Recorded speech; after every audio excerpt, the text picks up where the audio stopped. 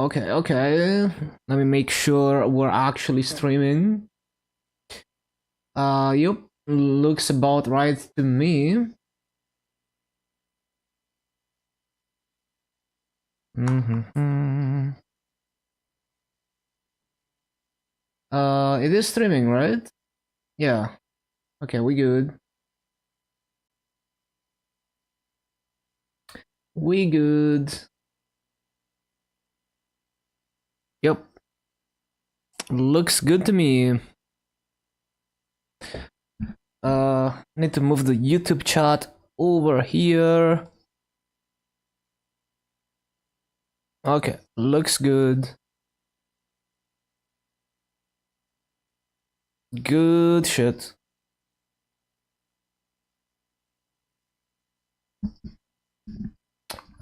Game.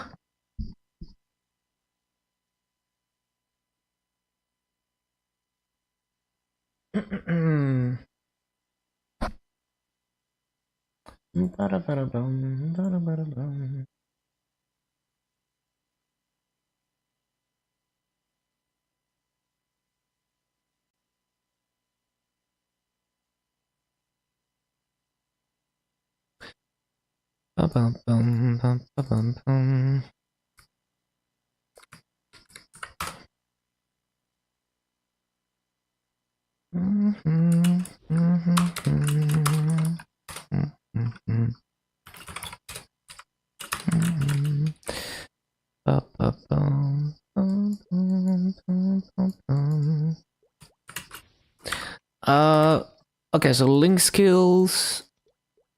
Yes.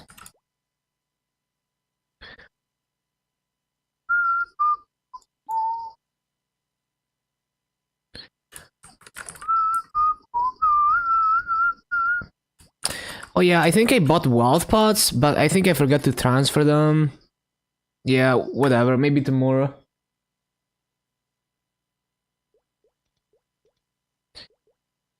Oh yeah, wait. I was gonna buy a AB secondary. Hold on. I need to calculate whether the price is good. Yeah. Hold on. I forgot. Um so basically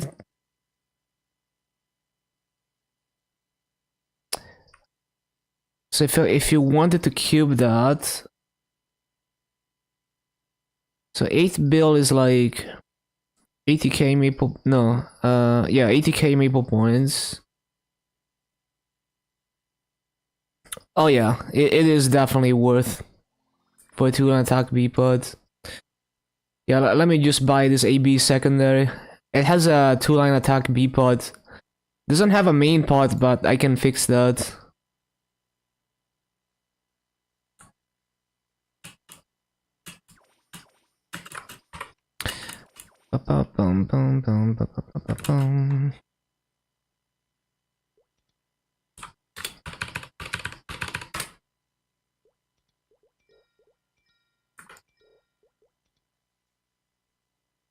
Hello, Husky. Welcome back.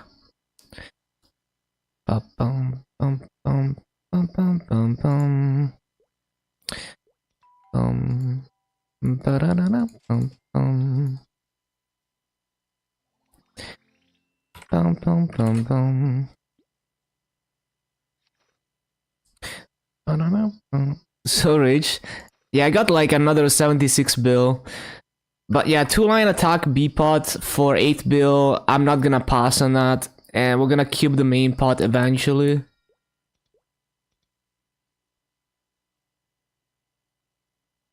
Yeah, because I never spam Massos, so like I never Star Force, never cube, so.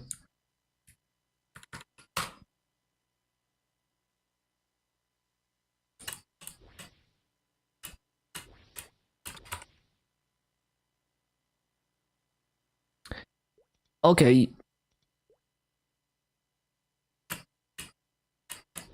Resell it? No, I'm not reselling anything. Cause I mean, there's no limit, right? Like I'm always gonna aim higher. So maybe one day I want to get AB to 285, who knows. But it's also like, I want to be able to log into any character at any time and be able to farm optimally. I don't want to defund characters ever.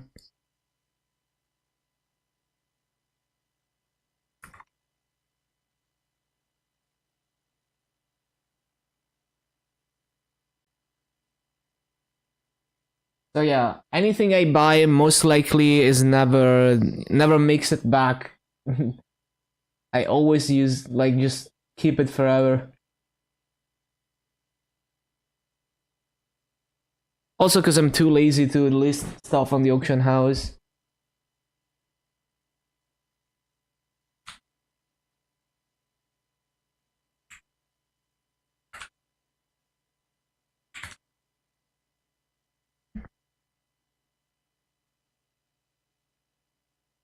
Okay, so day 2. How many hours are we at? My precious. 4.3 hours.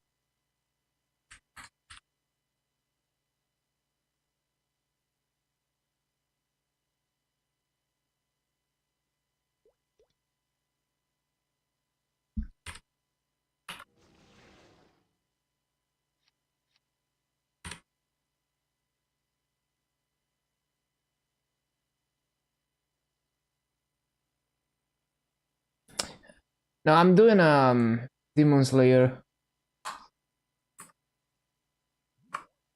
AB, whenever I have enough gear on it, I want my AB to be really strong.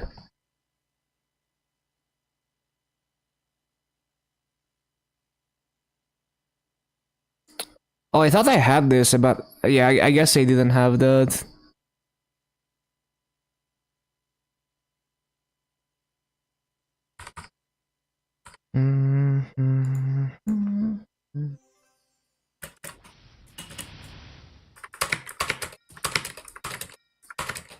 Whenever I ask a question, same.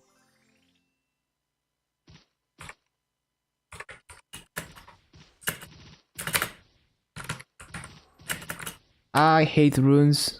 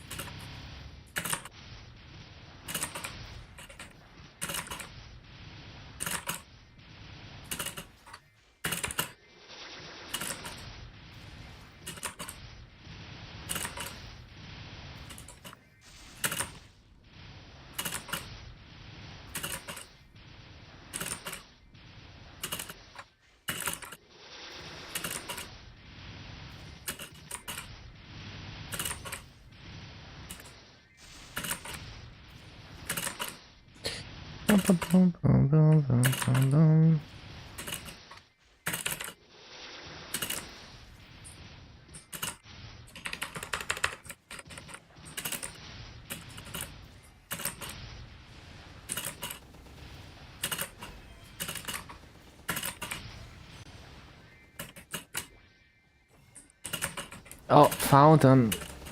Wait, no. Fuck, I forgot. It's supposed to be the... Hold on. I need to edit a message.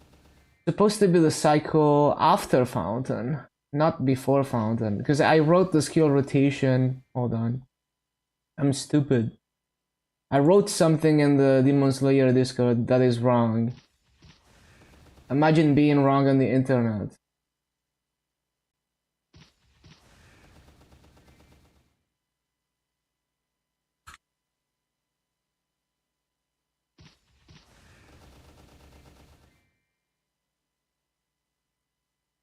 Yeah, there we go. That's more like it.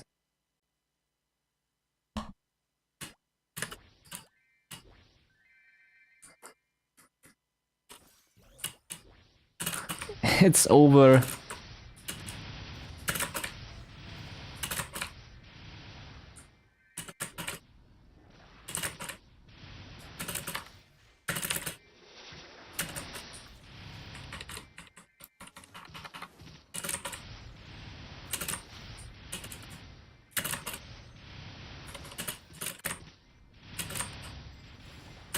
Good race. My pick is 16k, so even if I do 15k, it's better than every other map in Lachlan.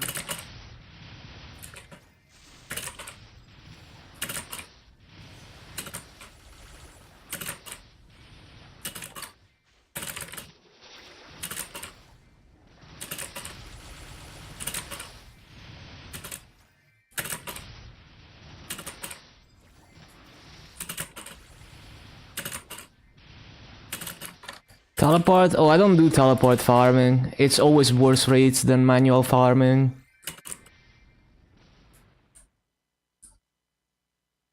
Oh, I mean, Demon Slayer grinding is like just bad, like always. Portal grinding, I think it's only actually good rates in grinders. I don't think you would ever get better rates with portal farming and Arcane Reaver.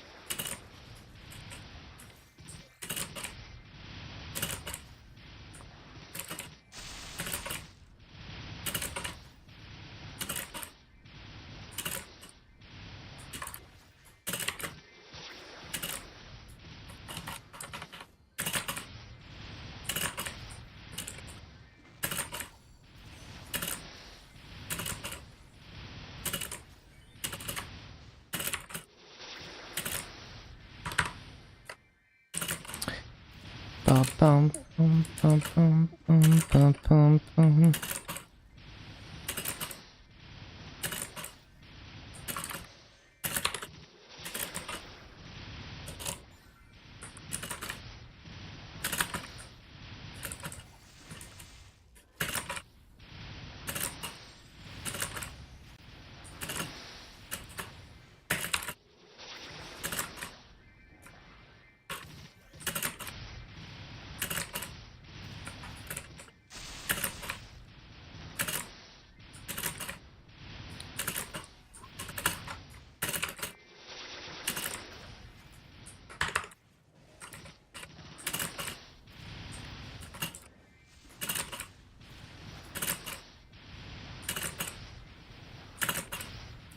Ba-da-ba-da-ba-dum.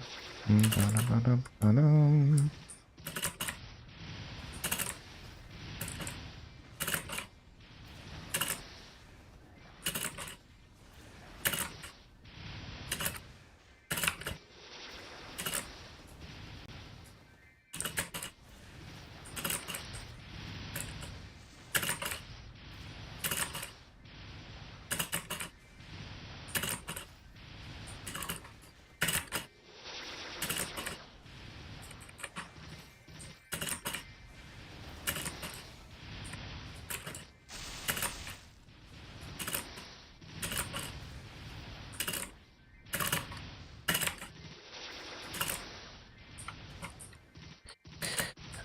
Supposed to press these. I always forget.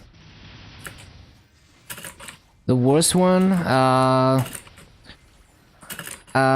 had a hard time with Mechanic and Cannon Master because of like having to micromanage summons plus having to rotate cooldowns at the same time. I had to constantly pay attention for those classes. I mean, they're good mobbers, it's just difficult for me. And I found Ice Lightning's Chain Lightning was annoying. It's like inconsistent. But I mean, Demon Slayer is probably gonna be pretty annoying too. Yeah, I was doing 18.5k in Street Cats, but it was not easy.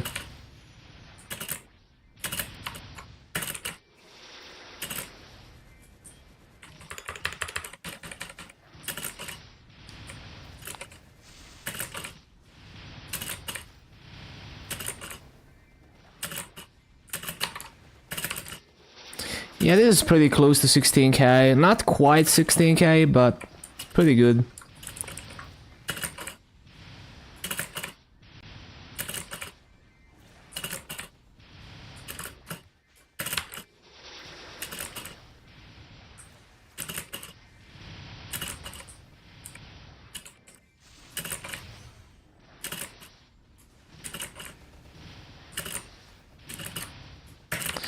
Ba-ba-dum, ba-ba-dum.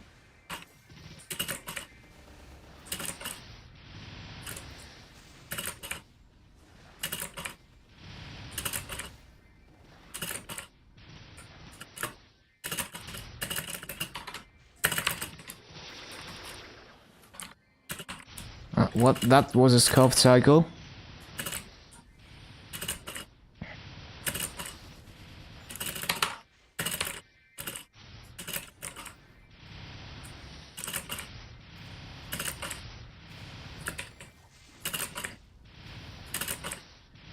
And like, DA was better than I expected. I did DA before this. Actually enjoyed it. I mean, it's like a worse version of Dual Blade. And the shields are pretty satisfying to use. I was doing good rates the whole way on DA. Like, basically always a perfect full clear in every map I went, except this map. Oh, I forgot to resummon. Hello Headpad, welcome back.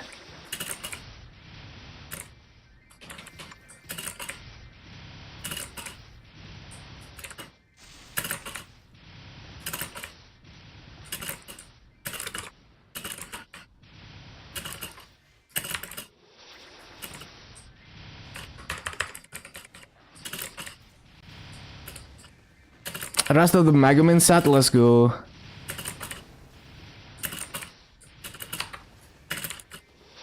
Time to actually play the game.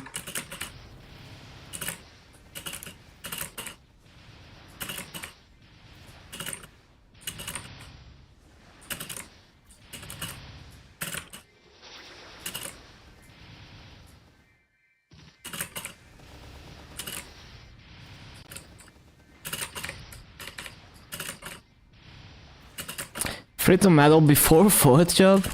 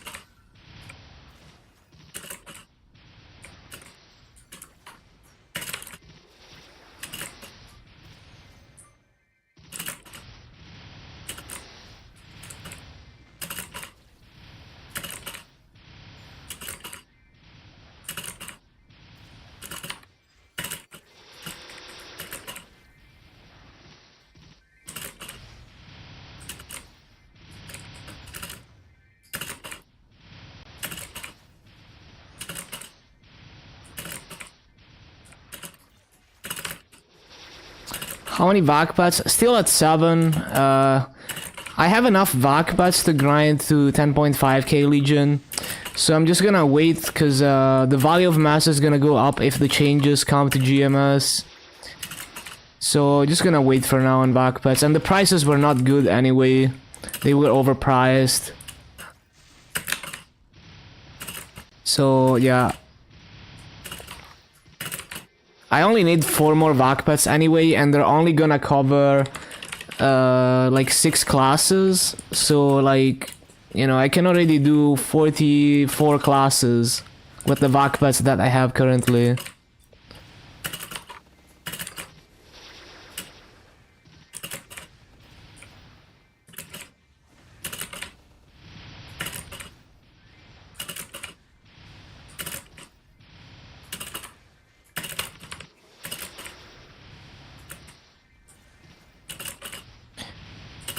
If people were putting vac pads for like, I don't know, like 22 bill, you know, maybe I would have bought them.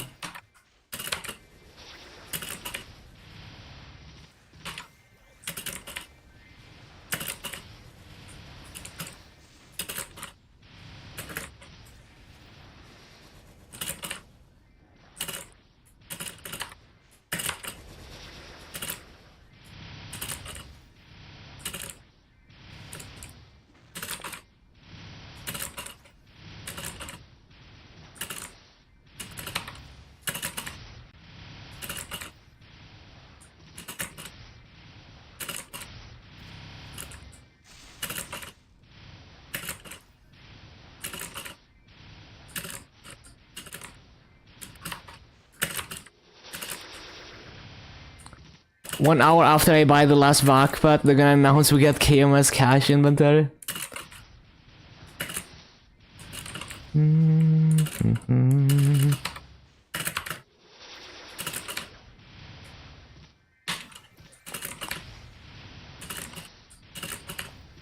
I mean, KMS doesn't have shared cache inventory yet. Maybe one day though.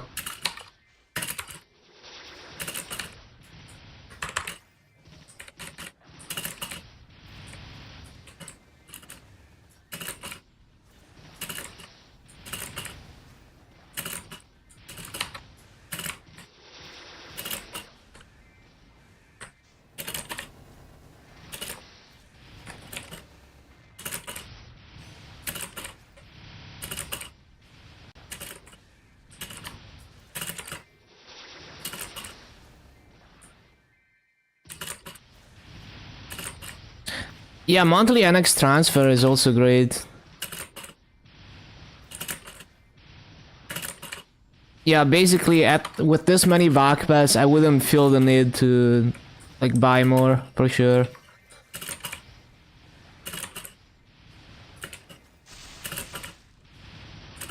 Cause there's always gonna be a branch that's inactive until the next month.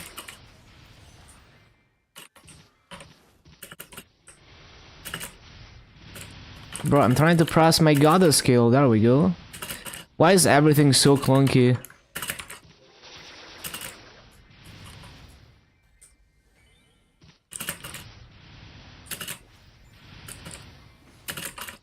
Yeah, in KMS they have cash transfer every month. I don't know why GMS is not adopting that. I mean, we know why, but yeah, it sucks. Yeah, it is very clunky, but not as clunky as it looks. If you dash out of Infernal Concussion, it's way more responsive. It doesn't feel as bad as trying to flash jump all the time. Not getting the nerfs? We don't know.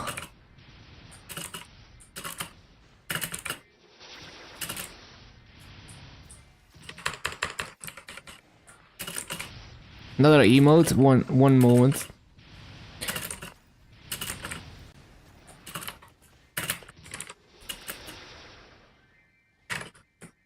Where's my mouse?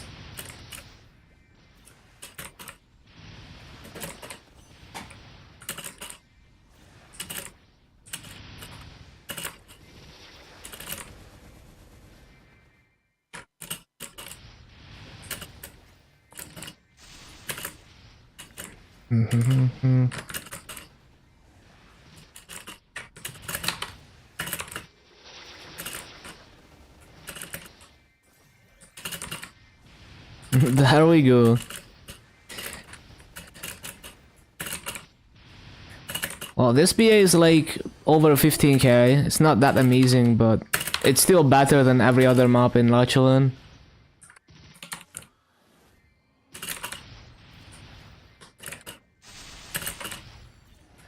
I just need to be faster with popping buffs. I kinda forget my keybinds.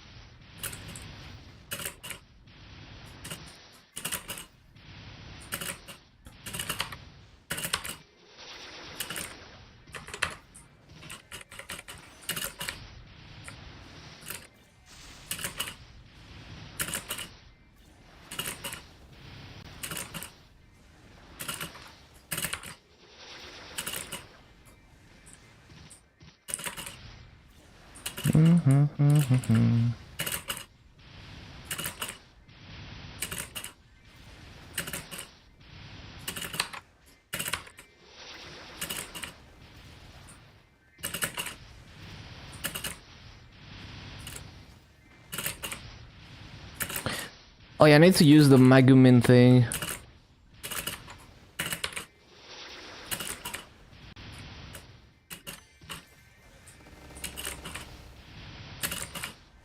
Your favorite class? Hello, Abba.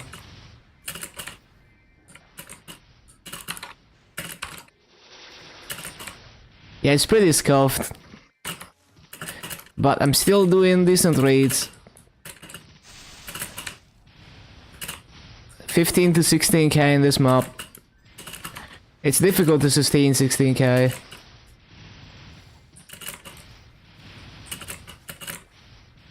It's okay for a Chicken Festival 3. Like, this map is not great for many classes.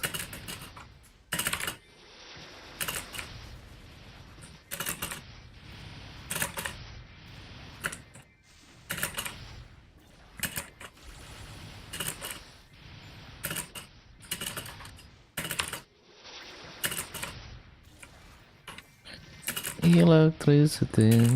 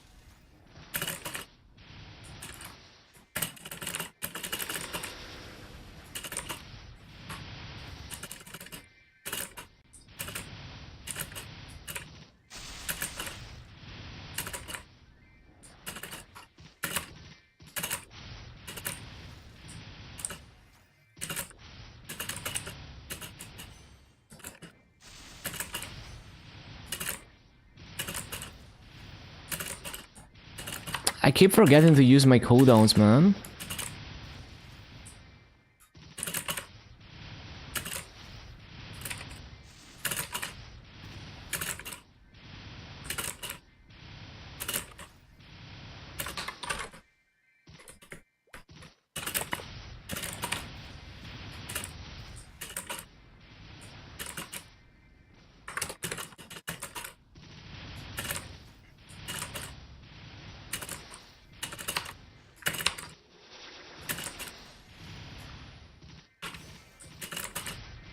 Supposed to rotate cooldowns one cycle after fountain, but I always forget.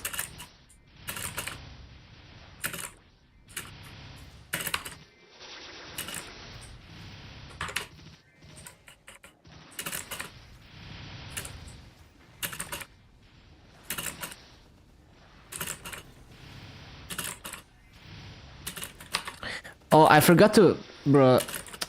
I forgot to change the starting mass, so why do I... Like, I changed the counter and I forgot one random thing. Like, maybe I changed everything except the master. So weird.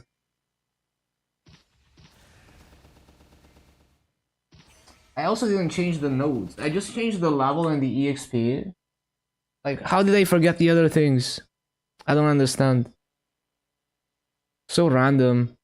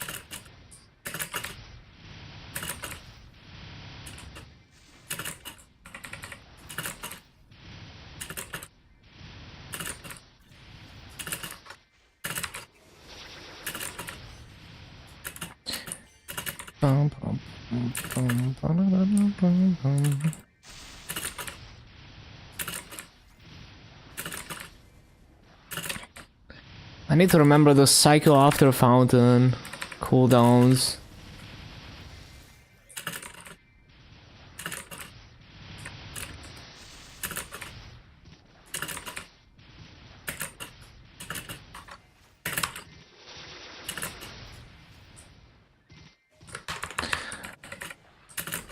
Still takes me a moment to figure out my keybinds.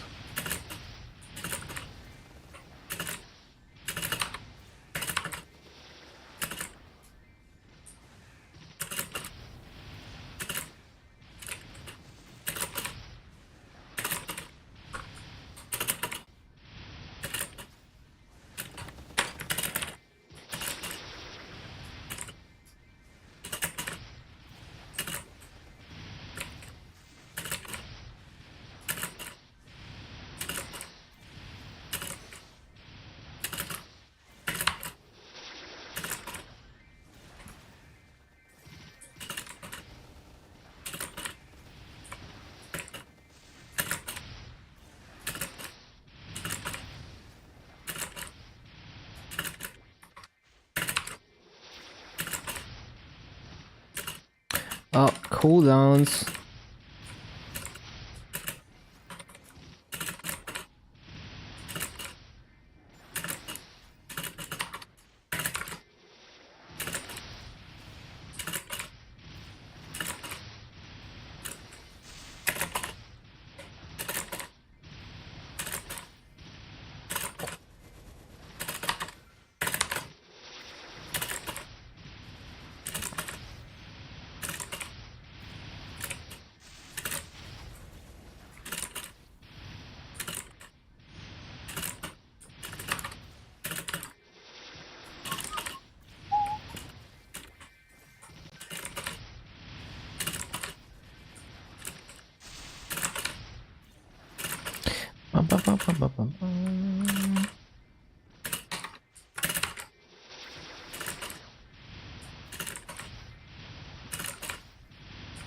Oh, I forgot cooldowns again.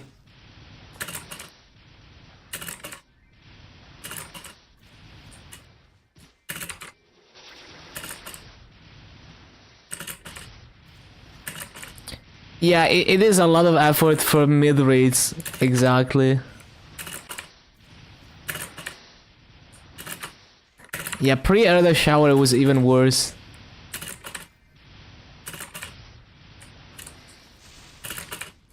Some sort of marks. No, I think it would be enough to simply make the skills not have so much delay.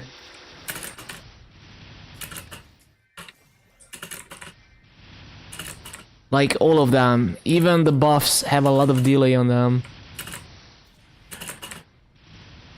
Just give it the Thunderbreaker treatment.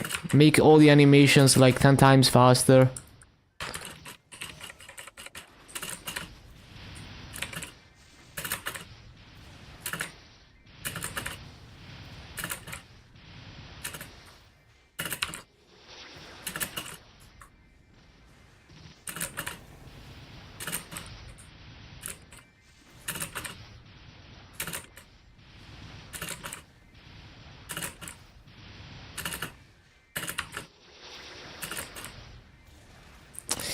Wait, I'm putting down my snake.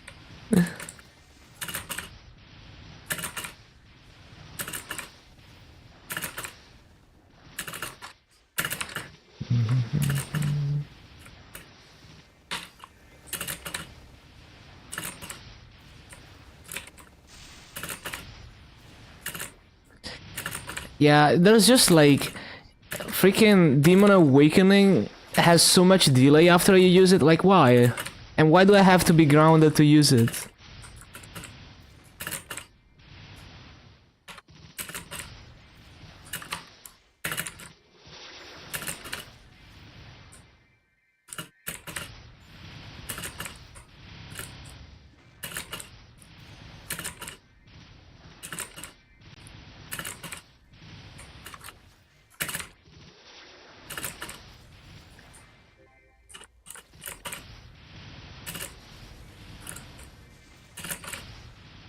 Give Demon Slayer a rat summon.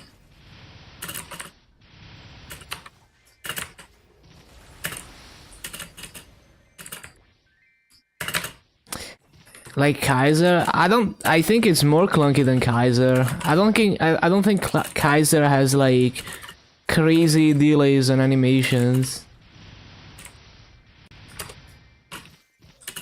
I was trying to do a 6 minutes BA, but oh yeah, I need to CC too. We can use the Megumin thing. Explosion.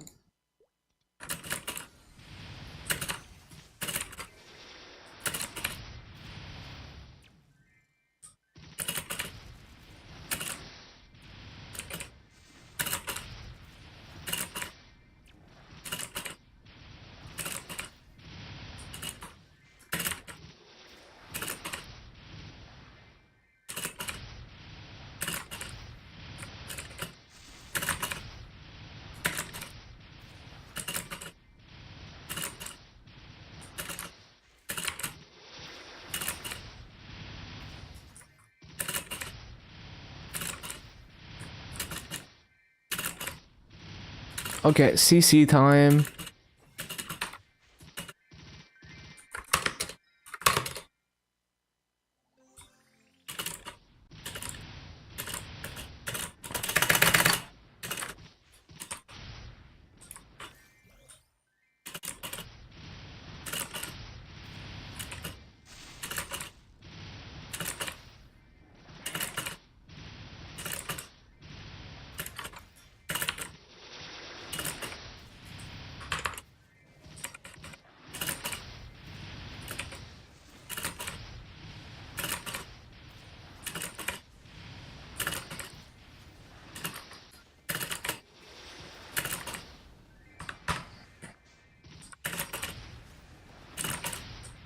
Like, I can't jump attack with Infernal Concussion normally, because it's too slow.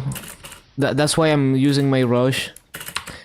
You could probably do it with Green Pot, I don't want to use Green Pot.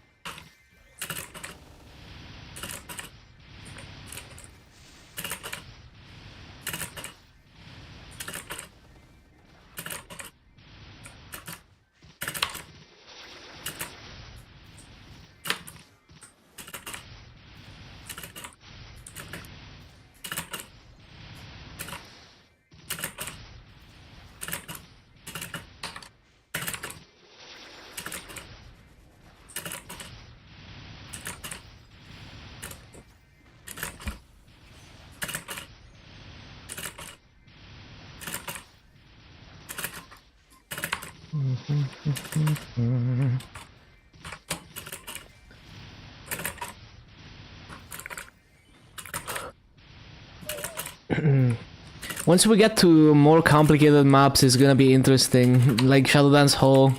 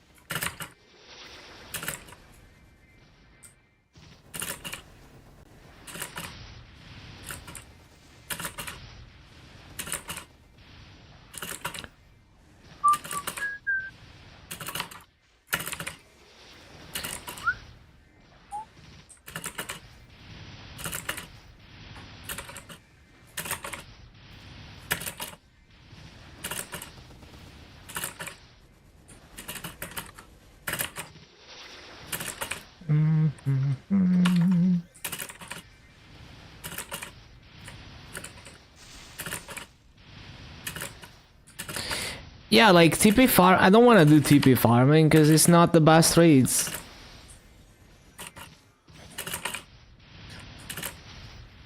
It's good if you wanna do lazy farming, but yeah. In some maps, I'm sure you could do like half decent raids. You know, like 16k in some maps maybe. But yeah.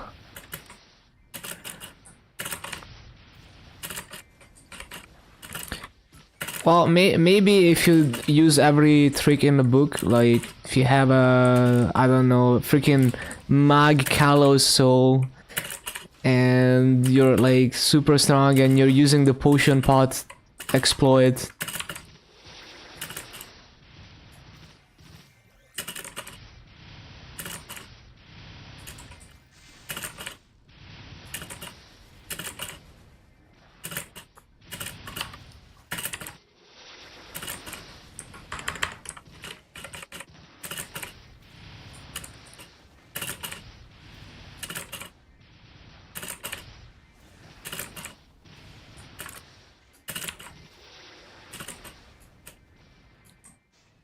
$22 down. Okay. Not too far from Karshan.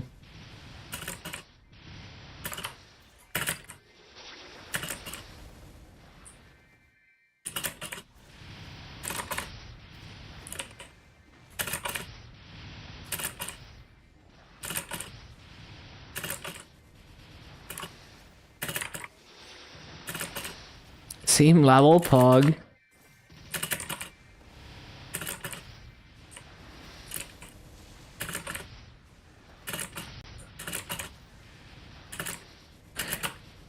Not grinding your main, why?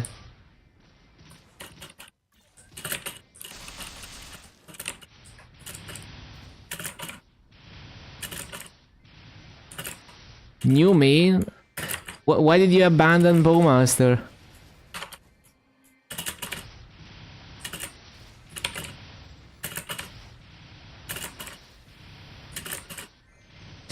Oh, I see. Submains.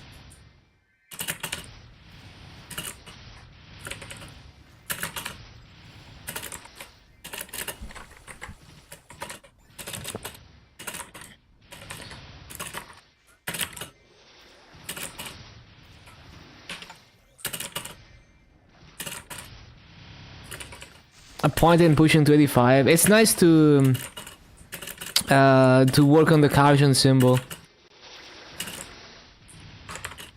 Free stat. Tackle the time gate.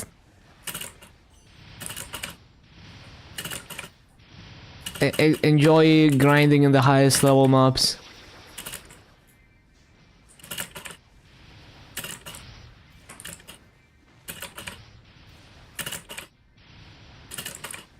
Calling. Bum,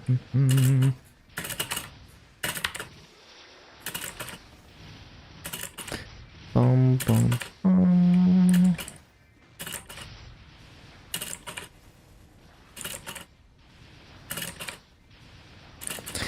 Who's gonna take a Bowmaster?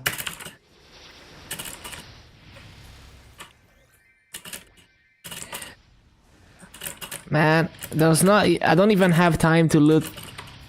Like, I need to loot where my fountain is, and it's not looting it. Come on.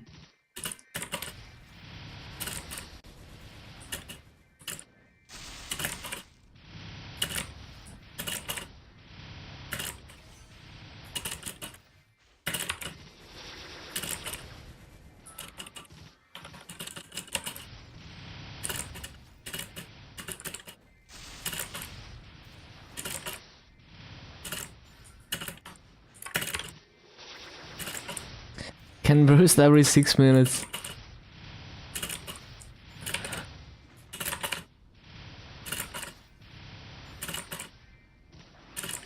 DC your party? Wait, does it DC?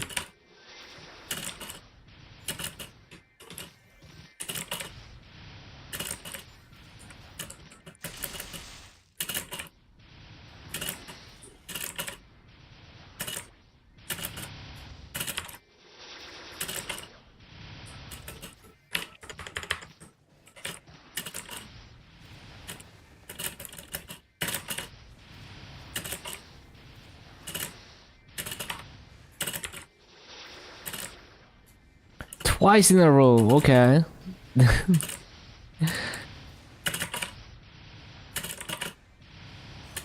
Stable game.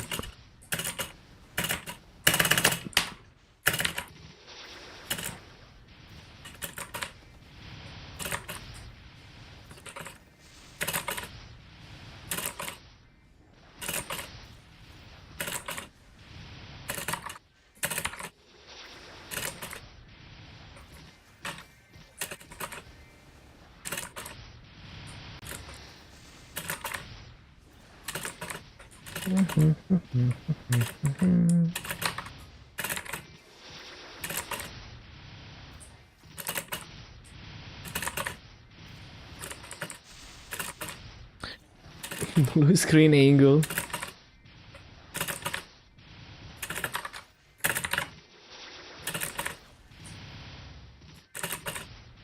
Hello, Pies.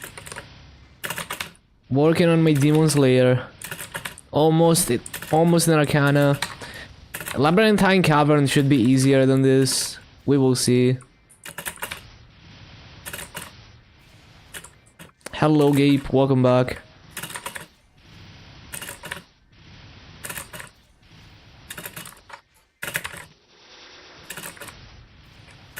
Another emote.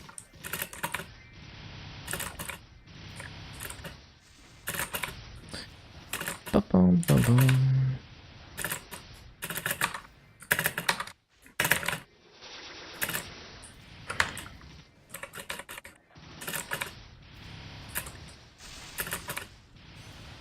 Max out spin cutter for alpha? Is it renamed?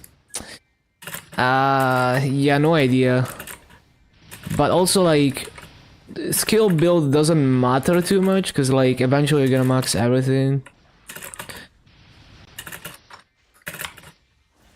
I don't have a vac pet for Kinesis. I use the cash transfer to, like, move a pet to it, hit 250 and move it back. I'm missing vac pet on 6 classes. Only 6 classes. And Kinesis is one of them.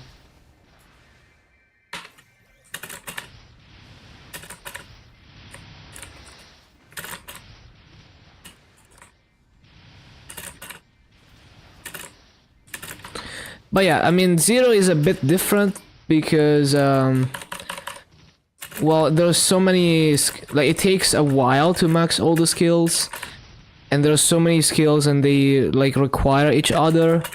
So, I mean, maybe for that class it makes a bit more sense to have a skill build, but even then it doesn't matter too much. I already have posers. I already have that emote.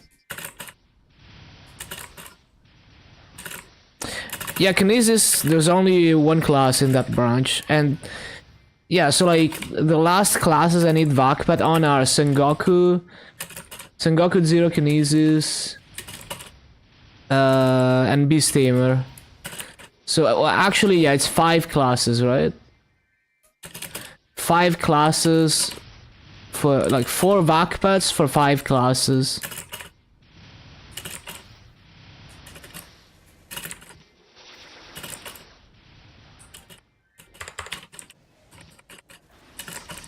No, I haven't done any of those classes except Kinesis.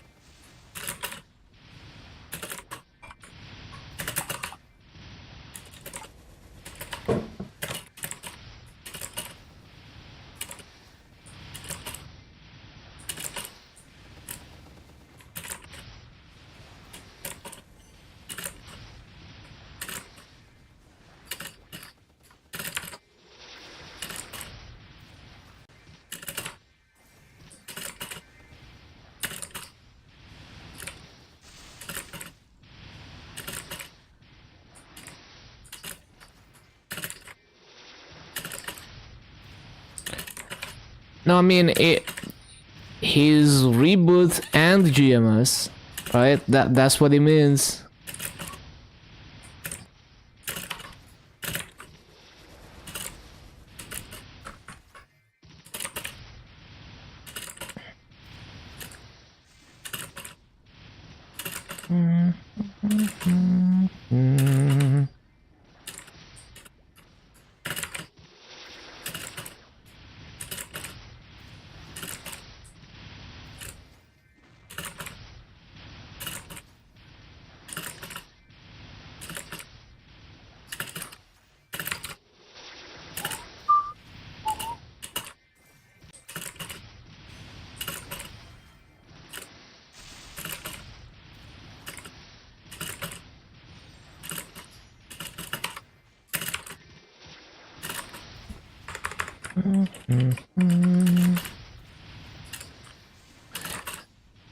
You have to complete chapter 2 to get the Legion piece, and also to be able to like leave the mirror world and actually train. That's what you have to do, chapter 2. Yeah, that should make it count for Legion. You just have to get to a high enough level that is gonna count for Legion. I think in terms of story, you did enough. I don't know what level it's gonna start counting. The levels are a bit different than other classes for the Legion piece. Yeah.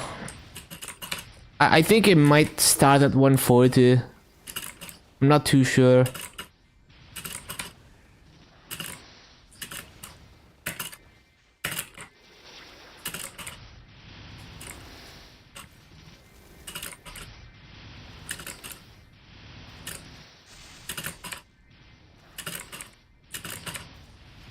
$130? Okay.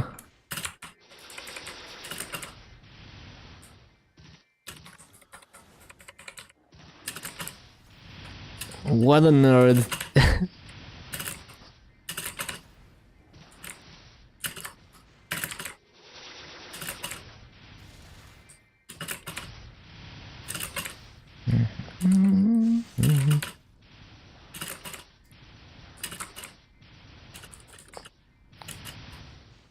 Yeah, I guess I don't have that.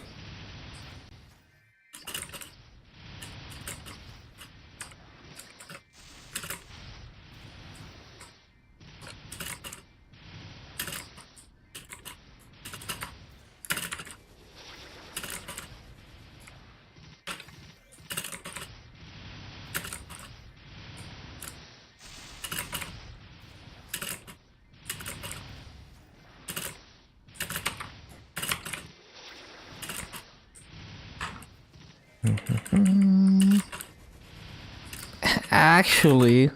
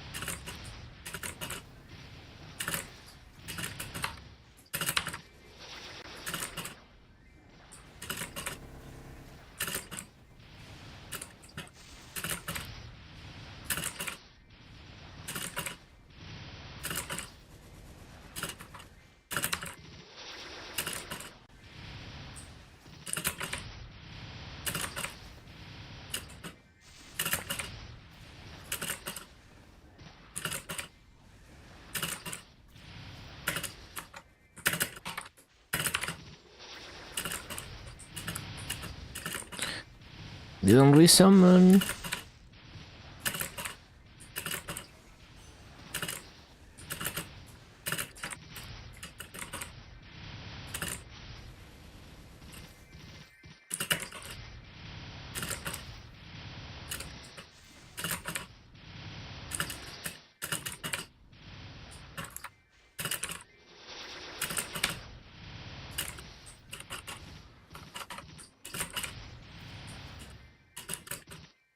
Bro, I pressed it.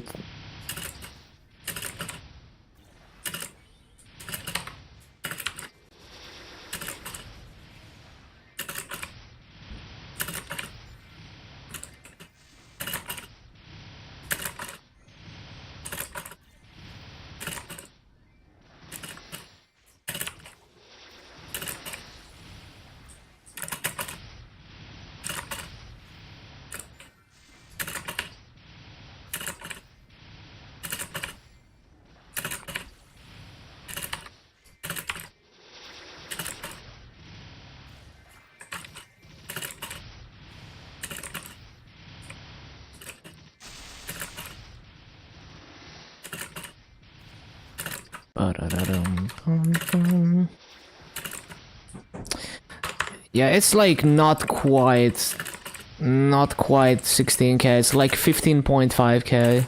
It's okay, I guess, for a sustained BA. 15.5 is still way better than you could get in any other map in Lauchulin.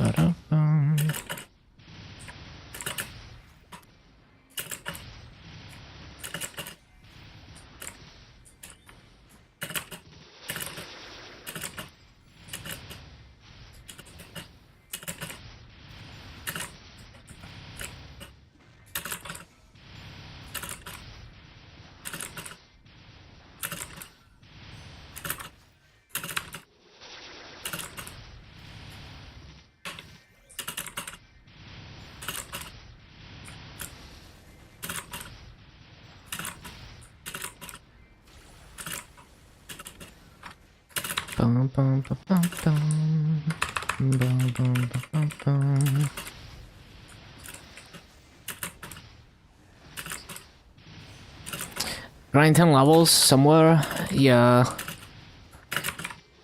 And like the early grinding for Zero is very scuffed because you don't have your best combos.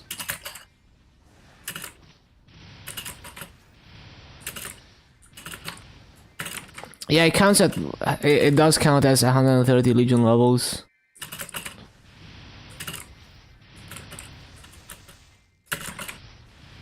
Also, extreme growth potions are gonna work at level 130 in the future. I think they changed it with Dreamer, maybe, or right before Dreamer. So whenever we get that, you can bonk it to 200, and then you get the extra percent EXP. If you don't want to train to 141.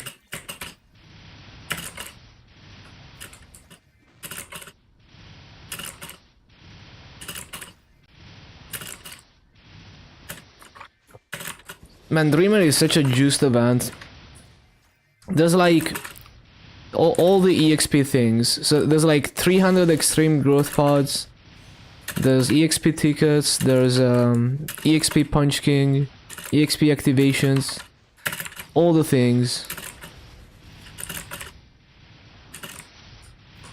Just need levels for Legion. Didn't know Zero would be this much of a pain. Yeah. It's a good Legion meal to have though. It gives you percent EXP.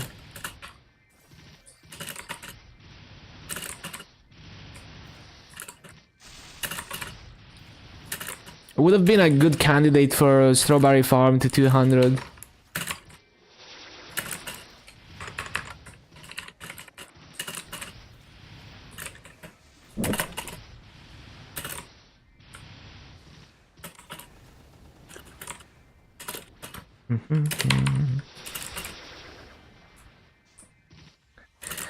Like, if I was doing Legion optimally, I would do 0 to 250 first, but I don't care about being optimal.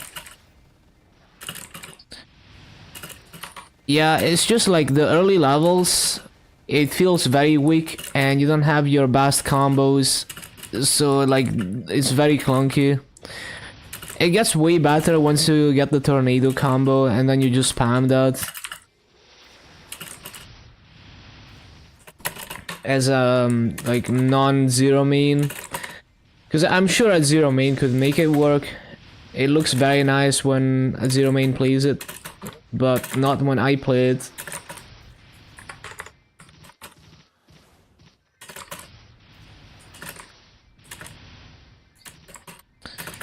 Moonstrike this? No, that's not the way. You wanna, like, at the simplest way is to alternate two skills that basically throw tornadoes. Like, it's a combo that throws tornadoes and it clears horizontally, but you don't have that yet. That's the issue. That's the easy way to like grind Zero, but you don't even have that.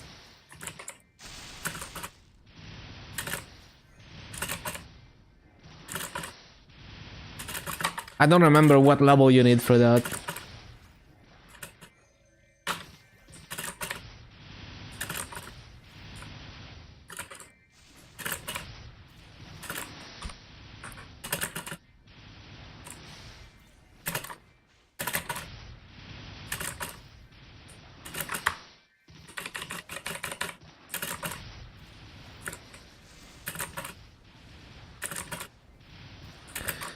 Guess I'm not popping another coupon because we're gonna hit Arcana now.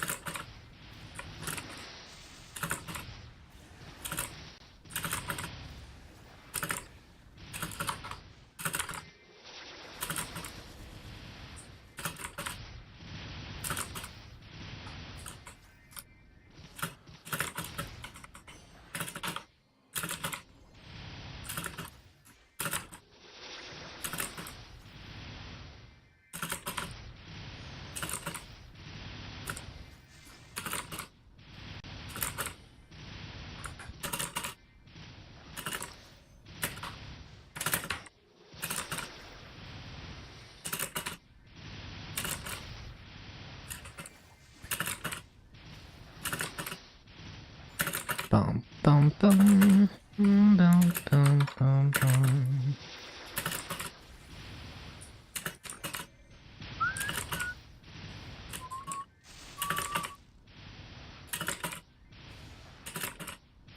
Fountain.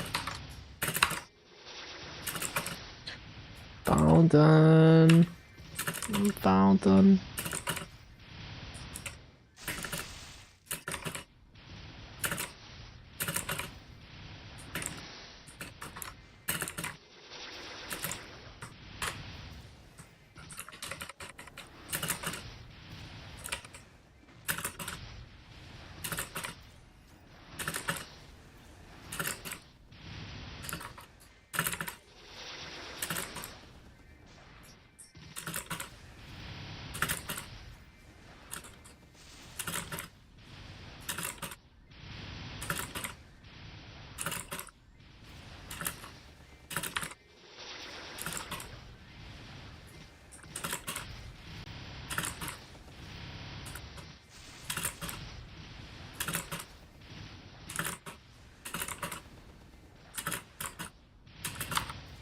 Bum, bum, bum, bum, bum.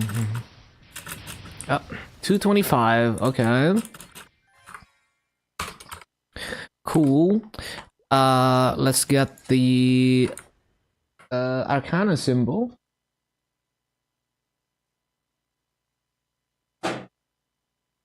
Hmm.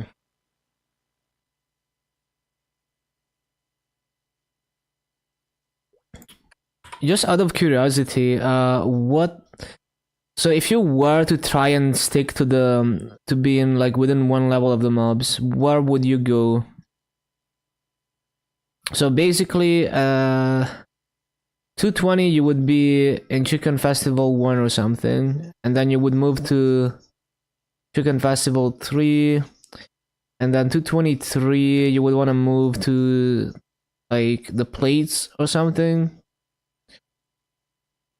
224 you would want to go probably like occupied dance floor, like the shoes. Yeah, I see. Which, if you're not doing like 17k plus in Chicken Festival 3, it might be worth. Ever replaced the lapis lazuli weapons? No, so zero weapon is special. It evolves, so as you level, it automatically upgrades to a higher level weapon.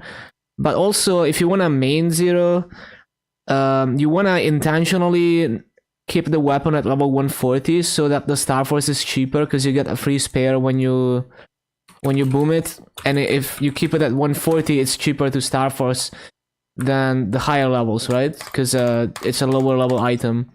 And then once you have it at 22 stars, then you evolve it and it retains the Star Force. And then you apply like Arcane Essence to it and it becomes a 22 star arcane weapon. And also like the side effects are weird for Zero because the Arcane Essence, for example, doesn't give you the arcane side effect on the weapon. You have to use the Lucky Scroll from CRE to make it part of the CRE set. So you use 4 set CRE as a Zero. 4 set CRE with the Chaos Vellum hat and 5 set Abzo or Arcane. And then once you get Janice's weapon, which is a lucky weapon, then you switch back to CRE HUD. Or switch to CRE HUD, because you never use CRE HUD. Ideally, you always use the Chaos Vellum HUD. Well, maybe you use CRE HUD before the lucky scroll, I guess. Okay, so Arcana symbol.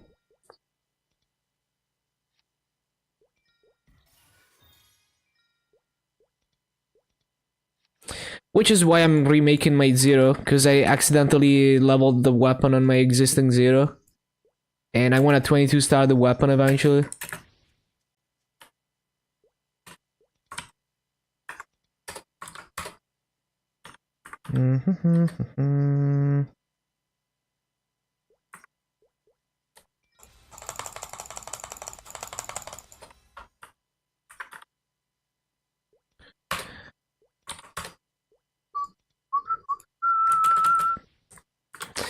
Okay, 13.3k stat. And we go to Labyrinthine Cavern.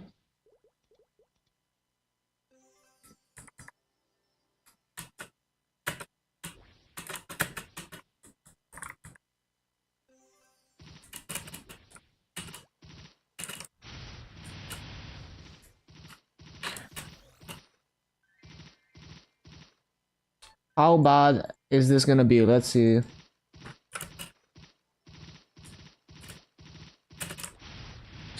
Okay, we can't multiply it. Maybe... No, if I jump perfectly, we can multiply it. But it doesn't one-shot. Let me think. I mean...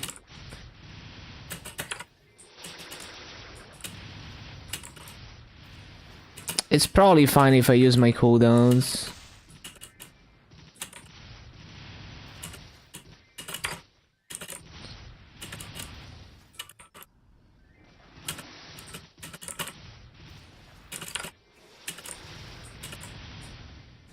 This is mainly like, and this is just because I'm weak. let me add some arcane first to reach 1.5.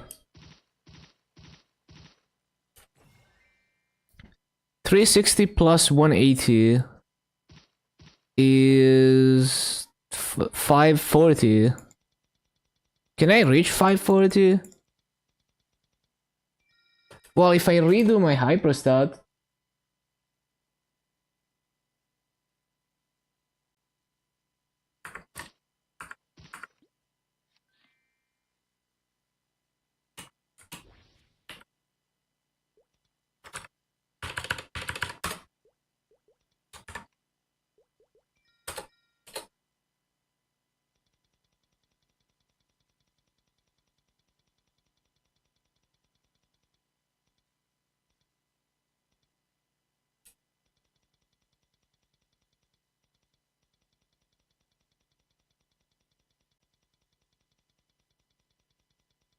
hopefully that's enough. I don't want to have to redo this again.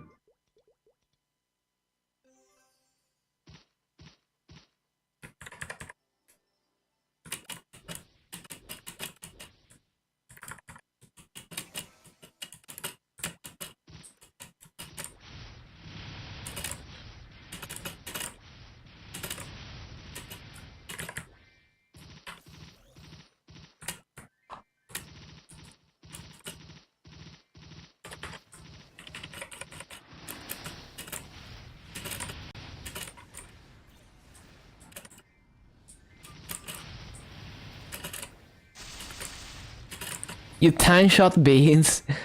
Time to gather some gear. Yeah, just gather some gear, cube your shit, star force your shit, do whatever you can.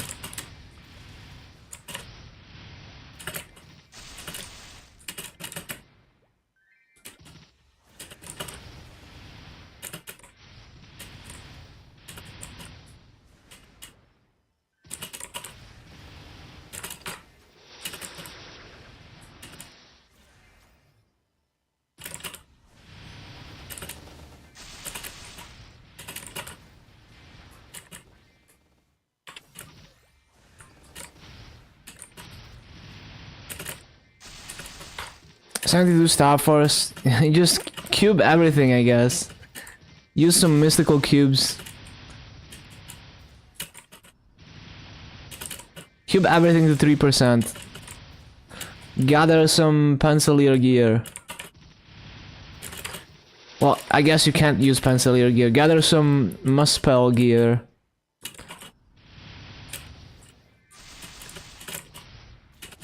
Do Zakum and pray for an accessory.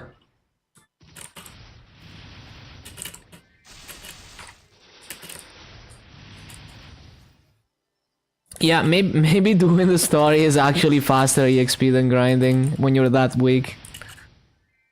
But you could also simply take some time to build up your gear.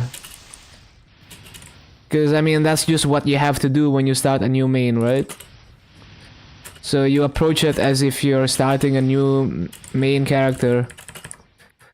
Eventually it's gonna be strong enough to grind and not have a bad time.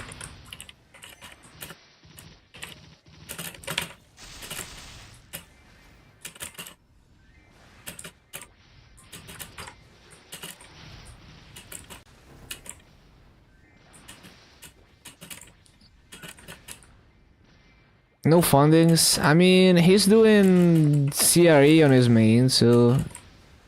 I mean, you don't need Maso. Like, all you need is mystical cubes. And potential scrolls. Potential scrolls might be an issue, but... yeah, you don't really need Maso for that.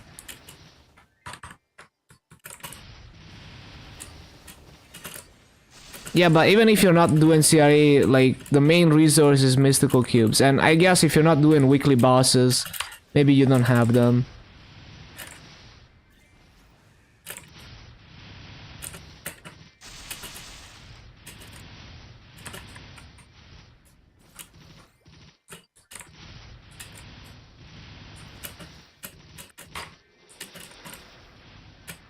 $30 mil masses? Damn.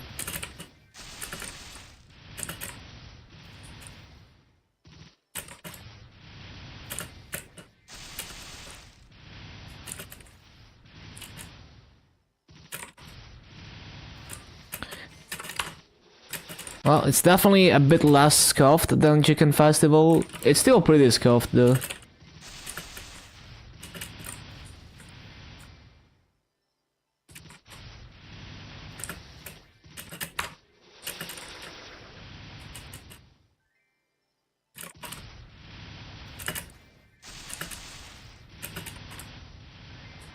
Okay, well, we start recording this.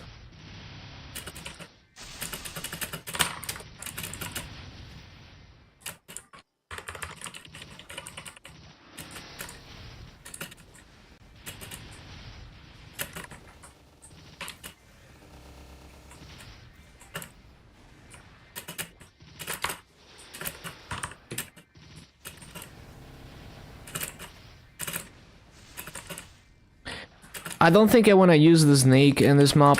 It slows me down way too much. It doesn't really help all that much.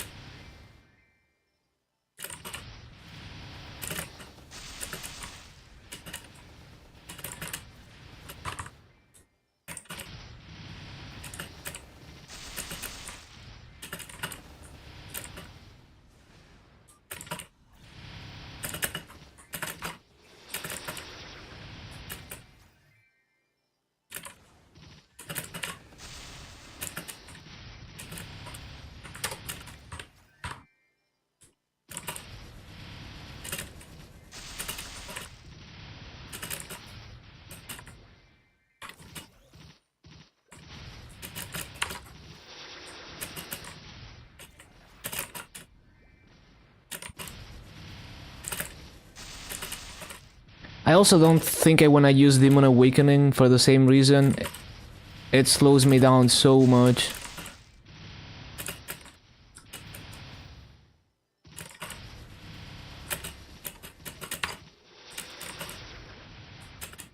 Bro, how did I miss those mobs? Only like 7 hours.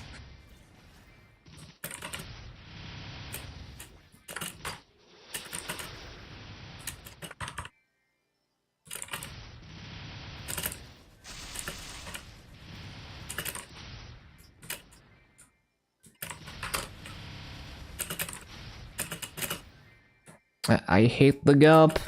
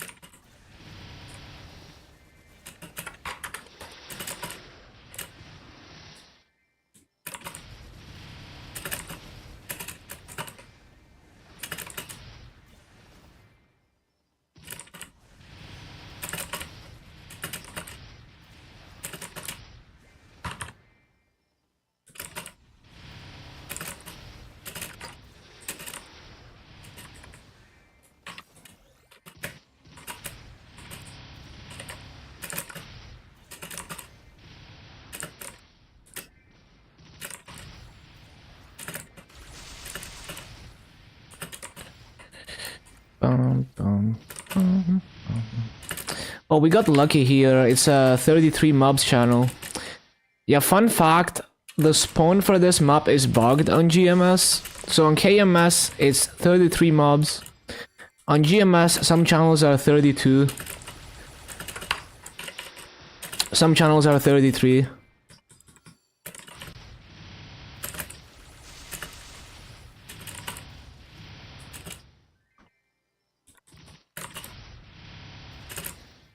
I don't know what's going on with GMS spawn, to be honest.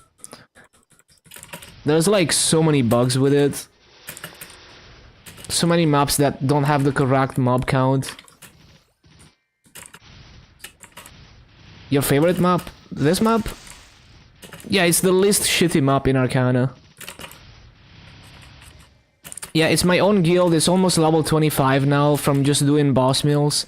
Except I don't do boss mills anymore, so it's probably not gonna hit 25 for a while.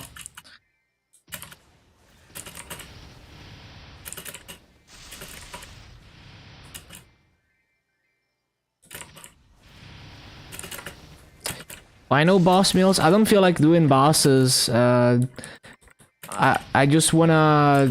Yeah, there's too many things I'm already doing. Yeah, I don't wanna take away time from KMS or from the 10 hours of grind per day to do boss mills. No, I'm doing 10 hours of grinding per day.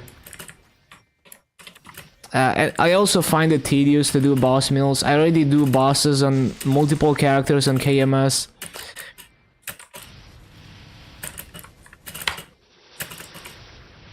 I don't do any bosses in GMS. I get 0 reward points, pretty much. I only get, like, monster collection.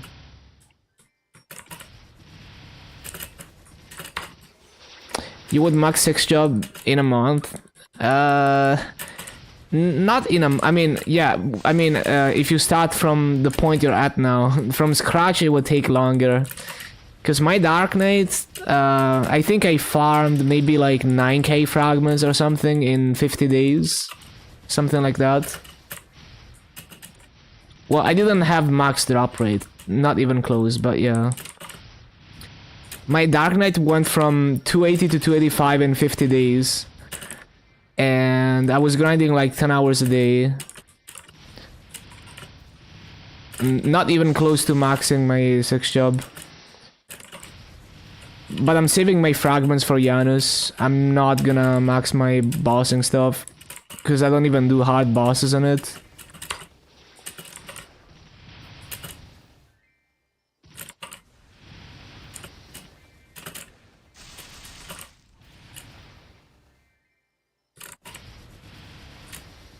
Three to 4 thrill a day.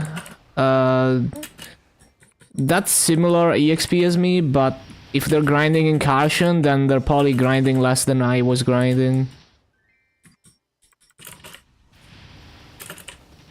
Or maybe same hours but lower efficiency.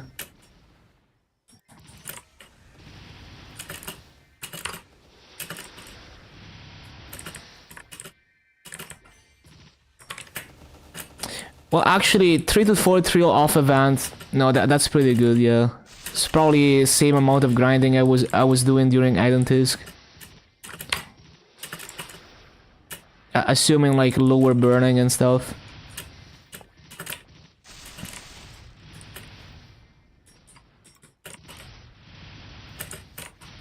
But yeah, it takes a while, and with Janus and the second Master Core, it takes even longer to max everything. Yeah, Identisk was like, my 250s were almost 1.5x as fast as now.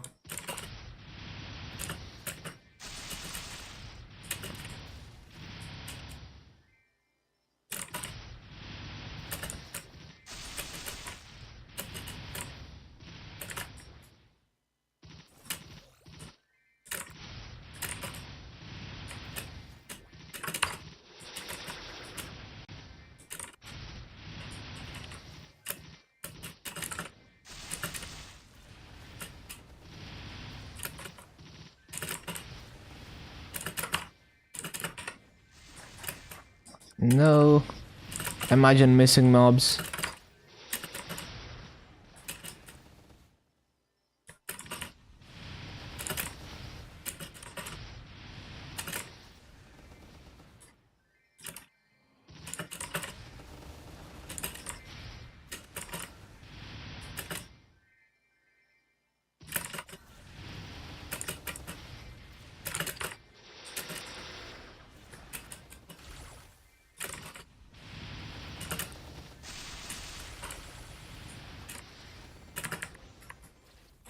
Oh, I forgot to stop the BA, but that's very close to 16k.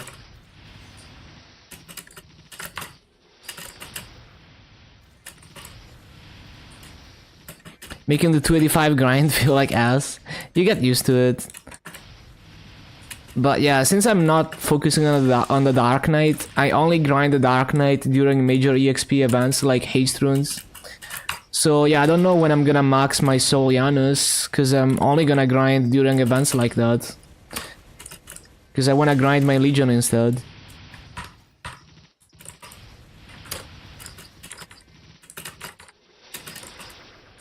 $1.2, 1.4 per WAP sounds about right.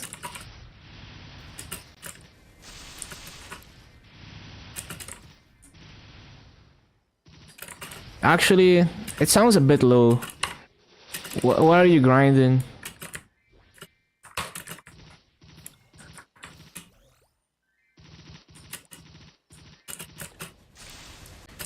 Well, yeah, it's a little low, but it's probably fine unless like if you don't have 100% burning, it's probably fine.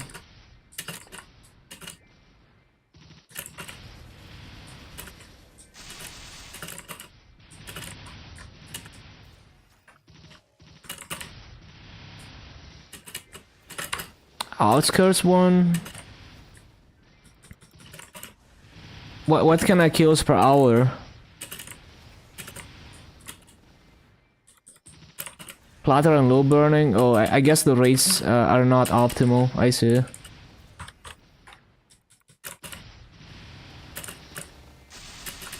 Yeah, it's a bit low rates. I was doing like 18.8k. Like 18.5 to 18.8.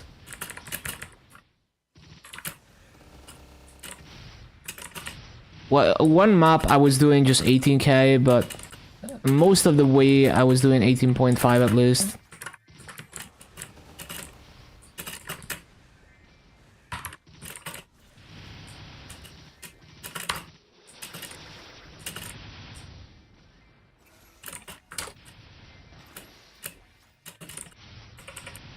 I am recording, right? Yeah.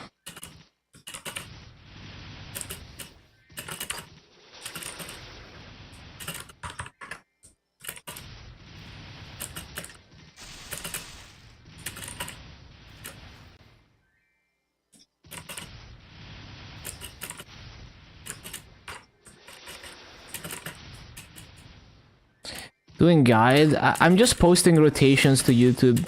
You know, like those Korean rotation videos.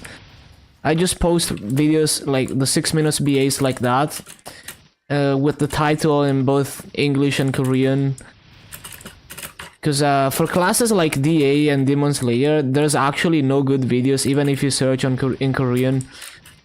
There's actually no good rotation videos. In Arcane River at least. So I actually have the best rates for those classes. Do I know Korean? I know Maple Korean. Just Maple words. I know how to search for KMS videos.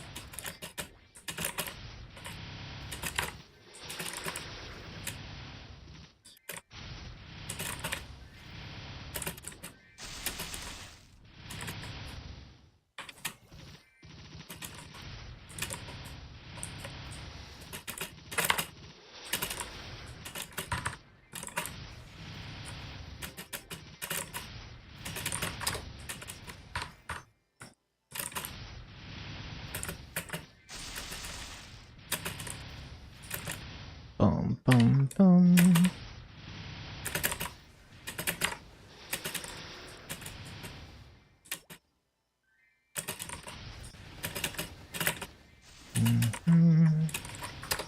I need to make it as consistent as possible.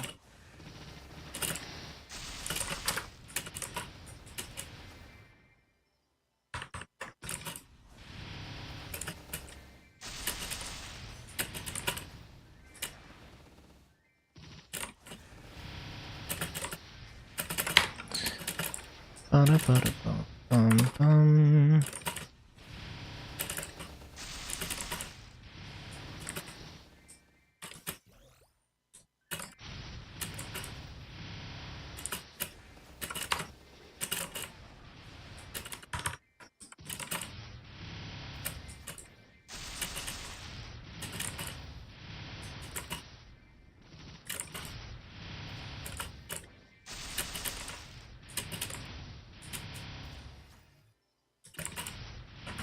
How did I miss 2 mobs?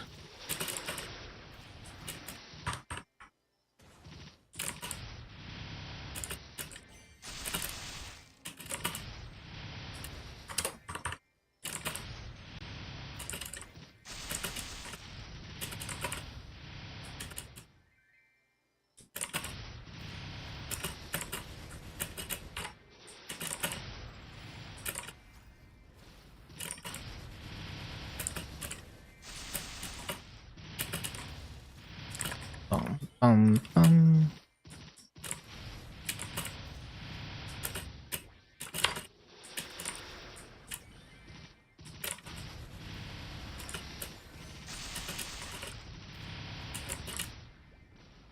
Hello, Kang. Ah, not supposed to use both cooldowns.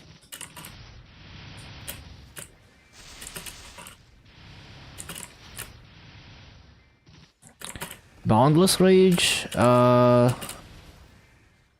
When I remember, it's already too many cooldowns to rotate.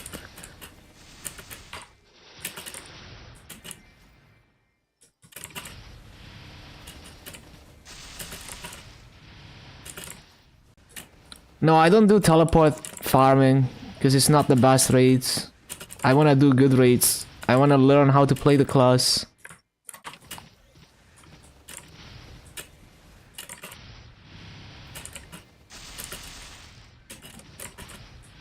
But yeah, it's very difficult for me to remember to rotate cooldowns. I'm gonna try to remember. It's also like, when it's not 100% uptime, it doesn't feel as worth it.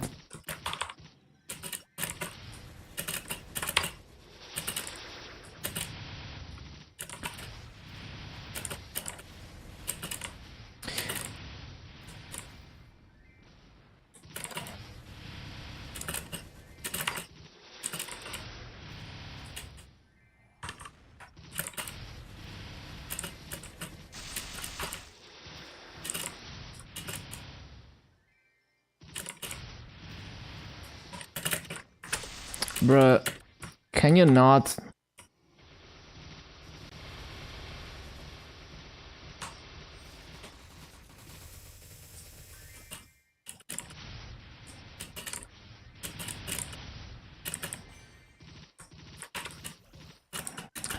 But yeah, it's even on like Cannon Master and Mechanic, my biggest difficulty was remembering to rotate stuff. Like all the cooldowns.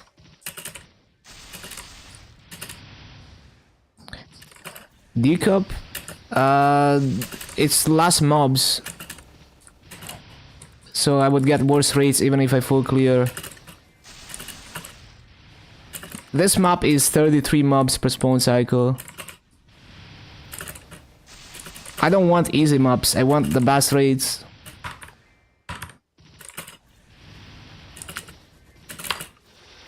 It's not a challenge if I go to an easy map. Doesn't make me better at the class.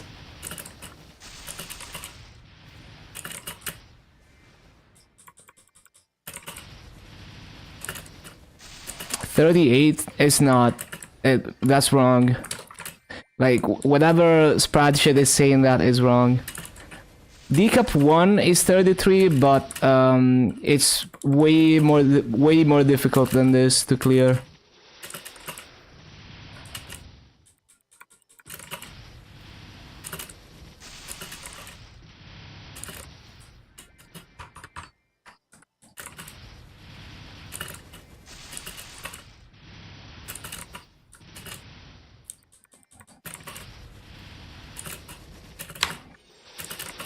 There is no map in Arcana that can do more than 16k kills an hour. This one is not even supposed to be able to do 16k, but if the servers are smooth and you full clear perfectly, you can get 16k.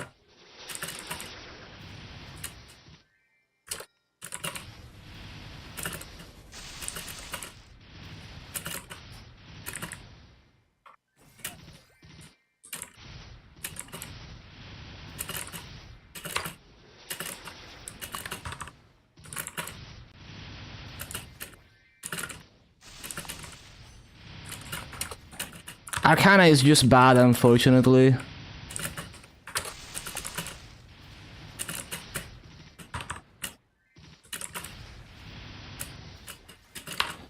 Lachelon Tower is not gonna be good raids. You're not gonna be able to do even 15k kills an hour there. I was doing 16k at Chicken Festival 3, but it would be worse EXP if I stay there. And I can do 16k in this map more easily.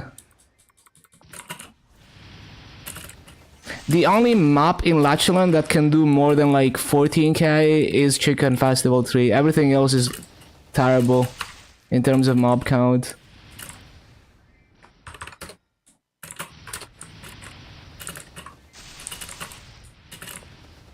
Yeah, Chicken Festival 3 is great. It's awkward on many classes, but it has so many mobs that it kind of makes up for that. On classes that get 18k in Chicken Festival 3, I'm very inclined to just stay in Chicken Festival 3 to 230, just because Arcana is so bad.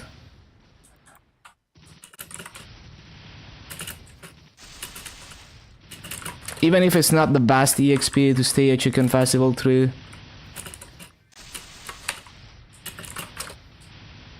The orb around me? I'm not sure if that's what's doing that. I'm not sure.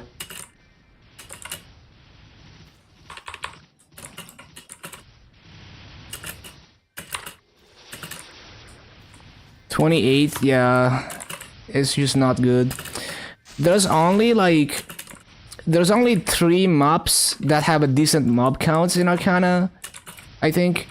This map is 33 in some channels and 32 in other channels. It's supposed to be 33, but on GMS it's bugged and some channels are 32. And then there's Where Water and Sunlight meet, which is 33 as well.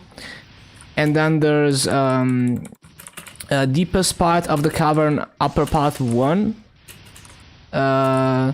which is 33, I think. But it's very awkward, like there's so many gaps in that map, I hate it. Some people like it, I hate that map.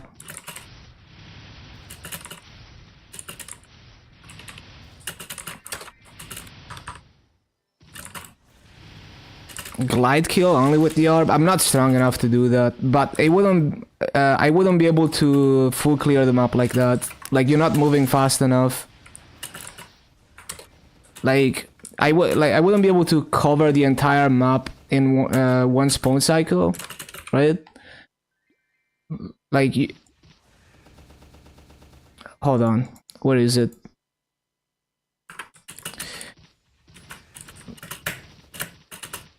Huh? Oh. See, it doesn't move fast enough, right? You wouldn't be able to traverse the entire map in one spawn cycle. You would miss the spawn cycle. It's very slow.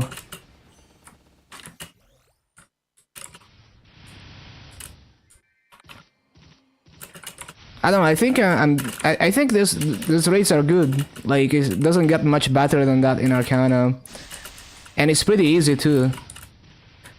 This is probably the easiest map we're gonna see on Demon Slayer for 16k.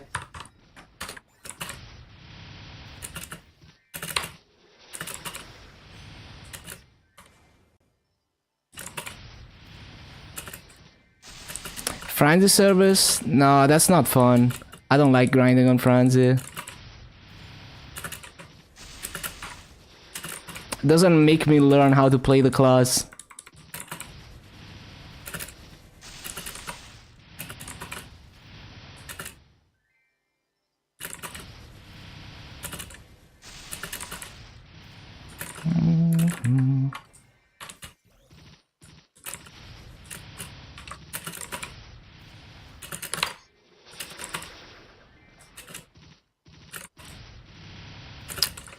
Yeah, I could use Snake. I tried using it, but it slows me down too much.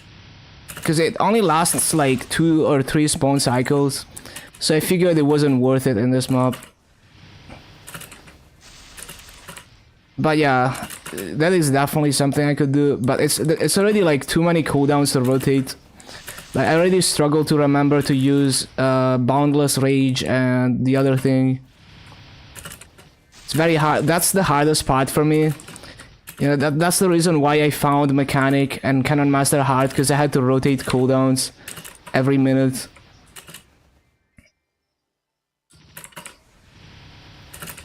Bossing? No, for me it's all about farming, because I don't care that much about bossing. But yeah, there is like bossing is another whole aspect to learn how to play a class.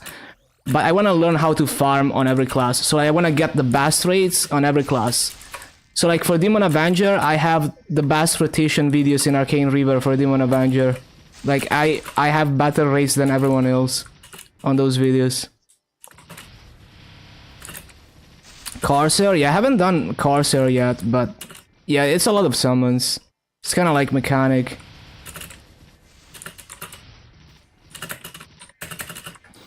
But yeah, I could put Snake. It just like it's already kind of a struggle to make the spawn cycle. I could try doing it though.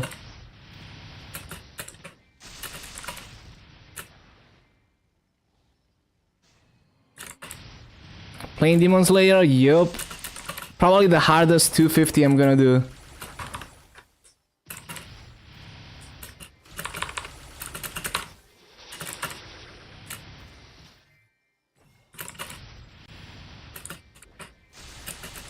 Make DA? I've already... Yeah, DA was my previous 250 before this one, and I have like all the DA videos in Arcane Reaver, like even the Korean ones, have pretty bad rates. So I posted basically the best Arcane Reaver rotations for DA.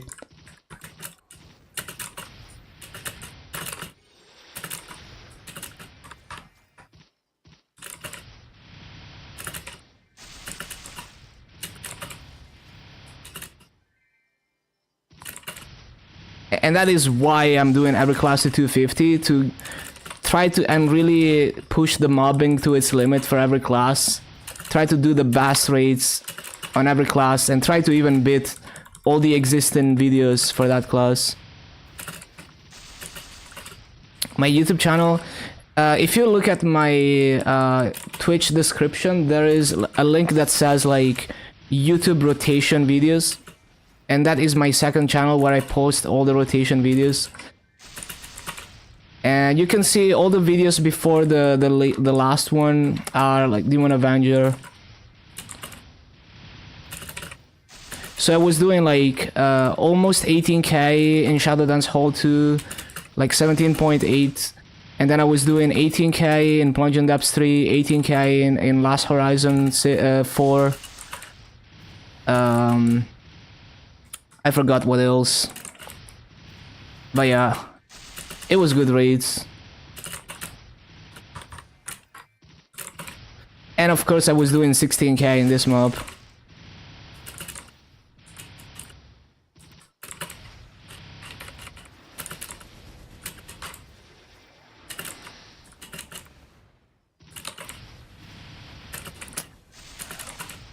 But the username is lollysamurai-clips.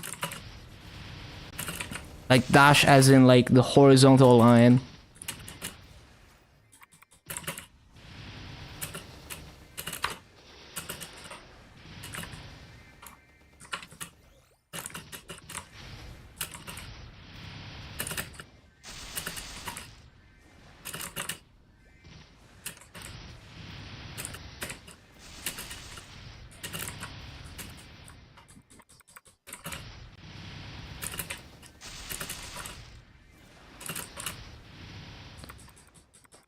Yeah, the A was actually quite enjoyable. It's like a slightly worse version of dual blade mobbing. And then after 6 job, the shields go crazy.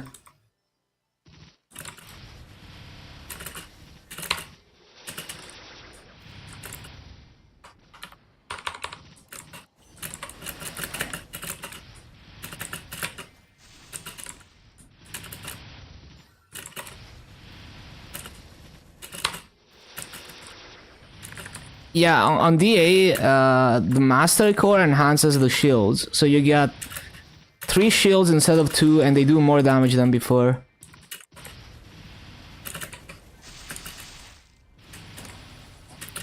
Well, I'm not stopping at 250 for now. I'm doing every class to 250, but I'm not gonna stop grinding Legion. So like I'm going for 11k Legion, which means that eventually I'm gonna have everything 260 and a few 270s, and after that I'm doing multiple 285s if they don't expand Legion. So I'm forever grinding Legion, so eventually we will do 6 job grinding on all the classes.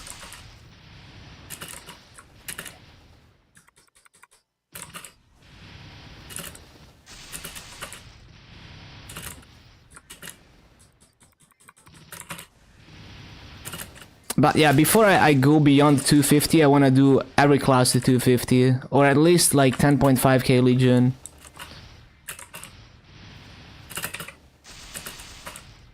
And then 11k Legion is gonna be everything to 260. Well, I guess after 11k Legion is when we're gonna see post 6 job grind. So in 2026, I should be hitting 11k Legion. So that's when we start doing 6 job grind. The KMS changes are not a problem for me. If anything, they are potentially good for regular server economy. So yeah, I don't really care. I mean, even if something ends up being a nerf for me, it's at worst a minor inconvenience. You know, like it's like I've done way harder things than, you know, like a nerf is nothing to me. Because I've done so many difficult things in this game that I'm confident I can overcome whatever BS Nexon comes up with.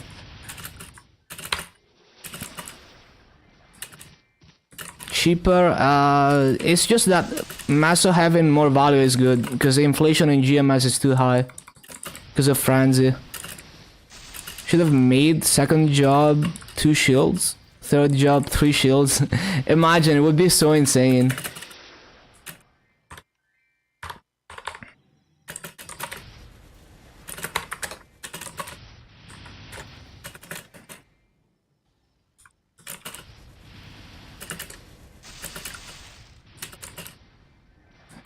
Testing player limits. I mean, it's a minor inconvenience for me. Like, regular server side is not even a nerf for me. And like, regular server side in KMS regular, it's good. Like, that's good for the economy in my opinion. Reboot, obviously, big nerf. But I don't play Reboot, like, I play KMS Reboot on the side. Easy mode server is not the reason why I play KMS Reboot, so for me it's kinda whatever. Game is still fun. You know, like, quitting over a minor nerf, like, okay, the Reboot nerf is a big nerf, so I understand why Reboot players are quitting, but quitting over a minor inconvenience is not the mindset. You know, like, if you're a good player, you should be ready for anything, and you should be able to adapt even to big changes. That's what makes you a good player. But yeah, I have no doubt that Nexon is never acting in good faith. That's why you should be ready for anything. I'm just happy I can continue to leech so much fun off of Nexon. You know, I'm basically leeching. I never spent on the game. I'm forever free to play. I'm just enjoying my free fun that I can leech off Nexon. Just always try to game the system.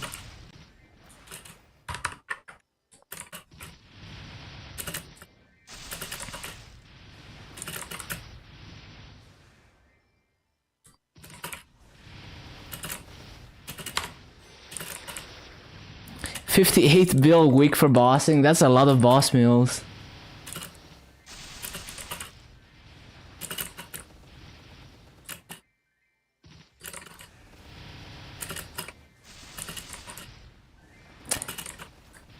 Well, the thing is, I don't see playing the game as an investment. Like, playing Maple is not an investment. It's not like you're investing hours so you can have fun later. I play the game because it's fun right now. So like every hour I put in, I have fun. And if the game shuts down tomorrow, it was still worth it. Like every hour I spent on it was worth it.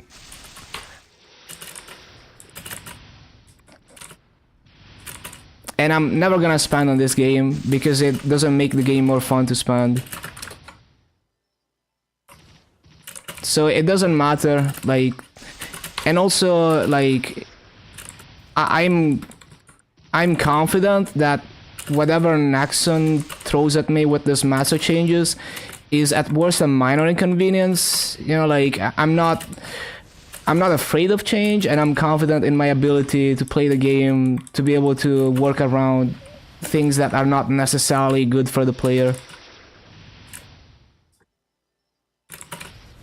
Giving up immediately is the mindset of like a bad player.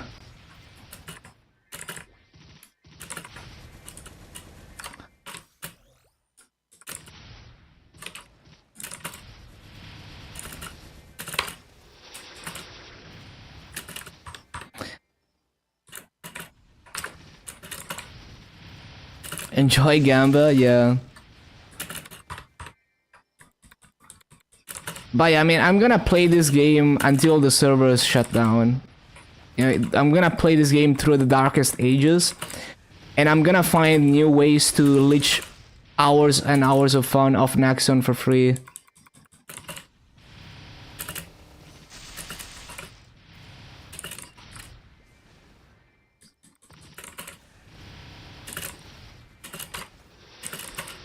Yeah, basically, I mean, it's pretty simple. If you have fun, you play. If you don't have fun, you don't play.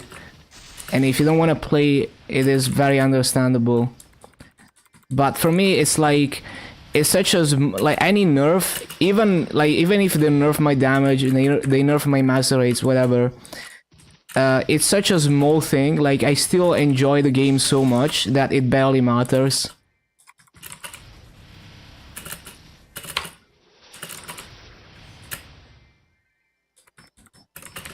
Not even MVP bronze, same.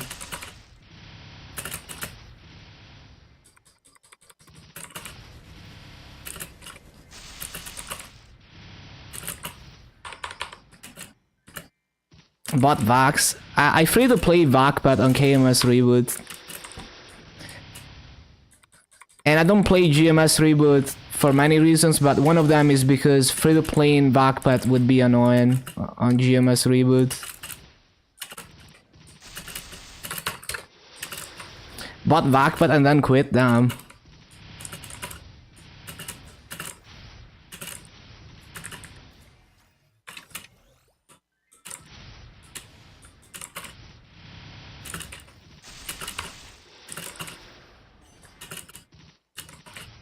How do you free to play Vacpat? Yeah, I just have a boss mill.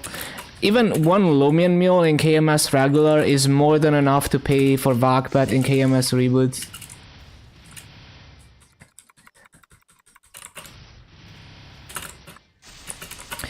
Basically, yeah,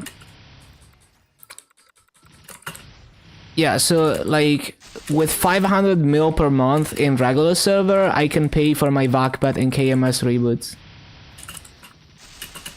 less than 500 mil per month, like more like 400 and some. What do people in KMS spend Maple points on? The coin system? I mean, the whole point of the new coin system that they added with High Mountain is exactly that. That they need the massive market to keep moving. So they need a reason for people, for free-to-play players to buy Maple points for. Like, there's still reasons to spend NX, but like for the average, yeah, there's also Bpot cubes, but those are also going away. But like, the free-to-play player is gonna have way less reasons to buy Maple points. So the whole point, the reason why I think the coin system is good is because it forces the free-to-play to put a chunk of the... Basically, it's like a 20% tax on your Maso coins that you get from High Mountain. You're basically putting 20% of that Maso in the Maso market so you can redeem your coin. And that's good. Like, it keeps a steady supply of Maso in the Maso market. And it's still worth to free-to-play, you know, redeem the coins with Maple points.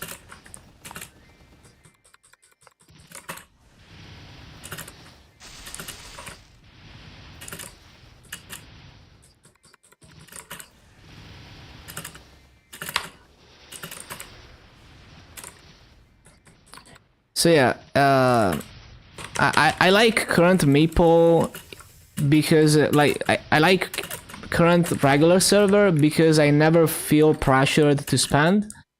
And then in KMS, reboot is also like a lot better because like I don't feel pressured to spend for the backpack because it's so easy to free to play the backpack.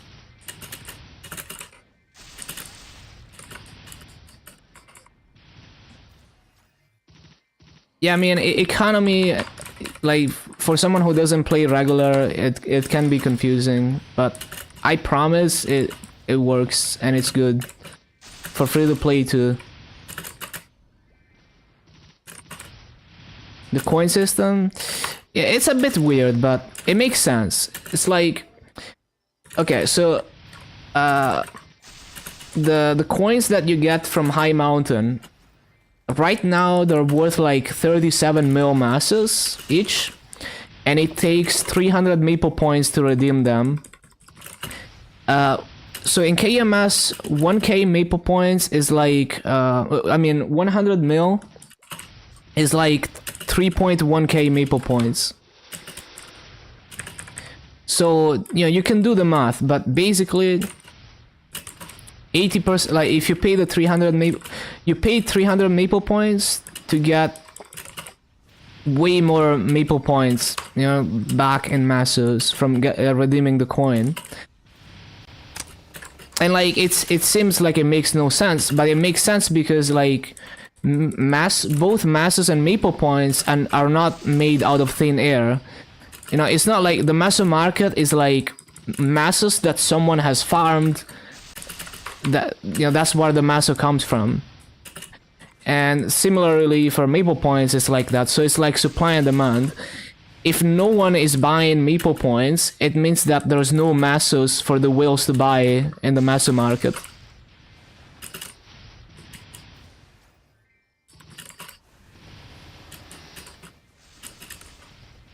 Is it daily or weekly? It's weekly, but it's very obvious that like any future, they're gonna add more content that gives Maso coins, because there's already different tiers of Maso coins that are not obtainable right now. So it's very clear that they're working on new dailies or whatever, new content that is gonna give those coins, more of them.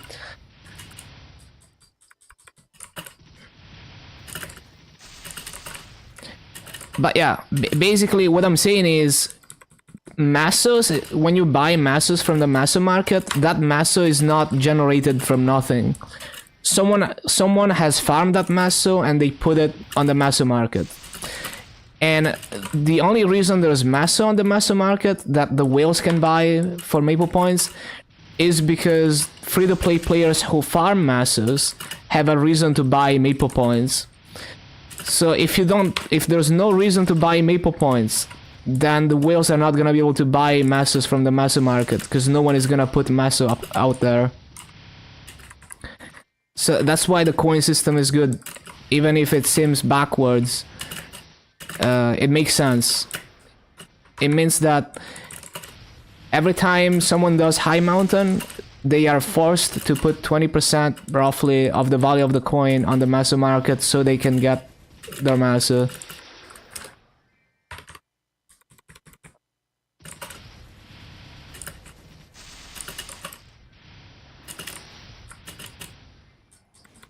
Yeah, exactly.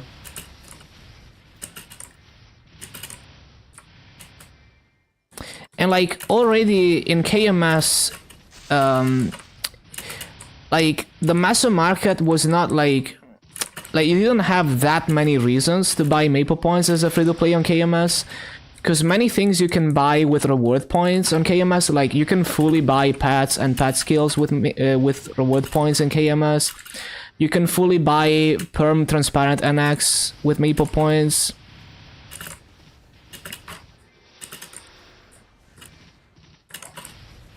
Chaos Lock. I'm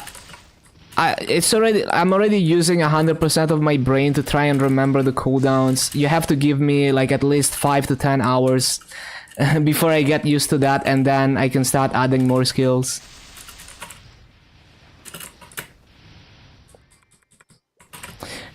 So yeah, so the thing is, in GMS, before they removed the cash 2x, there was, hold on, I need to refresh my wealth bot.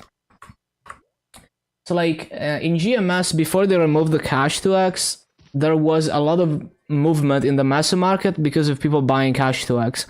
After they removed that, yeah, there's a lot less supply of masso because there's way less reasons to be buying maple points.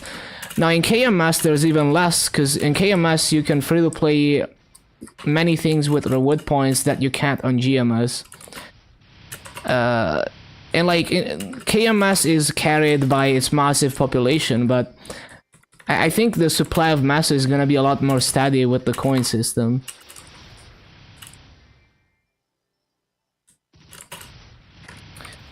But yeah, I need to keep buying Chaos Lock.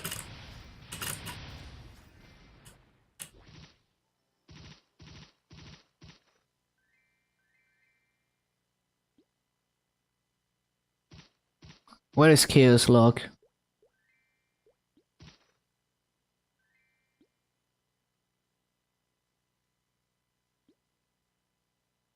Oh, there we go.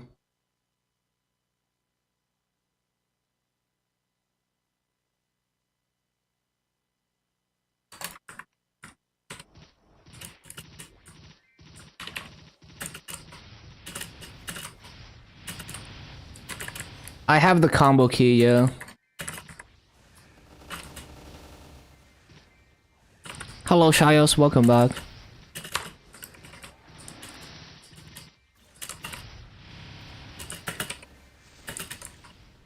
Almost 10k? Yeah, pretty close.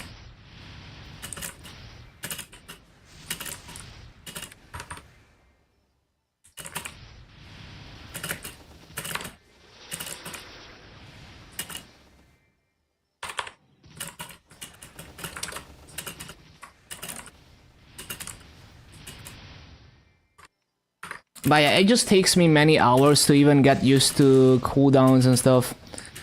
You just have to take it slow. Like, I can't use all the things at once immediately. There's just no way. Like, sometimes when I move into a new map, it takes me like 10 hours to get the rotation down. Coupon doesn't stack with familiars. It does stack. It does. We don't know if it matters past 400%. It's very hard to test. But it does stack.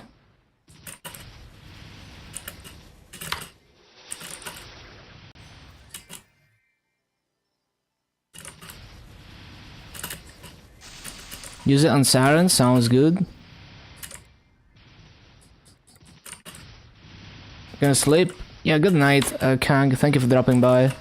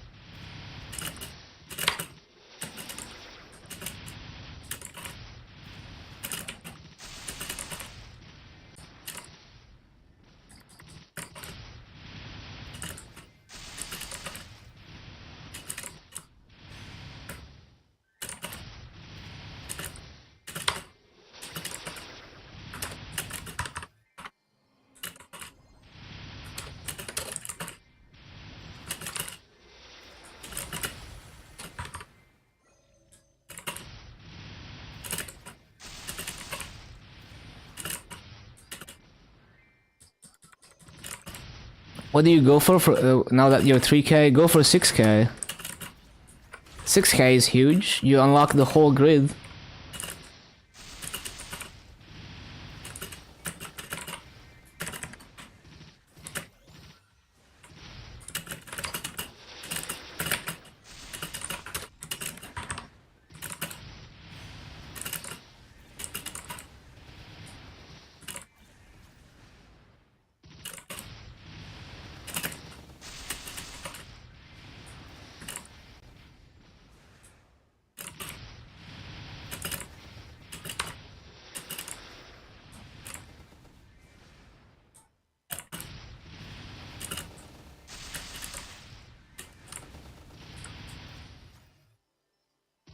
More region without events? Yeah, just wait for events, but do remember that if you don't have many characters under 200, there's hundreds of extreme growth potions coming. So I would probably prep a bunch of 141s to use them. It would give you huge legion gains for minimal effort. If you just have like, I don't know, like 10, like at least like 5 141s, ideally more like 10 of them. I think you could get more than 10 200s from 141 out of all these extreme growth pots between anniversary event and Minar Picnic.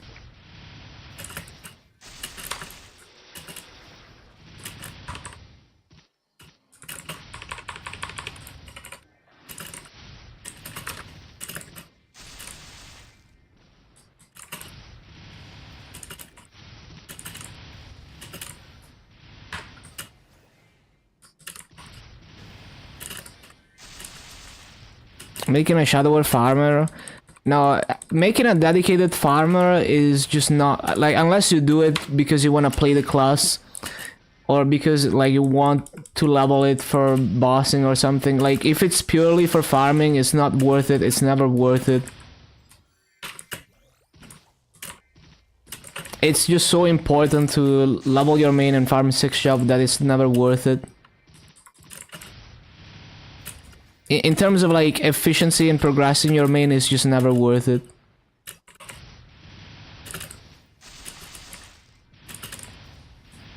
Unless you're completely maxed on 6 shop and have enough fragments to max the new cores as well. And even then, you probably want to save fragments for the future mastery cores. Because you're gonna max them a lot faster if you have the fragments pre-farmed.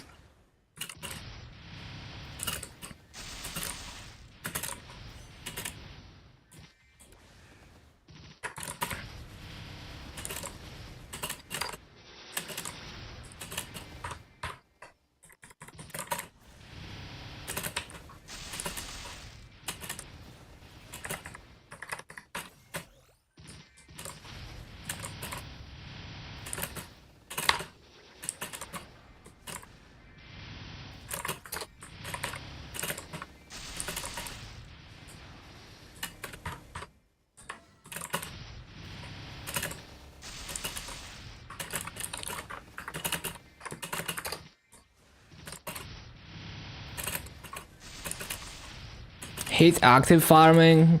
I love active farming.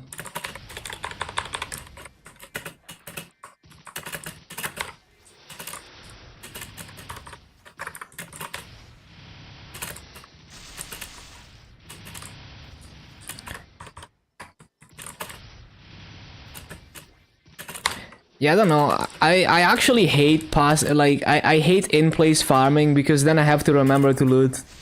And it's very difficult for me. Anytime I have some kind of loot rotation, I always forget. It bothers me.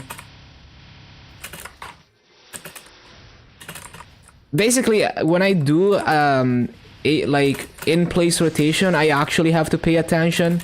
And when I'm doing active farming, I don't have to pay attention because I loot everything as I do it.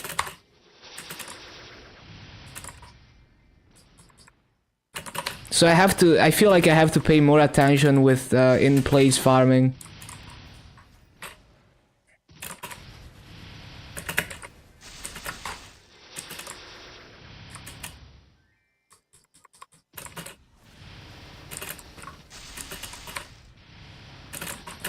Yeah, but like active farming, once you have the rotation down, you can look away half of the time and not mess up the rotation. And you don't have to remember to loot every 2 minutes. So like, for me, the things that requires the most attention is if I have to check a cooldown, or if I have to remember like every couple minutes to loot. That actually requires attention because I have to check some timer or something, or have an alarm. But like doing like a sweaty movement rotation, you're always doing the same thing, and there's no timers to look at. You don't have to look at your cooldowns to do that. You just have to execute it. And most likely, half of the time, you don't have to check what you're doing. You just need to check your position once in a while. Make sure you're lined up for some jumps.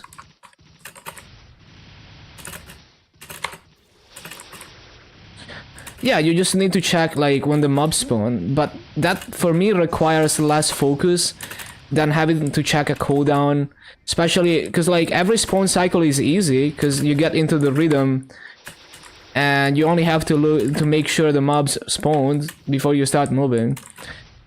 But every 2 minutes is like, well, you don't feel like 2 minutes have passed. It's easy to see that a spawn cycle has passed, but it's not easy to see that 2 minutes has passed. And then if you have an alarm, it's very annoying, because every 2 minutes you're gonna have this sound in your ear, and it gets really repetitive and annoying.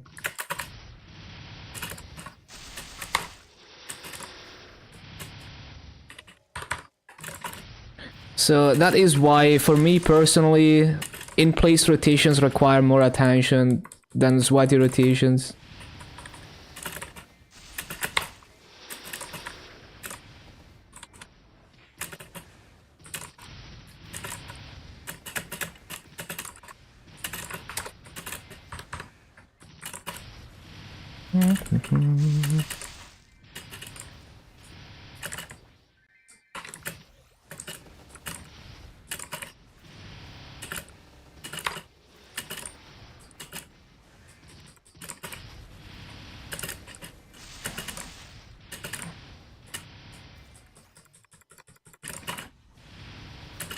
But yeah, I actually unironically find active farming more brain dead.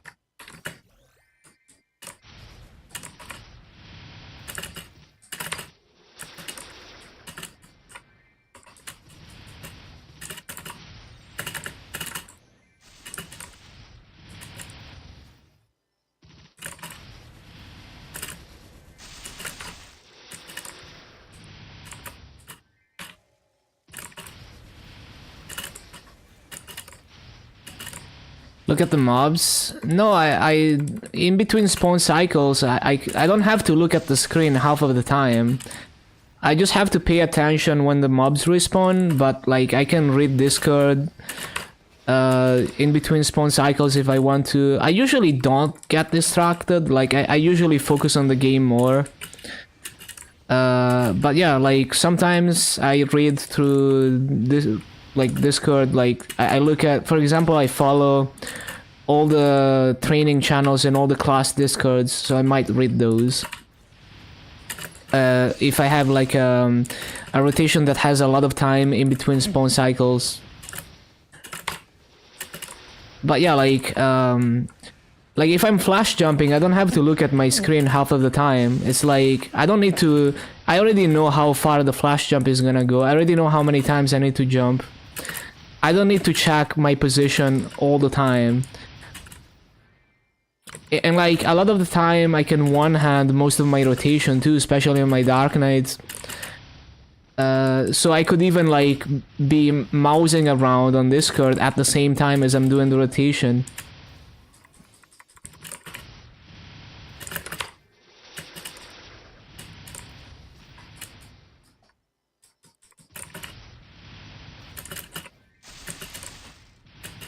I don't like to get distracted though, because I mean, I like playing the game. I like grinding and paying attention to it and trying to get the best rates. I could still do close to the best rates when I'm distracted. It's just not perfect. So I like to pay attention.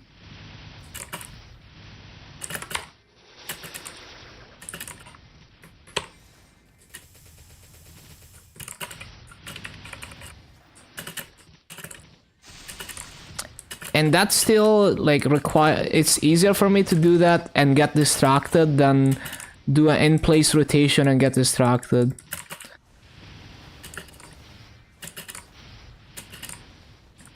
Because if I get distracted during an active rotation, I just look back every spawn cycle, and I don't have to remember that every 7 seconds there's a spawn cycle, because I know after I've done this sequence of movements, I'm waiting for the next spawn cycle. Versus if I'm doing an in-place rotation, it's like, oh, every 2 minutes you need to loot. And I don't know when 2 minutes has passed unless I have an alarm. Or I look at my cooldowns.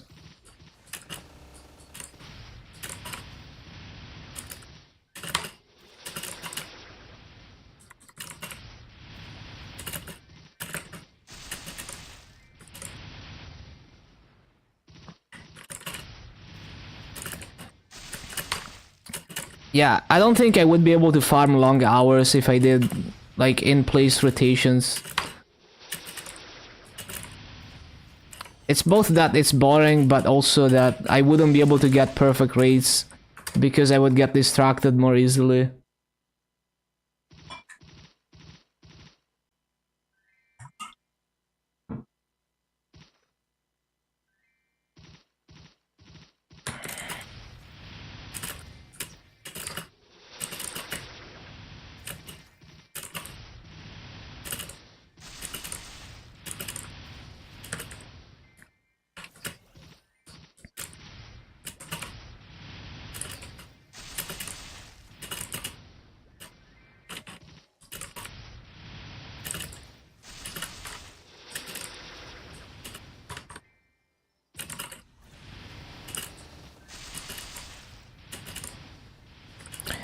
Yeah, before Soul Janus, not every class can do that.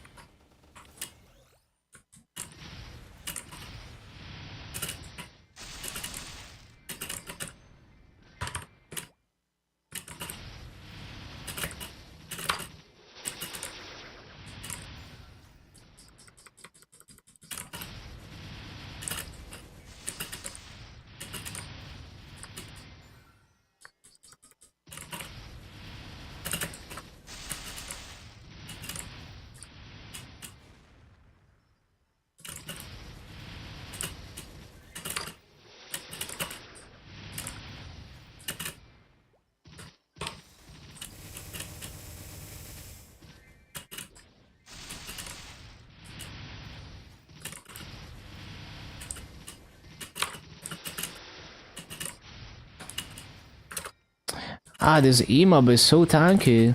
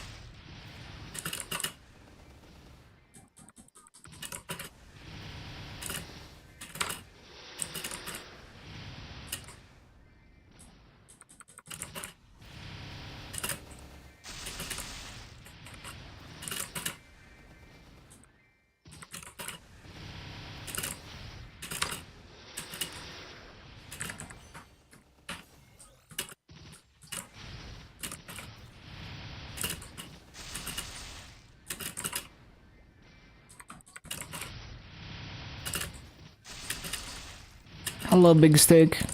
Happy Friday, everyone.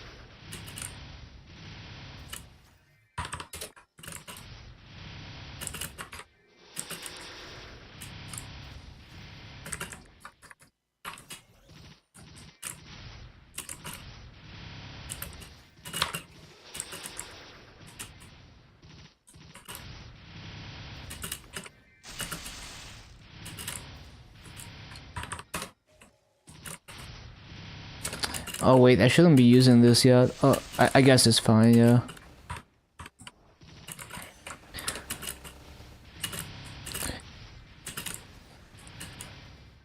Like, I keep griefing because I'm trying to use the cooldowns and then I'm slow.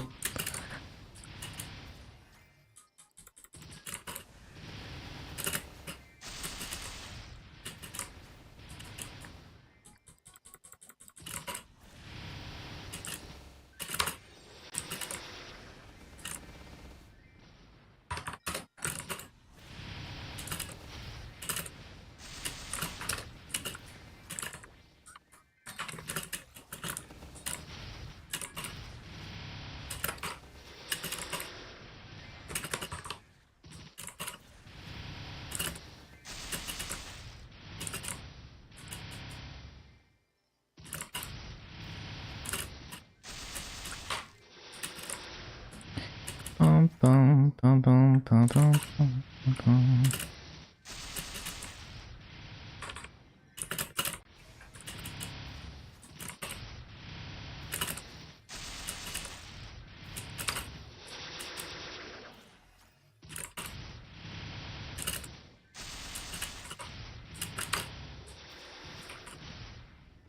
Hopefully I kill those.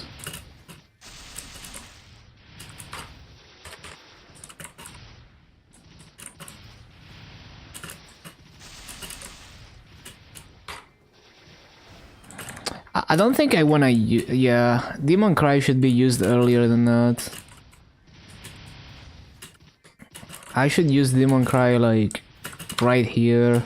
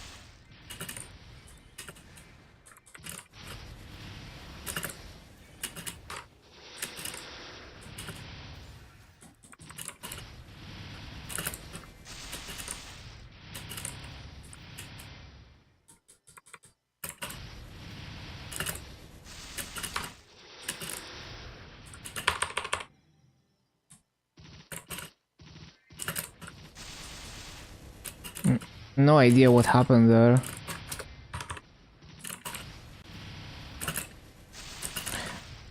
Oh yeah, I should probably add some Demon Force. Would probably make it a bit easier.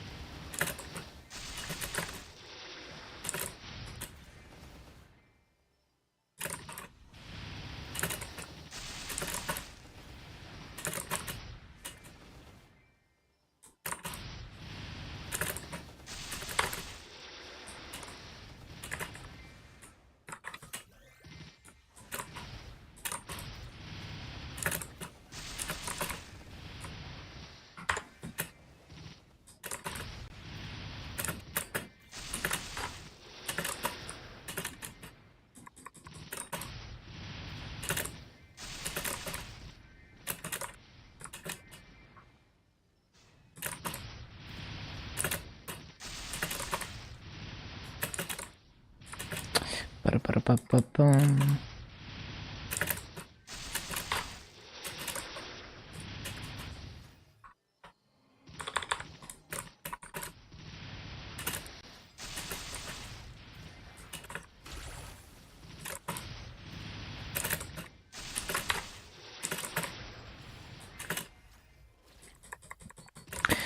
Let's see if I can just record a 16K BA, even if it's not the cleanest one, and then I try to get a better one. Because right now it's pretty sloppy, even though it's on pace for 16K.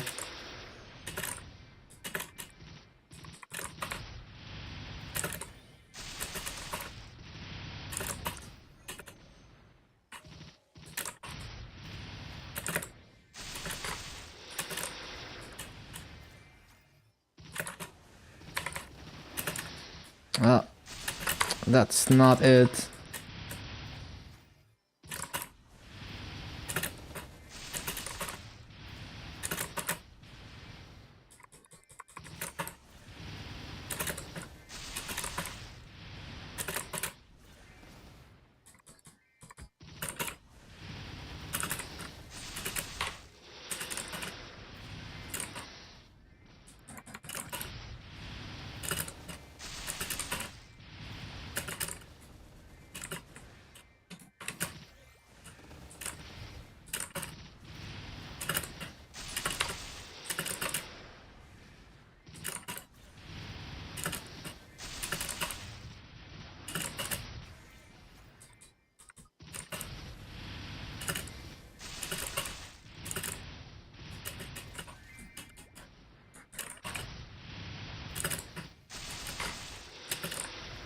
The girlfriend used to hate playing games, bought her a Nintendo Switch, and she's in love with it.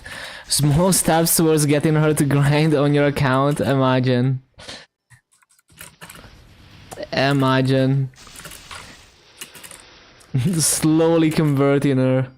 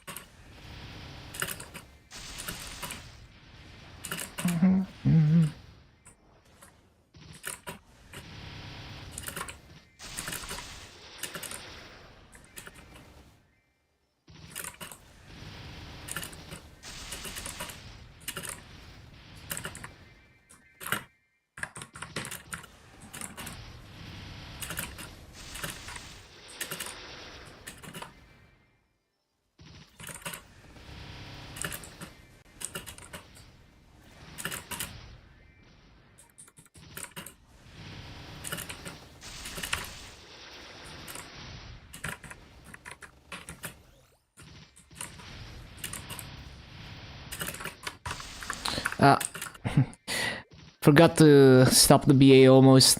Okay, that's a good 6 minutes BA. I mean, the rates are good. I just want to get a cleaner execution. It's over 16K. So yeah, we're full clear in this pretty much, almost perfectly. Just need to get the execution cleaner, because I don't want to upload a video where I'm just griefing half of the time and not like being consistent with the rotation. What is fever time? It's like higher scroll success rate, like much higher. Like, you don't want to be spell tracing your stuff with 15% or 30% off fever. You just simply don't want to do that. It's gonna be like an order of magnitude more expensive than doing it on fever time. And the issue with GMS and fever time is that fever time is supposed to be a 24-hour thing that happens every Sunday.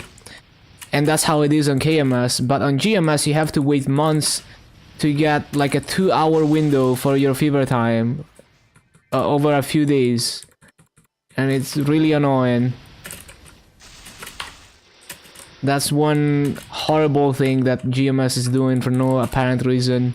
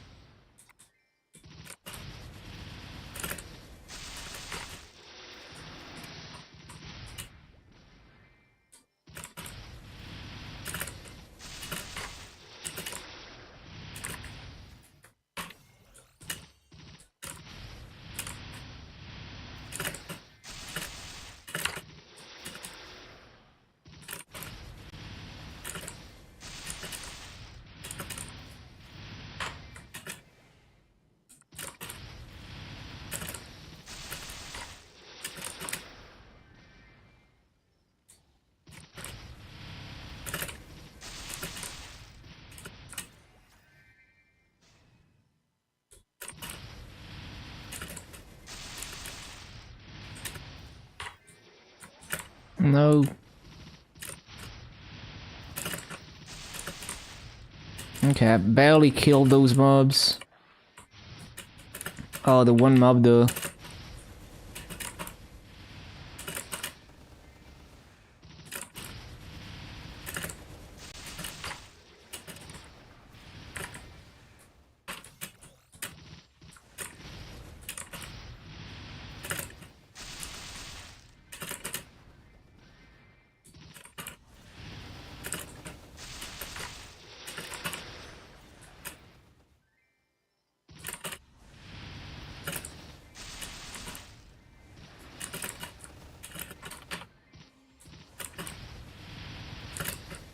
Hello, Mickey Flowers.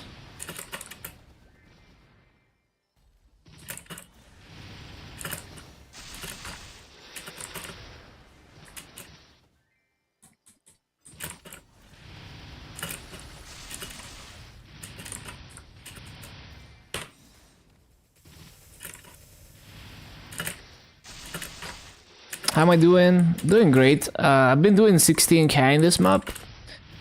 Just mainly trying to get the execution cleaner, because there are so many cooldowns to keep track of. If I want to use everything and like be consistent, I just constantly have to pay attention.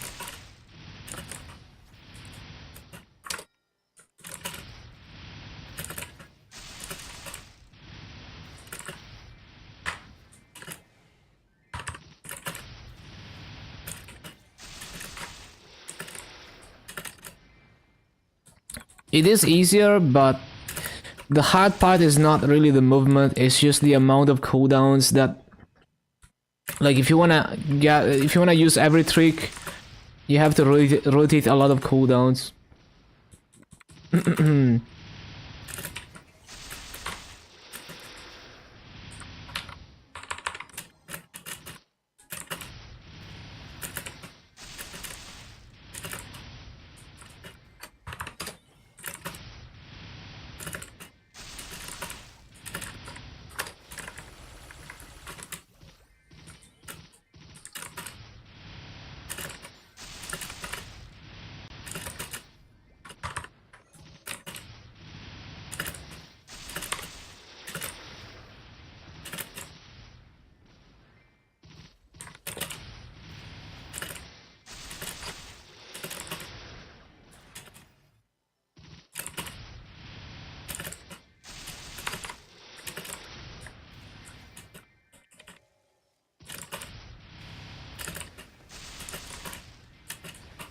Blackpin Mark, did you get it?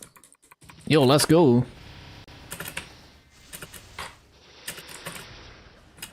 Finally. I mean, it's not even been that long. Like, that's probably not even below average.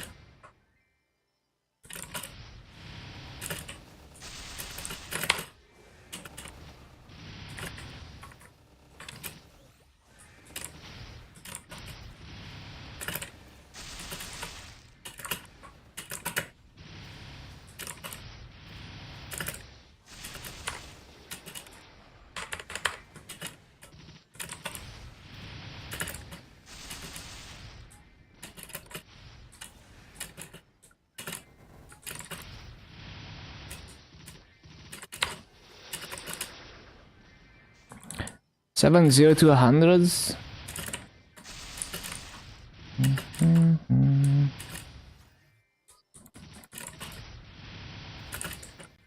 Like without the 0 to 100 event.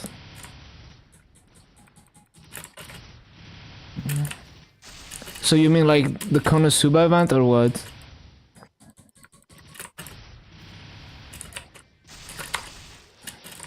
Oh, with the 0 to 100 event.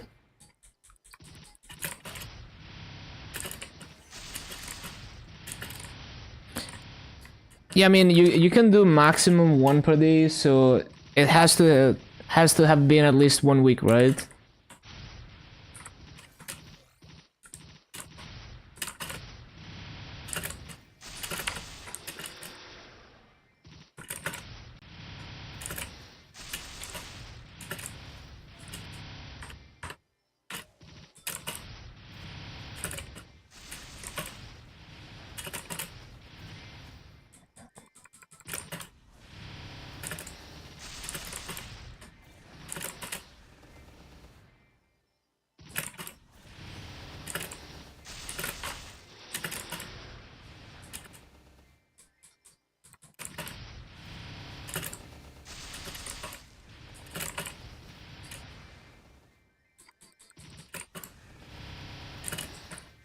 Dirt poor. Eventually you're gonna, and also like you wanna wait for Star Force events anyway to Star Force it, because 17 is so much cheaper on 5, 10, 15 or Shining.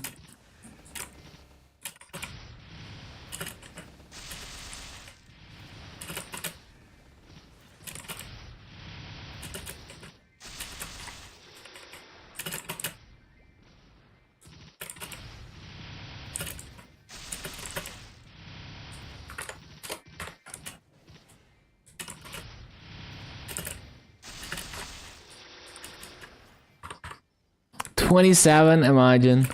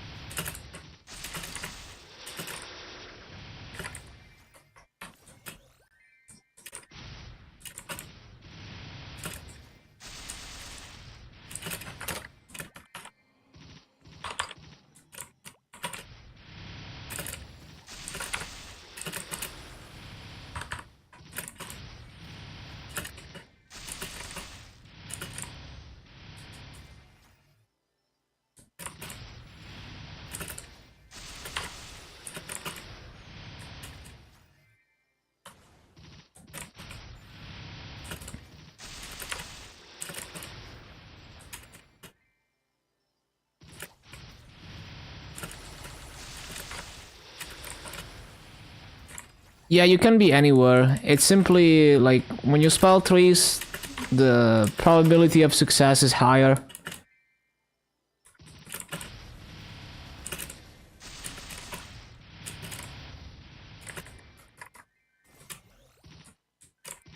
So basically, if you're doing 70%, for example, it's basically guaranteed success. Like if you're in a guild and you have some diligence, it's 100%, and even if you're not, it's very close to 100%. And the lower probability scrolls are also like way more likely.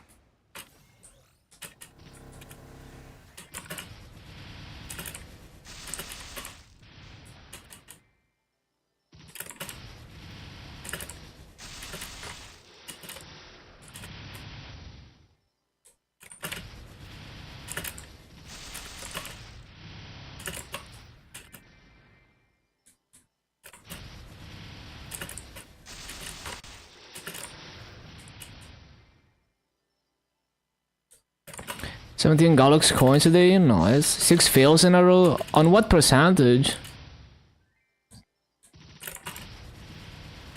Because like if you're gonna go for 15% tracing, you wanna have max diligence first, even on fever time. Because the chances are so much better with diligence.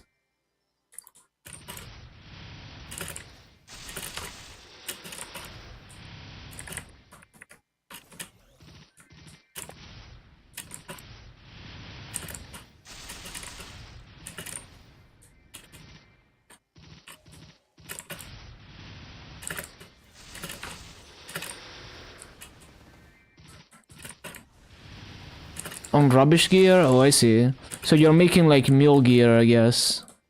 Yeah, that's actually not a bad idea. You can keep buying more until you pass enough. It barely costs any spell traces anyway. So you can make low level mule gear like that.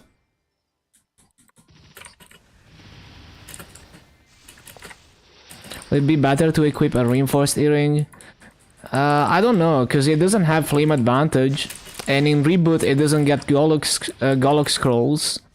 So that just seems like equipping a worse version of a Deocidus earring until it has the set effect. You can test it, I'm not sure. I don't really look too closely at the numbers. Like, I don't remember the base stats, how they compare.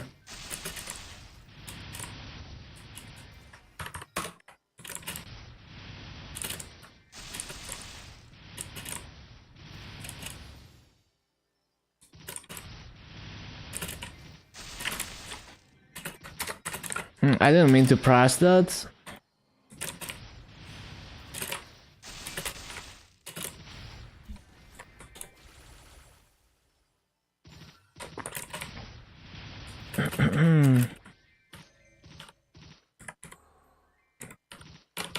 Taking runes is too hard for me. 20 seconds for each rune, because I mess up.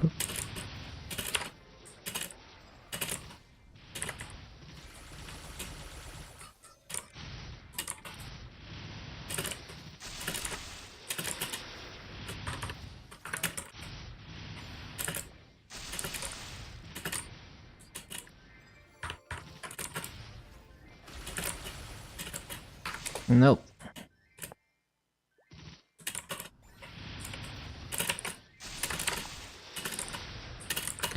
Hopefully I can record a clean BA by the time I hit 230. It's just gonna take a lot of hours of practice.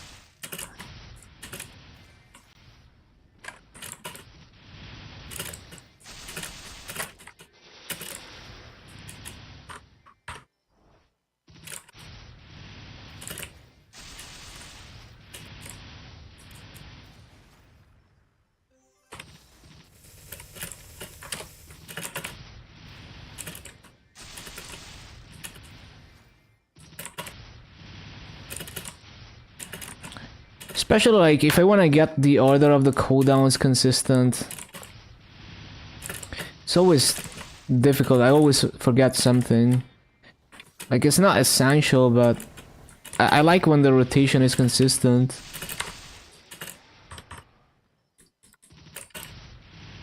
Still hoping for the Vander.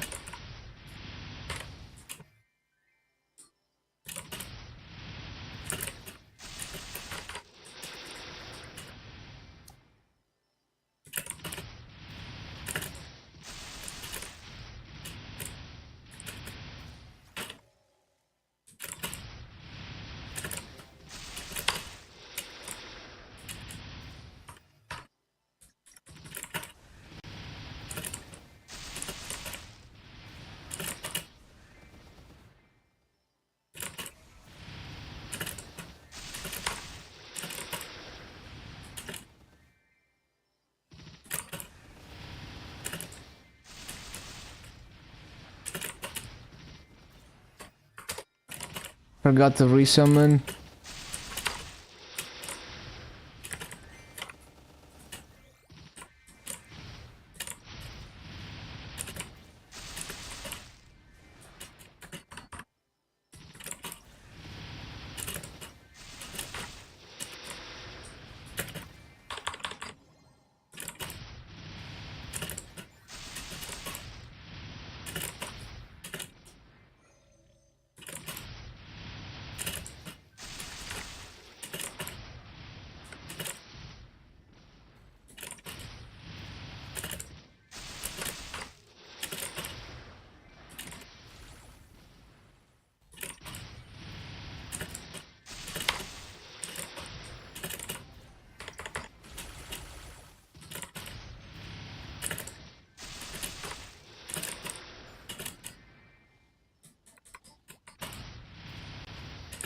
Shouldn't Hydro playing a J-Rock stream? Hopefully he doesn't get copyright claim.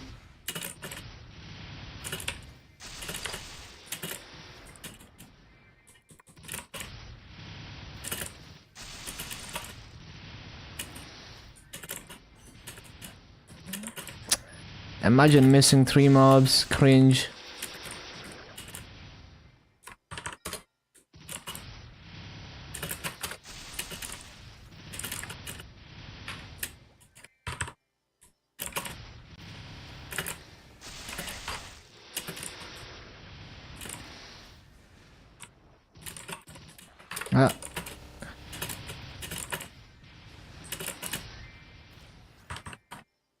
Yeah, that's true.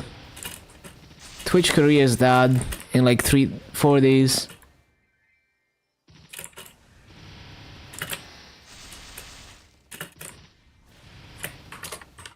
Oh, didn't resummon.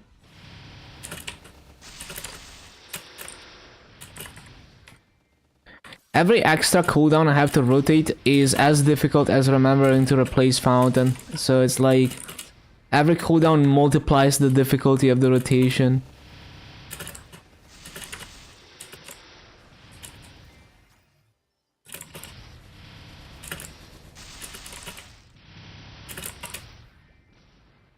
YouTube should be fine, yeah. Haven't heard anything about YouTube dying in Korea.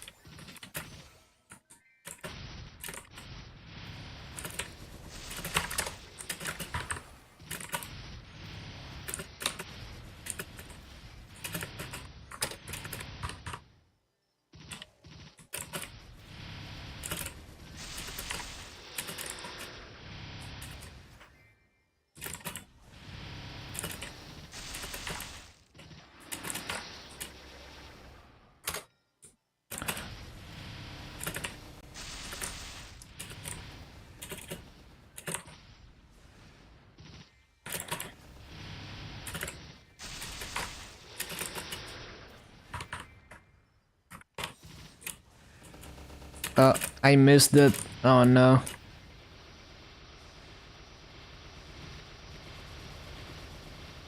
Man, these elites are so tanky.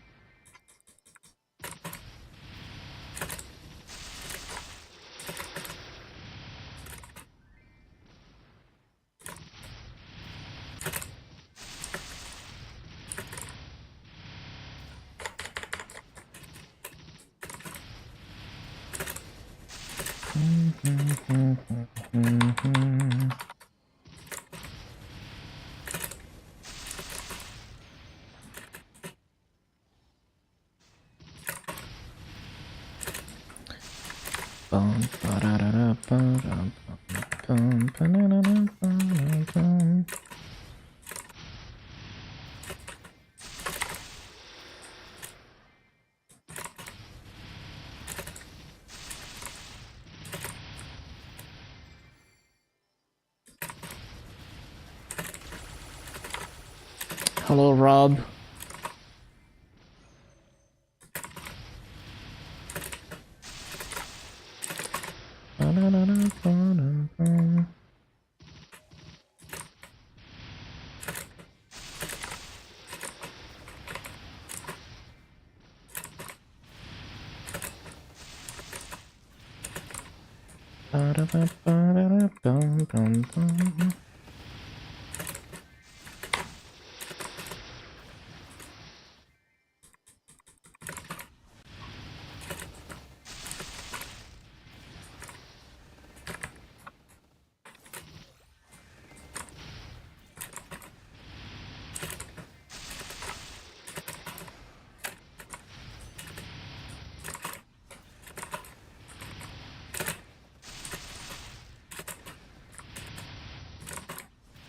Kinda slow cycle. Probably missed a couple mobs there. Hello, Sawi. It's going well. Just moved to Arcana, learning this new mob.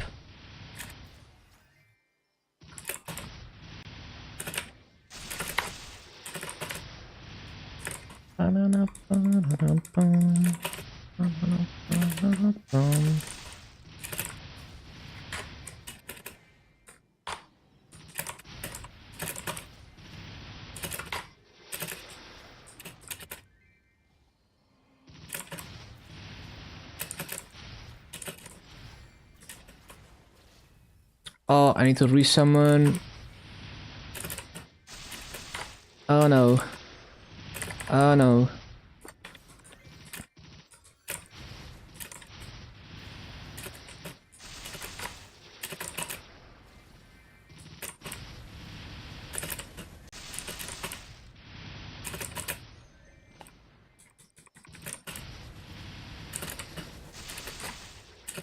Certain parties split up, so just did first 2 Saturn attempts as a trio.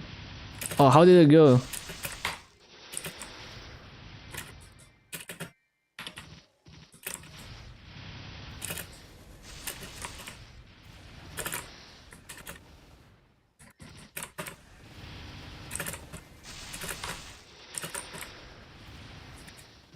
No, the one mob. I thought I killed it.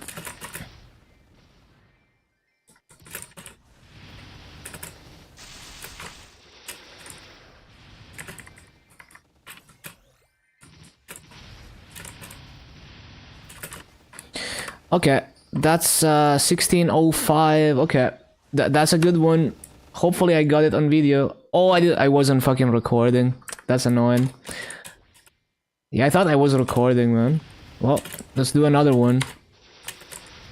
I mean, it wasn't perfect anyway. I already got one, but I just wanted to do it better. It's just hard to tell when when I'm recording, because there's no indicator like on screen.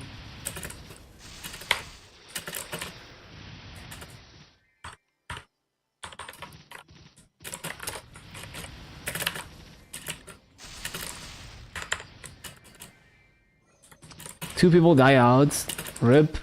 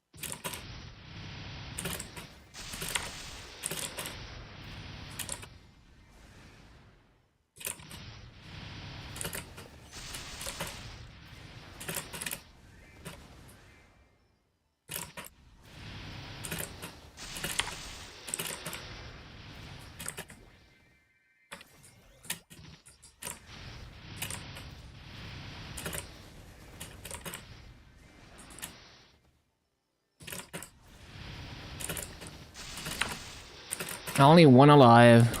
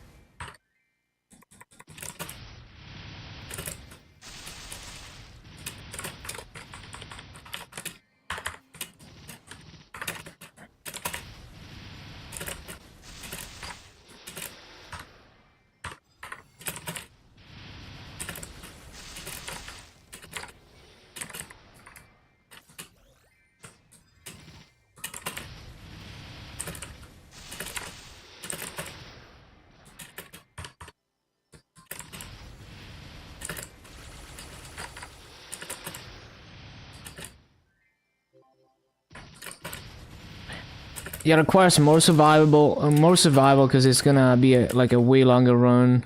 Makes sense. And Dark Knight has a lot of survivability, so you have the edge there.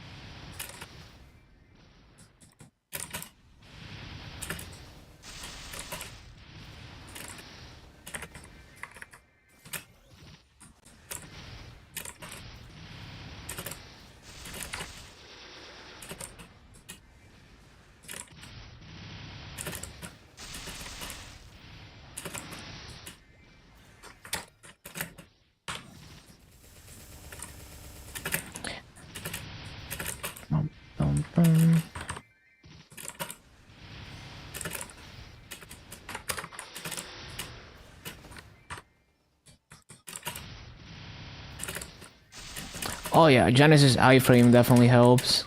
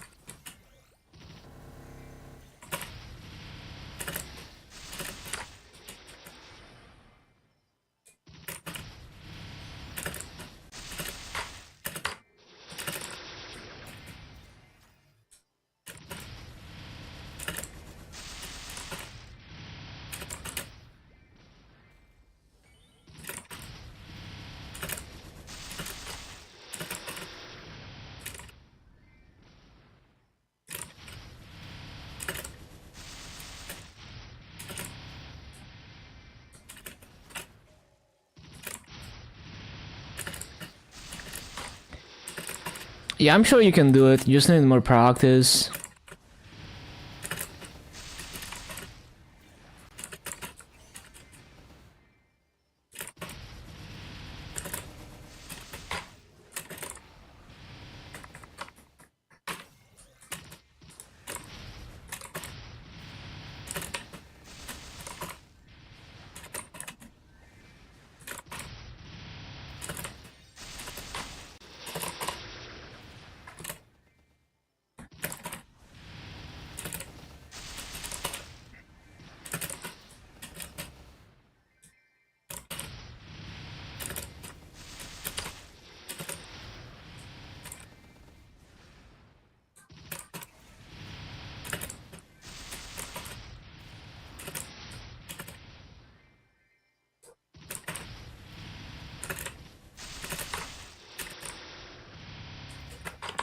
Yeah, if anything, you're all gonna get better at Saren, now that you need to do it with lower damage.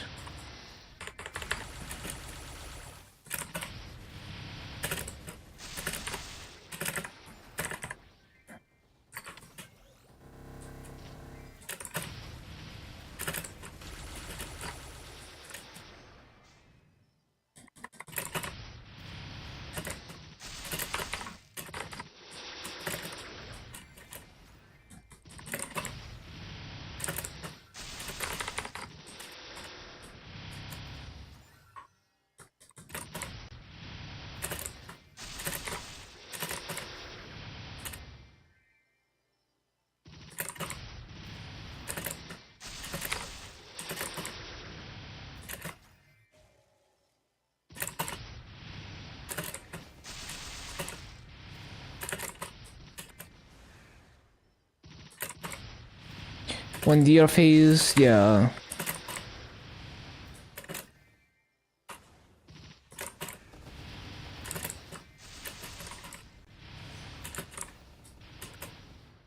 Oh, fountain.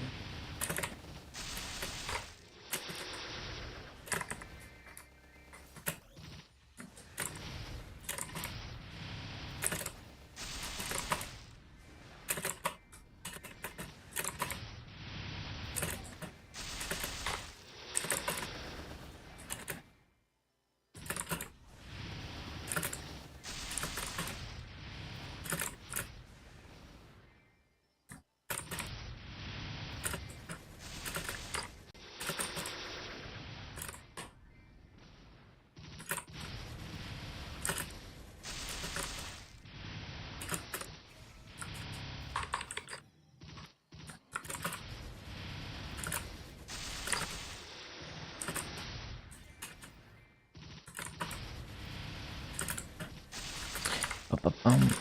Ba-ba-bum.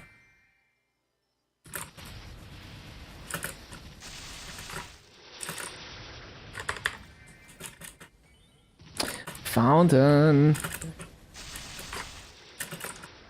Always late on these resummons, man. Hayato and Kana, I see.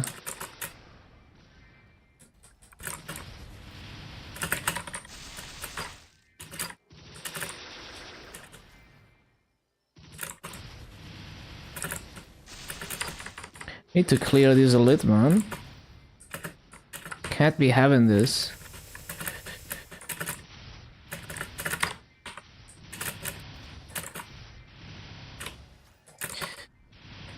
Struggle time. Bro, did my burst not hit? I guess not. I guess it doesn't hit from above. Damn, that's unlucky.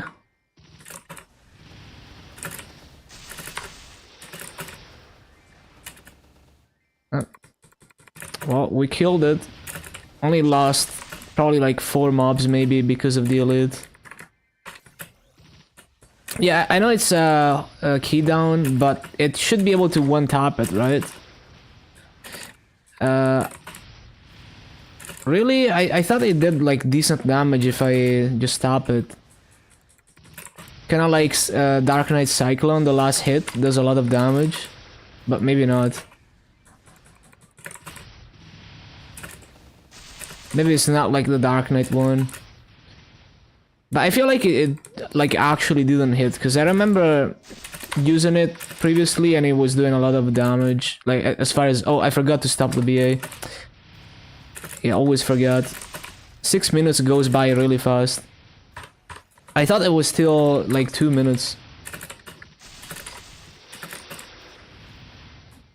Yeah, I guess I need to hold it down for elites. Or maybe just rely on Arthros to kill them. Because it takes too long if I have to hold it down.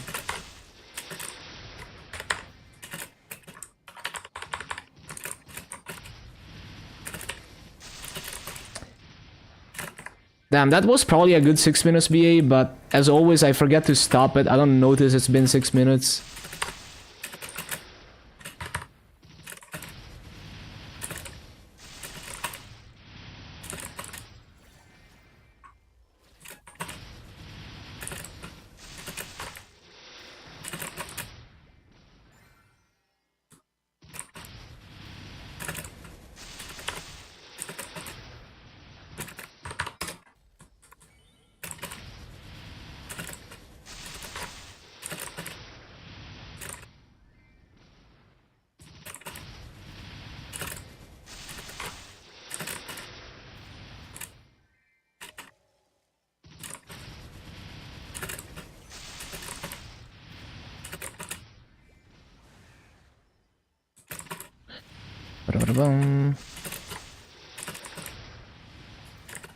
And I'm probably gonna get cold for dinner anytime now, but let's see if I can get one last 6 minutes BA before dinner time.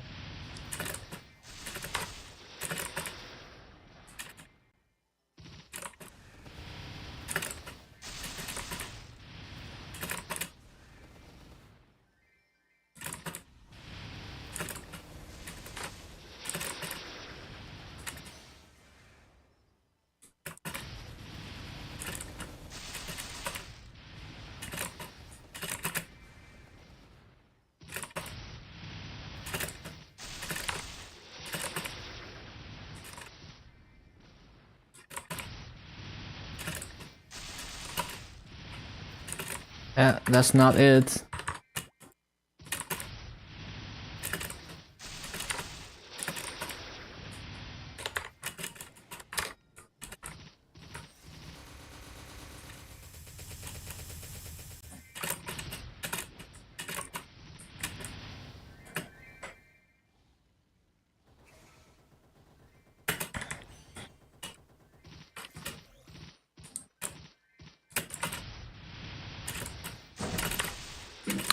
Yeah, getting cold for dinner. Let's see if I can get like a decent 6 minutes BA going.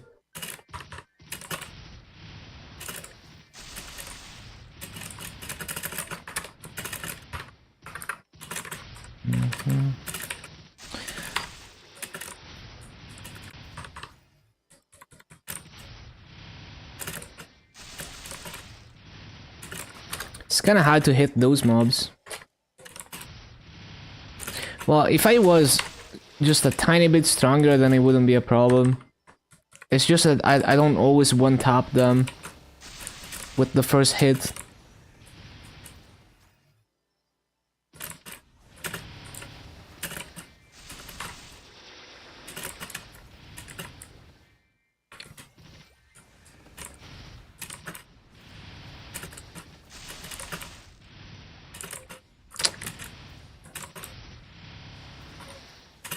I just need to probably get the jump perfect.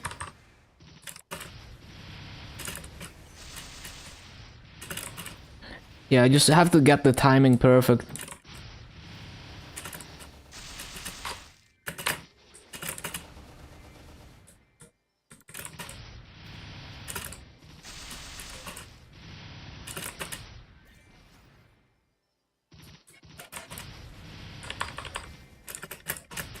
Nope.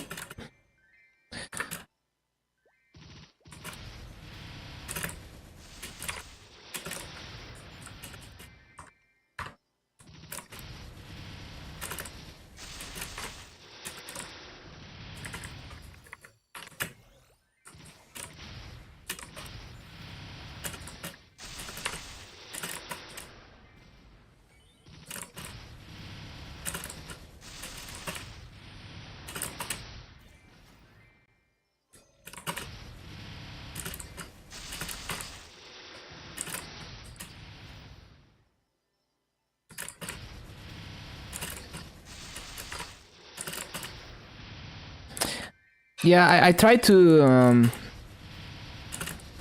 I try to use Boundless Rage as I'm dropping down to save time, for sure. But I can't do that all the time, right? Like, there's gonna be downtime where I can't use Demon Cry every spawn cycle. But I do that. Sometimes I forget to use the cooldowns, but I try to do that.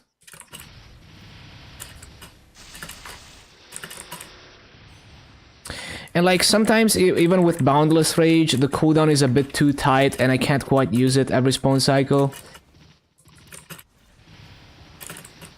So it's not perfect.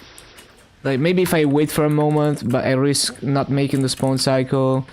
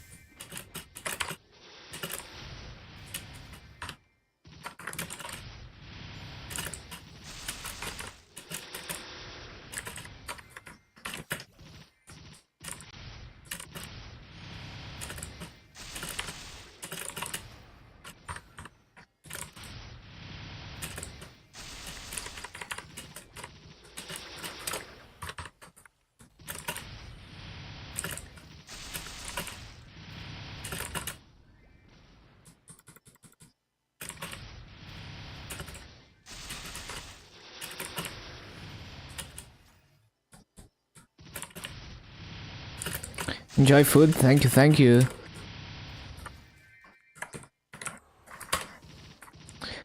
I guess I'm gonna get the BA later. Well, I got like a bunch of good BAs, but either I forgot to record or I forgot to stop the BA at 6 minutes. Difficult for everything to go right when I'm trying to record. Okay, I mean, not 1 minute. I'm gonna be back in like 40 minutes. Thank you for being here so far. We're gonna continue farming when I get back. Yep, BRB food.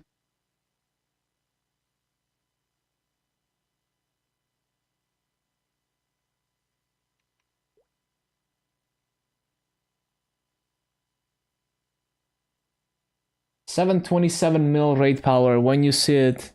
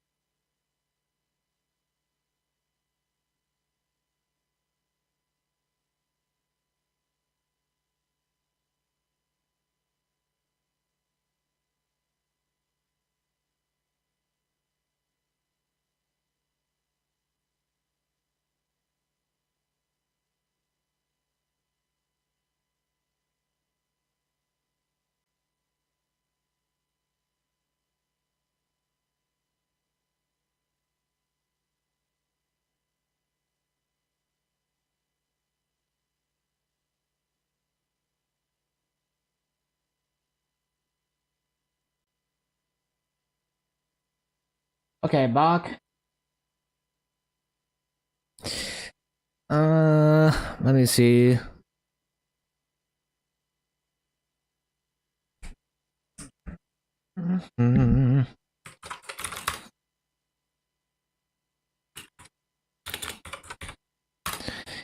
Easy S rank.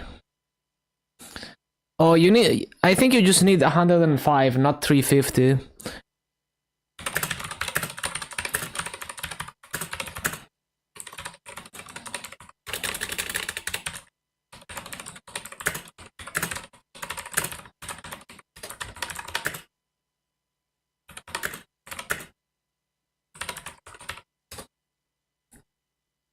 Okay, so let's continue.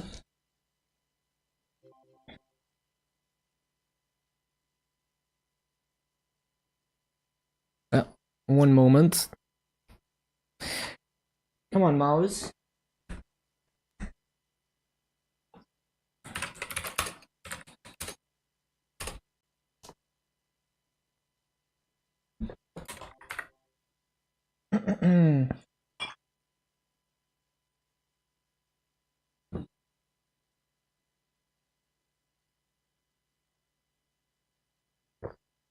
Mouse.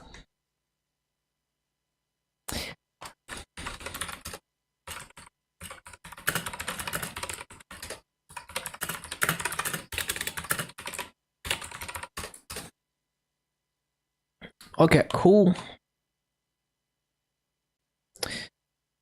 Yeah, switching mouse and keyboard physically between computers is annoying, even with a switch. Okay. Uh,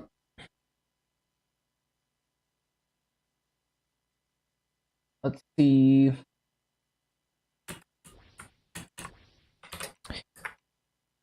I don't have a WAP on. Let's get a WAP.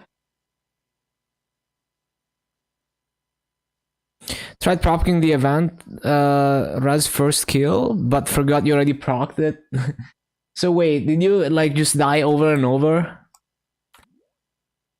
Yeah, it doesn't even proc first try, right? It's kind of random. I didn't get it like the first 2 days when I did Ursus. You got one tap? Nice. Yeah, it's not guaranteed that it's gonna go off. It's pretty annoying actually. I'm not even trying anymore with this event. The only thing I'm gonna do is the 5k kills. Fuck it.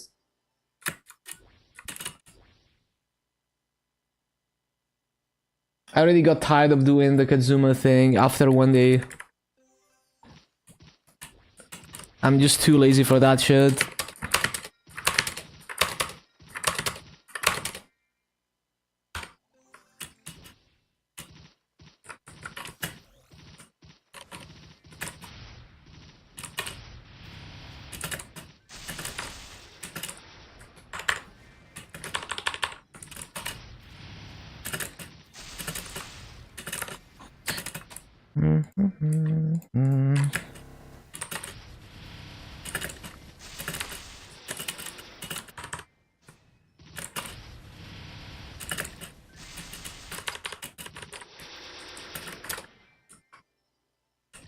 So let me check one thing.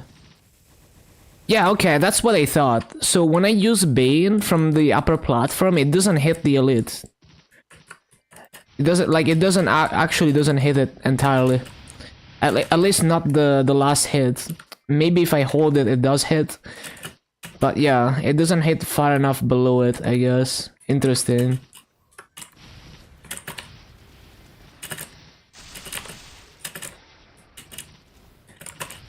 It doesn't do much damage, but like in that case, it's actually like not hitting completely. What the? I thought I jumped down.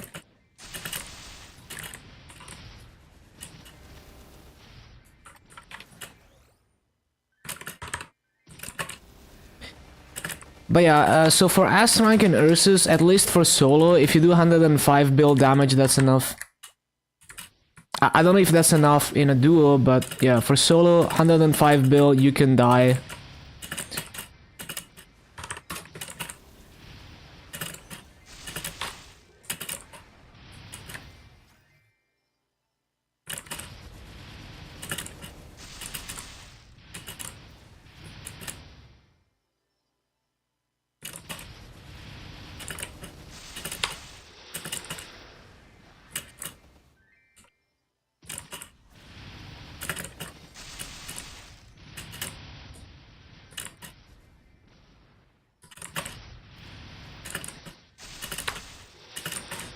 impossible to die. Just disable auto pot. Yeah, disable your pet auto HP. I usually go into Ursus without pets entirely, but if you're weak, you probably want to have your pets and then disable them when you want to die. Because you need all the damage you can to do that 105 before you get destroyed.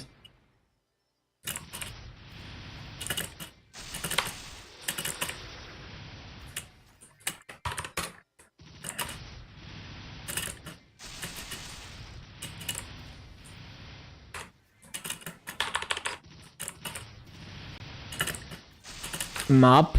Wait, what do you mean map? What are you looking for, Angelic? Also, welcome back. Mob count? Mob cap. It's called mob cap. And the Korean website is mob count, but if you want the spreadsheet, is mob cap. I think the spreadsheet is better, even though some counts are not entirely correct.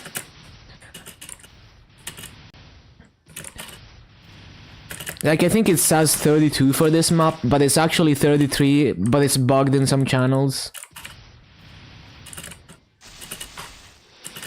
234, you just want to go to Shadow Dance Hall 2.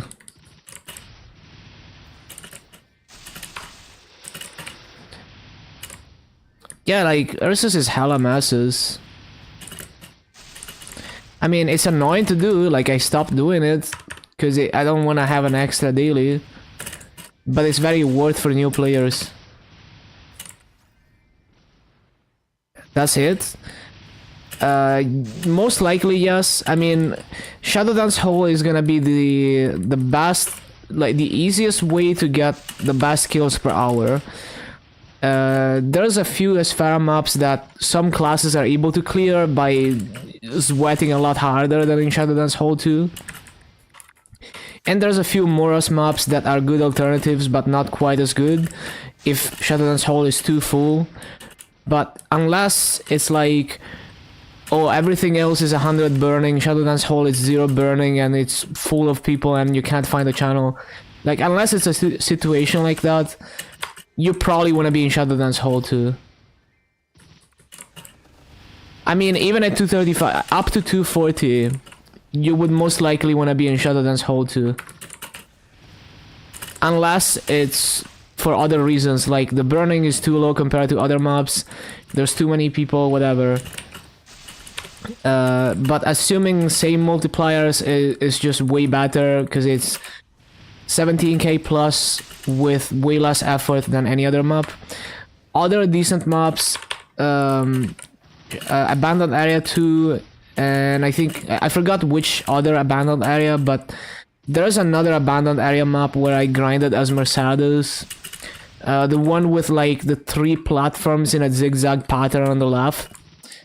That one is okay on some classes like Mercedes, but it's not as good as Shadow Dance Hall. And then Mechanic can do the Street Cats, basically no one else can.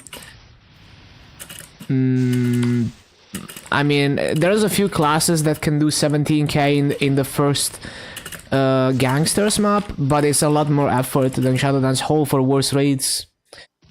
So yeah, I mean, unless you play in a server where Shadow Dance Hall 2 is absolutely full and 0 burning, probably go to that map.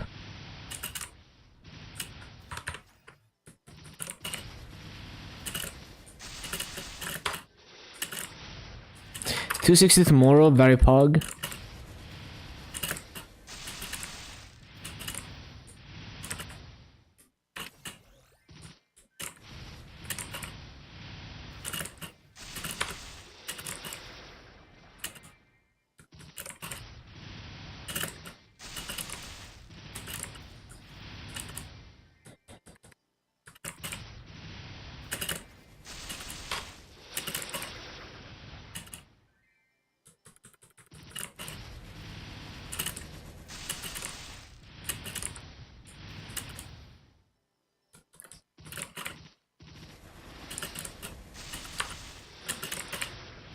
The cross and X weapon reminds you of Evangelion.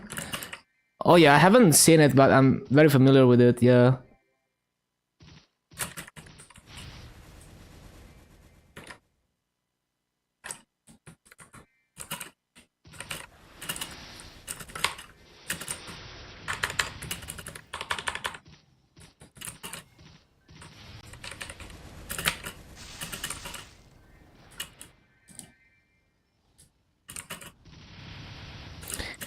Wish I was 260 so so Mickey would hit you. Damn.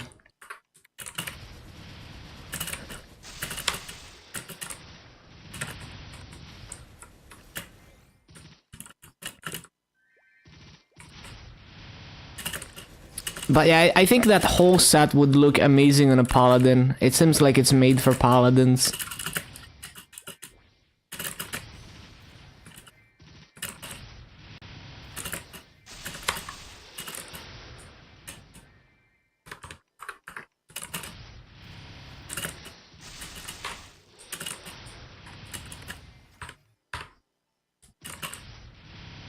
Looks like a necklace that a character has. I see.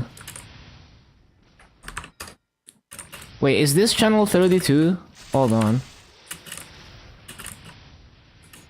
Oh, it's a third. No, never mind. It's 33. Okay, good.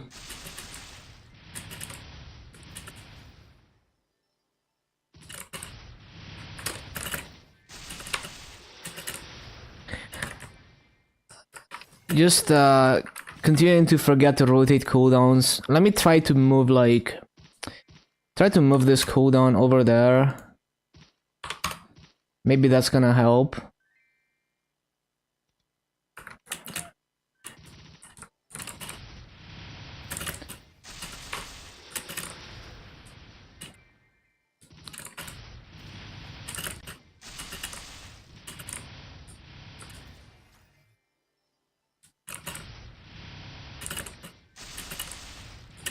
Okay, let's see if I can sync up all the cooldowns now.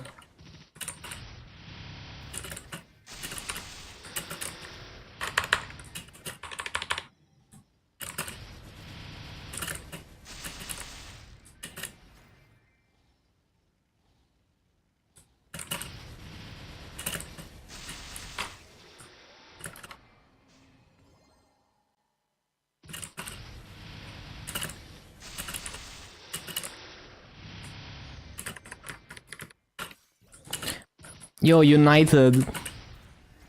Classic song.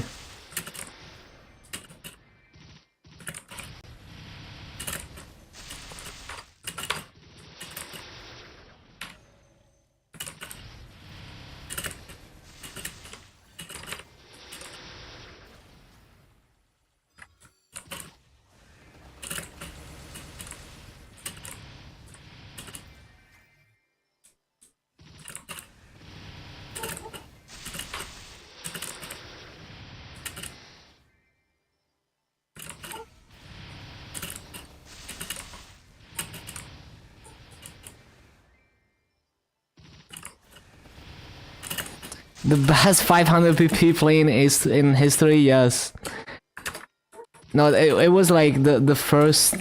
No, I forgot. Azer's reaction was so funny, man. Like, the way he just drops accuracy at the end to scream.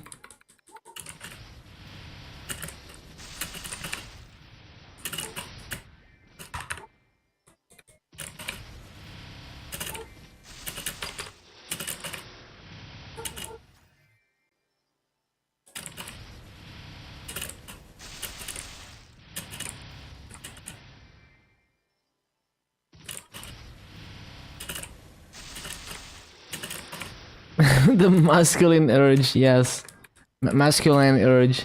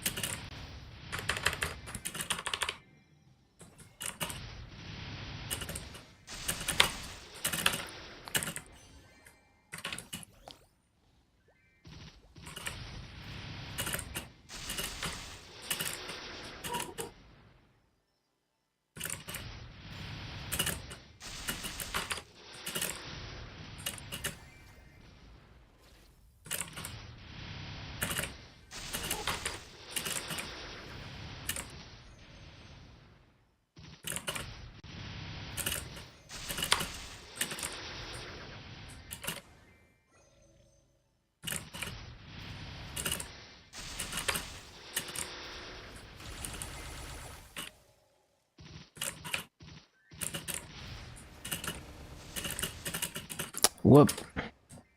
Grift.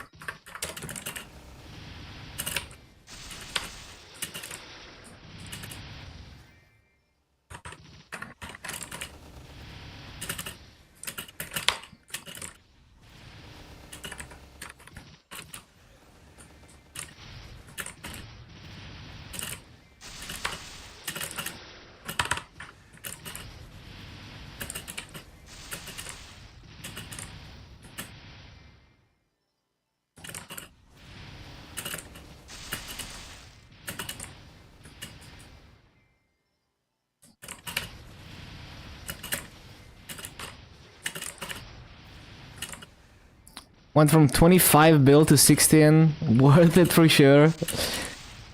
You're gonna make it back.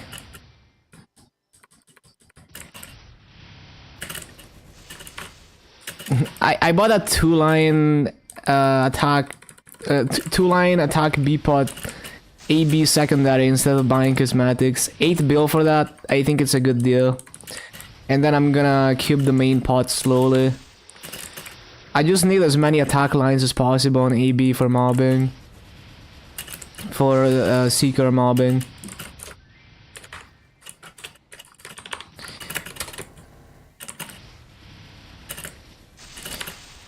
Cause like, if you wanna cube it yourself, I think it takes like 400 B-pot cubes for 2-line attack, I forgot.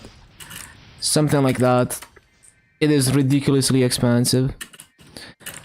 Why AB? Well, it's like, it's the one class that needs mobbing damage the most, besides Shadow Wyrn, Night Lord, and Kaiser. It's one of those classes where the more mobbing damage the better. I already bought a 20 bill emblem for it that has 45% attack. And yep, that's secondary. You know, 21 attack B-pot for 8 bill, can't pass on that. It's a very good price, I feel. Especially, like, we don't have any special cubes to do B-pot, right? So it's like, if you calculate the average to roll that on B-pot, it's way more expensive than 8 bill.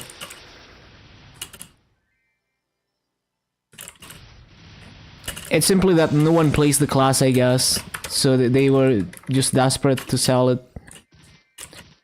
Well, I mean, even like my Dark Knight secondary,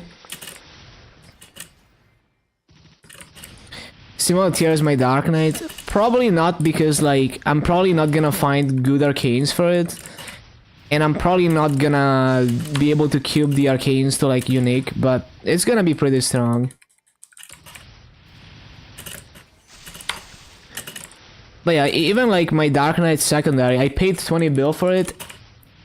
Even just cubing, like, even just cubing the B-pot, I feel like would be more expensive than, you know, what I paid for it.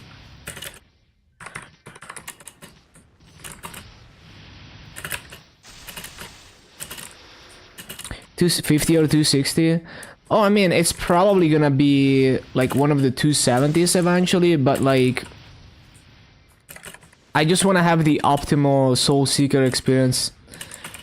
You know, it's not about return on investment. It's about having an AB that's able to farm with Seekers. And I don't even know if it's enough. We will see, because Seekers are very weak.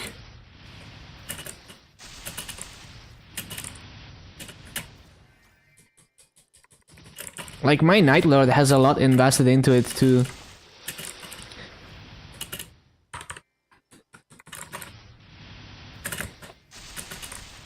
Like, if I could, I would do that for every class, even just the 260. Because then whenever there's changes to maps or the class itself, I have the damage to demonstrate or test it.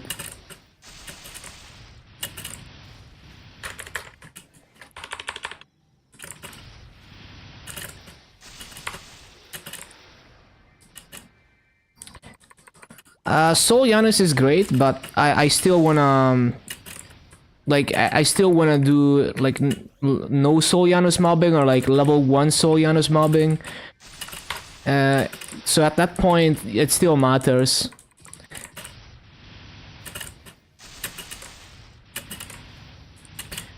But yeah, like one-shotting with Soul Seekers, it takes a lot more than you imagine. Like my Night Lord is like insanely funded, still can't one-shot everything with Assassin Mark. And I don't need to, but I just want to do it. You know, I just want to experience that.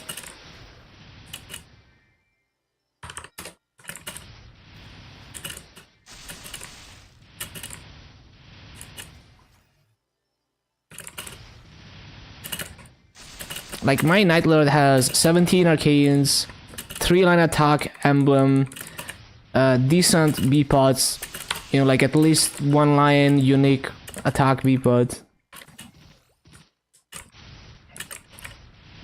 Inferior Shade.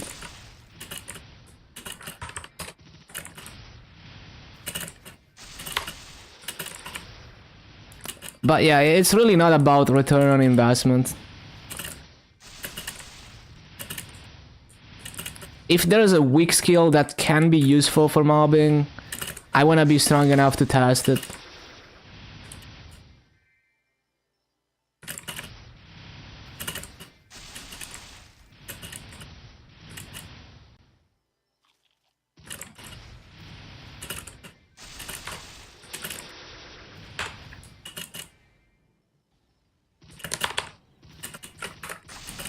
Forgot to use the other cooldown.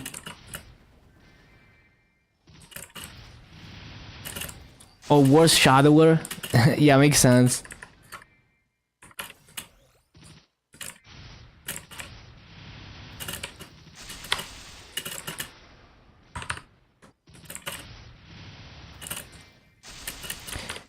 Well, basically, like, I have there's no limit for how far I'm gonna grind these characters.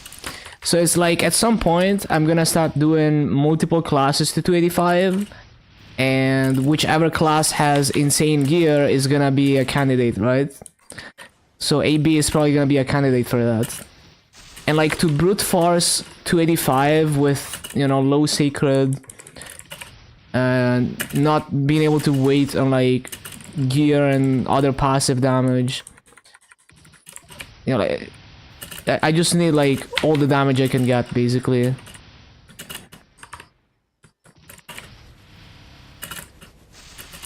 Yeah, Shade mobbing is solid. It's just, I think the main thing that Shade is missing is some movement skill similar to Shadow Assault. So Lin seems like Shade except better because they have the diagonal dashes. They basically have Shadow Assault on Lin.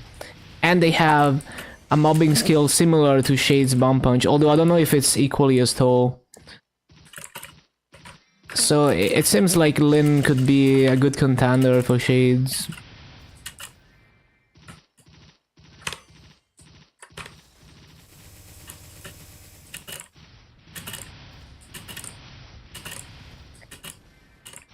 The Link skill and Legion are the same as before. Bro, this is a lit. What the? Get out of here, bro. What?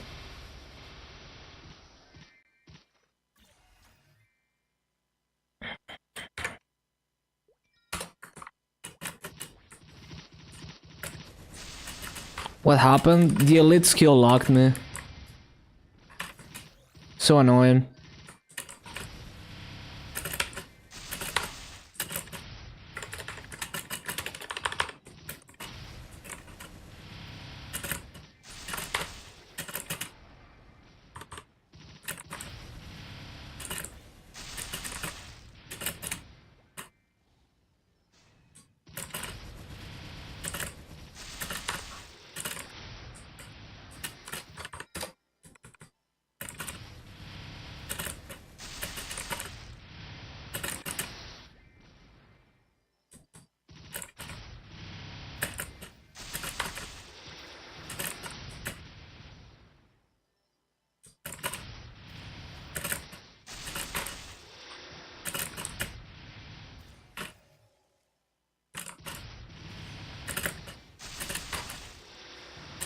The Petrify, it's not removed in GMS. I think it might be in KMS, I'm not 100% sure. I remember they simplify the lids so that they don't have certain effects. They didn't remove all the annoying effects, but I think... I don't remember if Petrify is gone or not.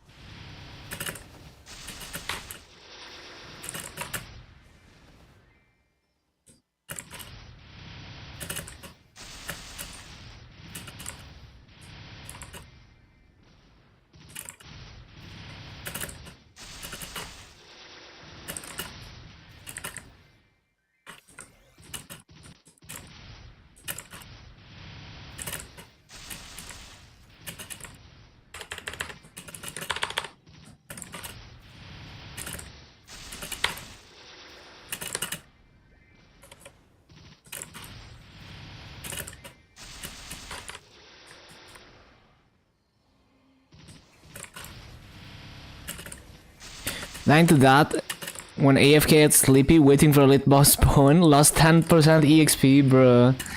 At 250, when 250 was the cap. Damn. Oh, when 250 was the cap, yeah. That's crazy.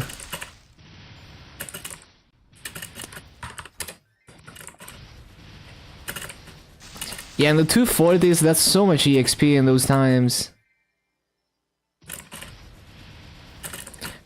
Yo, imagine Nero losing 10% EXP, that would be like a week of grinding.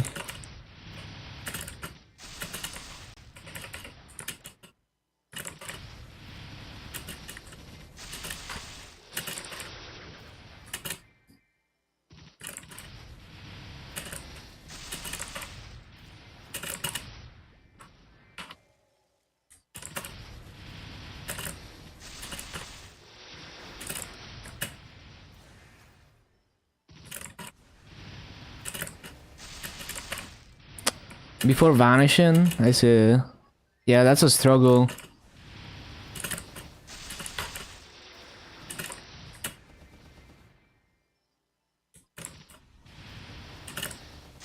One of the first burning events, damn.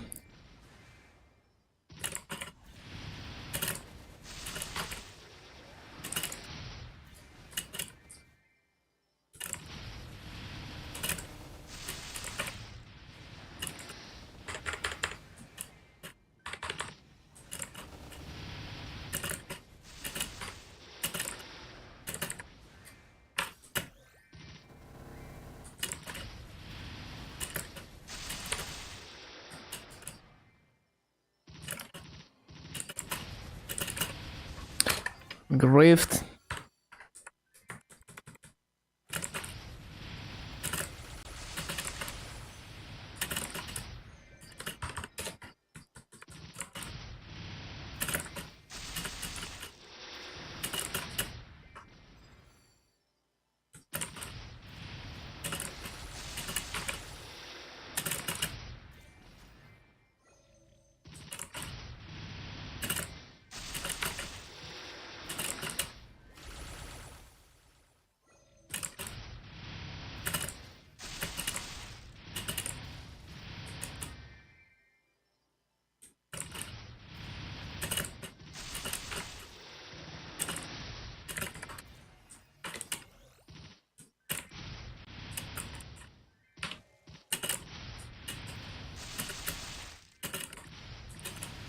Too slow.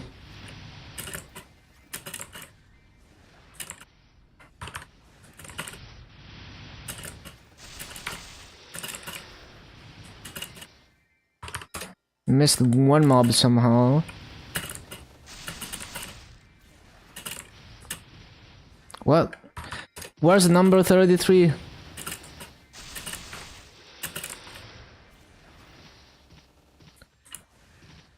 Oh, I see. I see what happened.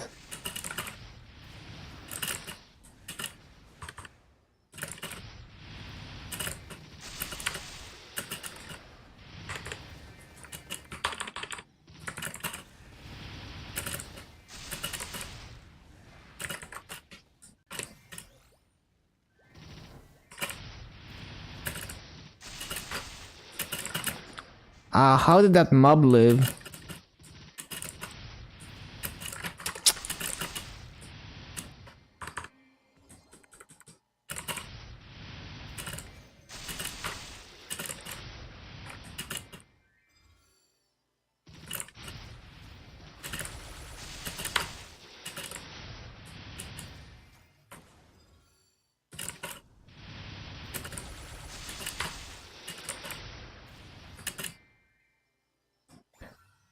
"2015, damn.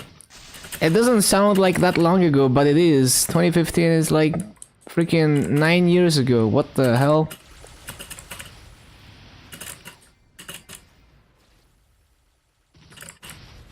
Burning to level 100, yeah, it was crazy back then though.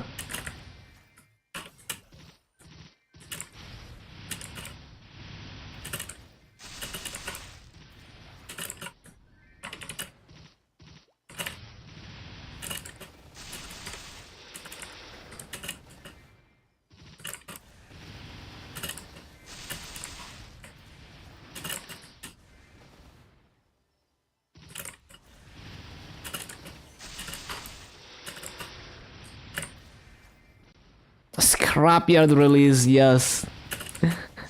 When the weeklies were dailies, you had to do Scrapyard every day. It was so bad, man.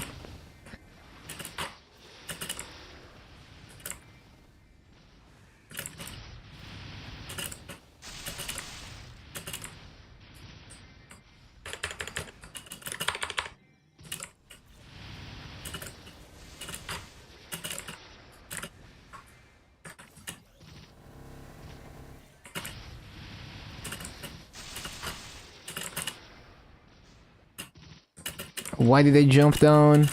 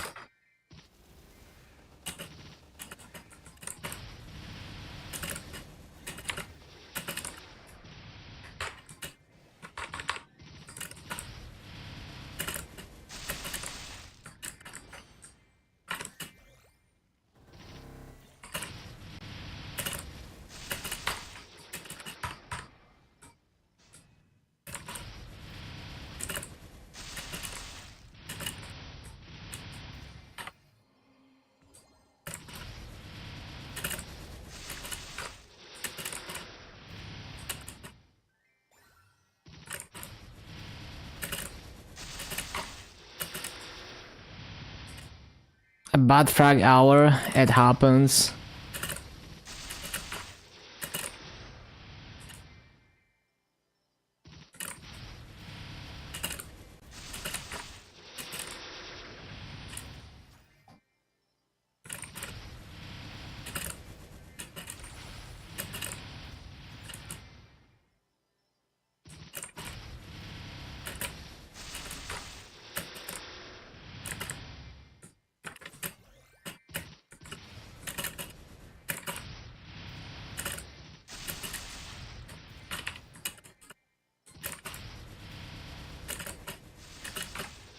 10 frags, unlucky.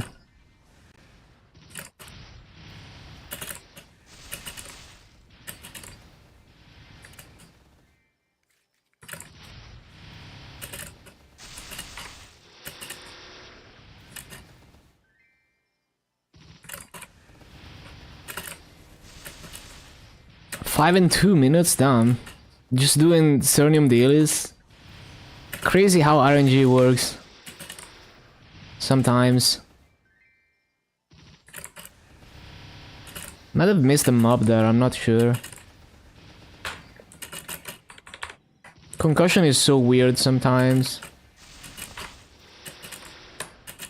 Ah, didn't resummon. Not an issue, but it's gonna desync some stuff.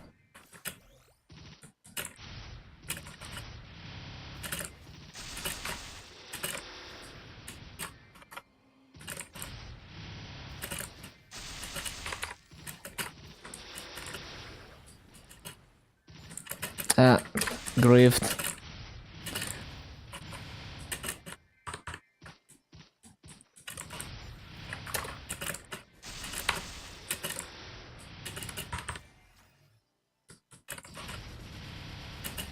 $64 out of 110 for level 14 Origin, nice.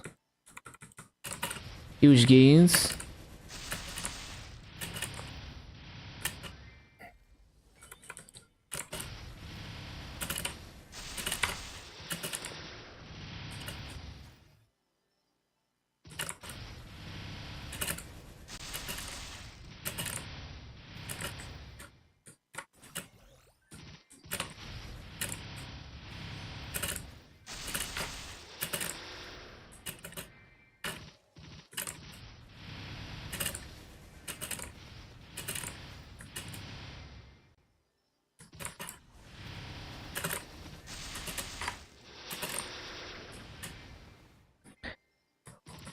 Yeah, Spear is nice. Huge damage gains from that.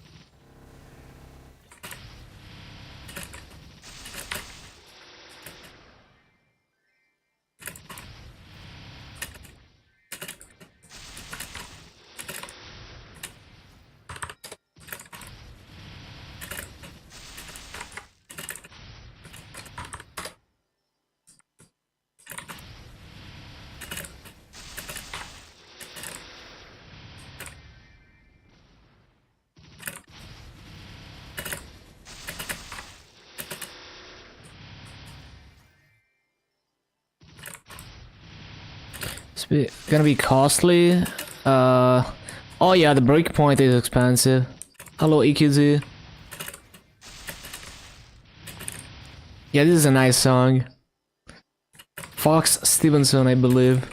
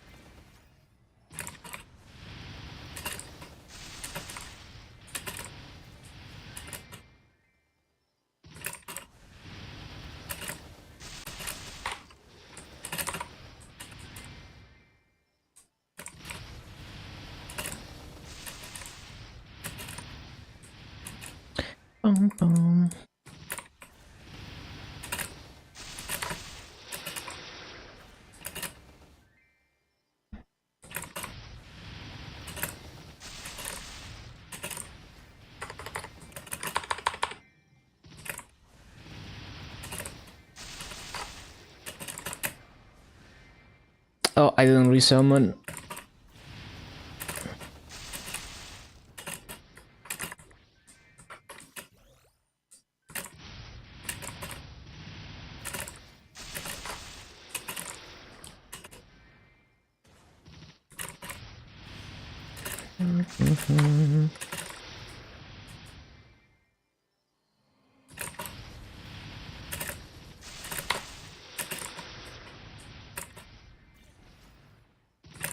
Looking good.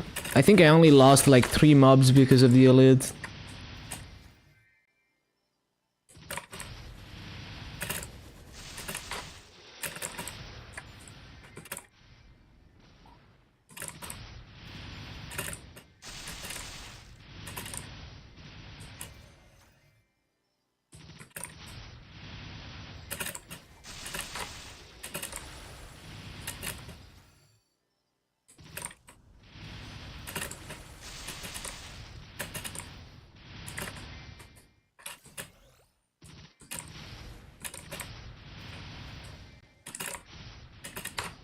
Oh, I forgot to use the other thing. Rip 1 mob.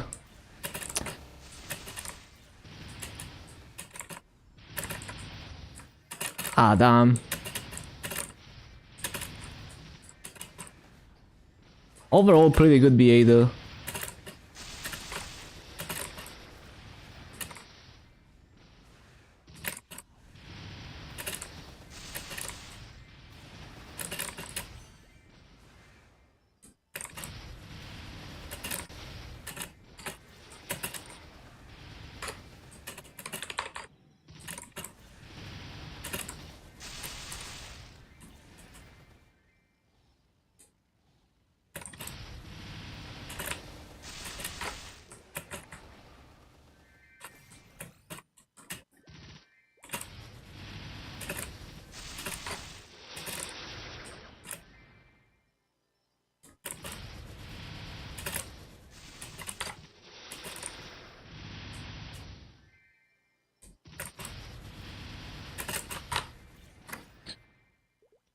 Okay.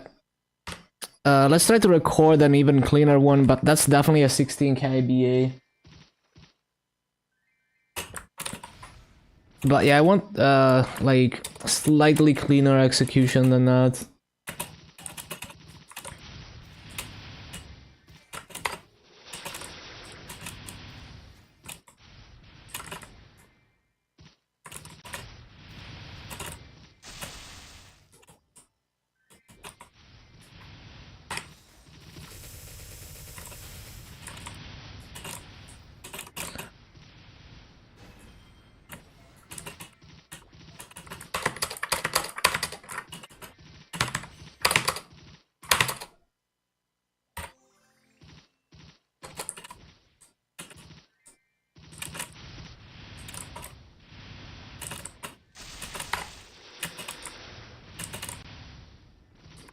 Just gonna wait for all my cooldowns to sync.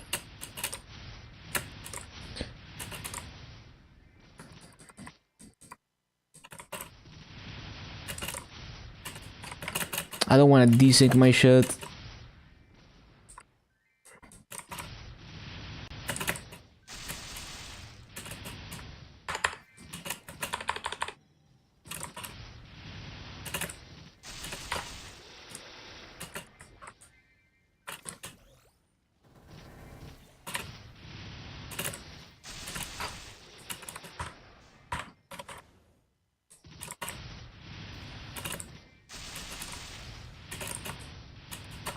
Not quite.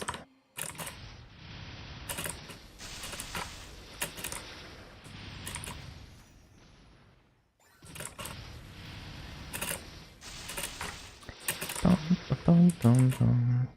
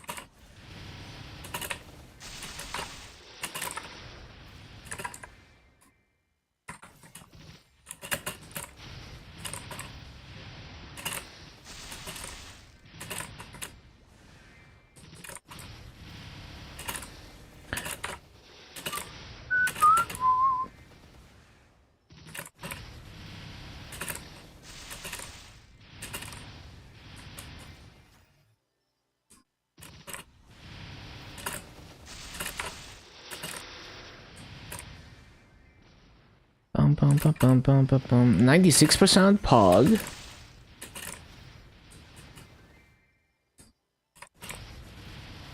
Yep, sounds good. Finally, Esfera.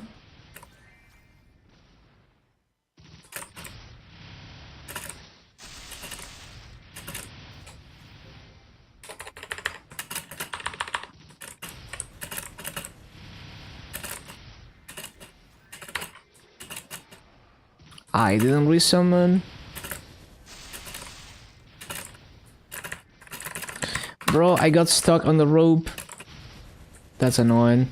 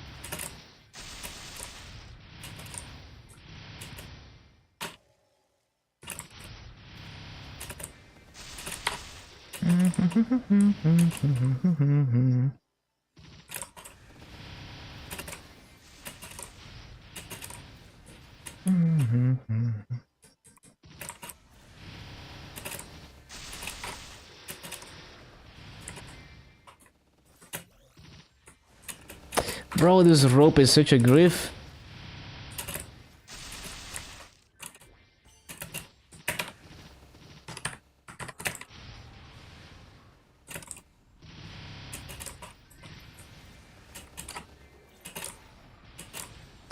Ba ba ba bum. Bum bum. Ba ba ba bum. Bum bum bum.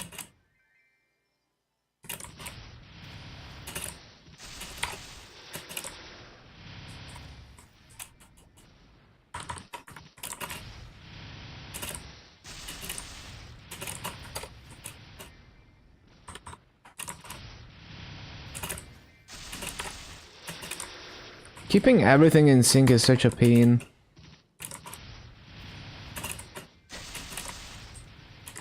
Because I get worse mobbing if the cooldowns are not lining up properly. Wait, I forgot to use this.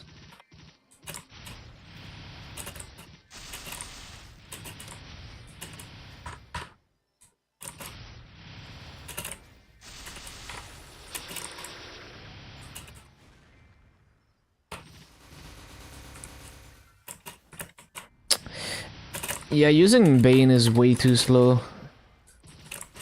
Also, I need to remember that it doesn't hit. Like, if the mob is at the bottom, it just doesn't hit from there. I keep forgetting that.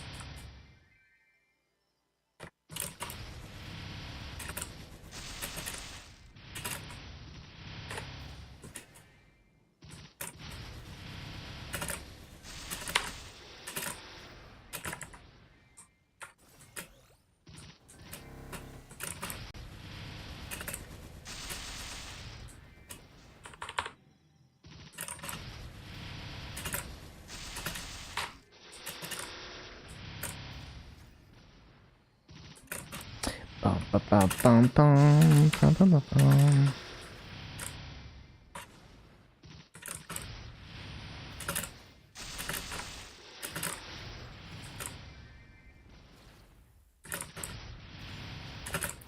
Bum, bum, bum, bum, bum, bum, bum.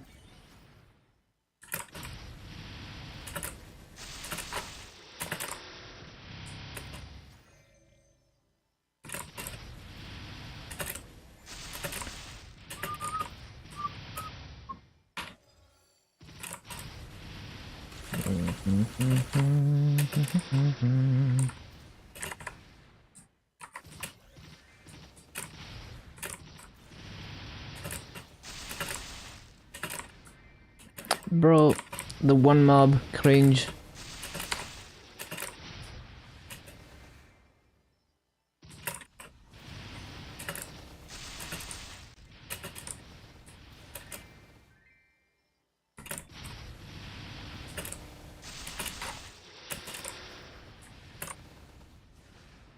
Bum, bum, bum, bum, bum, bum, bum, bum.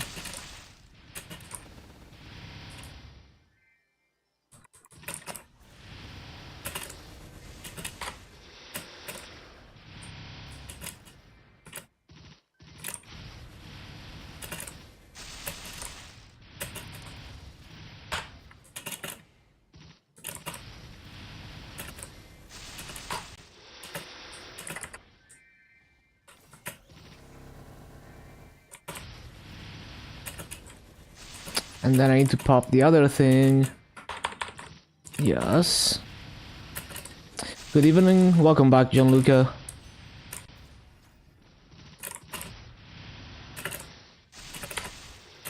And then this other thing. So many cooldowns, man. And they're all important.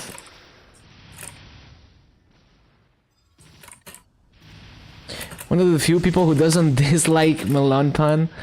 Or melon pan. Really?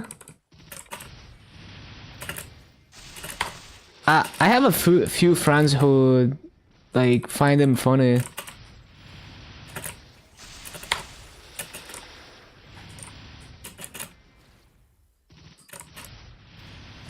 Yeah, Legion presets are gonna be all unlocked, free, always available. Oh, I forgot to resummon.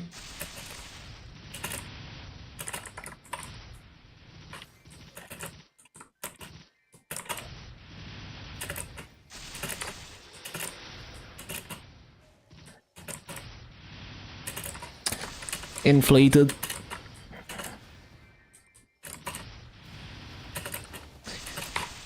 I mean, it's cringe on purpose, though. You know that's what it does.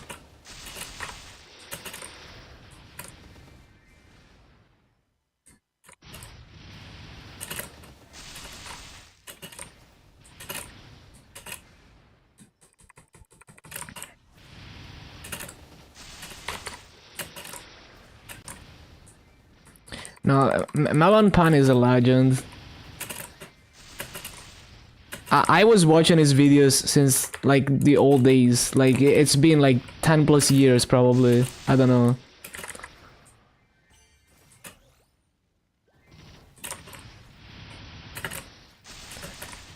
Yeah, absolute legend.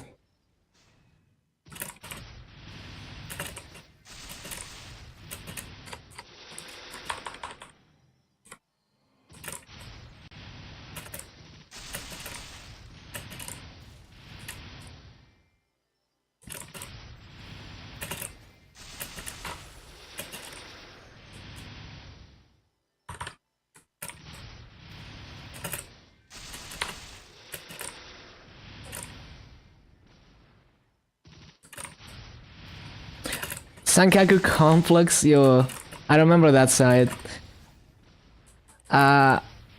Honestly, I find their articles cringe now, but it's also that well, they're monetizing the website a lot more than before, so I guess that's also why I don't like them anymore.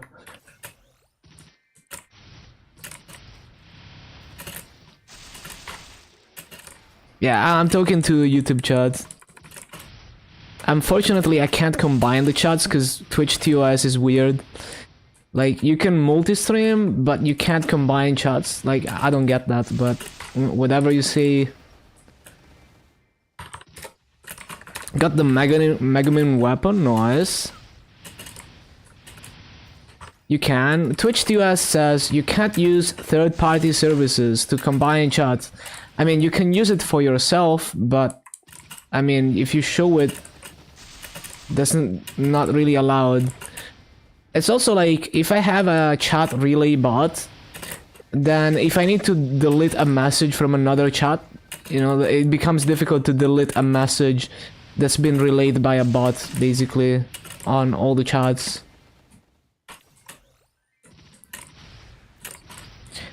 I am allowed to multi-stream. I checked the TOS.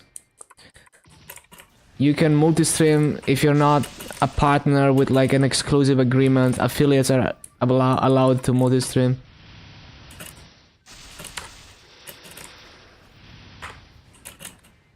And I'm not a partner.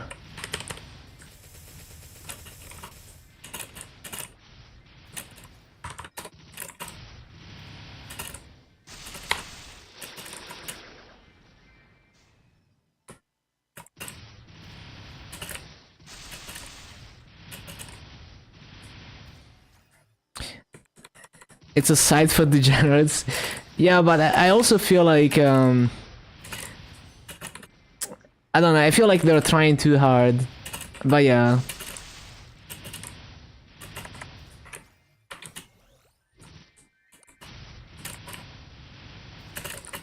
I used to like Senkaku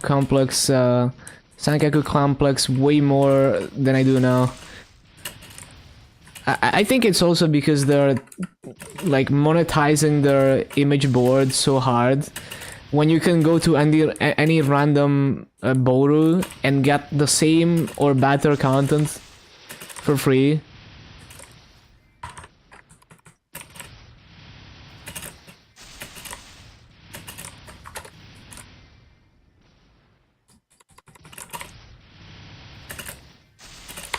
Yeah, but I just think like you can get the same shit on a random Boru for free.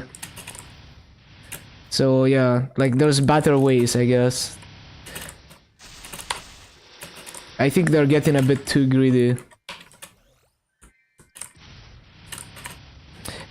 Am I against monetization? Not really. I just think like, I mean, it's not an issue for me because like I block all ads always, but you know, it's just like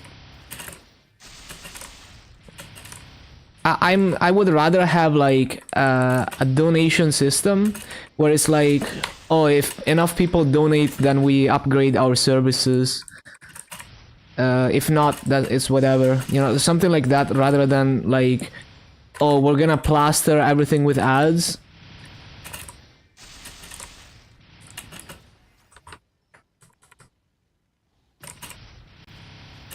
Never works. It does work though. Like, for example, Us, the rhythm game, follows that model, and it's still going like 10 plus years later.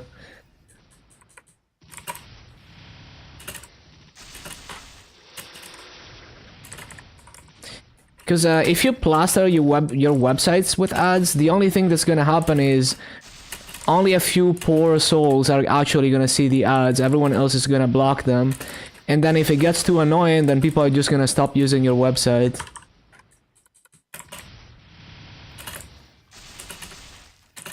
Yeah, there's Danboru, Jilboru, Yandere. There's like many Borus that are completely clean in terms of ads, or like very few ads. Service is good, you know, it doesn't take ages to load or anything. So there's like way better alternatives that don't need to monetize that hard. And like, even if you go to the main website, there's like literally every inch of the web page is ads. Like, if you click anywhere outside of the text, you're gonna click on an ad. It's like those free, like, pirate anime streaming websites where everything is an ad.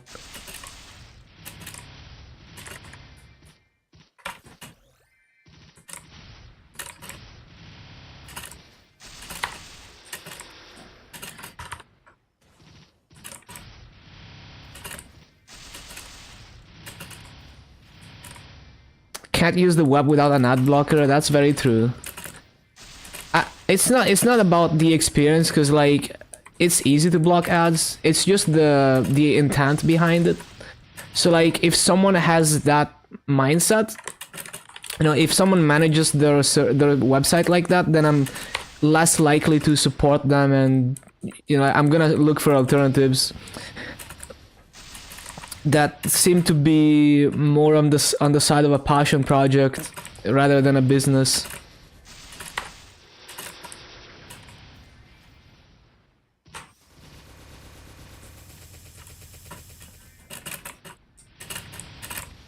So yeah, for me it's more about intent rather than, because like in practice I'm never gonna see your ads, but yeah, it's just the fact that you're thinking like that makes me not want to use your service.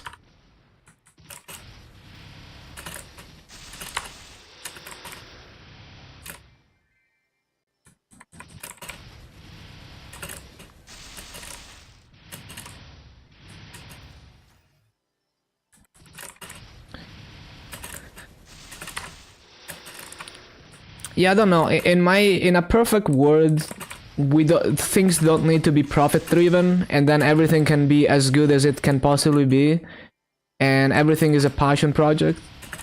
But we don't live in a perfect world.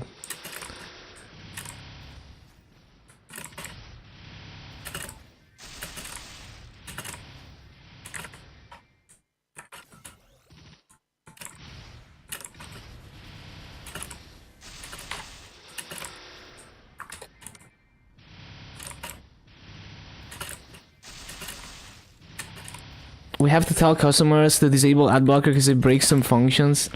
What kind of scuffed software that is that? Like, what kind of scuffed service is that it breaks with an ad blocker? Damn, that sounds annoying.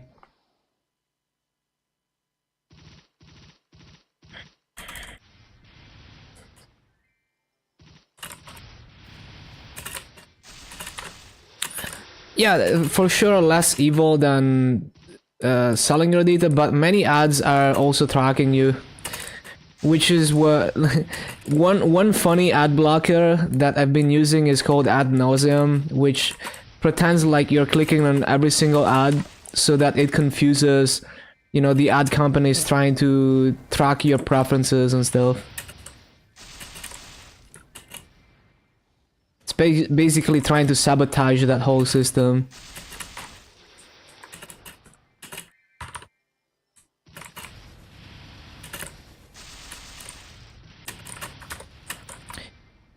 Yeah, I think, I mean, unless you're using something that's very Windows specific, you know, as long as you have the, if you're willing to get your hands dirty, you can always get a better experience on Linux if you put in the effort to customize it the way that you need it to work.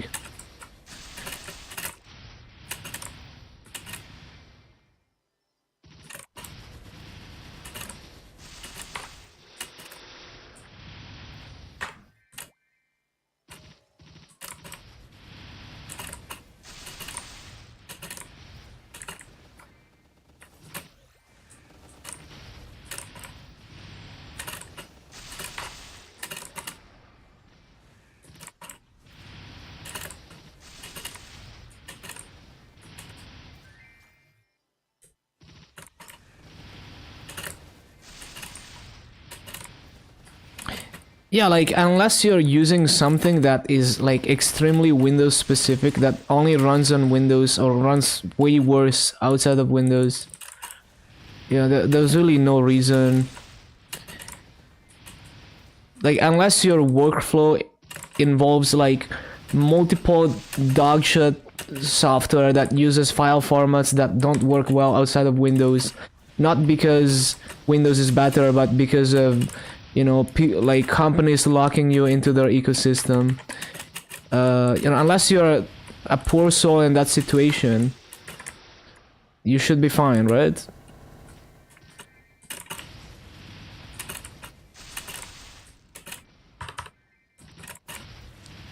Tell that to Naxon, yeah.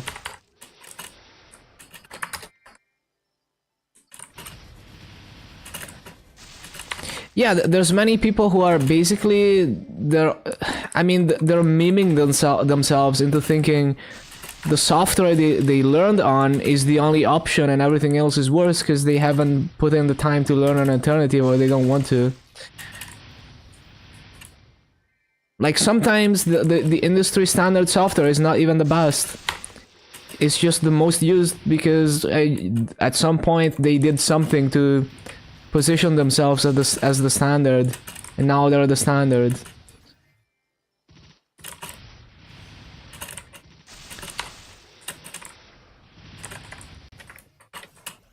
Like every school using Windows to teach people how to use a computer, obviously most people are gonna want to continue using Windows. They're gonna be scared of learning something new. It's just the human nature of like the path of least resistance.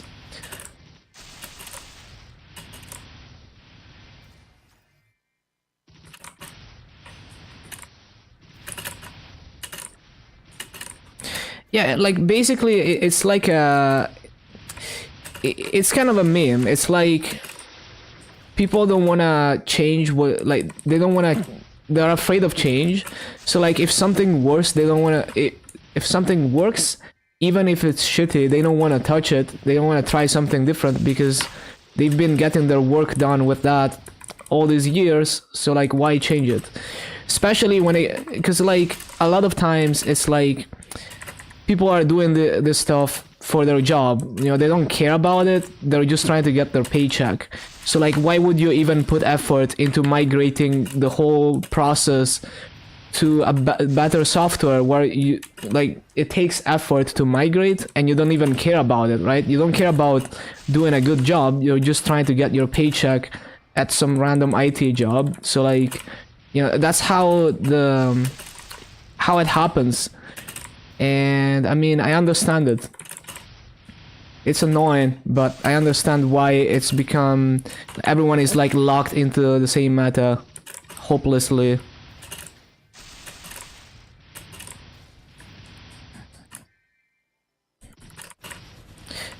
LaTeX better than Word. It's nice. I think like I can see why sometimes you would want an editor that's like what you see is what you get. If you're trying to quickly like write a document and you don't care about fine-tuning everything perfectly, you know, something like Word is good enough or anything similar. But if you want something like actually consistent that's easy to edit later, if you need to change the formatting and stuff, then you absolutely want to avoid a what you see is what you get thing, unless it's generating like good LaTeX code or something.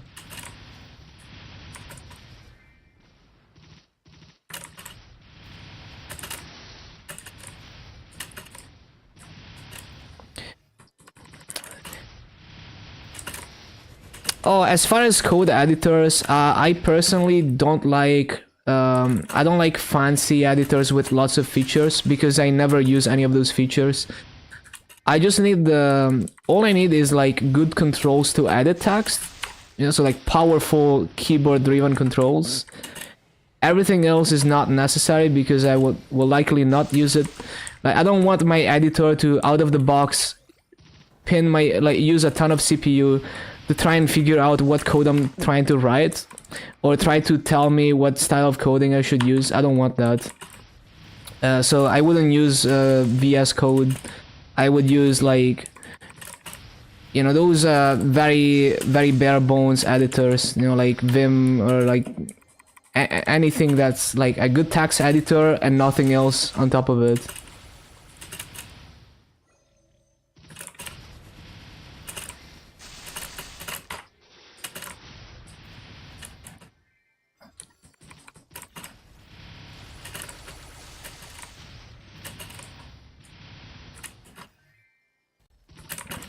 Oh yeah, you can automate citations. Oh yeah, for sure. There's so many useful things, and like, there's more overhead to writing LaTeX, so you don't always want to use that. Like, if you simply want to format something to look like that, and you're unlikely to edit it significantly, and it's just a quick thing, then what you say is what you get is the tool for the job. But if you're writing like a paper or a book, you know, maybe later down the line you need to edit something or change a citation, way better to use something like LaTeX.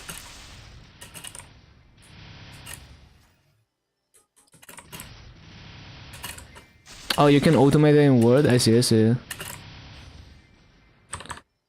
But yeah, it's just like, it's what you say, what you get. Once you start like trying to edit shit, you might have like hidden formatting shit, like maybe like a single space in the entire text has a bunch of styles on it that you're not aware of because you edited it a bunch, and they just like start, you know, like building up a bunch of unnecessary formatting hidden, and it becomes like really annoying to edit shit. So, but it's great for prototyping, right? It's way like faster iteration to see what it's gonna look like. You can edit it in real time and all of that. But it's also very messy when you wanna like really get it super consistent or edited.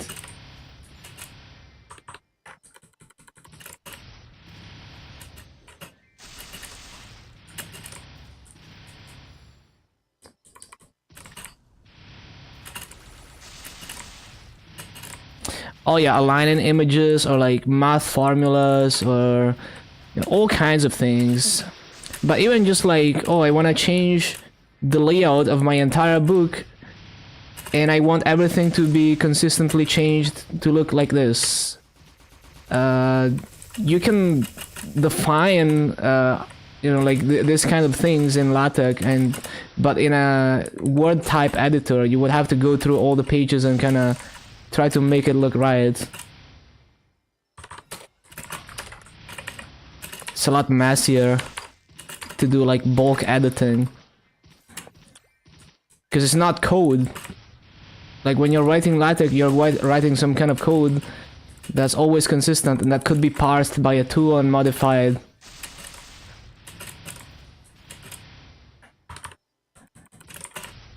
Honestly though, like 99% of the time, I would rather just write a plain text document with ASCII art than LaTeX or, you know, like a RTF, well, like a whatever the format is. I would rather have ASCII art than that. You know, like when I was writing, like when I was learning how to develop, like so I was making like these videos of like how to write bare metal in like a boot sector program in assembler. I just made like diagrams in ASCII art, and it was way easier and like way easier to write and manage, and it looked nice than just using like some proper software to do that.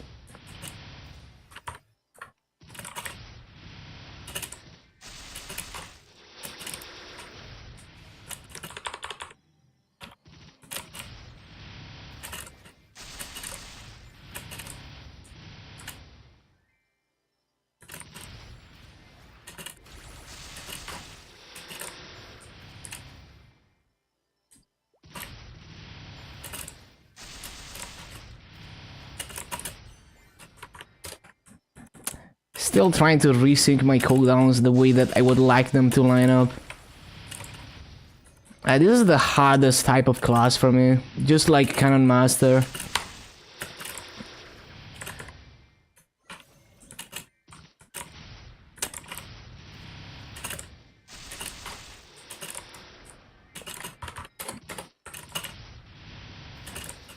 Like every time I CC, I have to spend like half an hour trying to get the cooldowns to line up perfectly.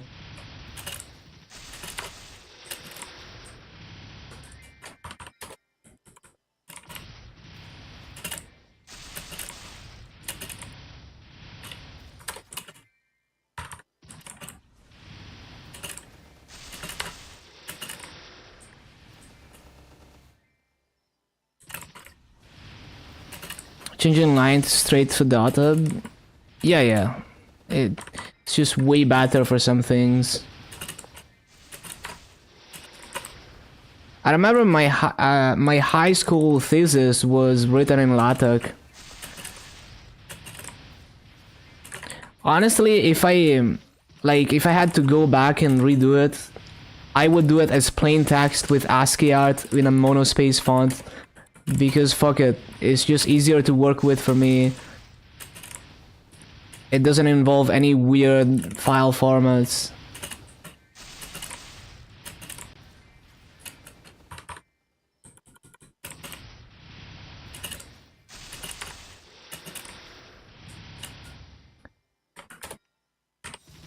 As long as you don't need anything like heavily like graphical. As long as you need to like literally show an image of something, it's good enough.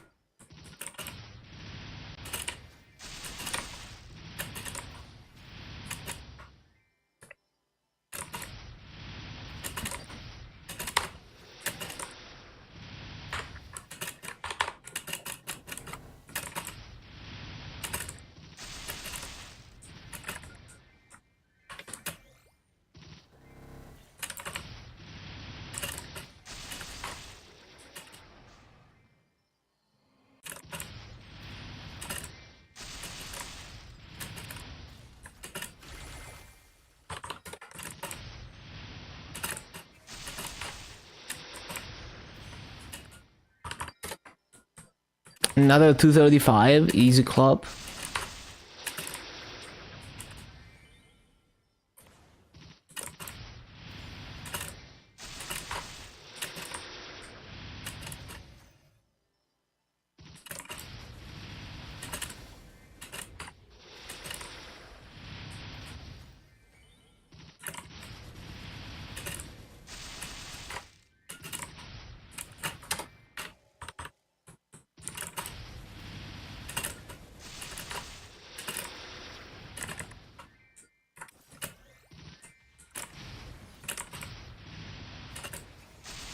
Wait, it's already down to 80% burning? What the? I feel like I've been here for 5 minutes.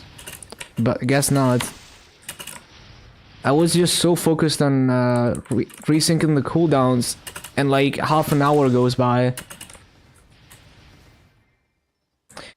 Also, I'm not on a coupon. I wonder how long I was not on a coupon.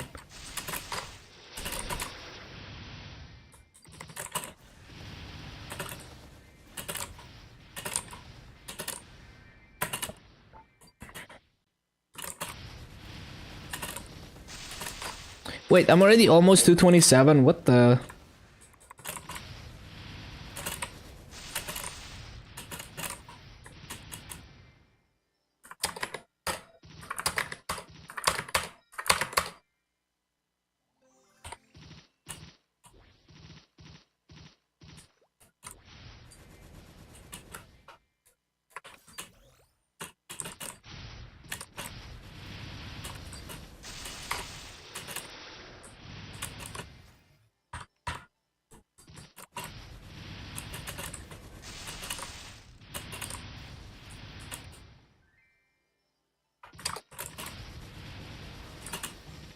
$227.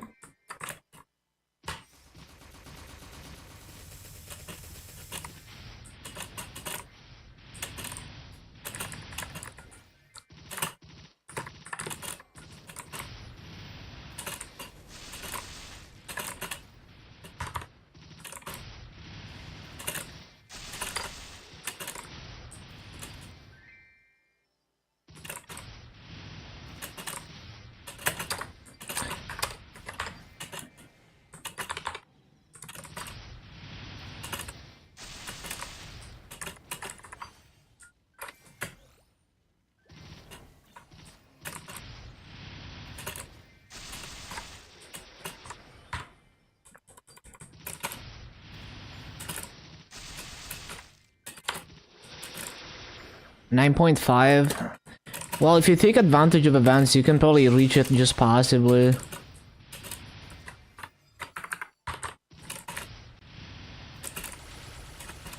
I keep pressing the wrong key.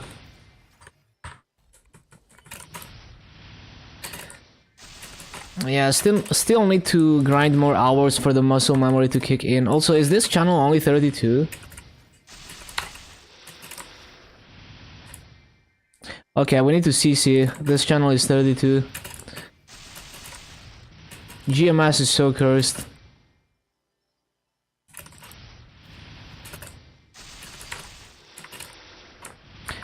Actually bootleg version of the game.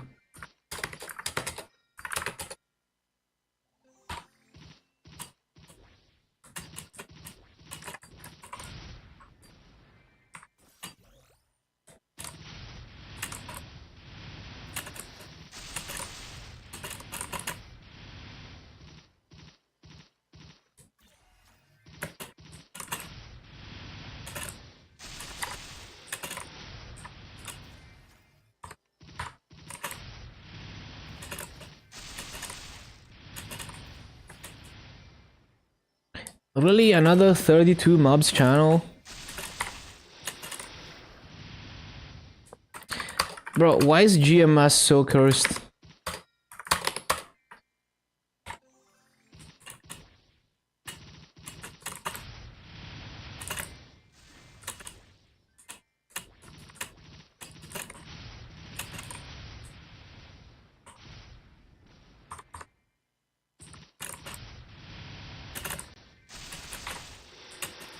Is this also... No, this one is 33. That's good. Very good.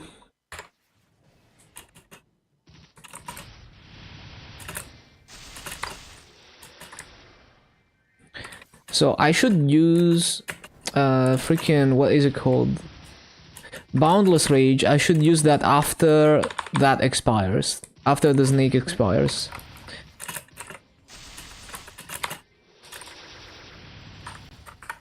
It can change. It's GMS being dog shit. It's supposed to always be 33, but for some reason on GMS, some channels are 32. There's also issues with instance maps and grinders. Some maps don't have the correct mob count.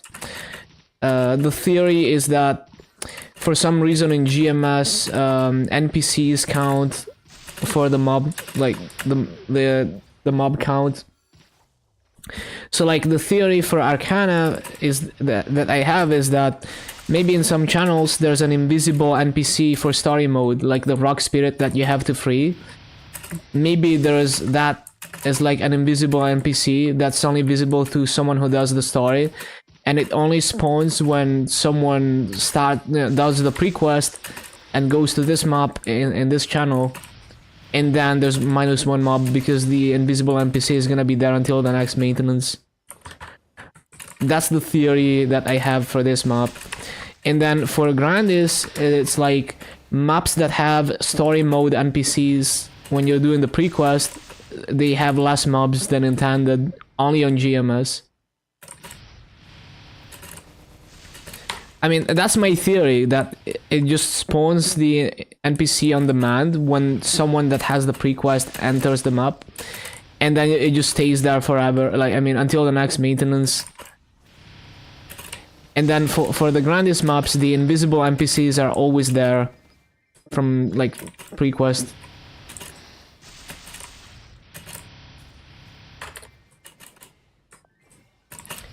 And like, it's not an issue in KMS, so I don't know how it even happened in GMS.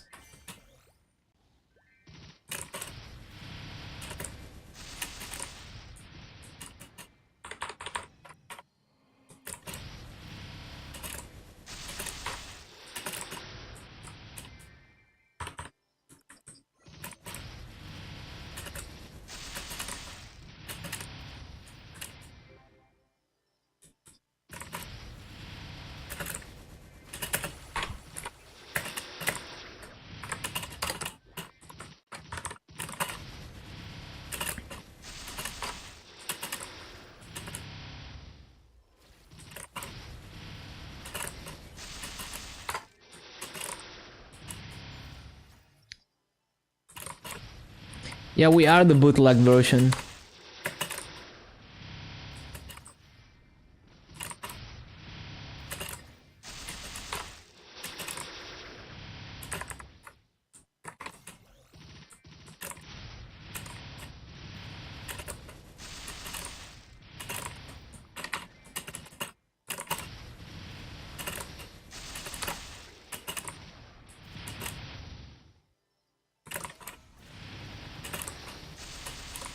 How can I count mobs? I use the BA. I look at the difference in mob count between spawn cycles.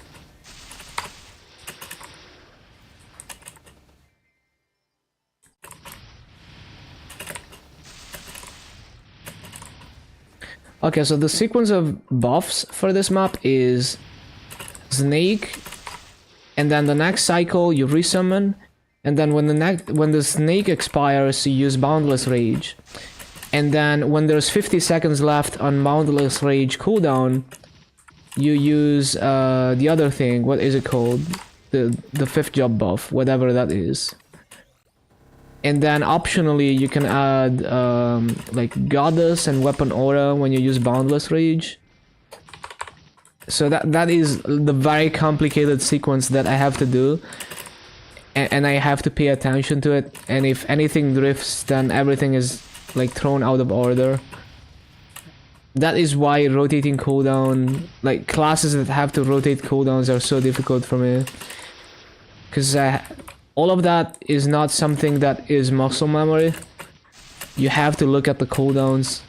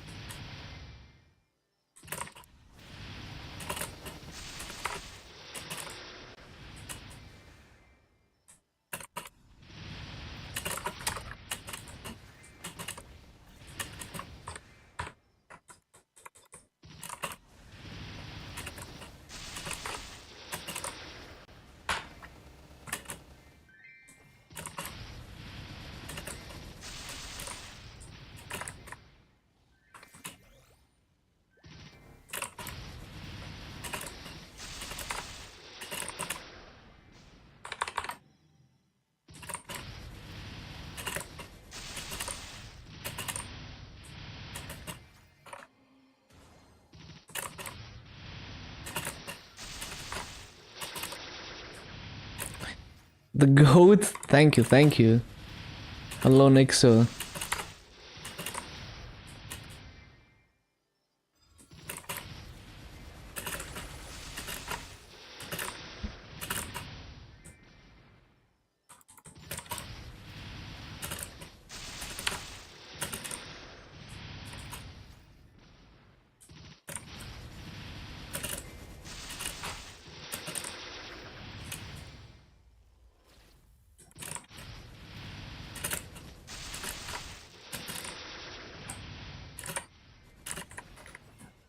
Almost missed the mob. Cringe.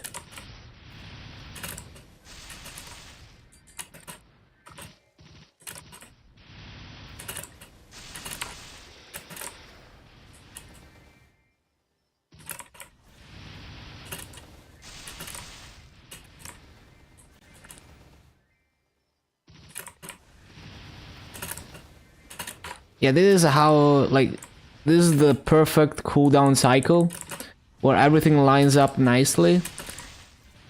If I mess up one thing, I have to spend like half an hour resyncing everything this way.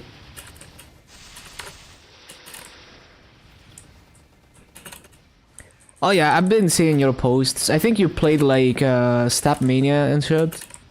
Like Osmania, maybe.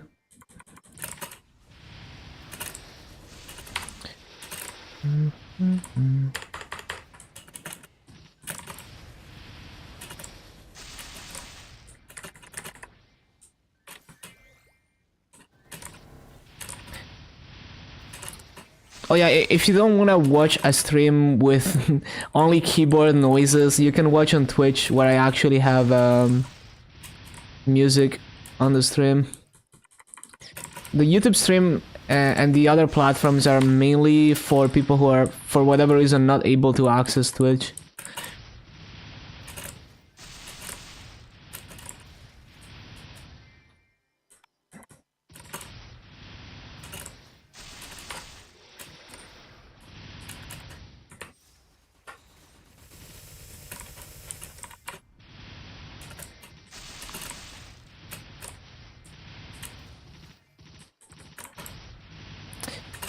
I don't think it's that often. Yo, thank you for the follow, Nixo.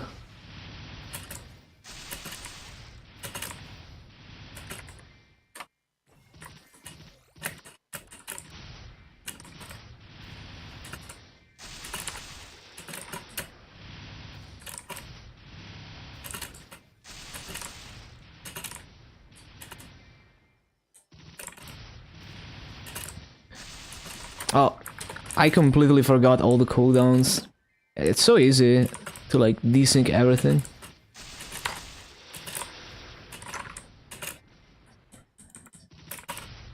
Well, basically I just have to wait for the next snake and then just use the cooldowns in the correct order, and then everything is resynced.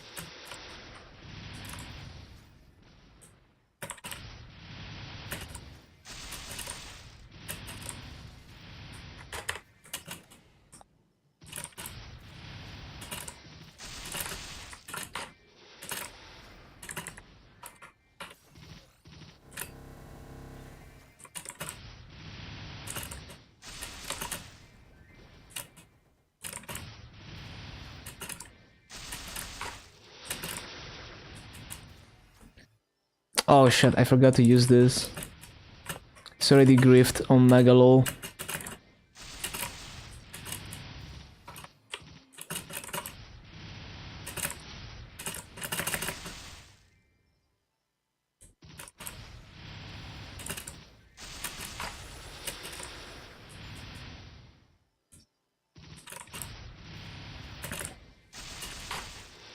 So at 50 seconds left on Boundless Rage, I need to use whatever it's called.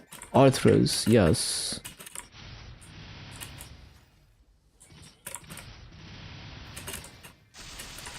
Which it should be right after this fountain.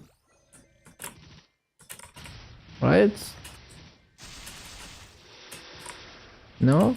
Okay, maybe not. Well, it would be if I used it on time.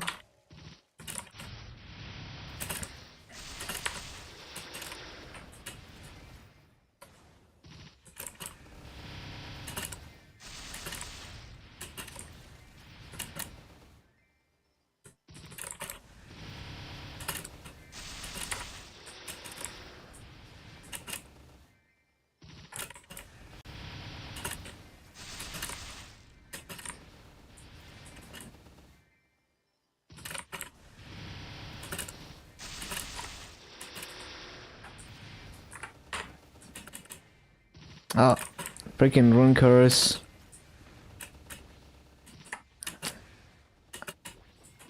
Freaking griefed.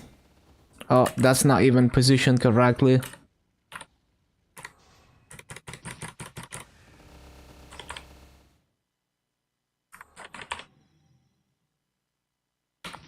I hate runes.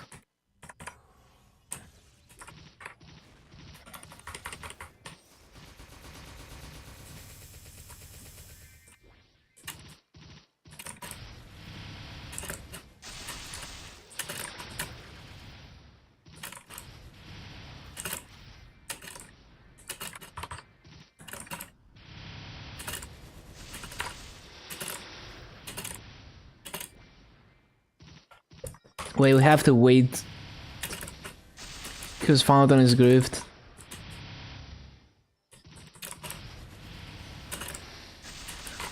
This might be one of those classes where I use live split to like time buffs and stuff.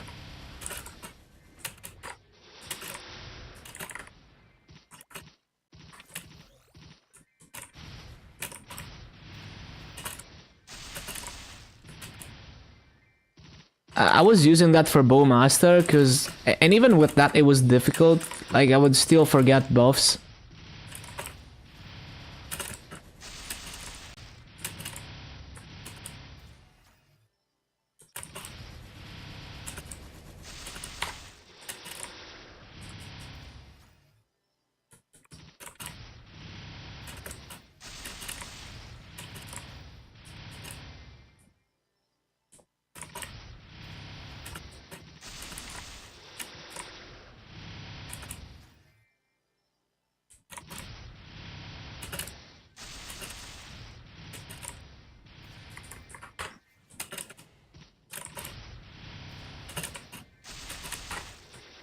So it's like snake and then fountain.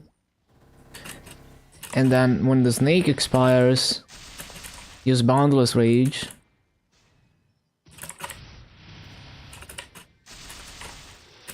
So use boundless rage now.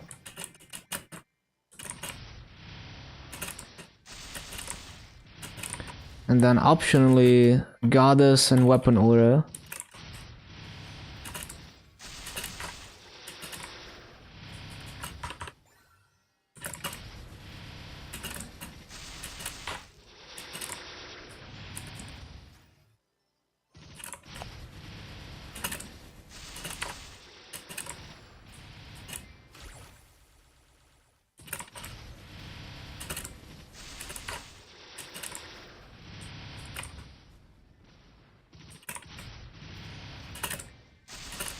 And then after fountain, oh, I got stuck. Rip, grift. After fountain, I guess it's like one cycle, yeah. Use this, one cycle after fountain. I could use it immediately, like boundless rage already expired. But it's a good visual cue to check that boundless rage is like under 1 minute cooldown.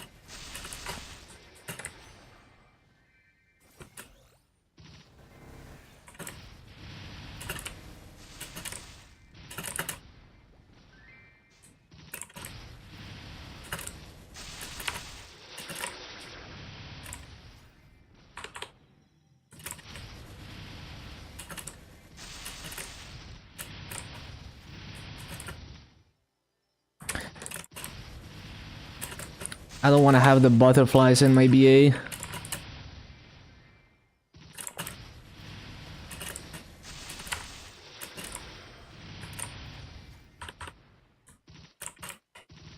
Bruh.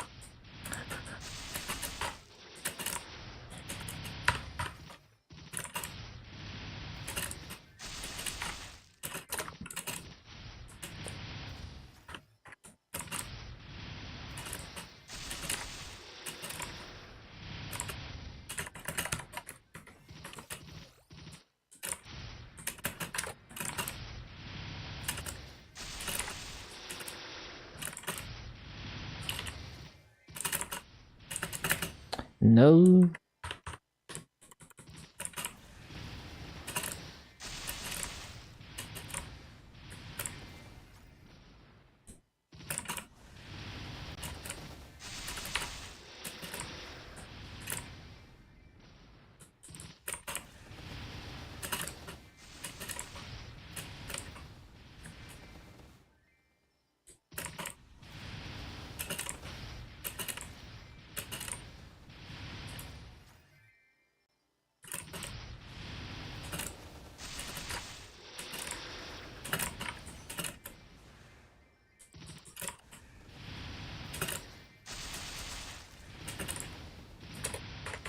Not exactly how it's supposed to go.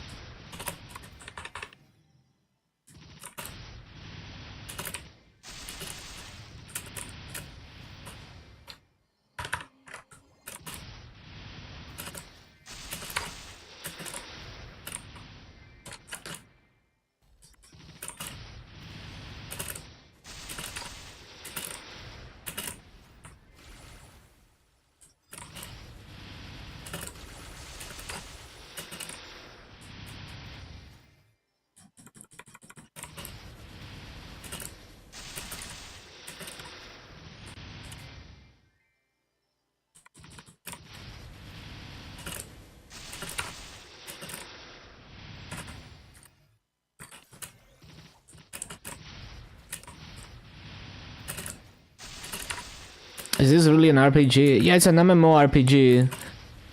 But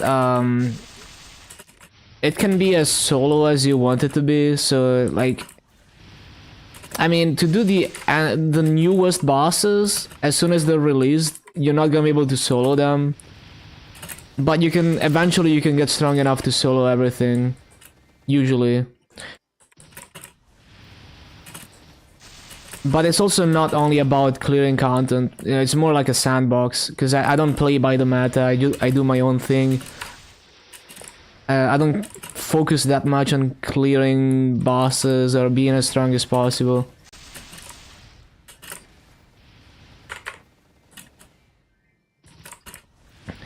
Yeah, I like Maple because the combat system is so different from your traditional MMO. It's way more fun to grind in Maple than other MMOs.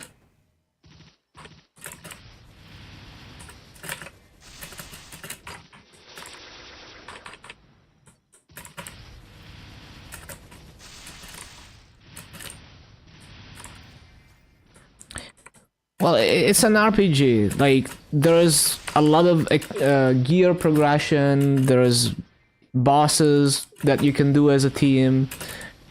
There's quests, you know, all kinds of things. There's levels, EXP, all of that.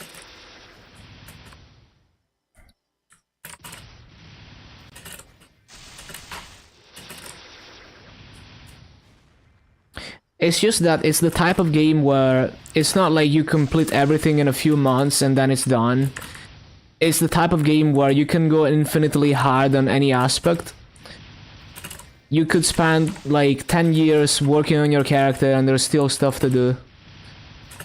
Or there's still like, maybe you're one of the strongest people in one class and there's like 50 other classes to, like 40 other classes to explore. Or like, yeah, there's like all kinds of things, right?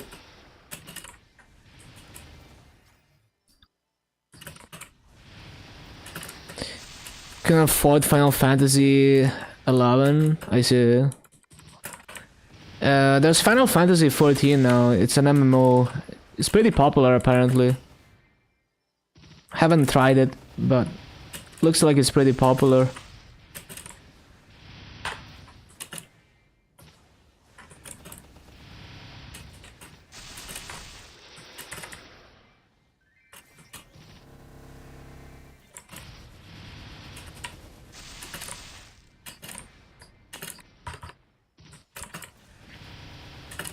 The Doomers.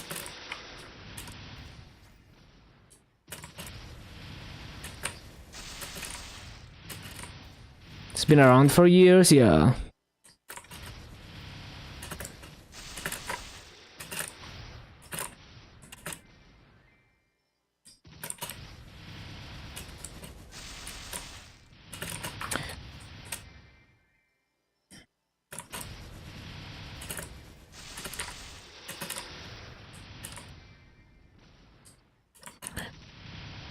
$10 probably.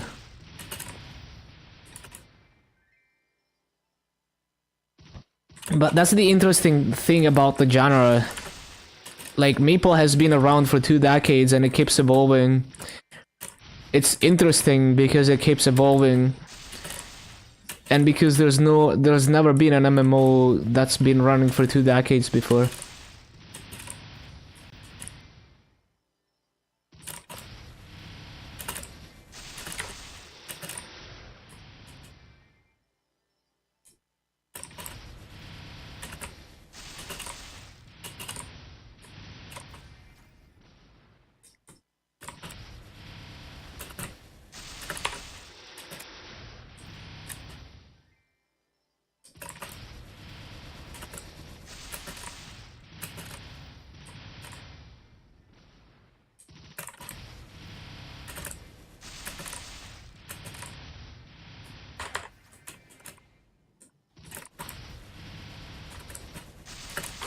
Yeah, we do have a few, but I mean, like, you know, this is the first generation of MMOs that does that. So it's, you know, uncharted territory.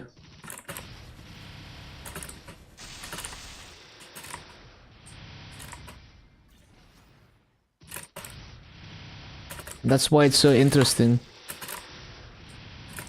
Yeah, Ragnarok is another one. But the thing with Ragnarok is it doesn't look like it's evolving nearly as much as like Maple, for example. I mean, I don't know, like I haven't looked too closely, but it looks like it's been stale for a while.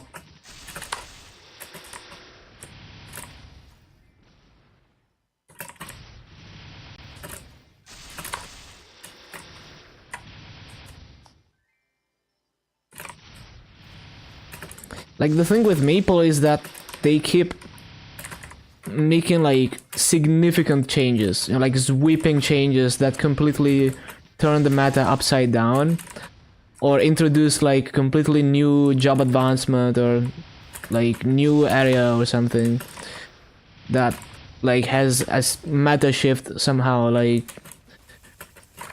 you know, like when they introduced the level 260 plus areas, they decided to make the mobs way tankier than previous areas, and all of a sudden you need to be giga strong to grind when that wasn't an issue before. And sometimes they introduce new upgrading systems and all of that. Hello, Abby.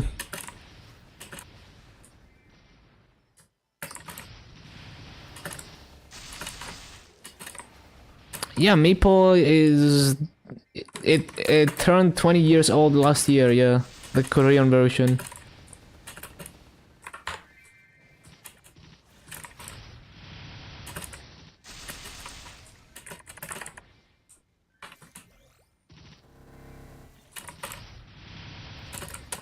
Icebreaker? You mean like Thunderbreaker? Is that the class you mean?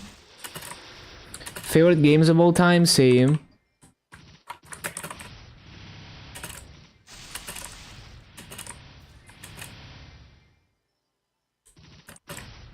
Yeah, but do you mean Thunderbreaker? Like what class exactly? Because Icebreaker is not a class. So maybe you mean Thunderbreaker. I'm just making sure that's the class you mean. But if you mean Thunderbreaker, that's a Cygnus Knight. So you would choose Cygnus. And then when you reach level 10, you talk to Hawkeye, which is the master for Thunderbreaker.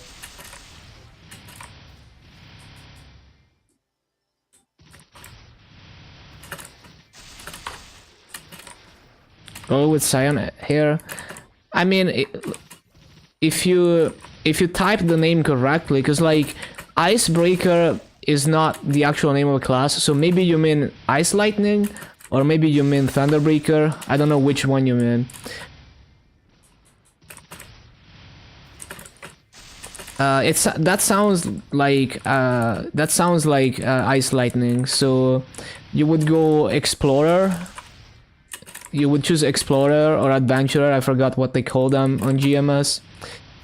And then when you get to level 10, after the tutorial plays, you know, you go to Elinia, you choose to be a mage, and then later at level 30, they ask you if you want to be Ice Lightning, Fire Poison, or Bishop.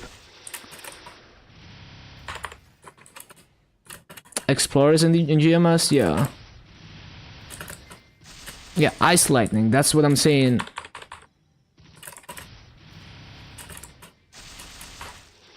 Oh, I forgot to resummon.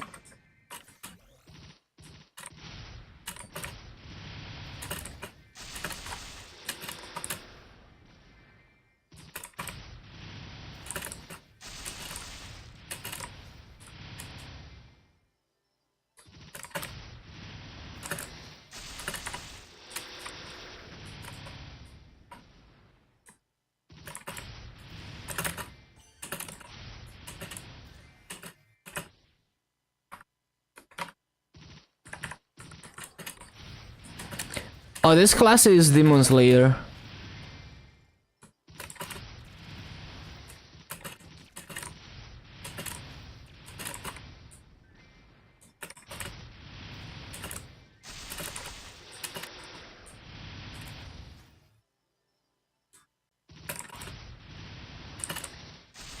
Looks strong.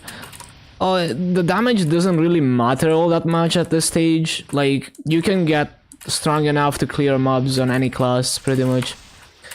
But just in general, for most players, the damage gap between classes doesn't matter too much. Because you can be strong enough to clear most of the bosses that you're realistically... I mean, all the bosses that you're realistically gonna do. So you should focus more on what class is more fun to play, rather than which class is the strongest. They also rebalance classes very often. So even if you pick a class that seems weak or seems strong, that might change very quickly. So I wouldn't worry about that too much.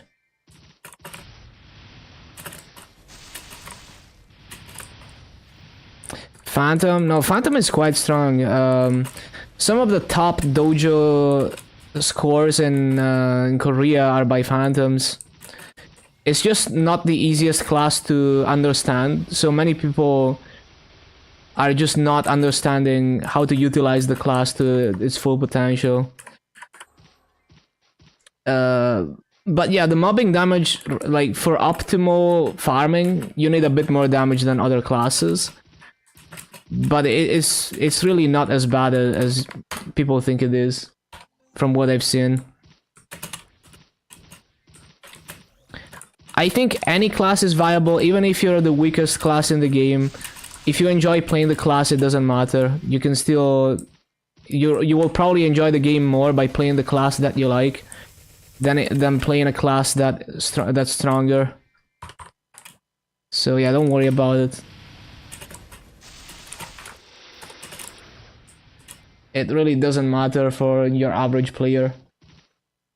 Unless you want to be one of those giga whales who are like 100k stat, the strongest person in the game, trying to clear the newest boss as soon as possible. Unless you're one of those people, it doesn't matter. And even then, it's more important to play a class that you like and that you're good at playing.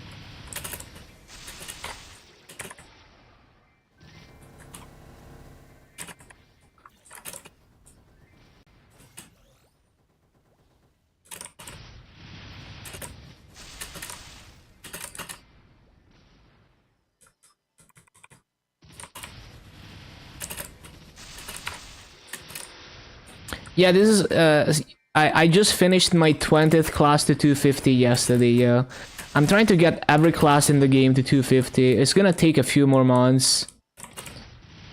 So I'm gonna reach 10.5k Legion before the end of this year, and a few months after that I will have every class to 250 most likely, and then I'm gonna start going for 260, and then I'm gonna start going for 270.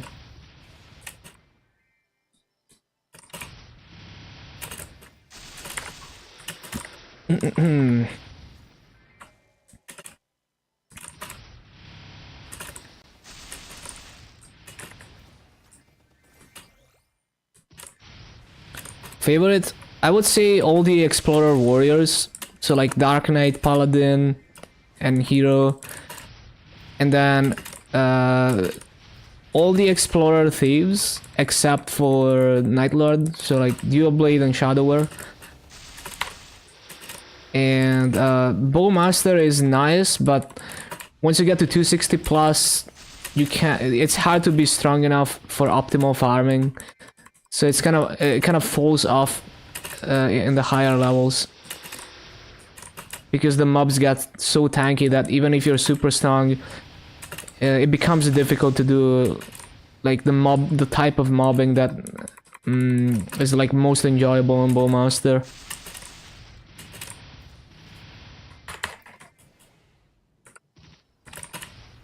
Hello, Tutan, welcome back.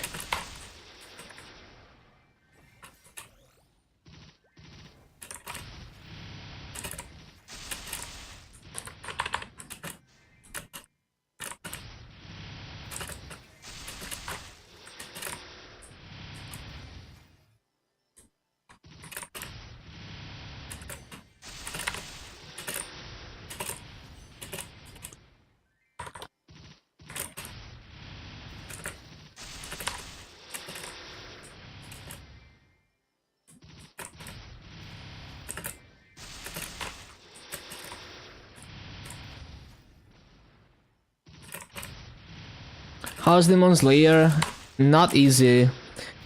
I mean, I can get I can get past the like it feels clunky at first, but you get used to it and it's not so bad. But the hardest part for me is I have to rotate cooldowns and they have to like be in a like ideally in a certain sequence. And it's easy to forget to press cooldowns because I have to look at my quick slots and stuff. So yeah, the fact that I have to rotate cooldowns to get a little bit more mobbing potential makes it very difficult for me because I have to constantly pay attention. I usually don't have to pay attention, it's usually brain dead when I'm grinding, even when I'm doing the sweaty rotations. So probably one of the hardest classes I've done. Same type of difficulty as like Cannon Master and Mechanic. I found those difficult because I had to rotate cooldowns and at the same time I had to micromanage summons. This one I don't really have to micromanage summons, but there's a lot of cooldowns that I can rotate to clear mobs more reliably. But yeah, at the same time it's not easy to remember and pay attention. You subbed? Thank you, thank you.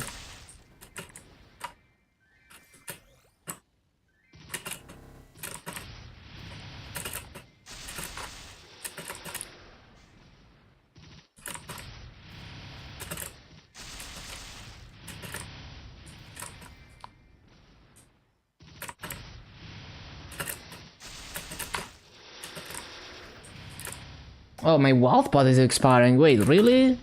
Wait, it's been 2 hours since I got back from dinner. That's crazy. It feels like like half an hour.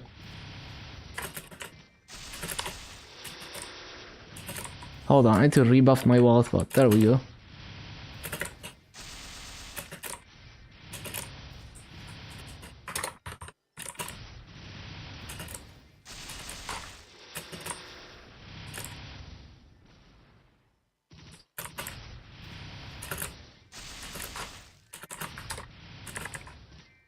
Always forget cooldowns.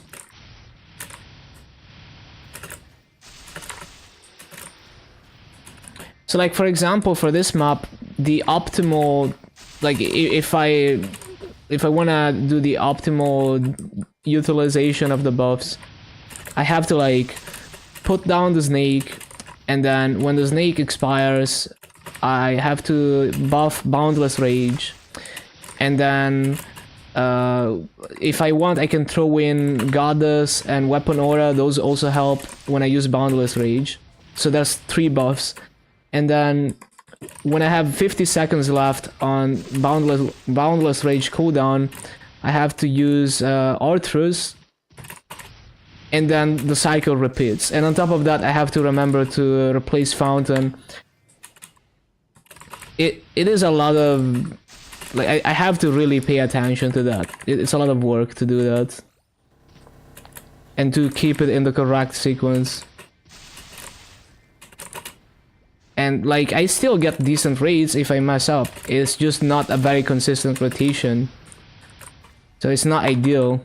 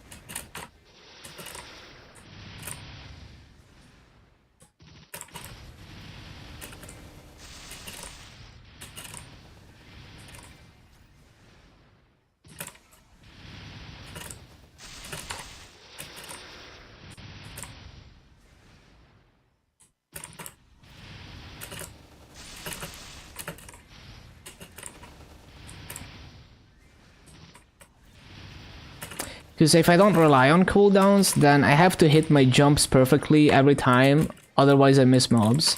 If my cooldowns work and I mess up a jump, most likely the shit that procs with the cooldown is gonna kill it.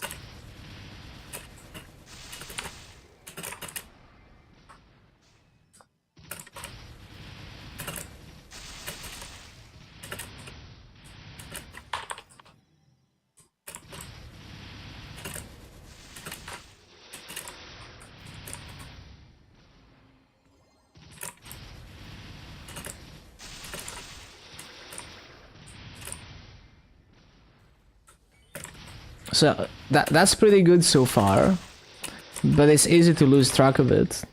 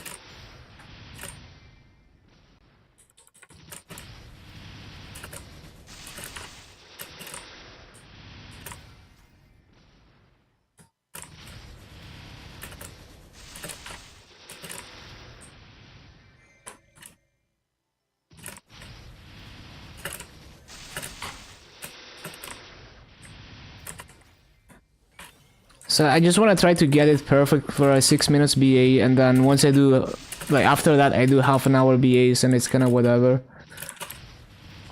if I mess it up.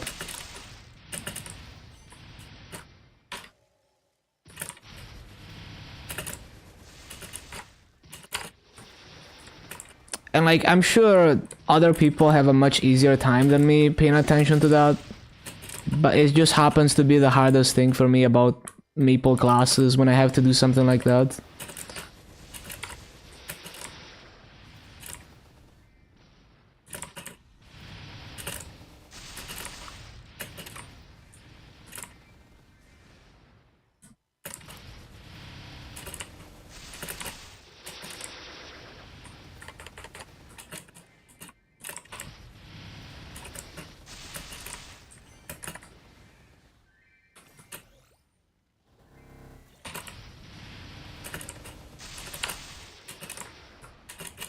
Need to pay attention to the BA so I actually stop it on 6 minutes.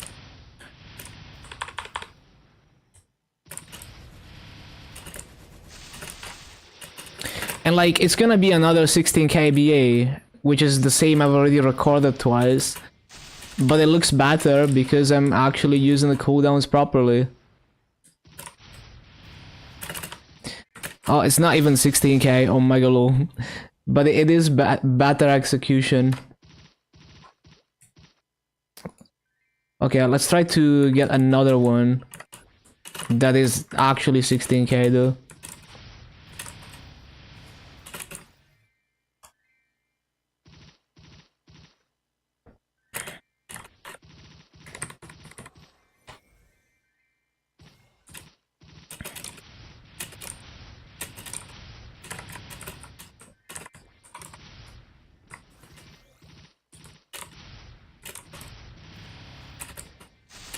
Snino a good grinder? I think so, yeah. Like, I mean, I don't grind on Frenzy, but the raids that he's doing are on the high end of Frenzy raids. It's like basically the best raids you can do on Frenzy.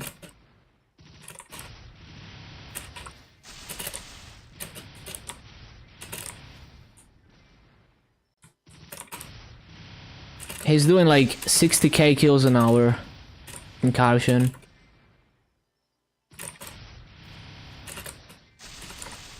$25% EXP nerf? No, I'm pretty sure in Karshan that's not a thing.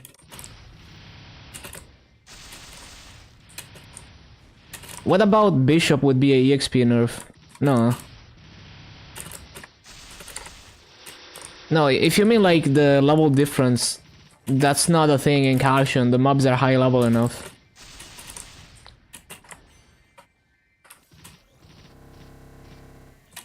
Comes with Holy Symbol? But why would it be a nerf? It's a buff. Like, he's got more percent EXP than other people.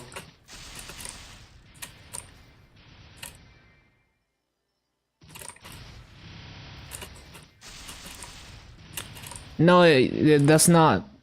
No, that's not a thing. It simply gets more percent EXP than other classes. So at the same kills per hour, you get slightly better EXP, but it's pretty small.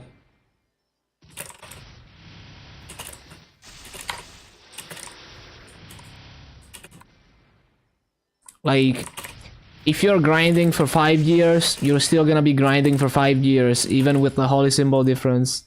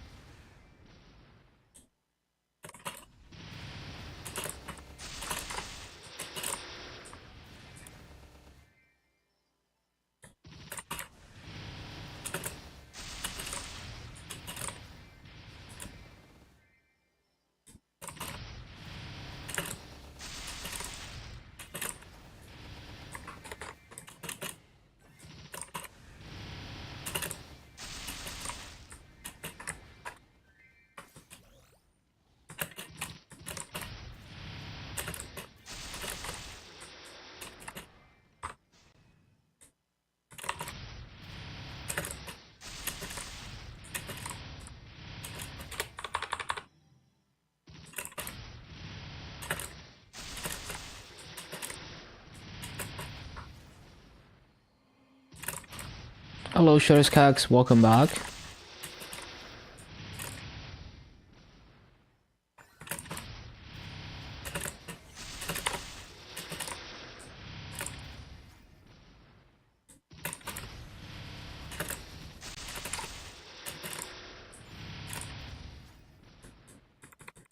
Yeah, just trying to get better execution on my rotation in this map. Trying to make it cleaner, not forget any cooldowns.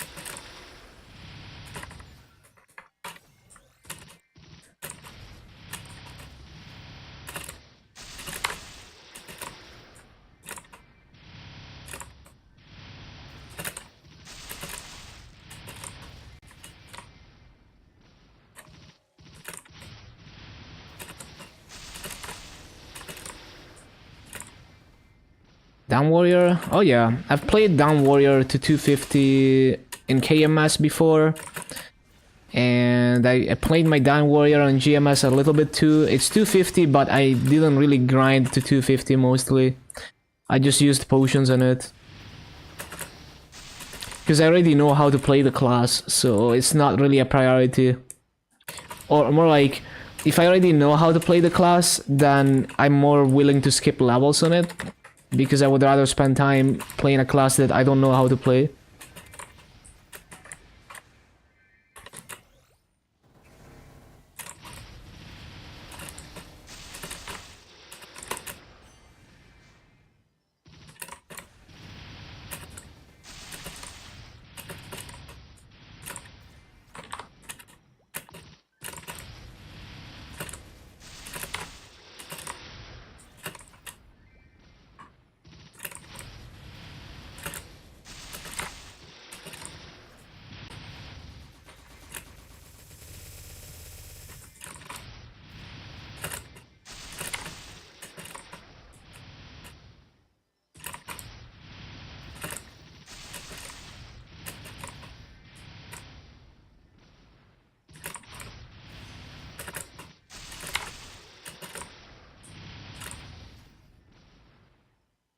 $727 when you see it. And my mob count was 727.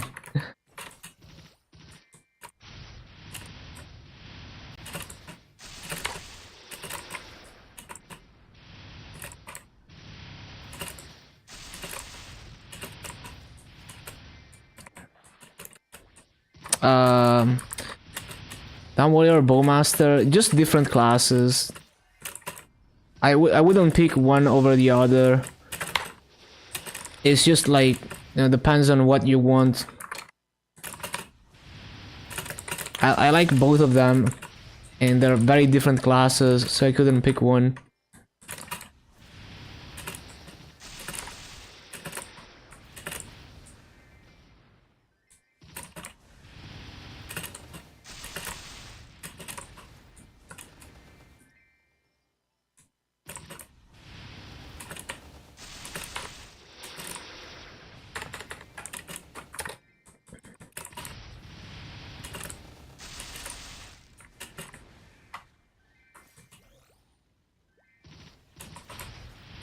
If I needed to main one, I don't main a class, I main Legion. But I would say Dawn Warrior off burst in bosses feels worse. Even though it's probably like better, I mean it's definitely better damage output than a Bowmaster. I would say Bowmaster feels better off burst. I don't know, it's just the main attacking skill feels clunky off burst on Dawn Warrior. It's not that it's bad, it just doesn't feel as nice as sliding around with Hurricane.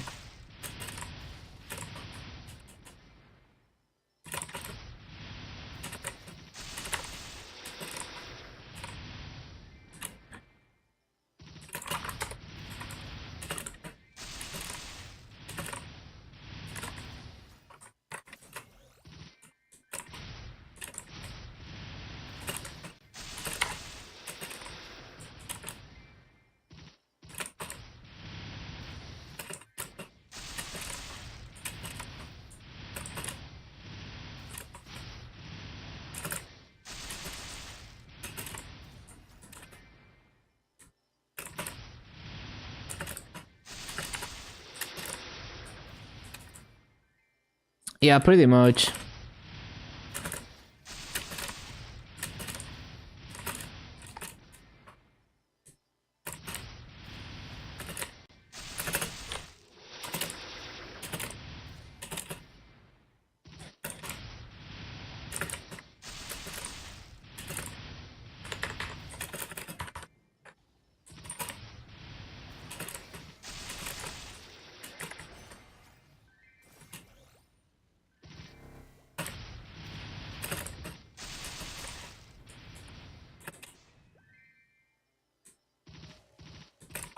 No, that is the wrong skill.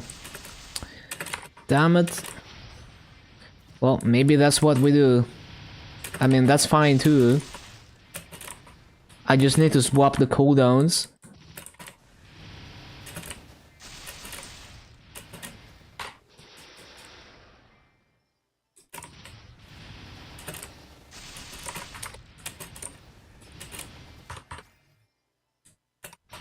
Oh, I did do Pathfinder to 250. It took me many hours to get used to it. It felt very clunky at first. the way that the mobbing macro works. But after a while, once I got used to like utilizing swarm shot as best as possible, utilizing the macro better, I would say it's pretty average. Like the mobbing is average, and it doesn't feel too bad to farm on. And I think the movement is probably pretty nice for bossing. I haven't bossed on it, but I love the teleport. I think it would be great for bossing. But yeah, not the easiest class to learn and play to its full potential. At least for me.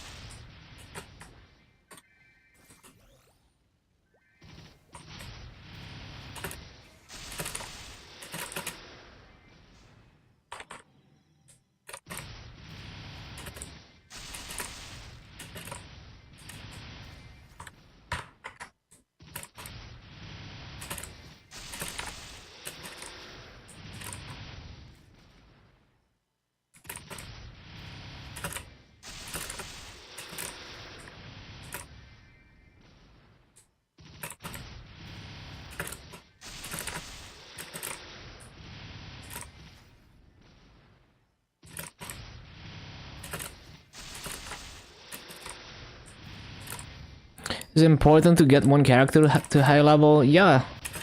Because if you get strong, if you get access to the higher level content, you have way more experience with the game. So you have more experience with the bosses, like you're doing more bosses. You have more experience with grinding in the high level areas. So you have more game knowledge to make a better choice. To like you know what classes are better than if you didn't experience the game to a significant extent. So maybe your opinions on classes would be different if you were familiar with like the end game bosses or the high level maps and how tanky mobs are there. And also you would have more resources, so you have one strong character that is doing bosses and is able to farm massos more efficiently, so that you can save up massos to fund another class faster and more easily than if you didn't progress significantly.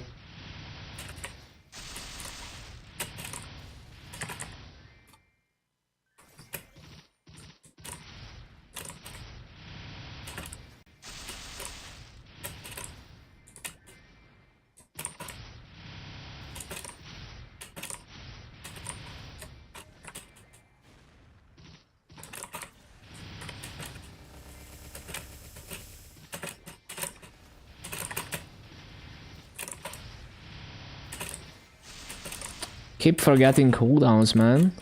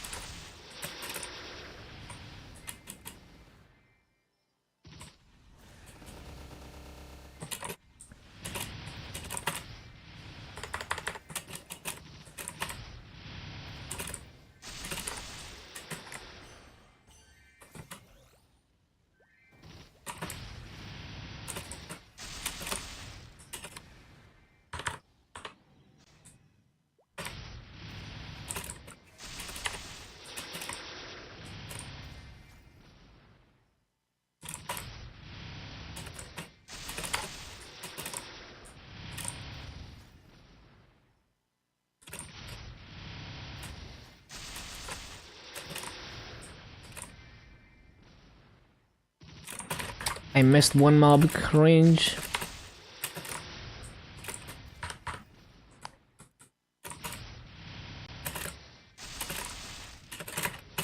Bro, flash jump.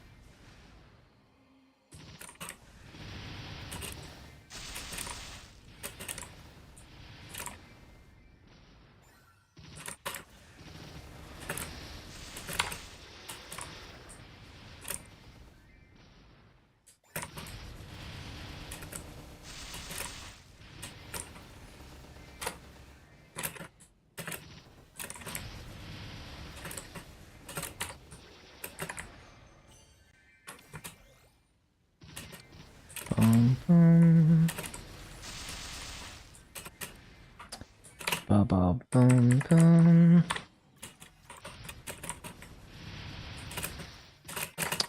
So laggy. Oh, it's already 80%. What the? I've been in this channel for half an hour, bro.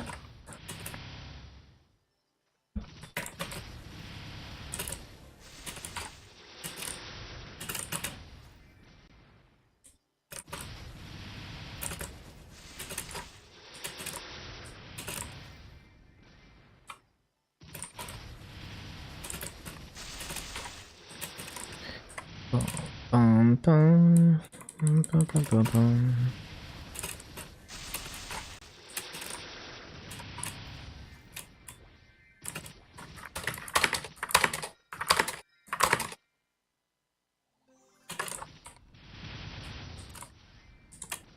I guess I should check the mob count first.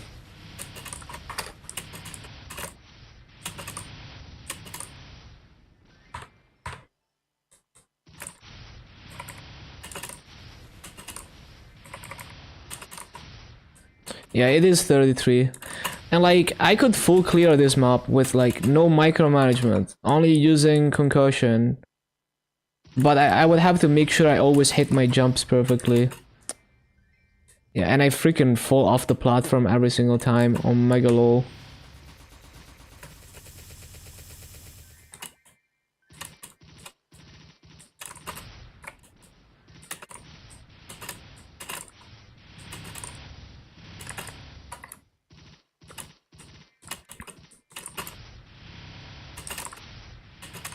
Like, you could do that. And it does full clear. If you're strong enough. It's just easy to undershoot mobs. I guess I could record a rotation like that as well.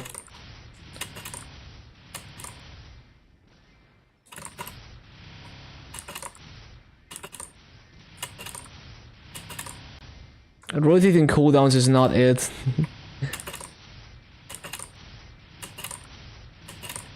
So I'm gonna record this version as well.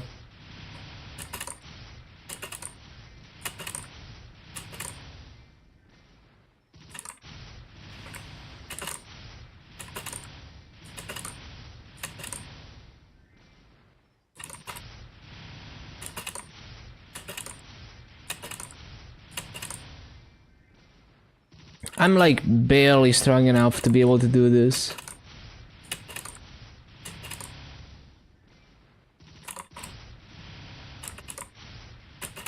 Like legit, it's easier for me to hit these jumps perfectly than to rotate cooldowns. The only issue with this is that I have to remember to loot, which I guess is also difficult. Not as difficult as all the cooldowns, but because like when I do the other thing, I loot when I resummon Fountain.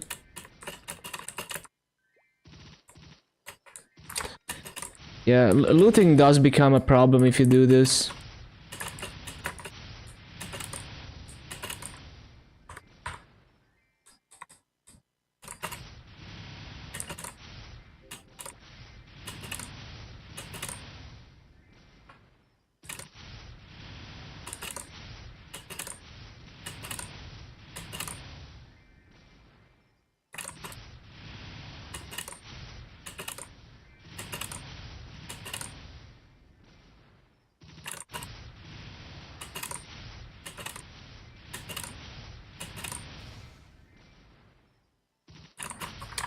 think I missed the mob, yeah. Cringe.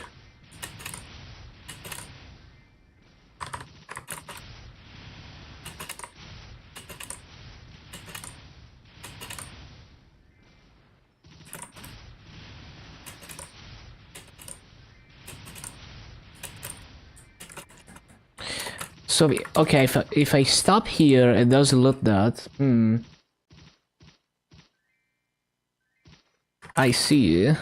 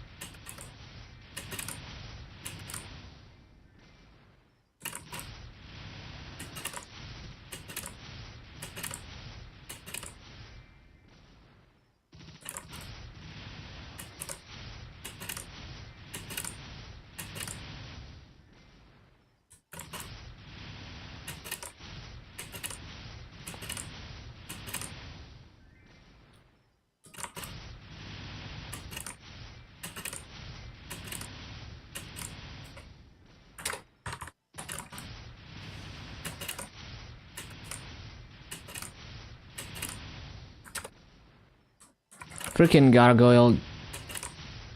I don't want this in my BA.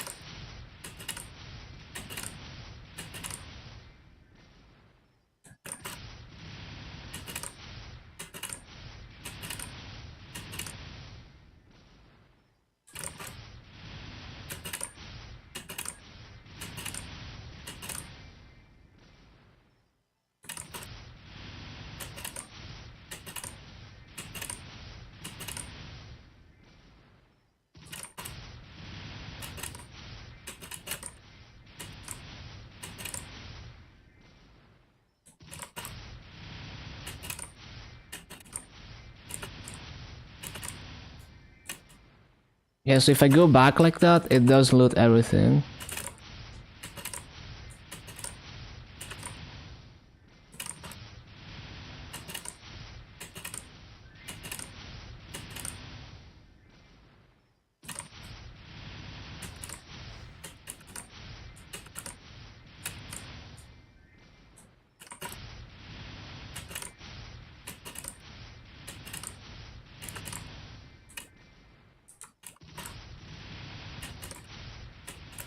Oh shit, I almost fell off.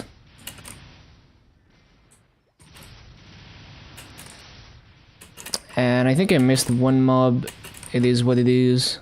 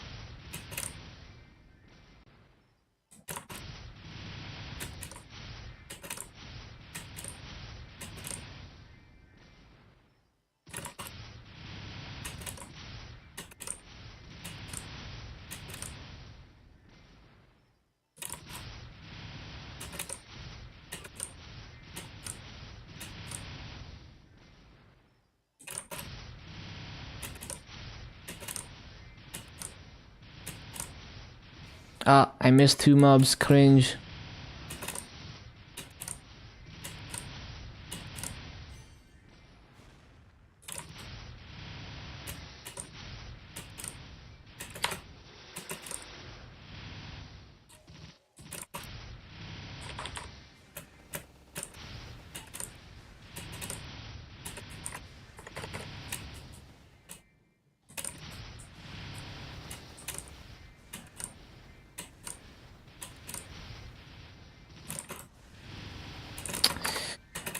Freaking elites. Yeah, another thing on Demon Slayer is that if I wanna burst down an elite, like I can't use my burst skill because it's too slow. So it takes a while to burst down elites. Pretty unfortunate.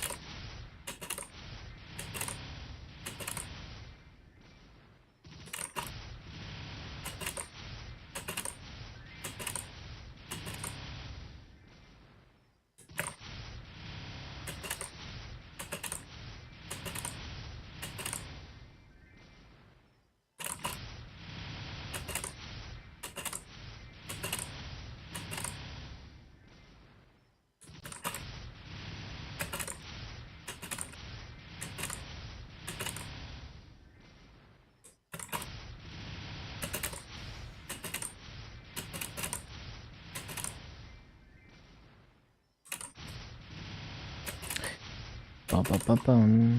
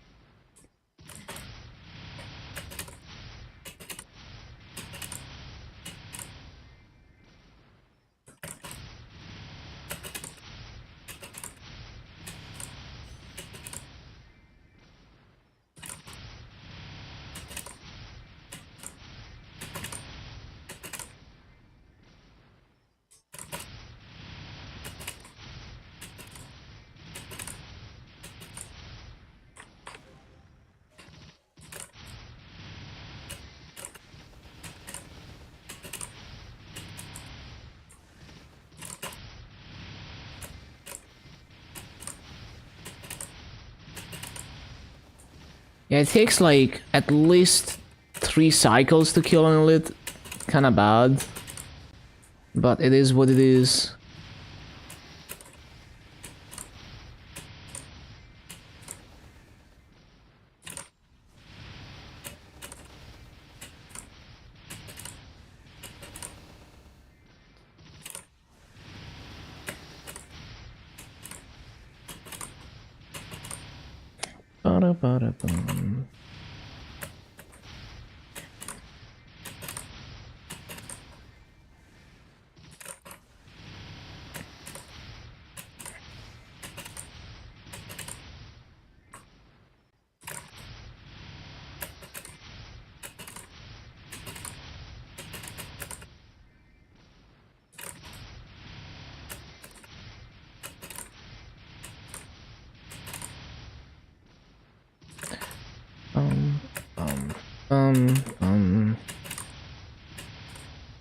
No, the one mob.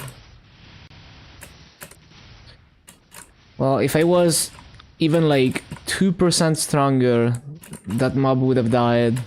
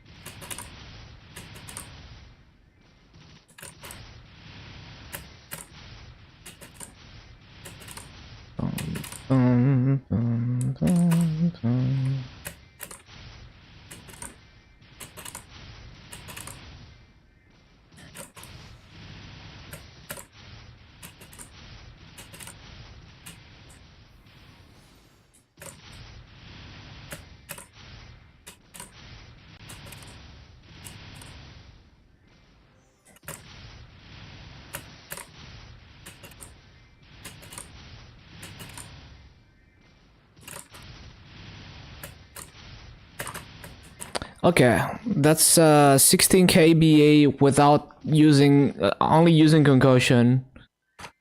So that's cool. Let's do one with all the cooldowns though.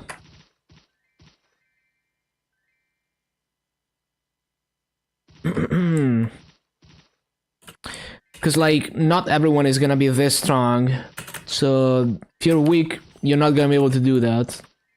If you're any weaker than my Demon Slayer is, which... I mean, if you're a new player, you're gonna be weaker than this in Arcana, so... Probably more realistic.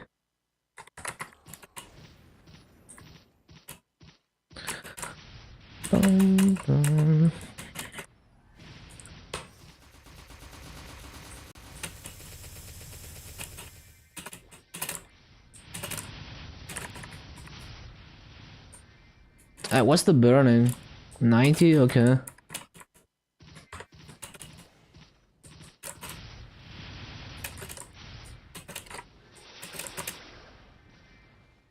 Wait, I didn't resummon.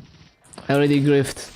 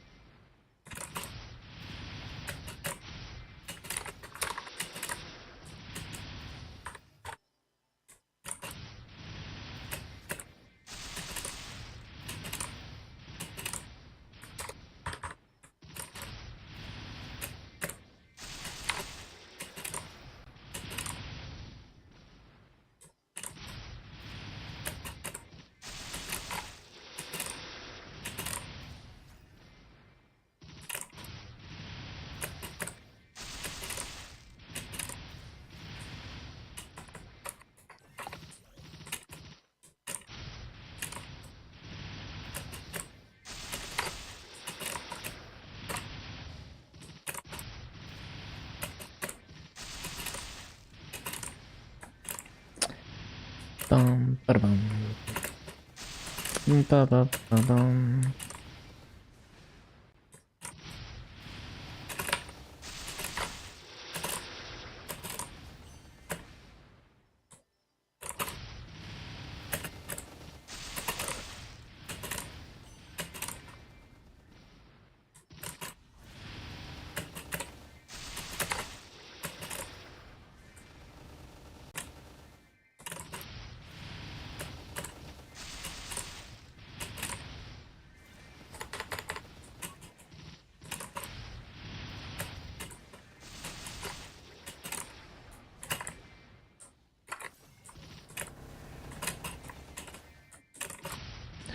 I don't even know where I got stuck there. That was annoying.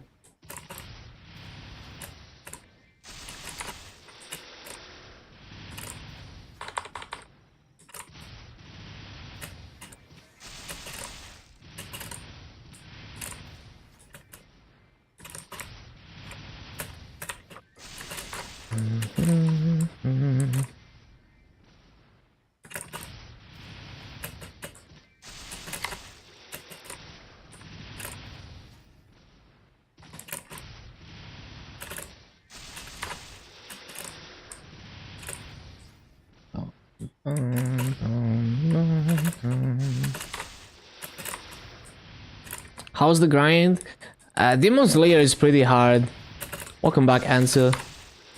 It's a good challenge. Especially, I mean, in this map, I don't have to rotate my cooldowns if I don't want to, because I'm strong enough. But like, in some maps, if you wanna get the full potential of the mobbing, you're rotating so many cooldowns, and you always have to pay attention. So yeah, I find that pretty difficult to pay attention to cooldowns.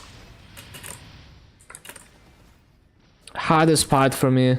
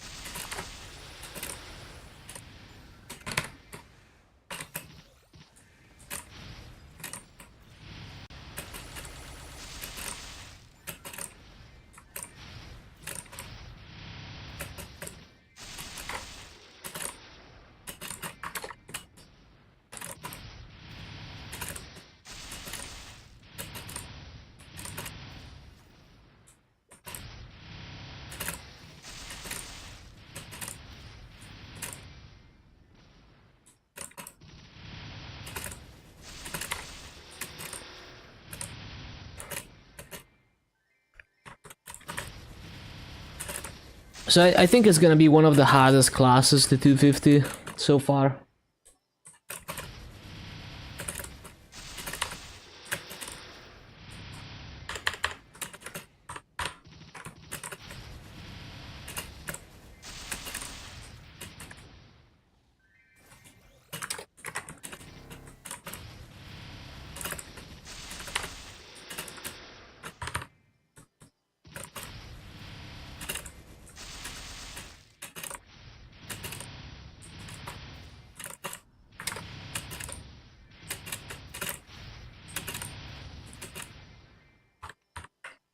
Oh, I forgot to use freaking...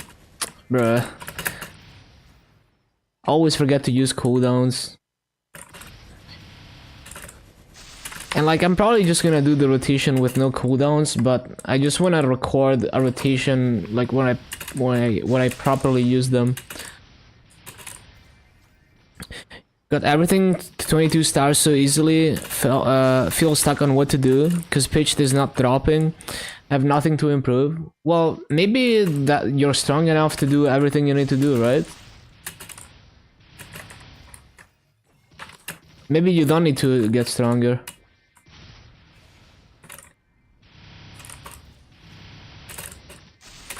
I don't know. I'm not the kind of person to constantly upgrade gear.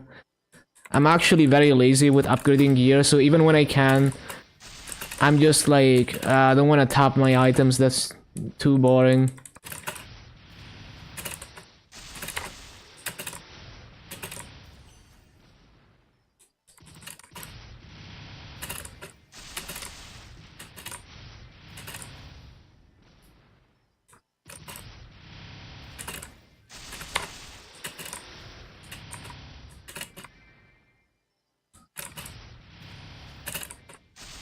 Well, you shouldn't. Yeah, I mean, pitched is not like pitched items are not something you expect, so you should assume that maybe you're gonna go years without seeing one, and you shouldn't factor that in. You know, just like pretend like you're never gonna get any pitched or something. 275? I mean, more like 285, right? Wait, so... Well then, there's like so much damage you could gain, right? By grinding. Upgrading your 6 job is so much damage. A crazy amount of damage. So probably just grind to 285, use all the fragments, you're gonna get so much stronger. Even without upgrading your gear.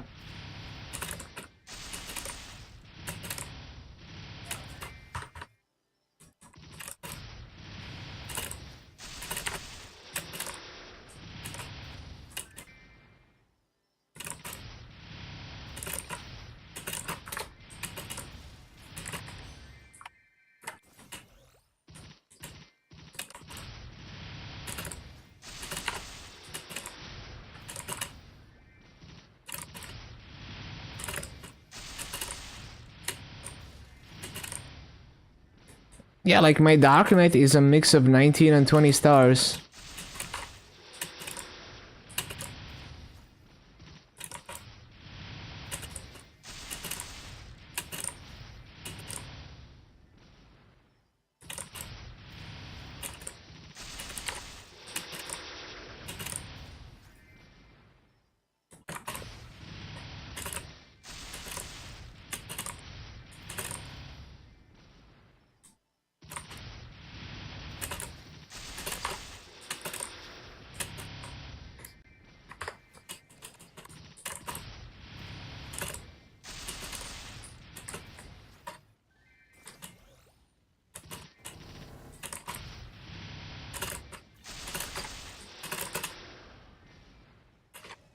No, that is not the cooldown. Why did I press that?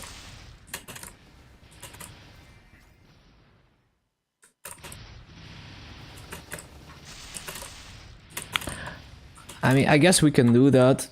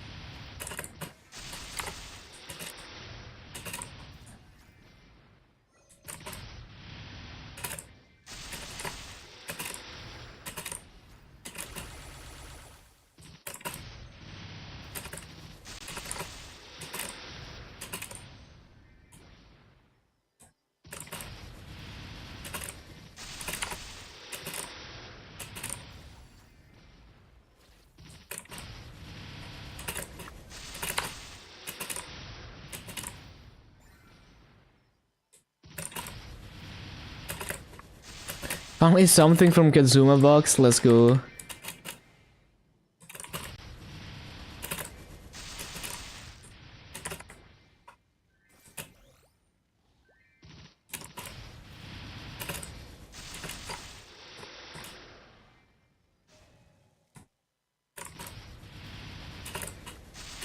A totem? Yeah, I have one of them. You want the chair? Yeah, I guess it does look nice.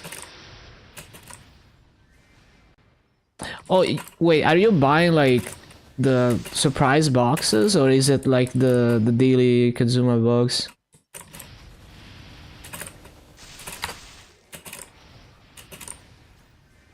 The quest, I see. Yeah, I got tired of checking that every 15 minutes, so I stopped doing it after day 1. Like, 1 day was already enough. I get really annoyed if I have to click something every 15 minutes.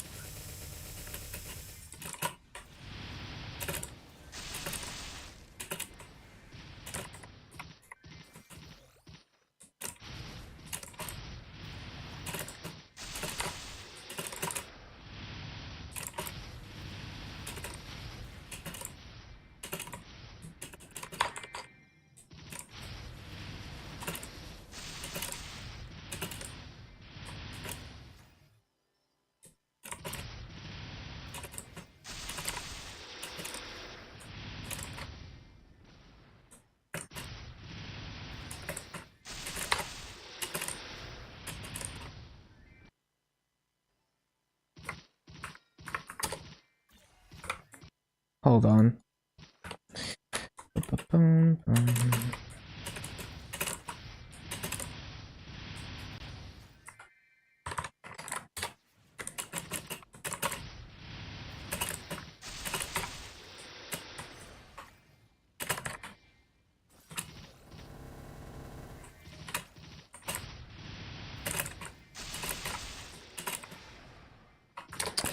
Damn it, I missed one mob somehow. Cringe.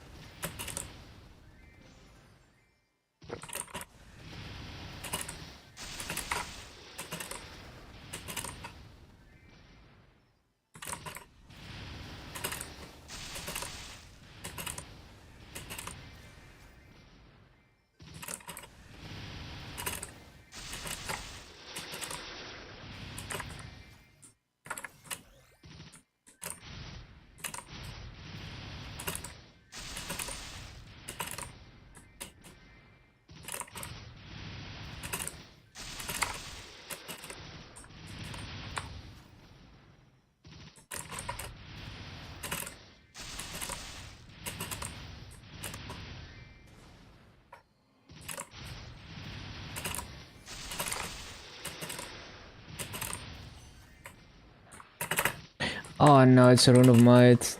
Oh no.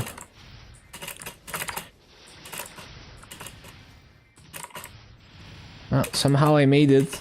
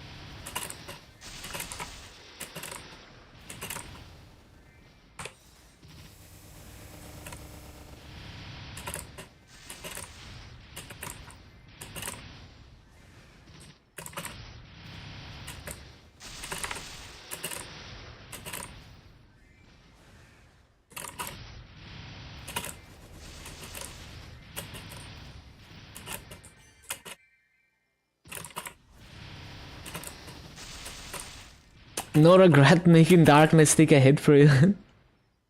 I love that. I love the darkness cape too. Where she protects you when you attack.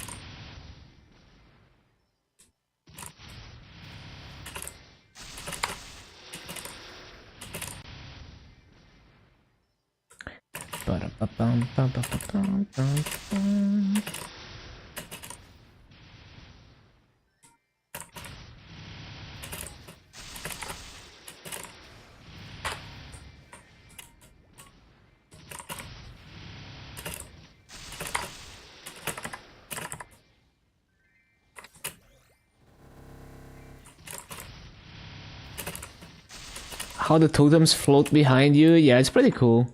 For sure.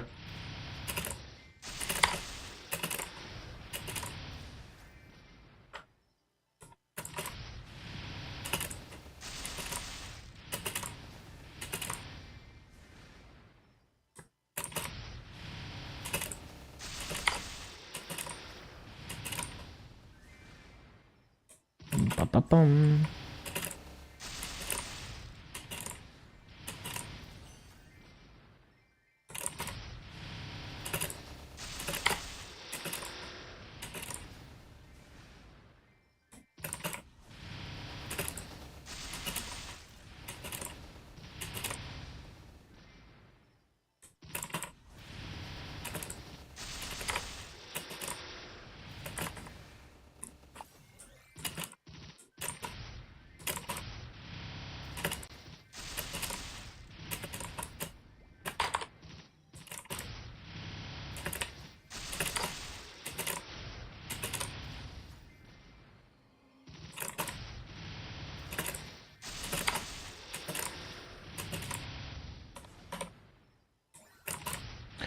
Bum, bum, bum, bum, bum.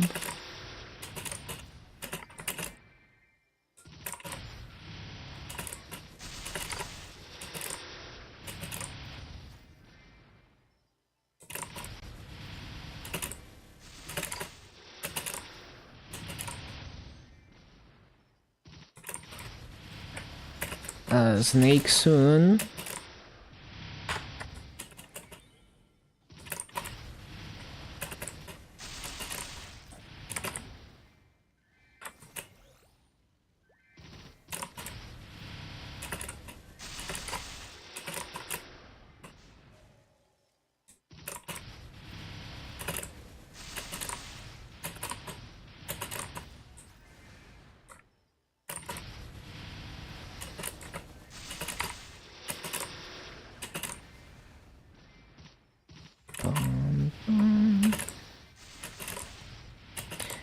This is a litness to go. I missed it. It was too far. Well, cleared it anyway.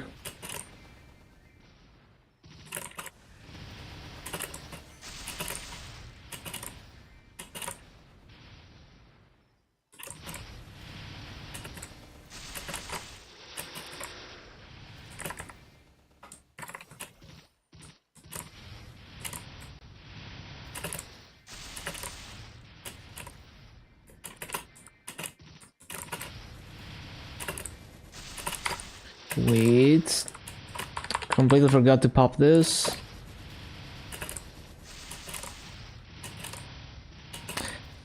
For completing the quest, they give you the medals, right? I don't know if they give you anything else if you get all the medals though. And the medals have like temp stats on them? Yeah, something like that.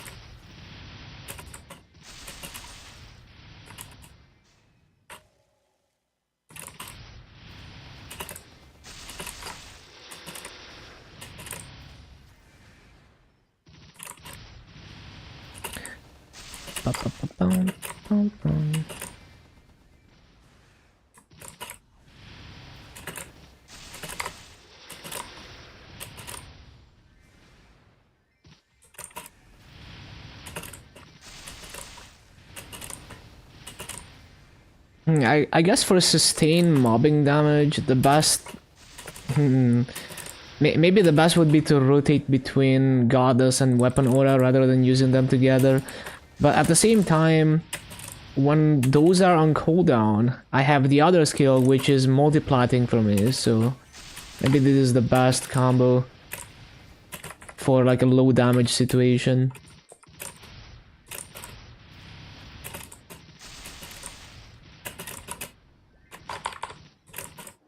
Ah, I didn't mean to do that. Oh, I forgot to stop the BA. RIP.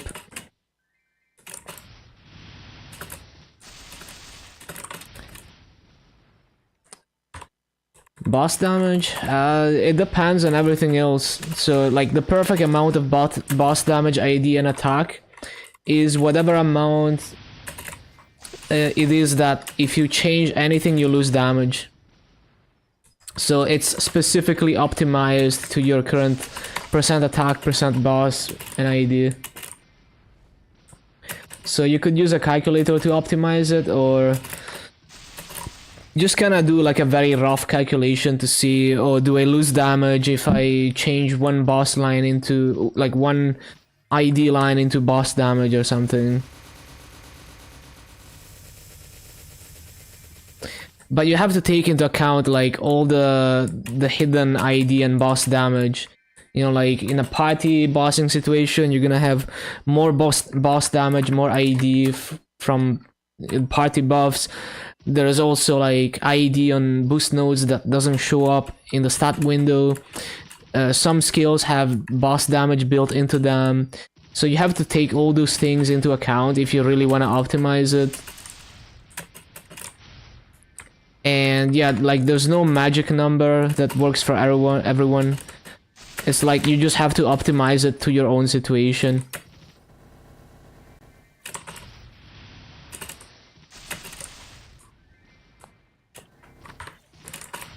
I don't really try to optimize my shit. Like I don't really try to do that. Like I don't care. You know, I might eyeball it and be like, oh, you know, this seems like I could gain more damage if I gain a boss line, but I don't really use calculators or optimize my stuff.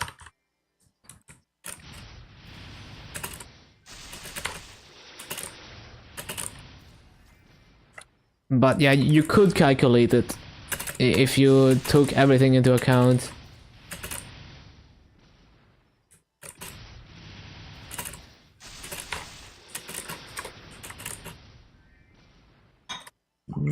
Bum, bum, bum.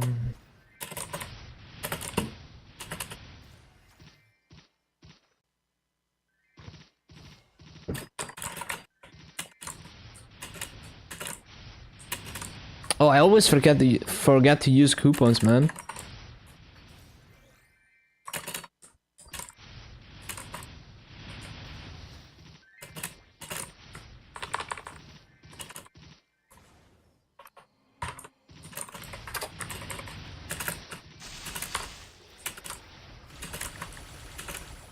Ba-ba-bum. Ba-ba-ba-bum.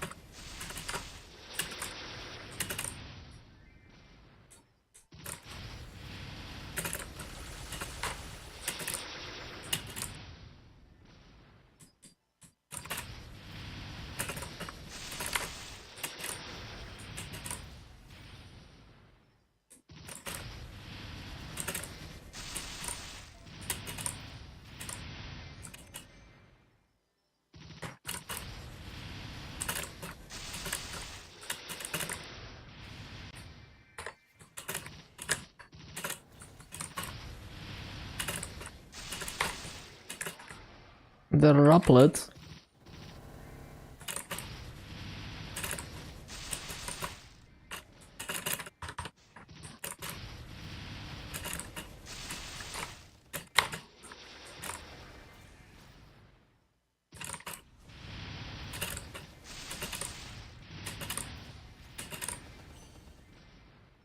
Yeah, and it's the same for like ID and everything. It's like you just have to balance the multipliers. And the more sources of each multiplier you have, the higher you're able to go with all the multipliers. So like if you get familiars, like if you get really good boss familiars, then maybe you can go higher on the percent attack and the IED, because now you get the boss damage that you need from the FAMs instead. And same for IED, like maybe in early game you need more IED lines, and then later you get IED from other things, so you're able to go higher on the boss damage and the percent attack, because you have IED from other things.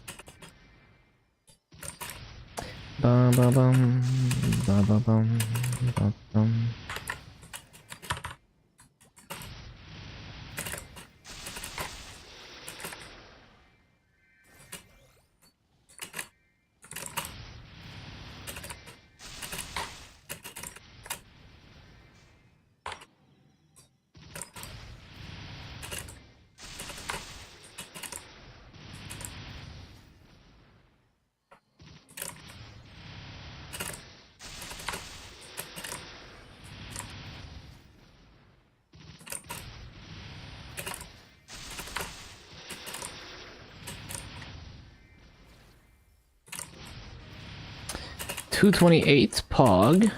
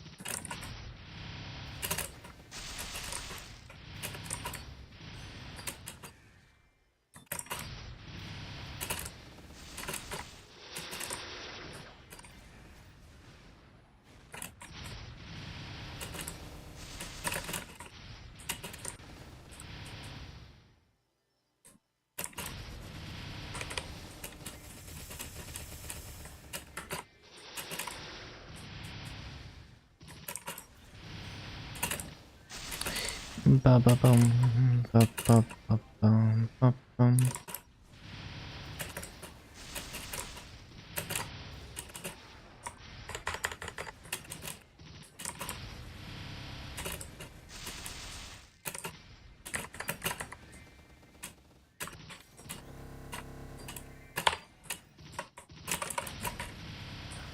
Too slow.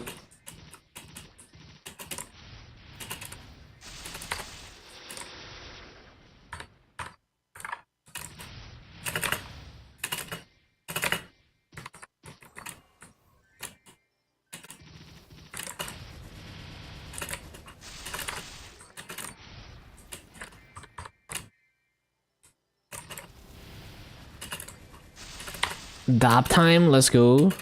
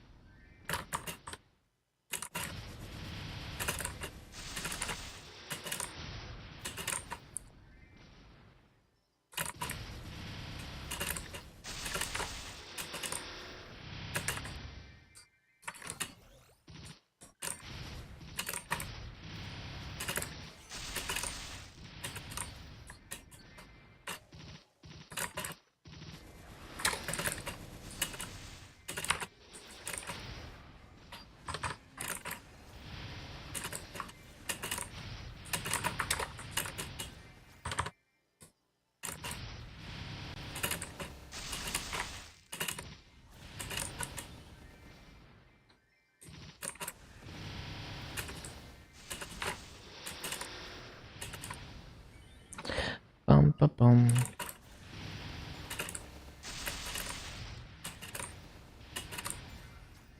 Max out all your trinodes and mechanic. Yo, let's go. Huge. Very huge. Those summons are gonna go crazy, man. One-shotting all the mobs.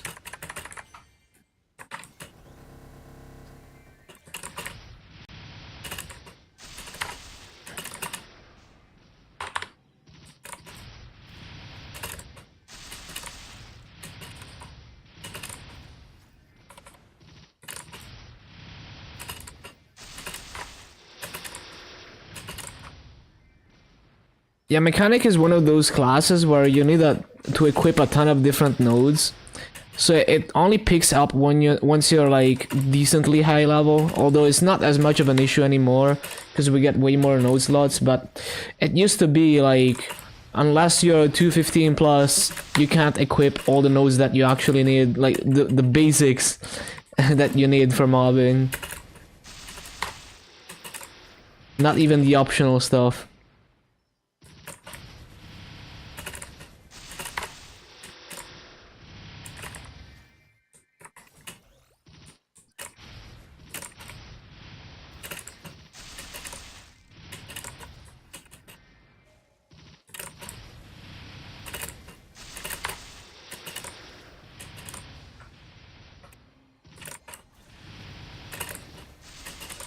Bum, bum, bum, bum, bum, bum, bum, bum.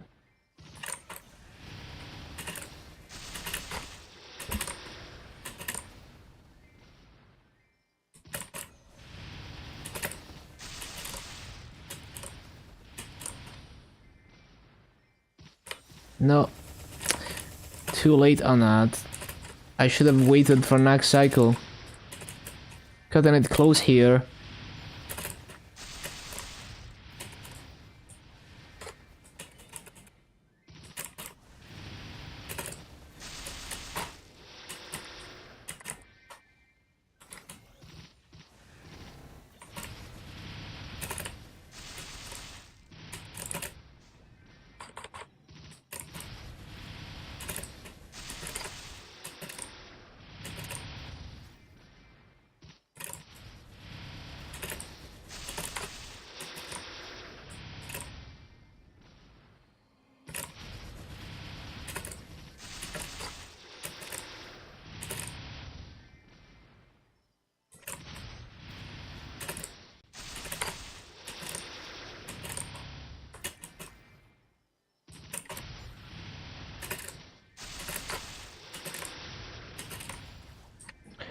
Bum, bum, bum. Bum, bum, bum.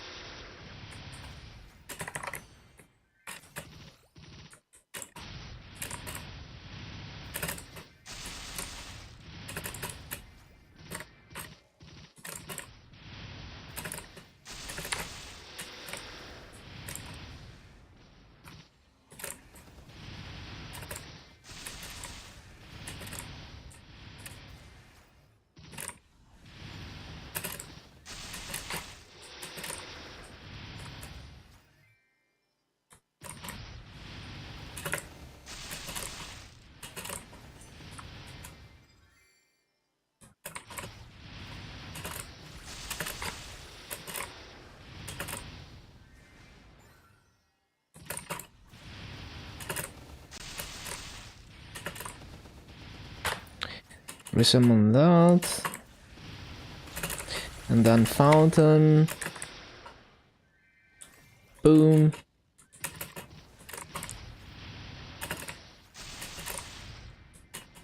And then this thing.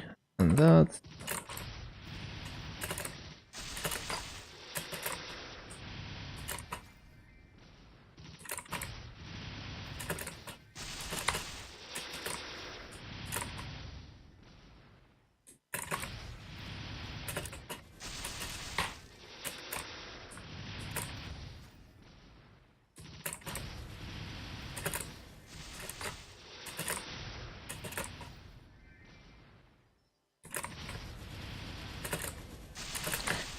Ba-ba-ba-ba-da-ba-da-bum.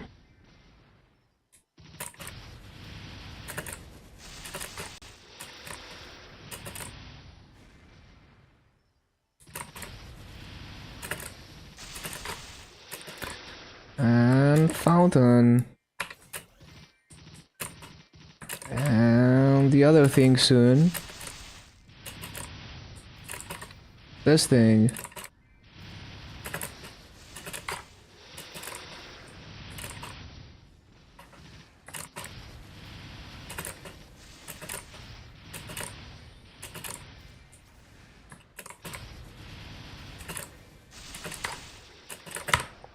Almost forgot to stop it. Well, I stopped it a little bit too late, so it's probably not actually 1610, but I would say that's a good enough recording of like doing the rotation with the cooldowns. And I'm gonna like re-check the video. Well, we can check it right now. See if it's actually 1610 or not. We can check it. What is it? This one. Was it 1610 or not?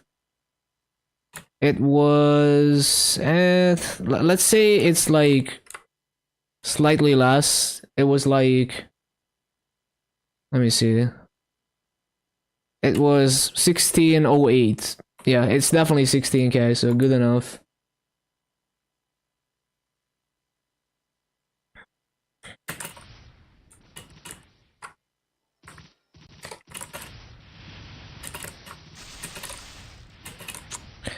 Crushed easy lucid with drop gear. Easy club.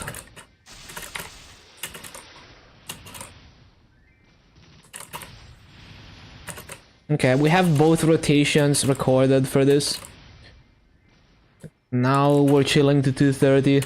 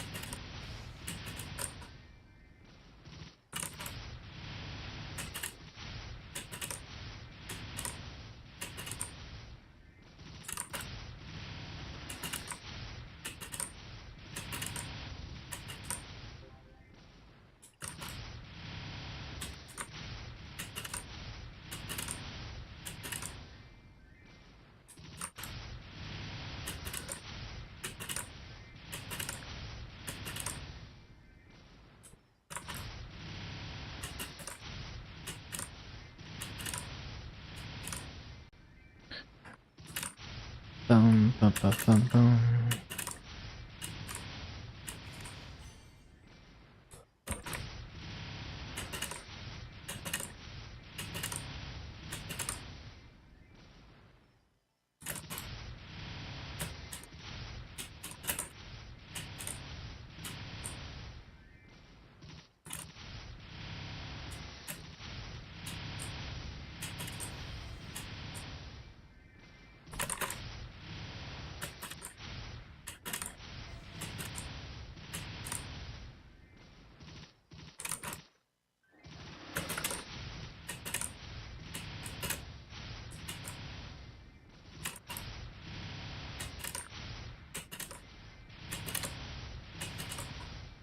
Ba-dum, ba-dum, bum, ba-dum, ba-dum.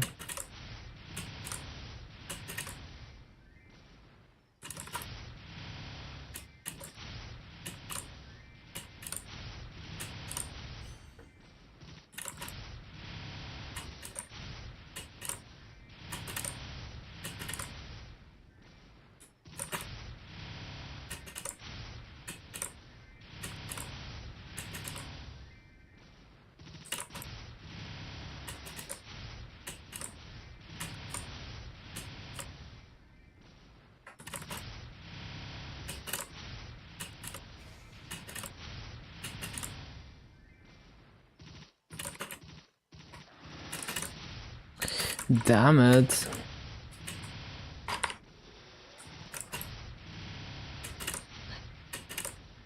I hate when I randomly miss my concussion.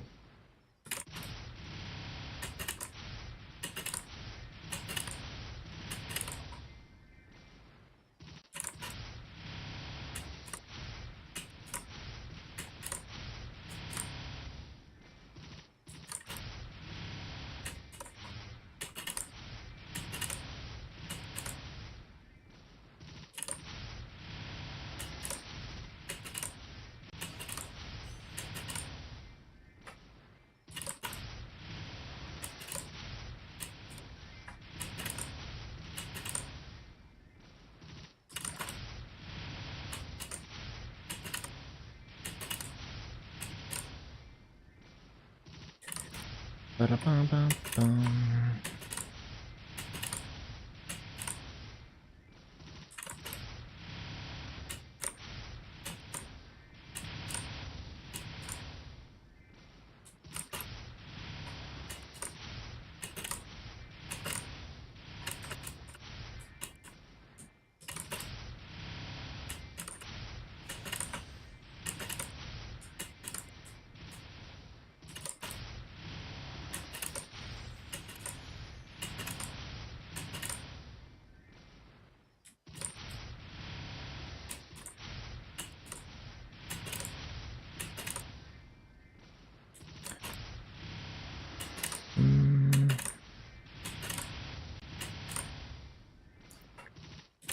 Bum, bum, bum, bum, bum, bum, bum.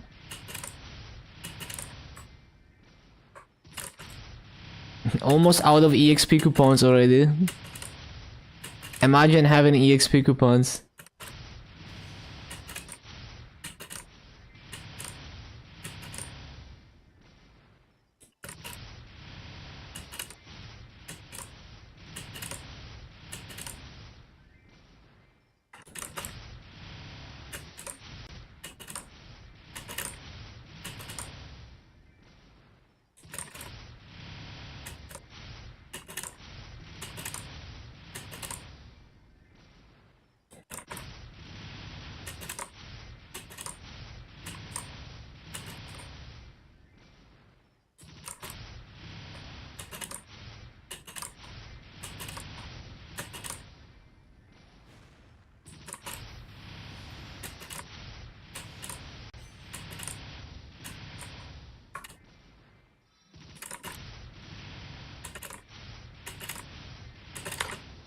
Yeah, this BA is already well over 16k. Good shit.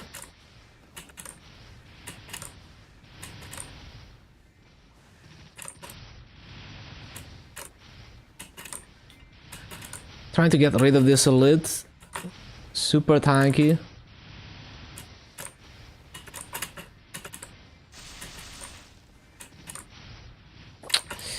Damn it, dropping kills because of this guy, come on.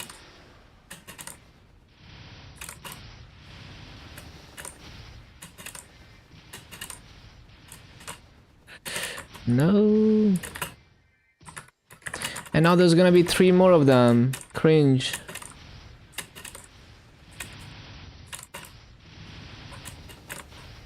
Bruh.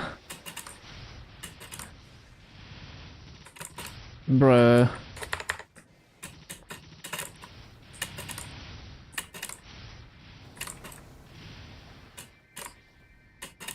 Okay, I guess the snake is... Yeah, I guess the snake is the fastest way to burst down elites without slowing myself down.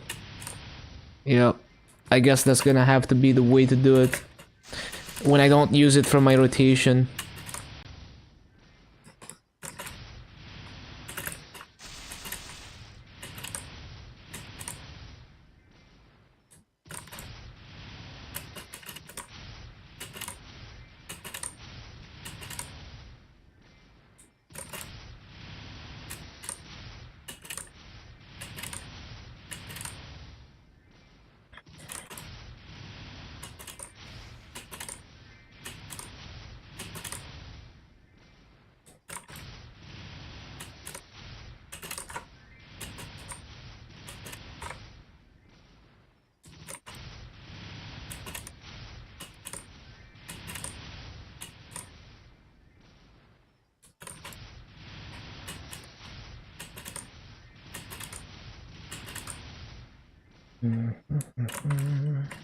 Bro.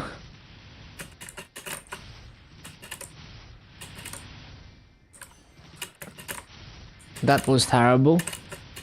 Missed like 3 mobs. What the hell, man?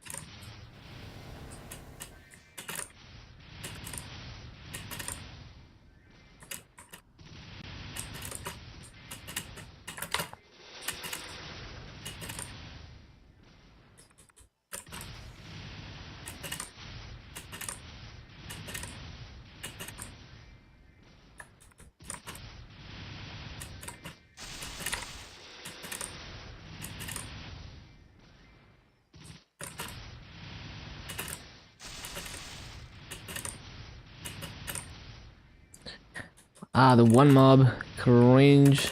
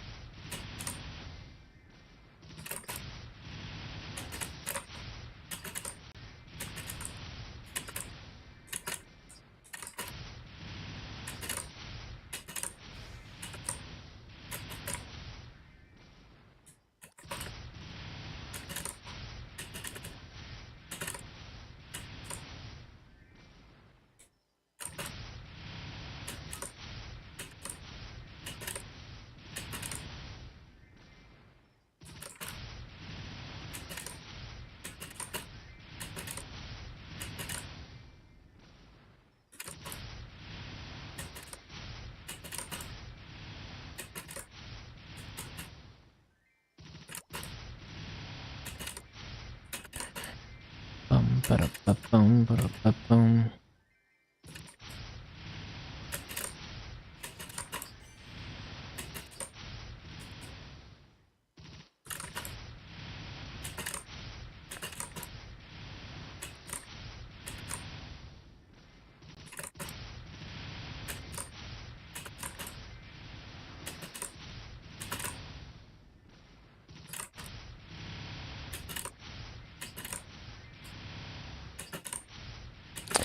Ba-da-bum, ba-dum. Ba-da-bum, ba-dum.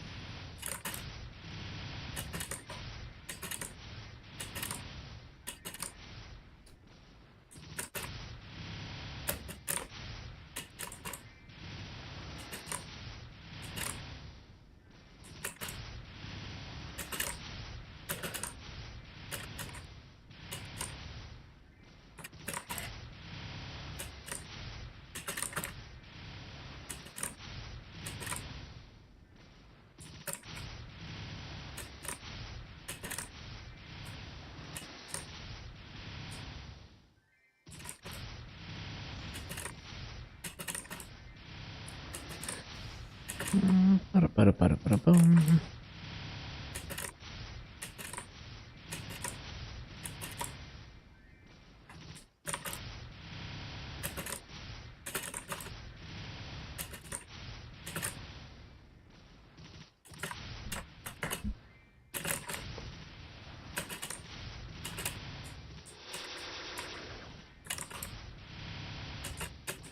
I should probably CC. It's down to 80%. Yeah, I also need to use the bathroom 1 minute.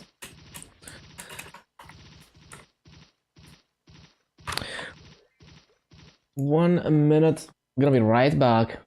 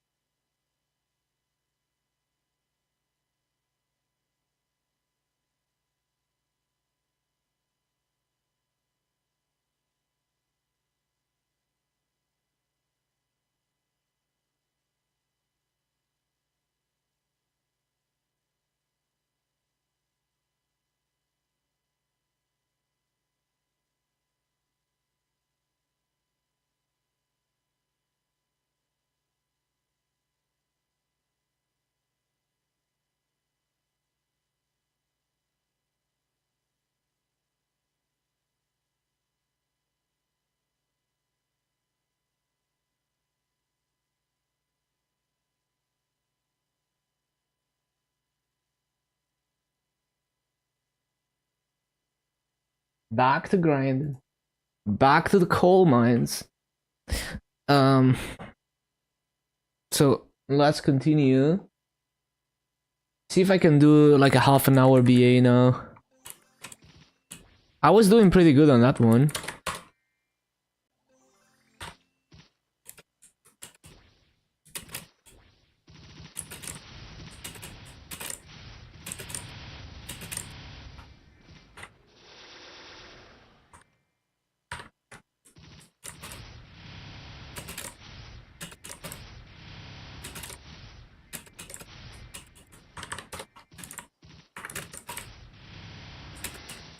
Wait, is this channel 32? Oh no.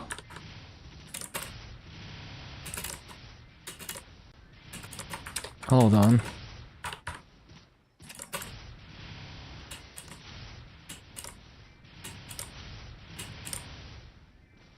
$32. Nope. We don't take 32. It needs to be 33.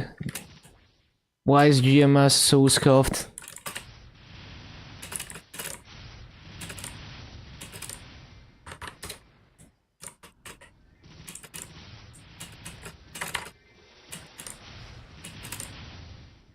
Okay, this one is 33. Good.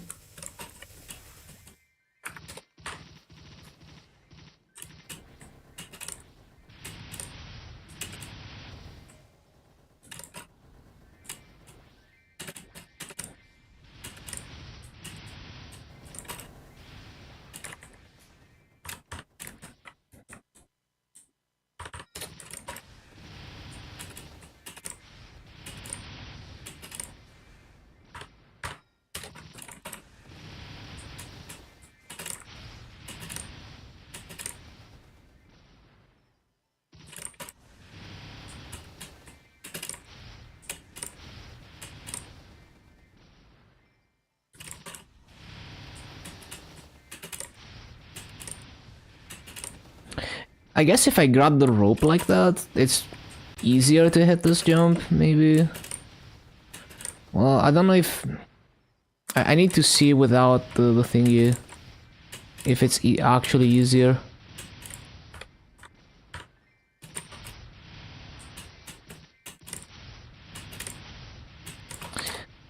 I don't know if it's easier. No, there is a high chance you miss the... Yeah, no. That is not the way to do it.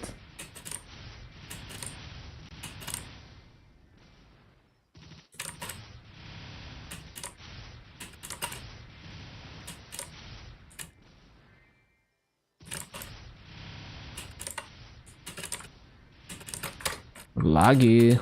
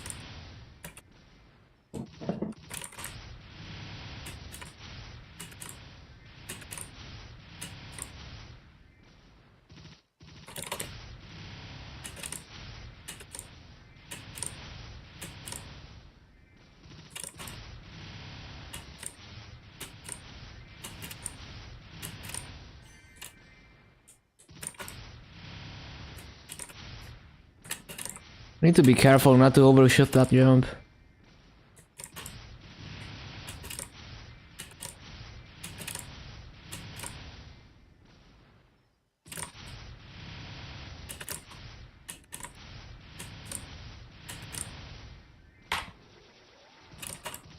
Yeah, I need to be careful not to miss the jumps. Oh shit.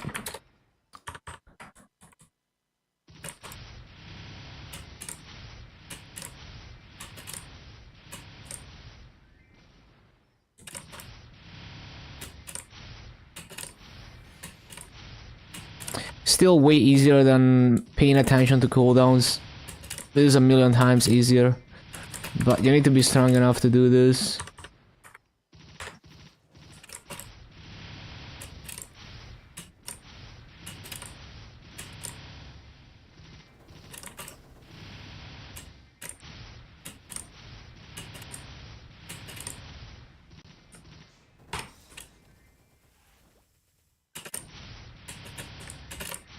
Oh no, E-boss soon.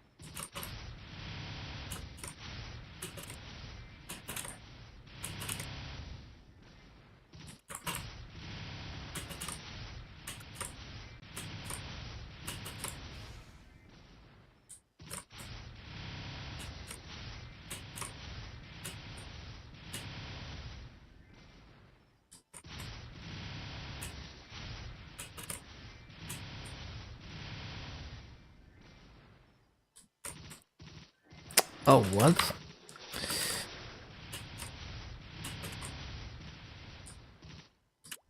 Well, missed one mob, I guess.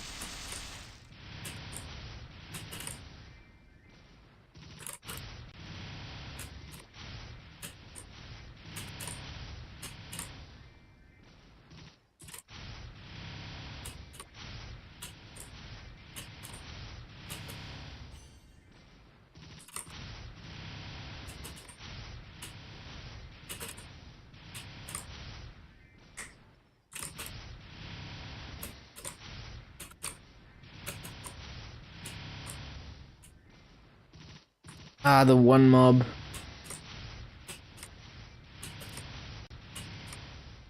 I could rotate buffs, like even just using Weapon Aura and Goddess would probably prevent those 1 HP mobs. Maybe I can get, yeah, I can go a little bit like mobbing damage on this, right?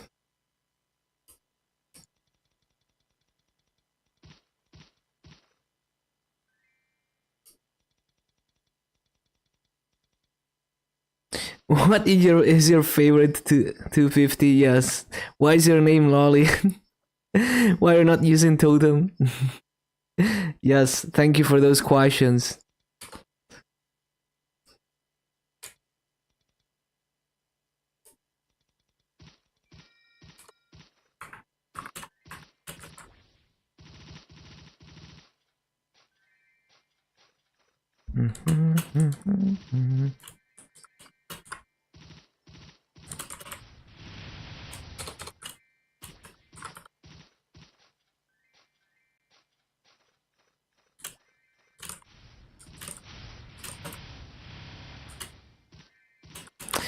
Morris today? Maybe, yeah. The advantage of going Arcana, like, going to this map ASAP, is that these mobs are really high level. I think they're like, yeah, 239. So they have a very high base EXP. You get from 225 to 230 a lot faster than if you stay in Lachulin. Even if the kill rate is only 16k.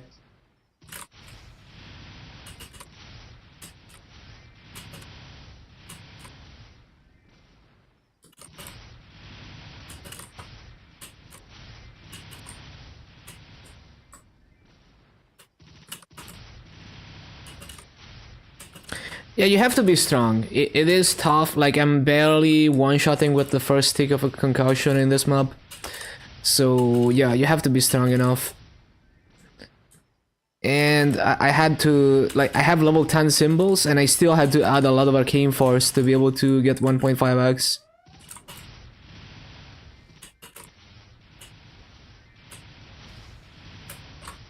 Bruh.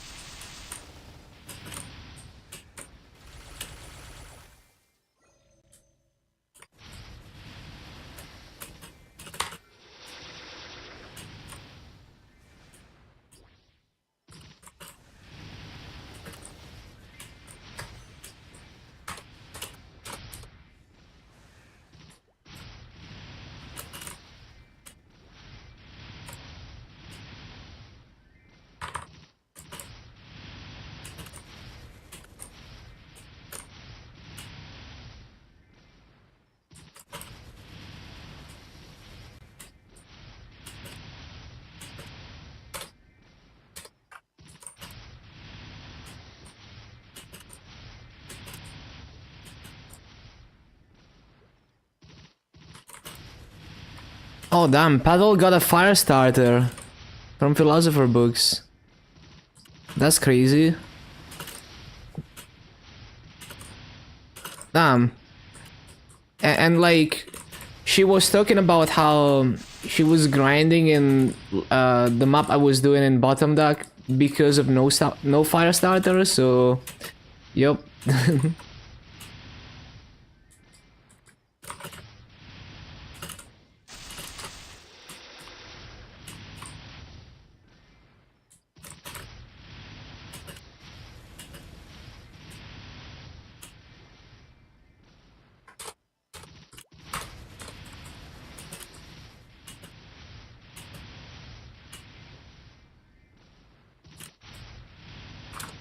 I already missed like 4 mobs, what the...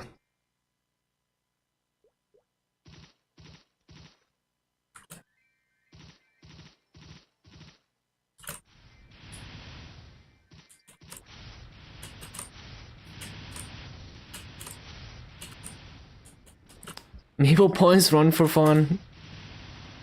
Well, you know you're gambling, the chances are against you, good luck.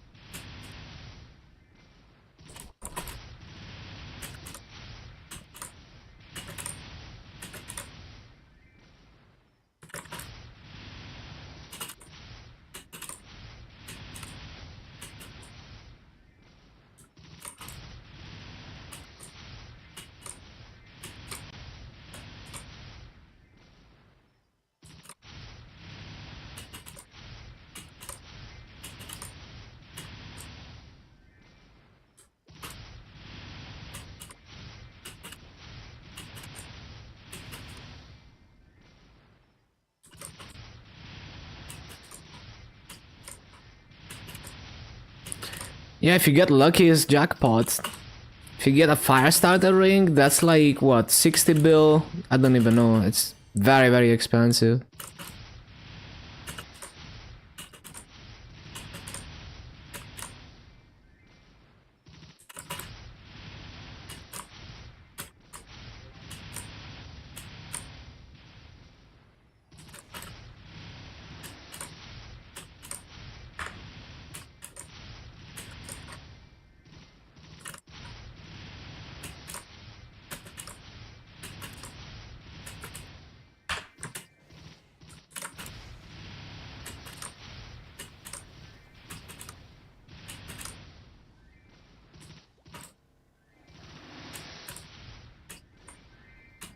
Don't ask for service.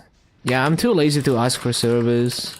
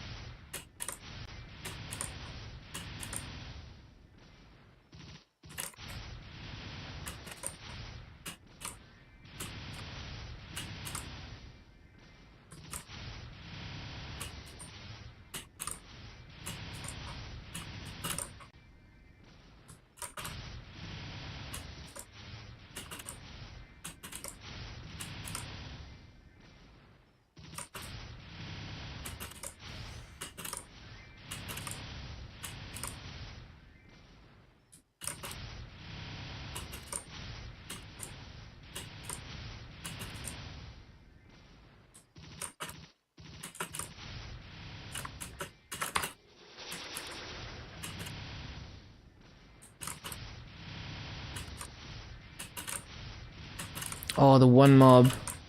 Range.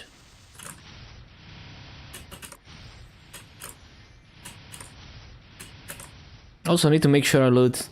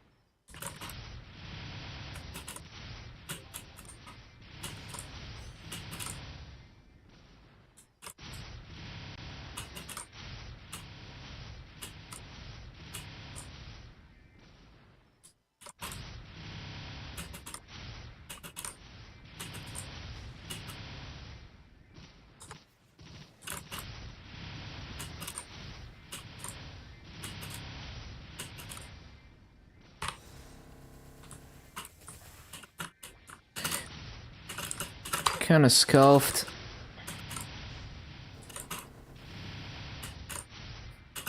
Nuking elites is always annoying on this class. Cause yeah, Bane locks you in place for a while. And the other stuff is not strong enough to kill it fast.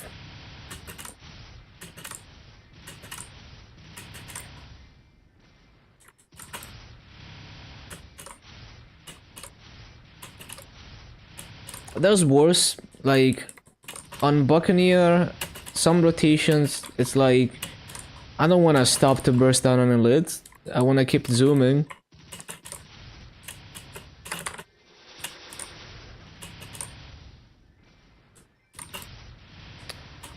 Oh, looks like I missed a mob. Cringe.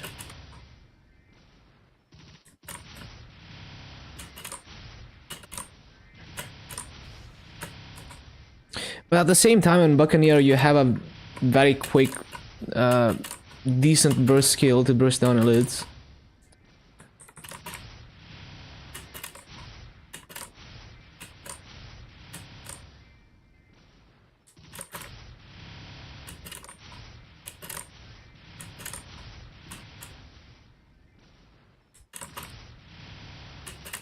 Oh, my wealth pot is expiring soon. What the?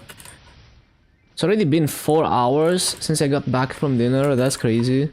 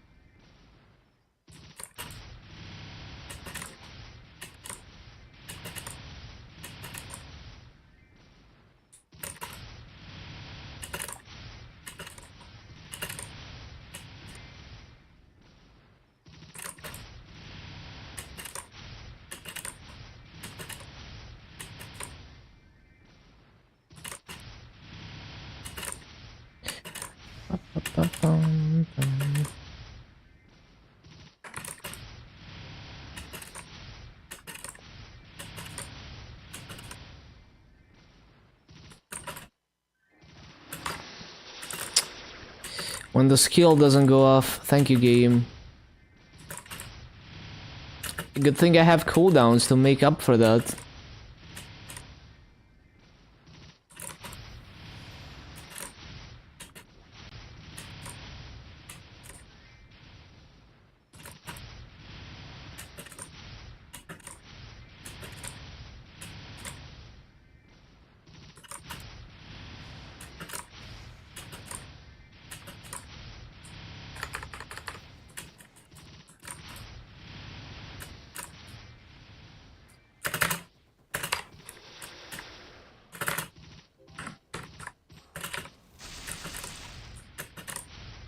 Okay, that was a decent run actually.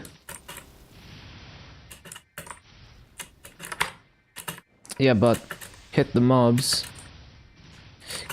Ah, I think I missed two. I didn't need to miss those mobs.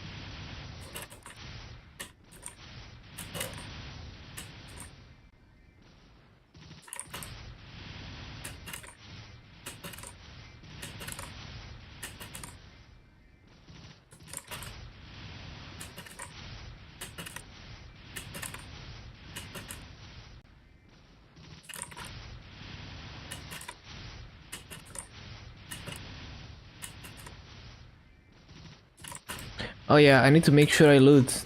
I keep forgetting.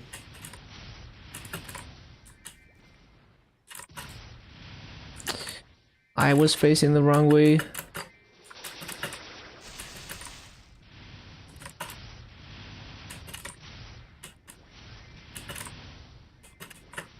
No.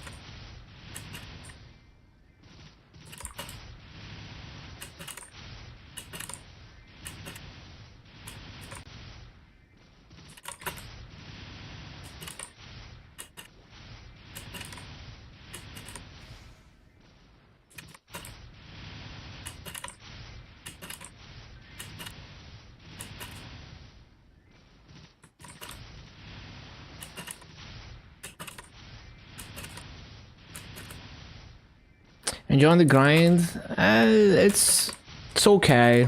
Like, it still feels clunky. And also, like, in some maps, I have to rotate cooldowns to get better mobbing, and that's very difficult. So, when I do have to rotate cooldowns, very difficult. That's the hardest part. If I can full clear only using concussion and, like, you know, like demon cry and chomp, then it's easy. It just feels clunky, but it's easy. If I have to rotate like boundless rage and Arthurus and all the other things, then it's very difficult. for me personally. But I'm getting about 16k kills an hour here, full clearing. And I'm basically only using Infernal Concussion. You need to be strong enough to do this. Like, if you're not strong enough to one-shot with the first tick of Concussion, then you have to rotate cooldown. It's much harder. And I recorded both rotations, 16k on both. Oh, I don't want to use Green Pot, because that's not what the class is actually like. I want to play the class the way it is on KMS. So, attack speed, more than attack speed 10 doesn't exist. I mean, attack speed higher than 8 doesn't exist for me. Because I want to experience the class the way it's intended to be played. And also, I don't do Monster Park, so I couldn't do that even if I wanted to. But yeah.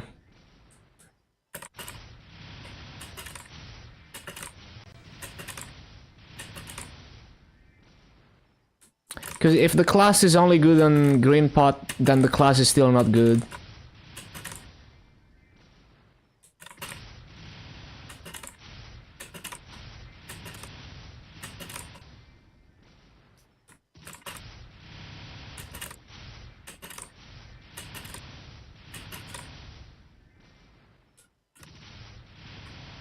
But yeah, I would say probably hardest 250. Like, it's okay when I don't have to use cooldowns, when I don't have to rotate cooldowns. Hardest class when I have to rotate cooldowns, because there's so many cooldowns to look at and keep track of. It's very brain dead when I do this though.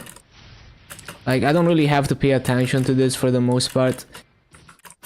It's way easier to hit these perfect jumps than to like look at my cooldowns.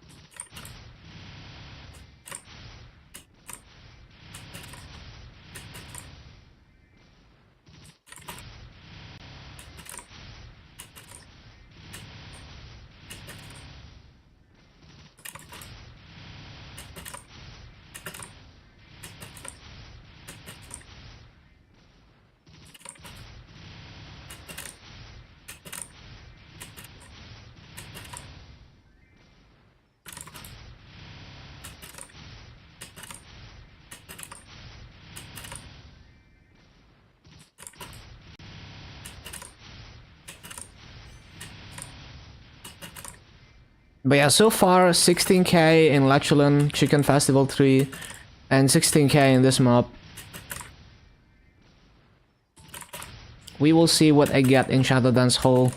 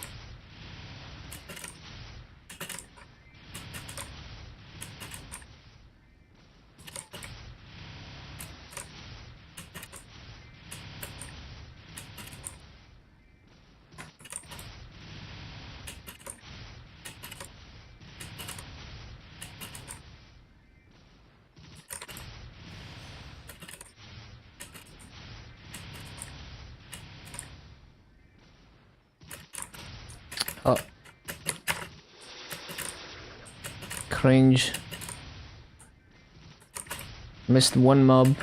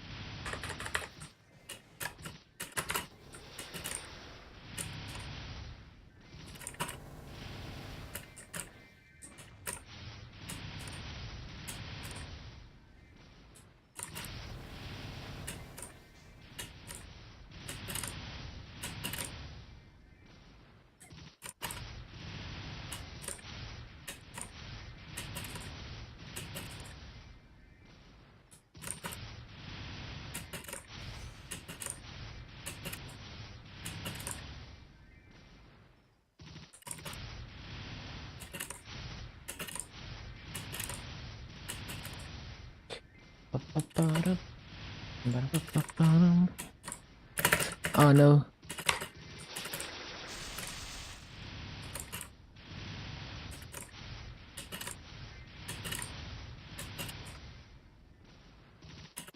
Uh, why do I do that?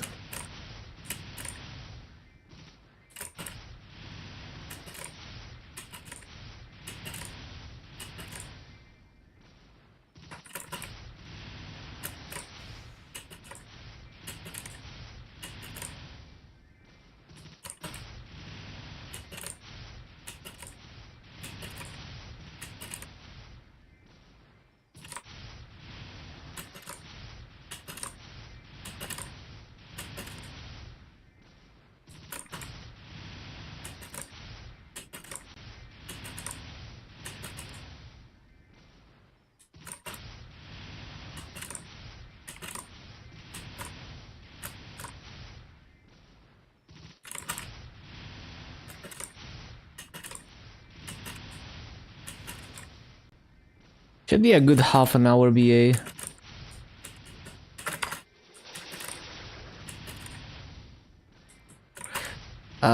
Only thing is, I keep forgetting to loot. I mean, I'm looting most of it, but I have to stop there to loot, and I always forget. But at least that's only one thing to forget versus a million cooldowns. And it's only a few massive bags if I do forget.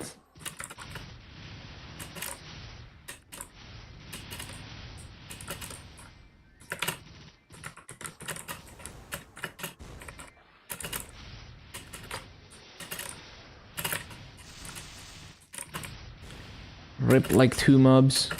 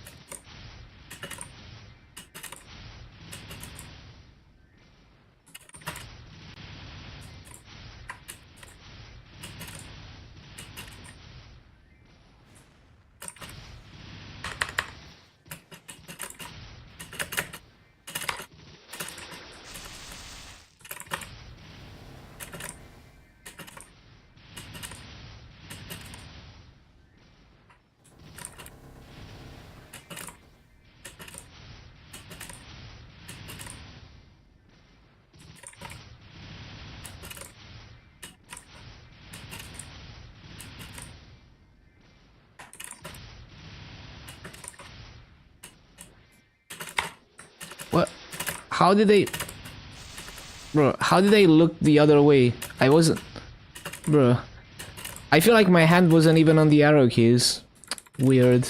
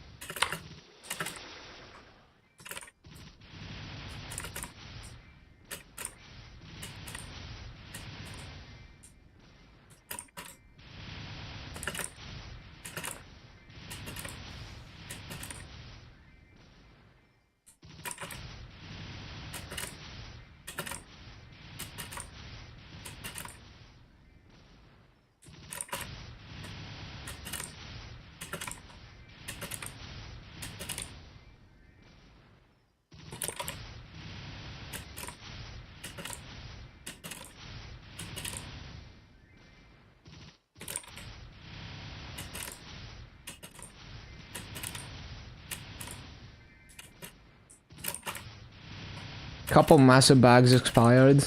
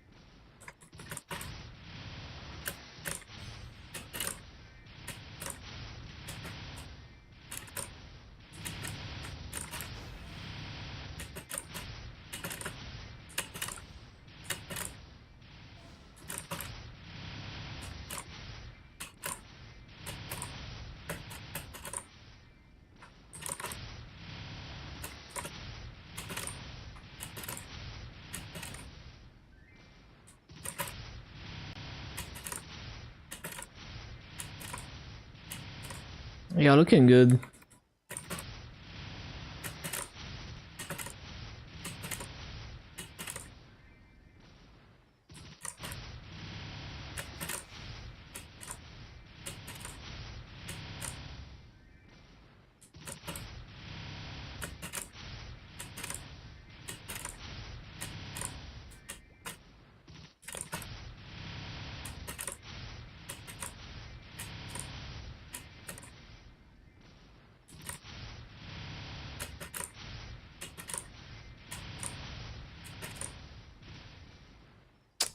I think I missed that one mob.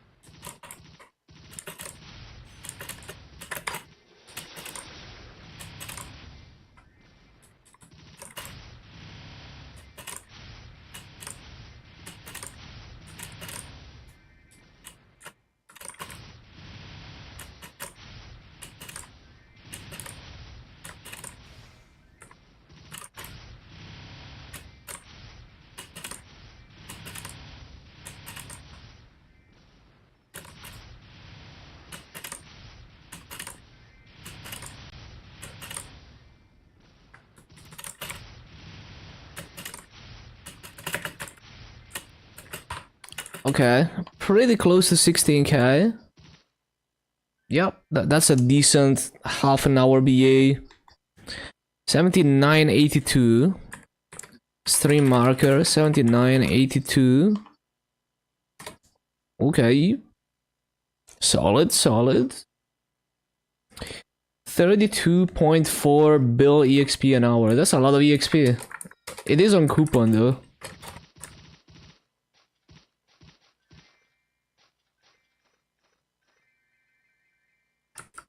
And that's also on kind of low burning. I think I started the BA at like 90. Maybe. And actually no, I think it's optimal burning.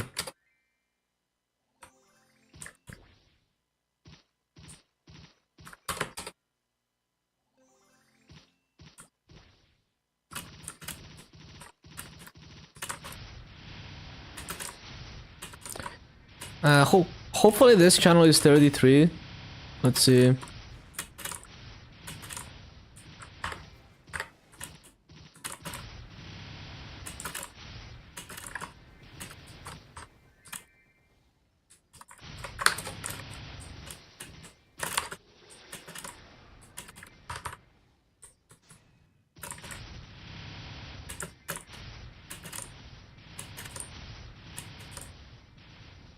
Ah, it's a 32 mobs channel.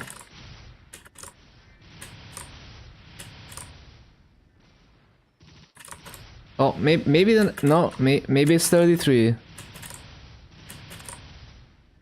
Okay, it is 33. Okay, good.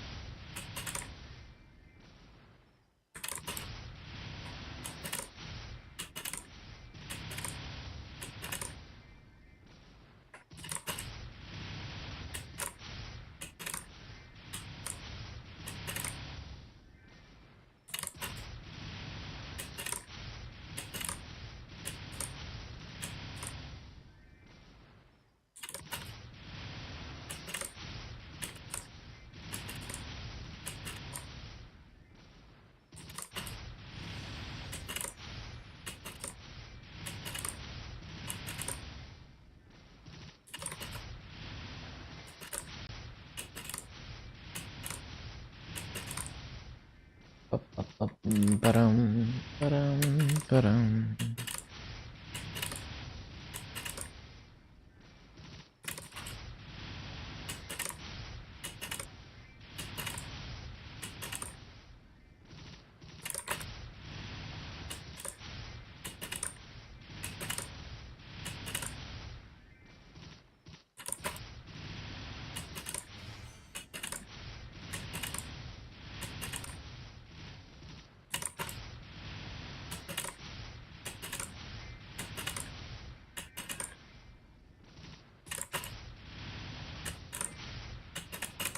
Ba-ba-ba-bum, ba-ba-ba-bum, bum, ba-ba-ba-bum.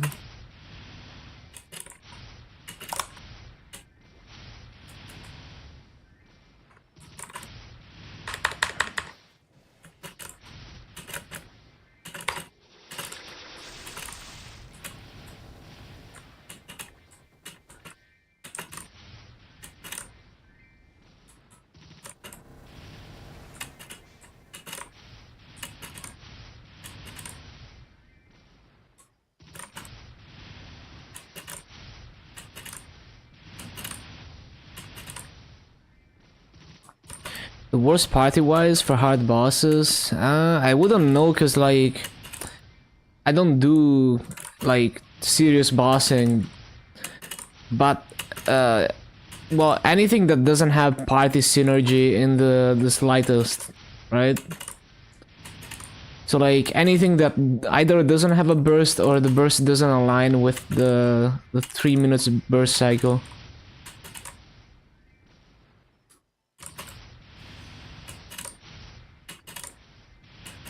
And doesn't have any support, yeah. But I'm actually not fully aware of which classes even have good support, because I don't pay attention to that.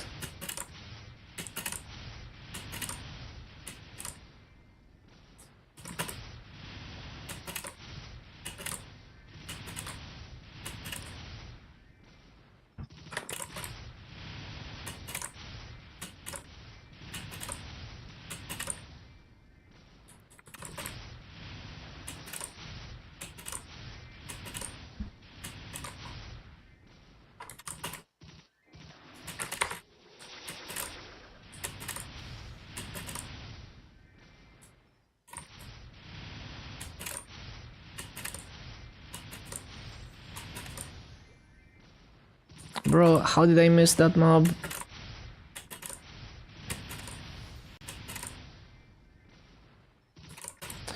Double drop and masso? That's a juiced earring.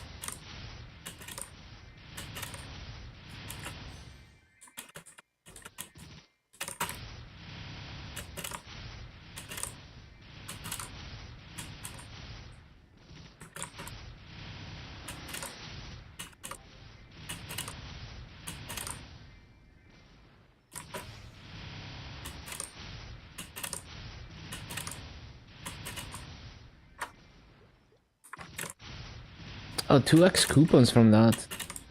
Oh wait, it's reset already, that's crazy.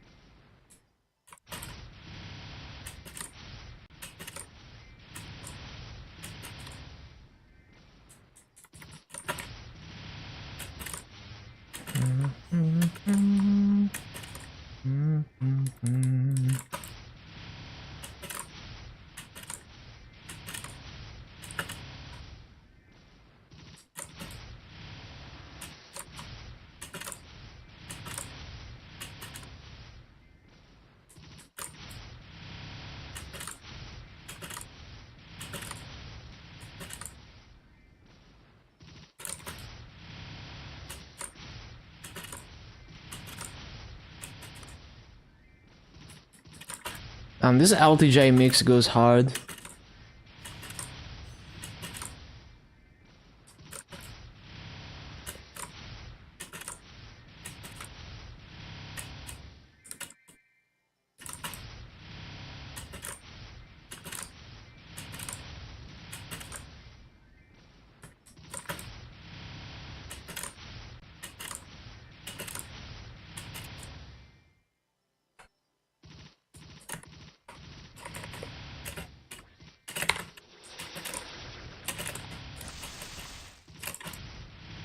Missed one mob cringe.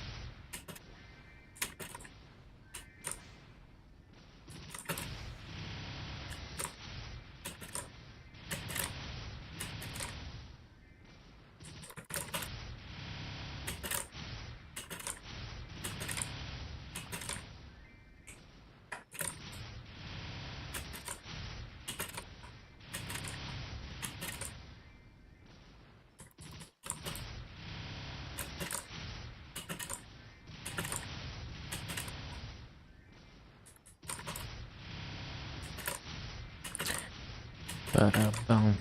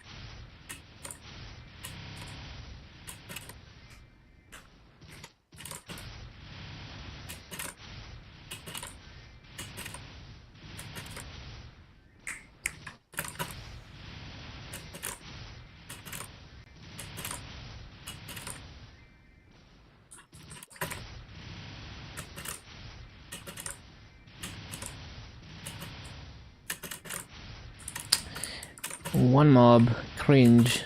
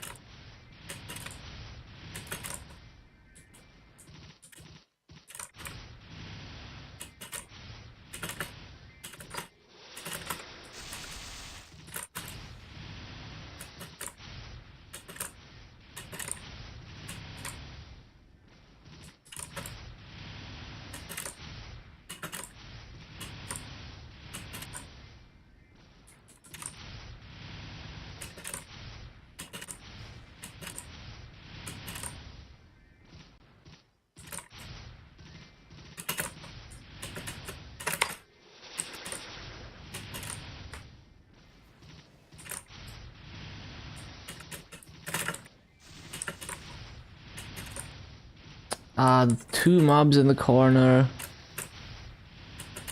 Very cringe. Well, looks pretty close to 16 KPs still, so pretty good.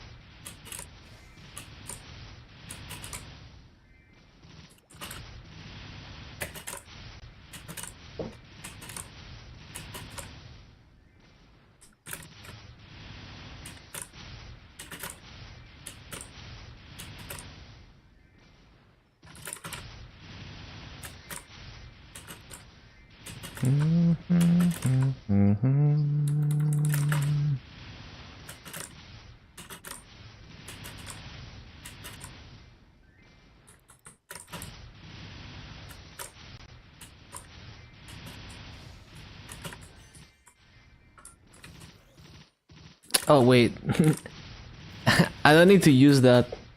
I don't know why I decided to put down fountain all of a sudden.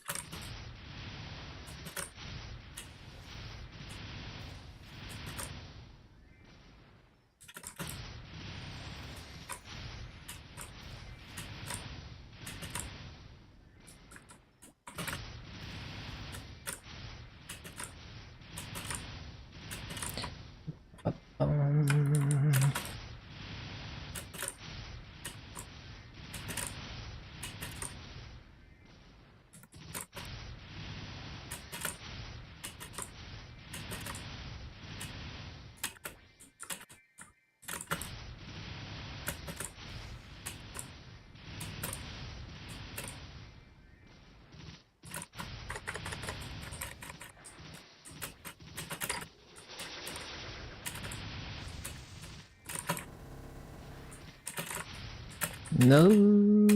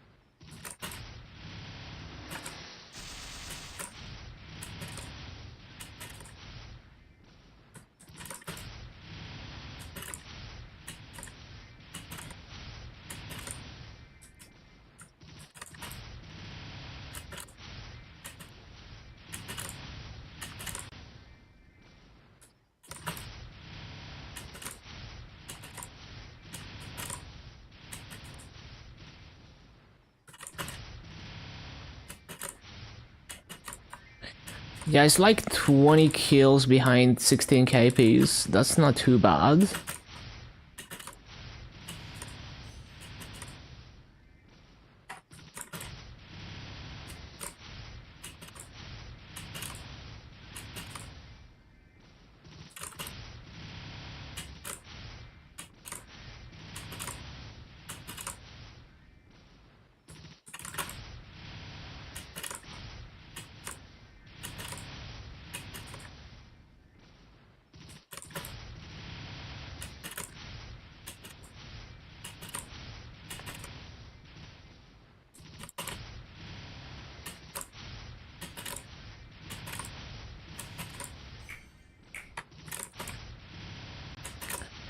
Bum, bum, bum, bum, bum, bum.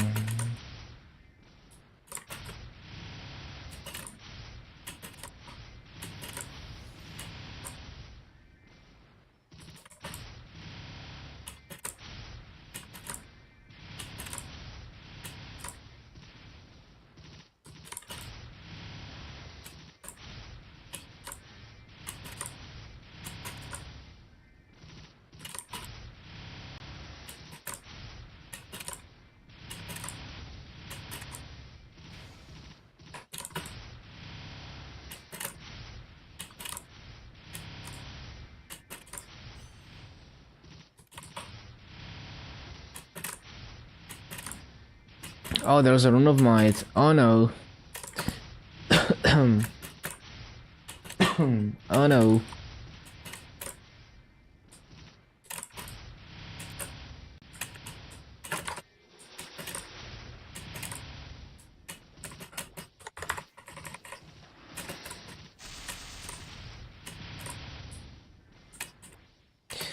Oh no. The rune of might. Oh no. Oh no, it's so fucked. Oh no.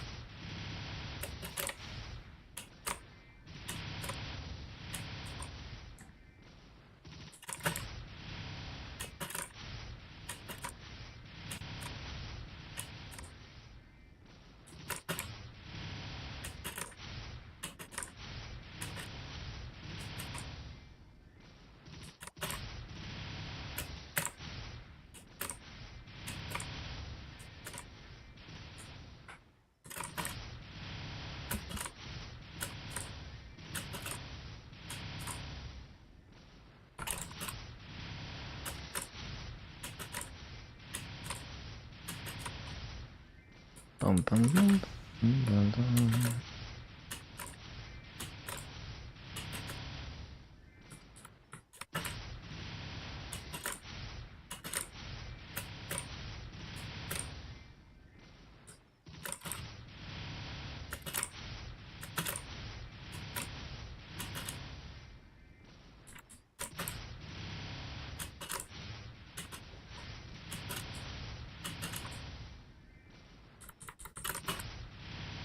Let's see if we can beat the previous half an hour BA. There's a few mistakes, hopefully not too bad.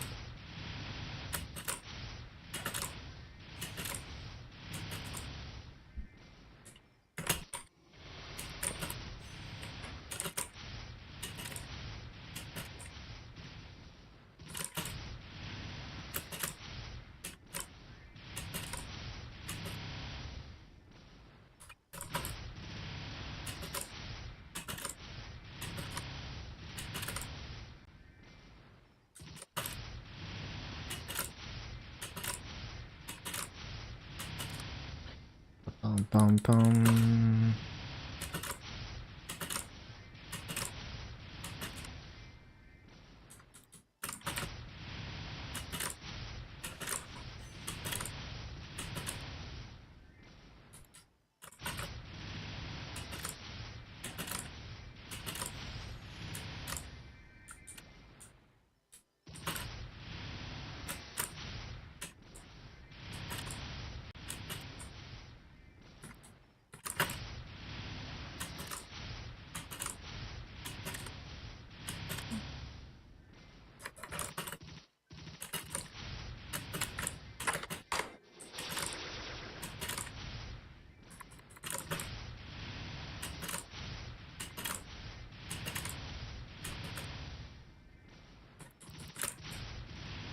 Bum, bum, bum, bum, bum, bum.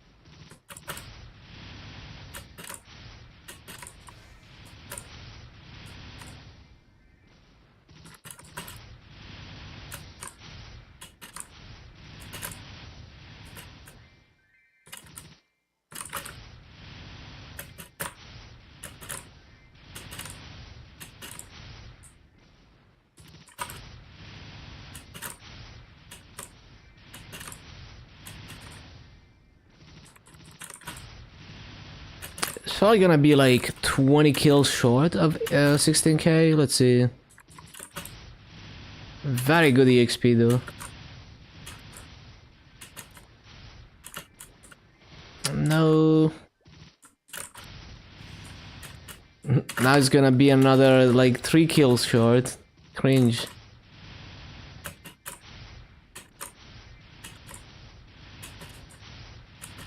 Bro, why is this so bad?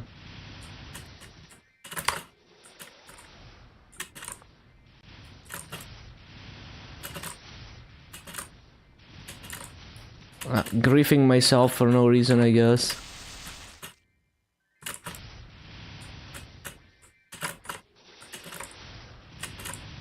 RNG fingers. Well, it's short, like 30 kills short. Well, it's like 23 kills short. Could have been a bit closer. But it's decent.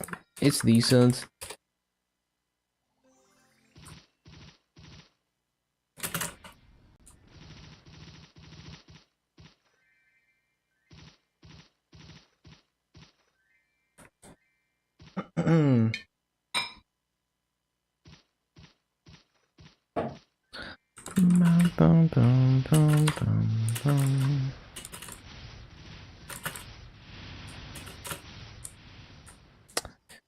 Ah, the gap, man.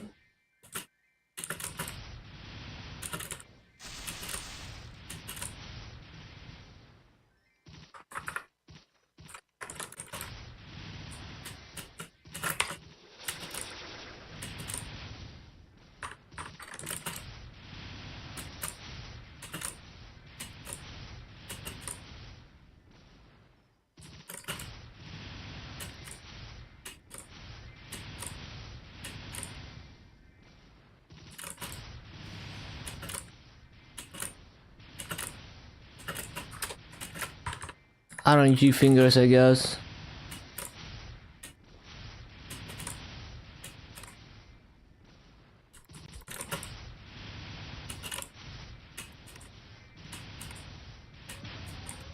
E-boss time.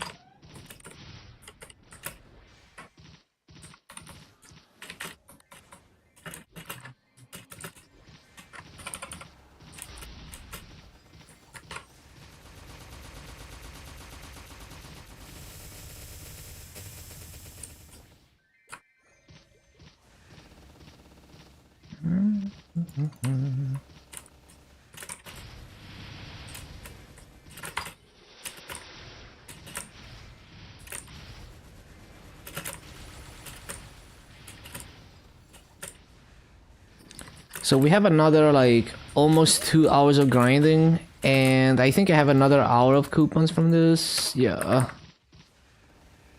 Let me keep buying that actually.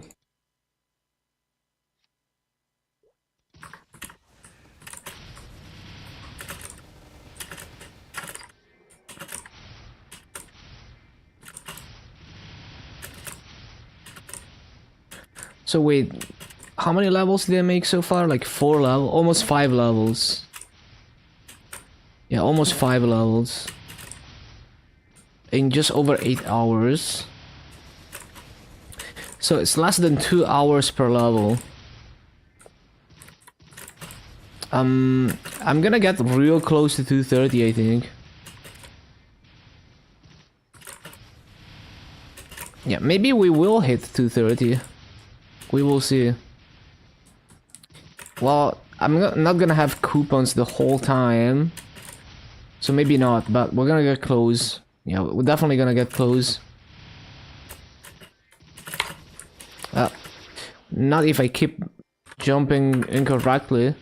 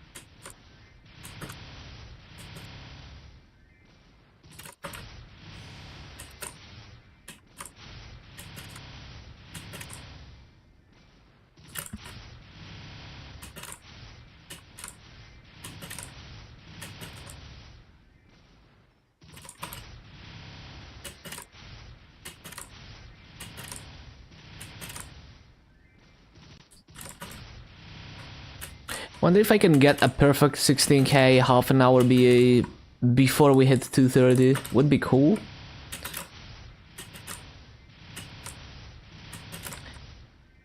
I think mainly it's just the lit mobs. They take more than one cycle to die, and I miss mobs because of that.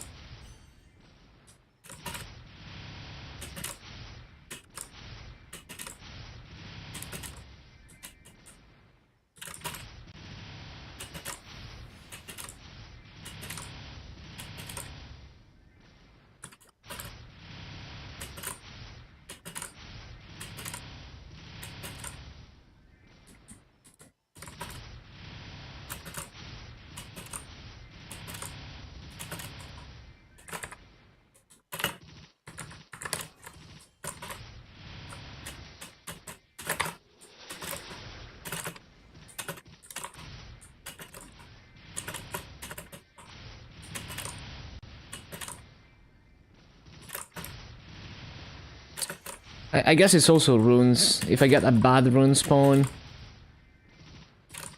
Hello, Kang. Welcome back.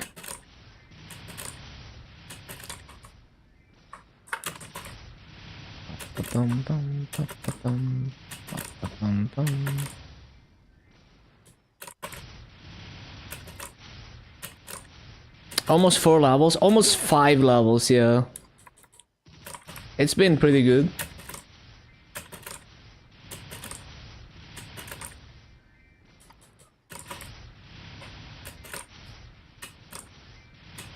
$225 when you went about. Yeah, but I started at 224, like 30% today, I think.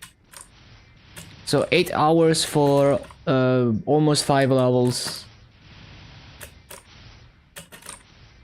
I'm gonna get really close to 230 today. Probably like 80-90%. We will see.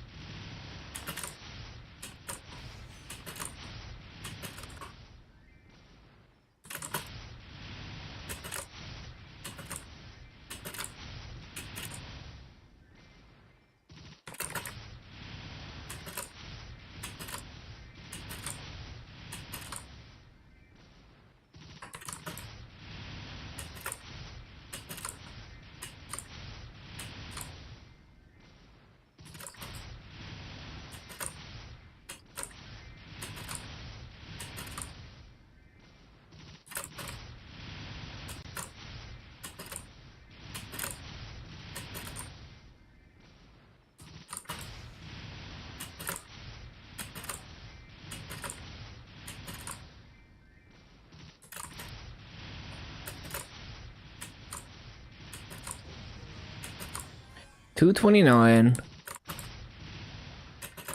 What would the plan be for upgrades if you had no master and no gear?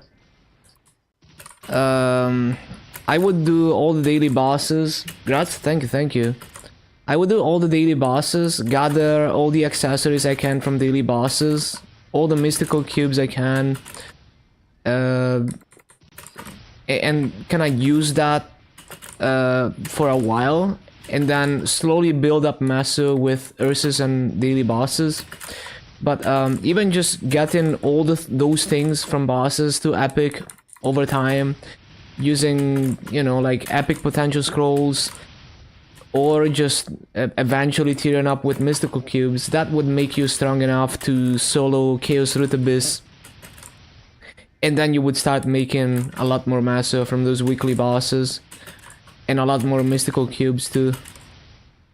That's how I usually do it in Burning Words. I just absolutely prioritize doing all the daily bosses that give useful accessories. And I prioritize doing Ursus as soon as possible. And last Burning Word on day 4 I managed to solo normal Lotus.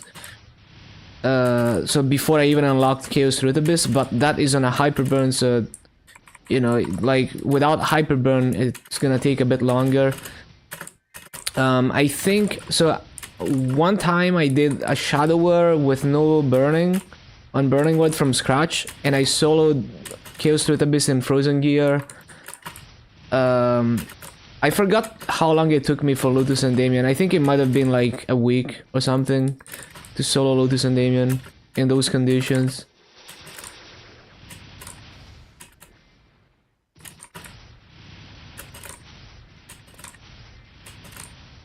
But I was also pushing levels. Like I didn't like I would grind every day. Like even if I was too weak to one shot, I would still grind, and eventually by getting levels and more symbols, that also helped my damage. Cause like, you know, you get more symbols, you get more stats. So there was never a moment where I stopped grinding for levels.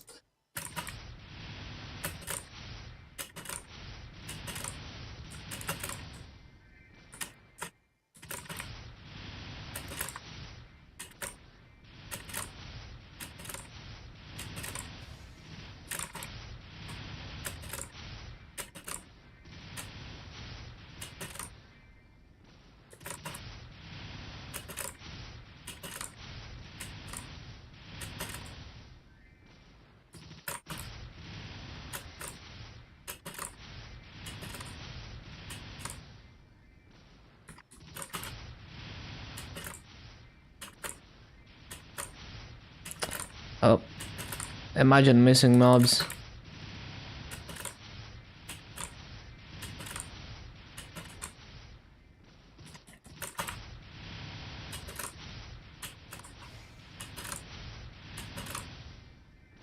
And like in regular server, there's many chores you can do for Masu. Like I have a friend in Luna who's well, he's just doing like Threads of Fate. So he set up Threads of Fate, AFKs to get the herb bags, sells the junipers from the herb bags, and that's a ton of Masu, because not many people are willing to do that. And it's the type of thing that you don't do it forever. Like, it's boring. You just do it early on, and then you stop doing it when you're more established and you make your Masu from farming. I didn't do anything like that.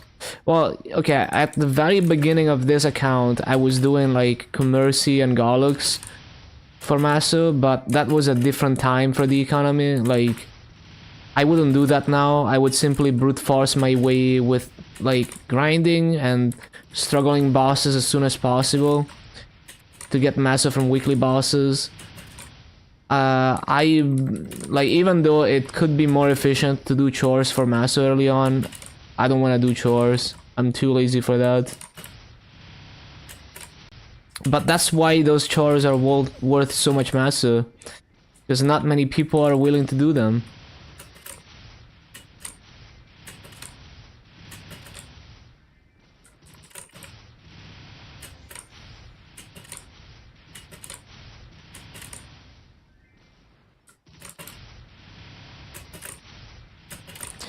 And there's like all kinds of things, like you know, we got Dumplings from Maple Sea, who is making multiple accounts and basically getting carried in bosses on multiple accounts for the boss coins, you know, during the event. So like you could do that in you could have done that in Item Disc, for example. But that is like a lot of work, and you need to know people who are willing to like either carry you in bosses or sell the boss carries. But that is another thing that people actually do, and they make a lot of profit from it. Because then with the boss coins, you get cubes from the boss shop on multiple accounts, and then you use them to either cube stuff or get paid by people for cubing their stuff. So that is what you would call like cubing service. Well, the thing is, like, I can do it with no chores. Like, even if my damage is not great, I just brute force my way. So, like, at every chance I get to gain a little bit of damage from whatever I collect from daily bosses I use. And then as soon as possible, I do, like, weekly bosses with minimum damage. Or, like, if I have to train a few levels when I'm two-shotting, I still train a few levels when I'm two-shotting. So it is possible to brute force it. I've done it many times in Burning Word. Yeah, of course, it takes game knowledge to brute force it, but it is one viable way to do it.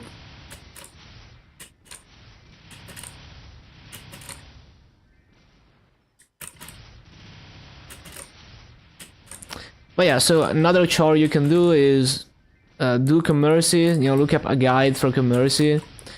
And it's basically a pretty boring daily that you do, and it gives you coins that you can then use to buy Sweetwater accessories like Sweetwater Tattoo and Monaco, and then you sell them on the auction house and people buy them. And if I had to guess, I would say the Monaco is probably more popular, but I've been told that people still buy tattoos for some reason, even though you can just buy a Twilight Mark. I don't know. Guess they're just finishing their old gear.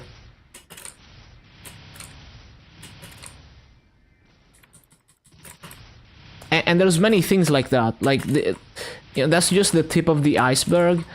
If you're someone who is good at like looking at the market and figuring out what people what there's demand for that you can obtain as a new player, then there's a ton of ways that you could go about it that I probably don't even think about.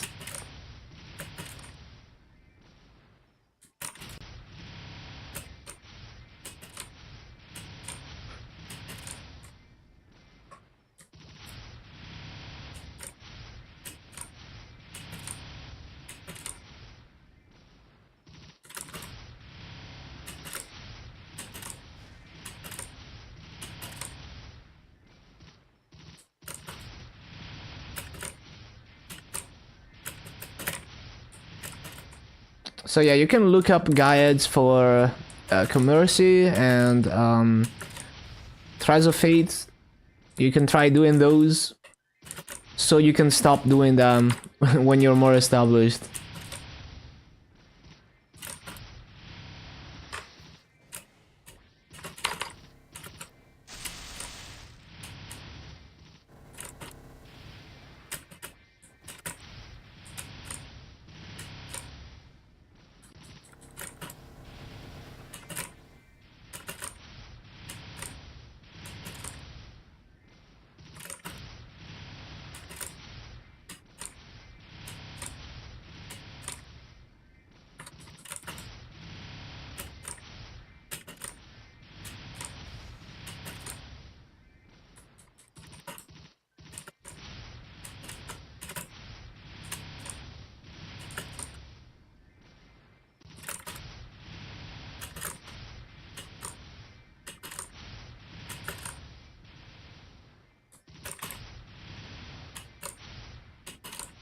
How bad is Demon Slayer for active farming?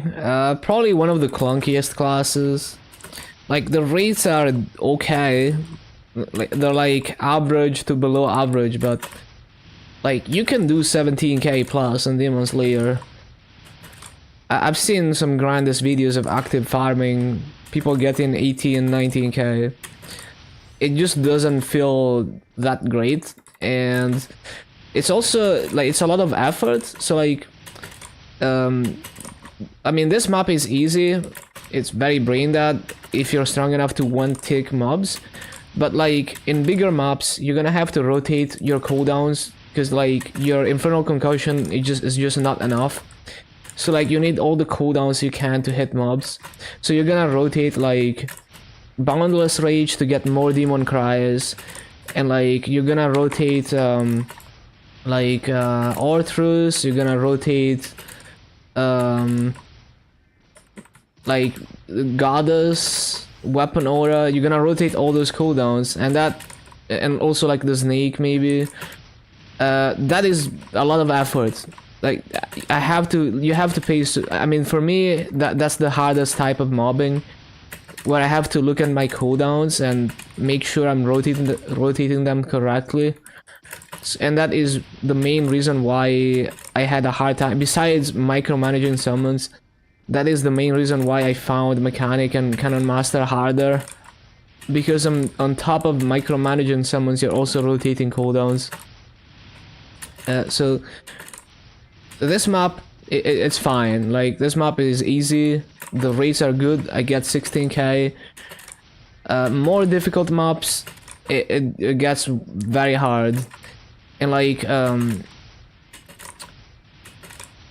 yeah, and like, so basically it's like so much work for mid rates, and like when you pop some of the cooldowns, they lock you in place too, so it's hard to be fast enough. Like, the main mobbing skill is already slow. If you're also using cooldowns, it's gonna slow you down, and maybe you don't make the spawn cycle.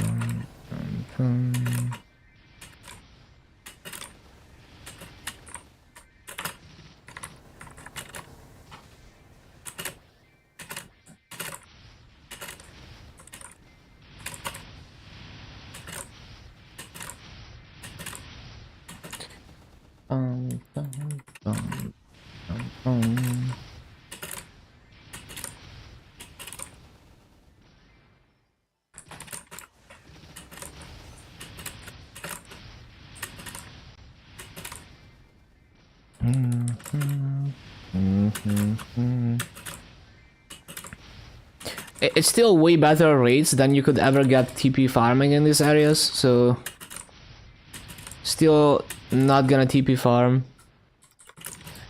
It's a good challenge.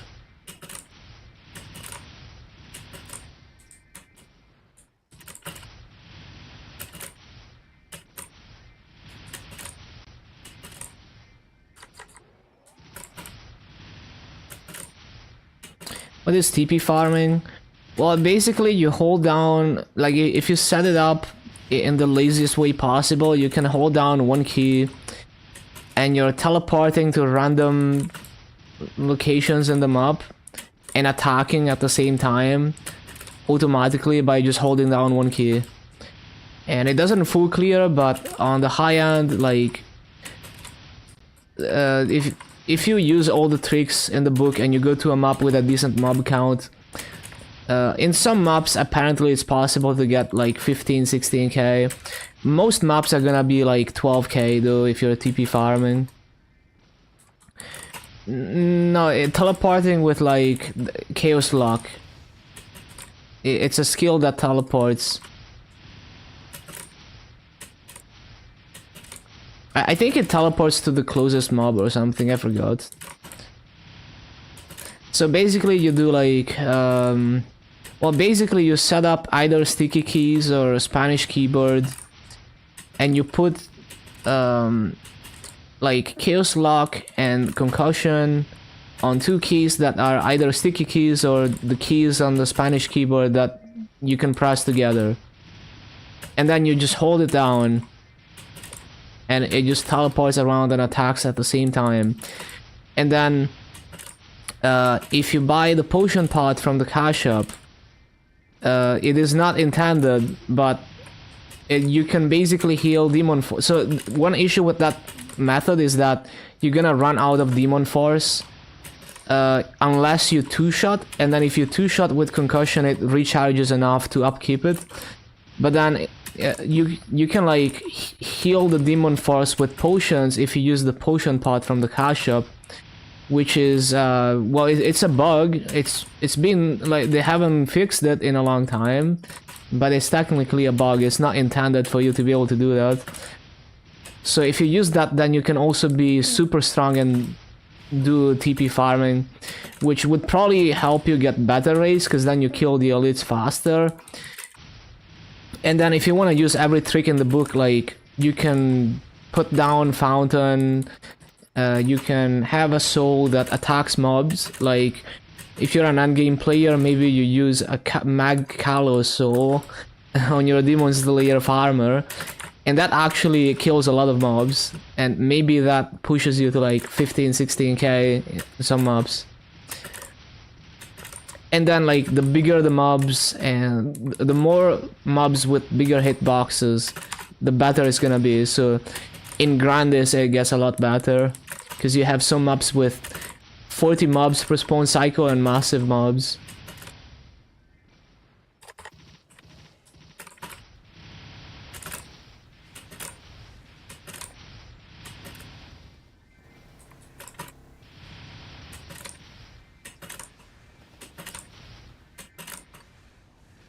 And like, I never tried it, but I think that's how it works. I don't think there's anything other than Chaos Lock and Concussion involved.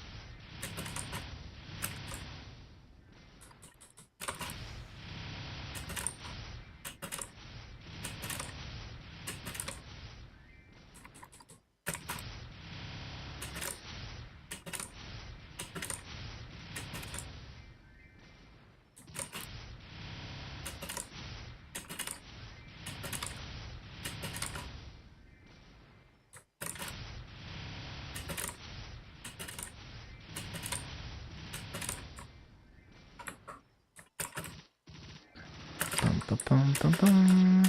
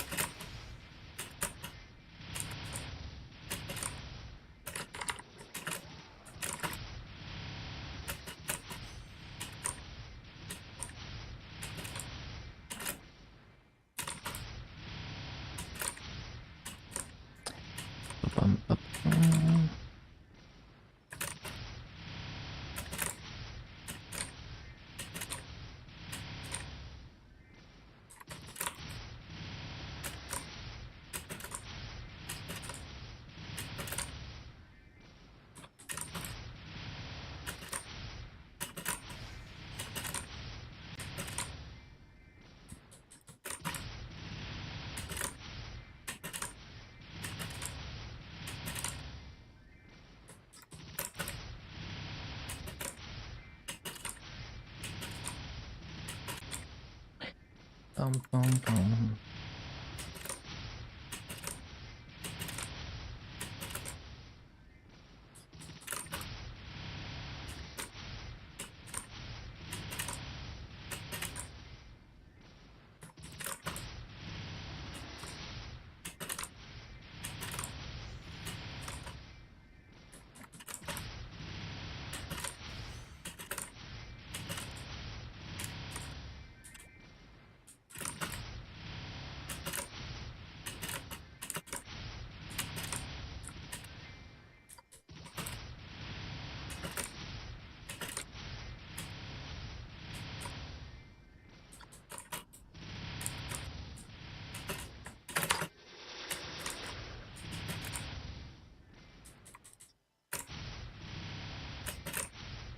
Looking pretty decent.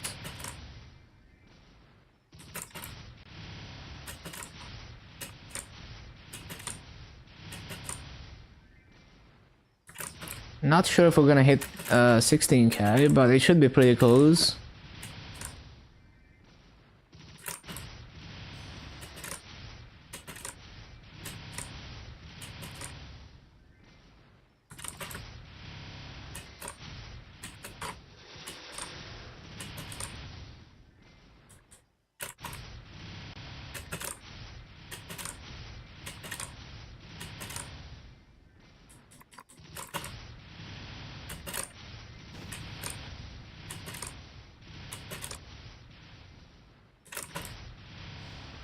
And like, you can TP farm without doing any weird keyboard settings. Like, you could simply smash the keys together and spam them.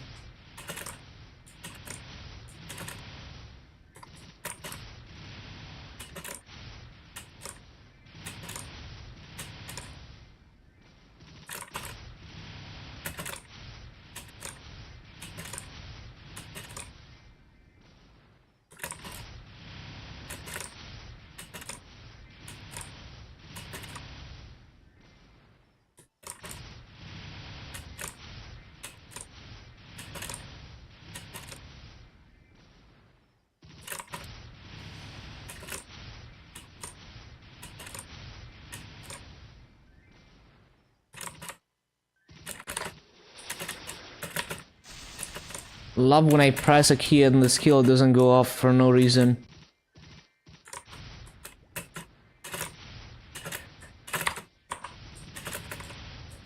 Nah, this is not that close. It's like 30 kills off 16k piece. It's not that good. It's okay. Just okay. But yeah, basically TP farming would be like this. Wait, I can't even do it.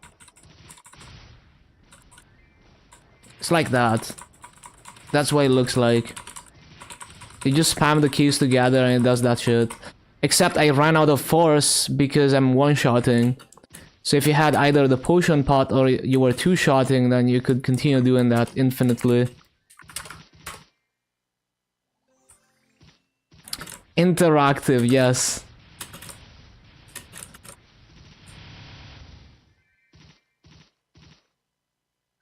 And kinda used to be able to do that as well.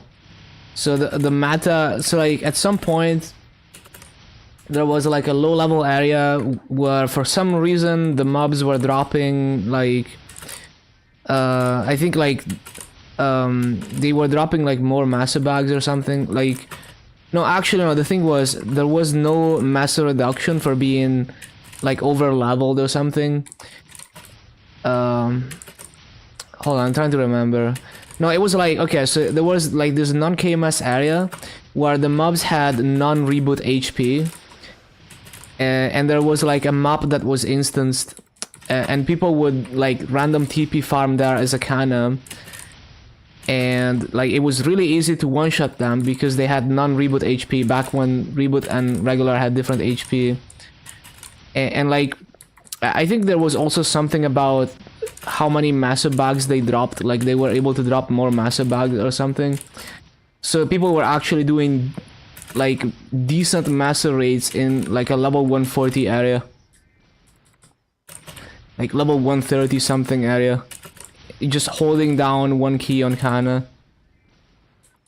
And then they completely removed that area.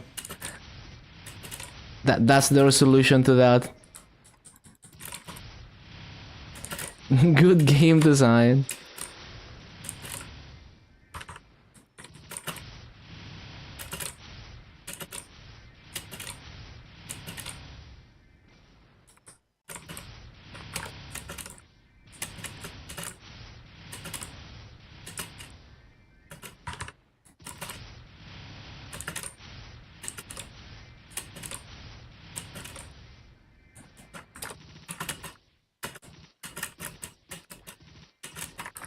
This is a 32 mobs channel.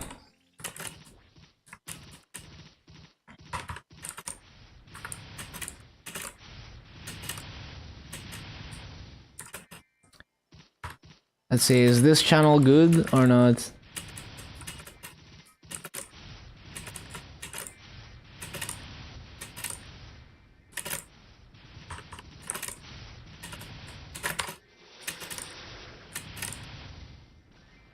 Also 32. I think I've exhausted the 33 mobs channels.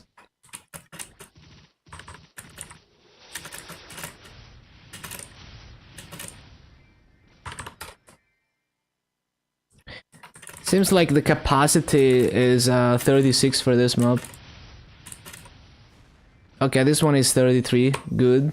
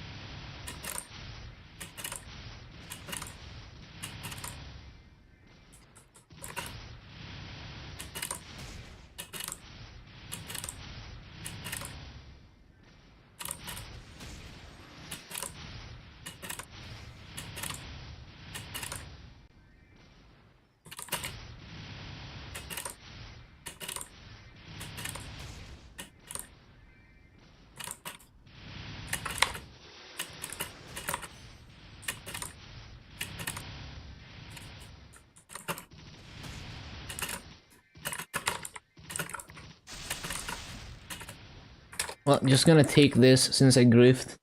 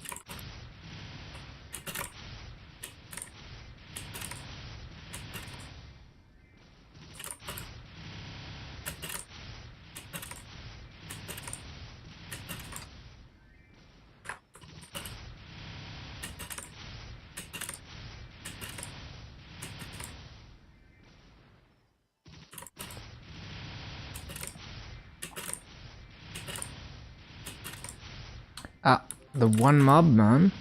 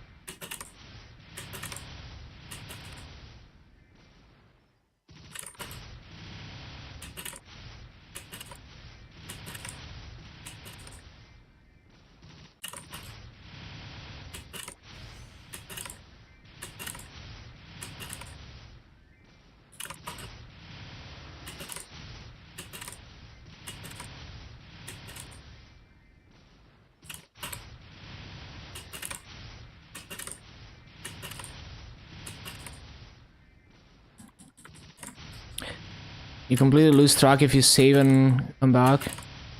Yeah, makes sense. Also, like, if you keep reloading a save to retry something over and over, that is not, like, realistic to a real game. So it's like, in a real game, a skill that you must develop is being able to think quick. And if you reload the same save, you're able to not have to think quick.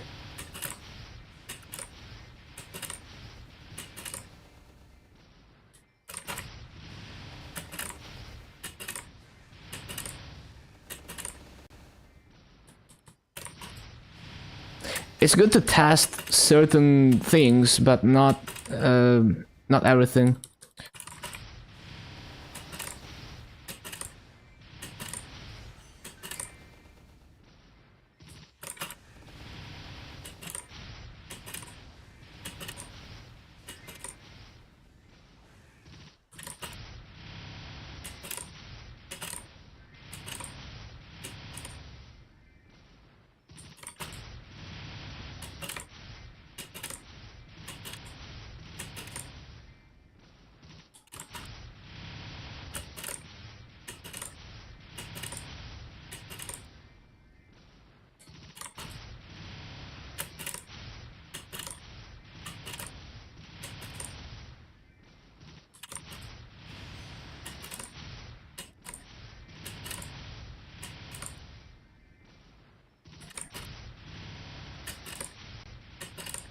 Don't have to be placed perfectly. Yeah, makes sense.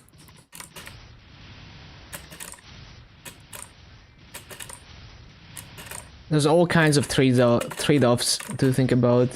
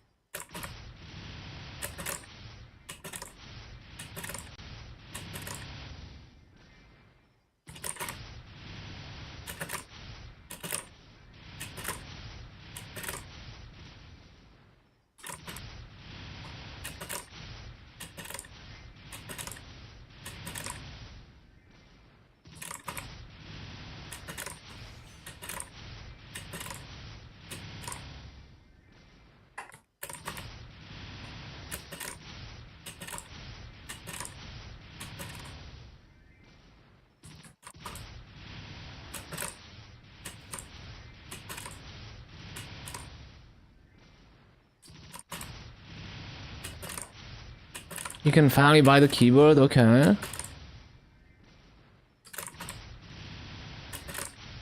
Finally.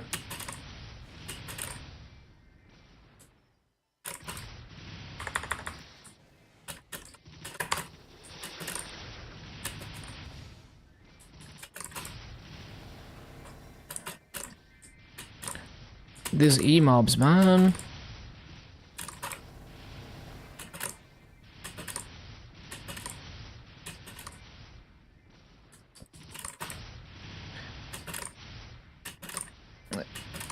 Yeah, I think you don't want to obsess over one specific model.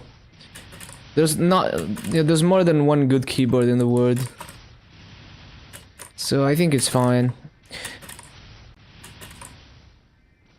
It's likely gonna take you a while to even like start to take advantage of the things that that particular keyboard has that other keyboards don't.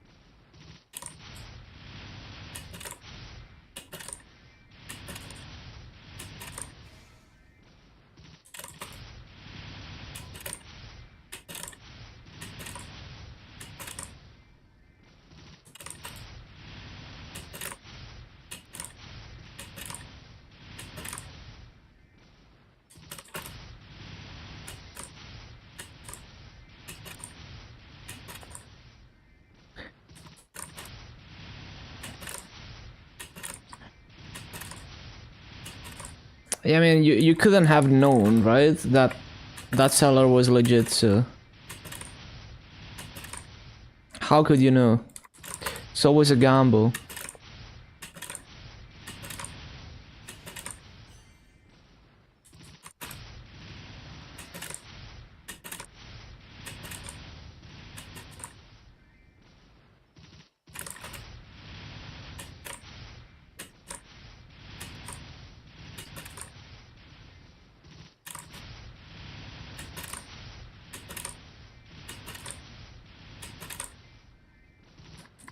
Well, it's easy with now that you know.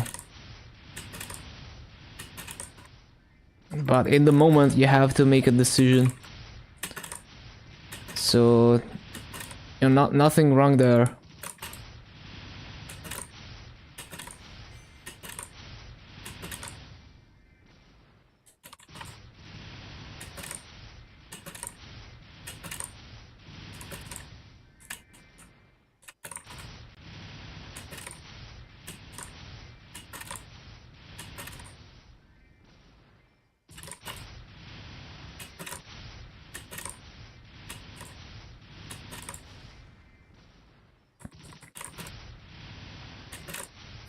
I feel like guitar is, I don't know. I mean, I haven't tried seriously to play the keyboard or the piano, but I feel like guitar is easier to pick up because, like, I mean, I don't even know music theory, and I can play things on guitar that are not complete garbage.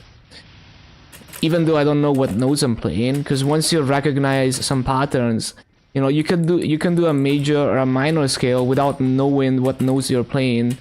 You just need to remember the shape of them on guitar. And like the open strings are tuned in a way that even if you have no idea what you're doing, you can play something that sounds correct on guitar.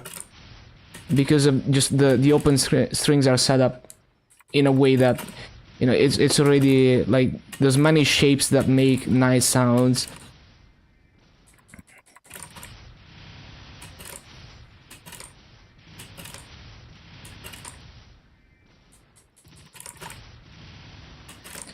So guitar is more about like, I mean, it's a lot of like technique to play faster, and then it's like if you want to really get deep into it, then it's also music theory to know chords and scales.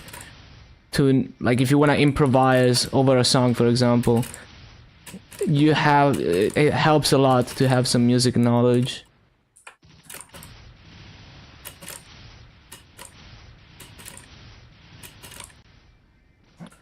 But the keyboard is not tuned to a key. The keyboard is like every note. Versus the guitar is tuned in a certain way so that you're able to play certain chords and scales in a comfortable scale. And there's many tunings you can go for on a guitar, depending on what you're doing. But yeah, like, the piano is not really tuned to a scale, like, it's every note.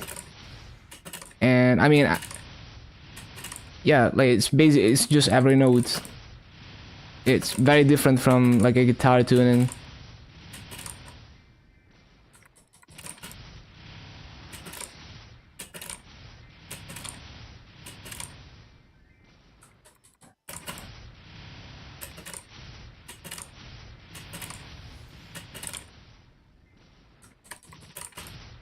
You can't really compare a guitar string to a piano key, right? Because on the guitar you press the frets to make different notes, versus on the piano every key is one note and one note only. It's pretty simple, actually.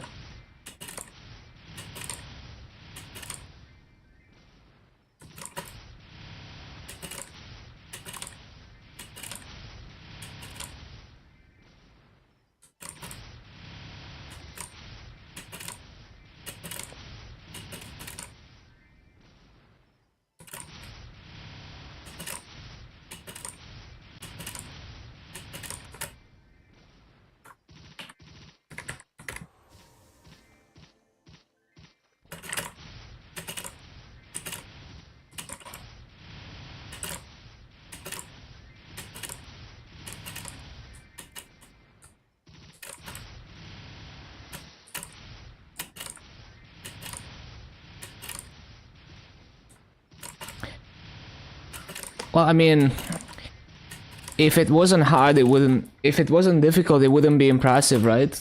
It's always hard to become good, right? Because you wouldn't be good if it wasn't difficult to become good. And like, yeah, you can start playing things pretty early. Like, you can start playing things that make sense as a beginner. I'm just saying, like, of course it's hard to get good, right? Because it wouldn't be considered being good if it wasn't hard.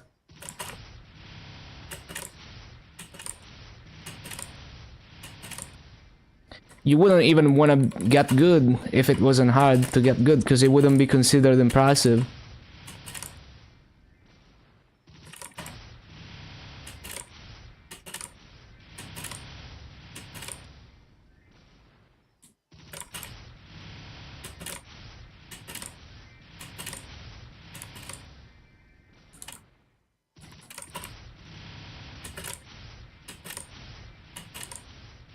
Nah, I think like the knowledge you have for driving a car, like, you know, like not racing driving, is, I mean, that's comparable to like, oh, being able to play simple songs on the guitar or something. You know, just even without any like music knowledge, just being able to play simple things. Basically, my level of skill on guitar is like comparable to getting your driver license.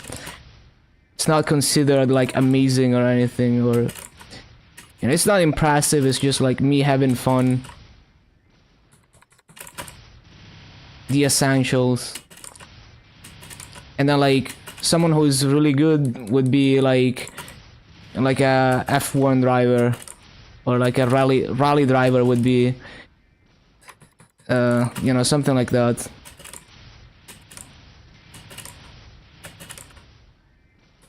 It's literally the same as every other skill. It's like, of course it's difficult to be good to a point where you would consider it impressive, right? Because why do you find it impressive? Because it's difficult.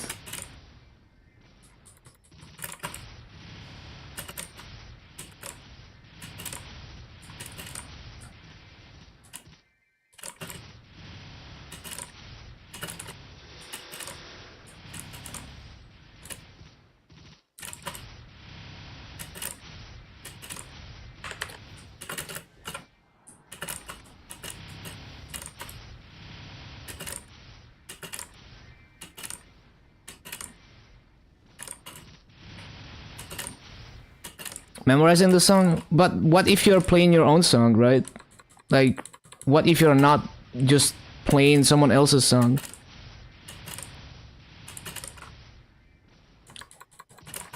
I find the layout of the guitar, like, as someone who has no music knowledge and I have no idea what notes I'm playing, it's really hard to make a guitar sound bad because the way the strings are tuned is already set up for success.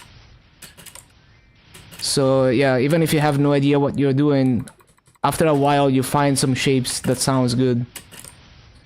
Memorize your own song. I think that's like the very minimum, so that's like beginner level. And then there's actually knowing what you're doing, and then you can improvise. So like, you know, you can be like, oh, I'm gonna freestyle this solo and it's gonna sound good because I know what I'm doing.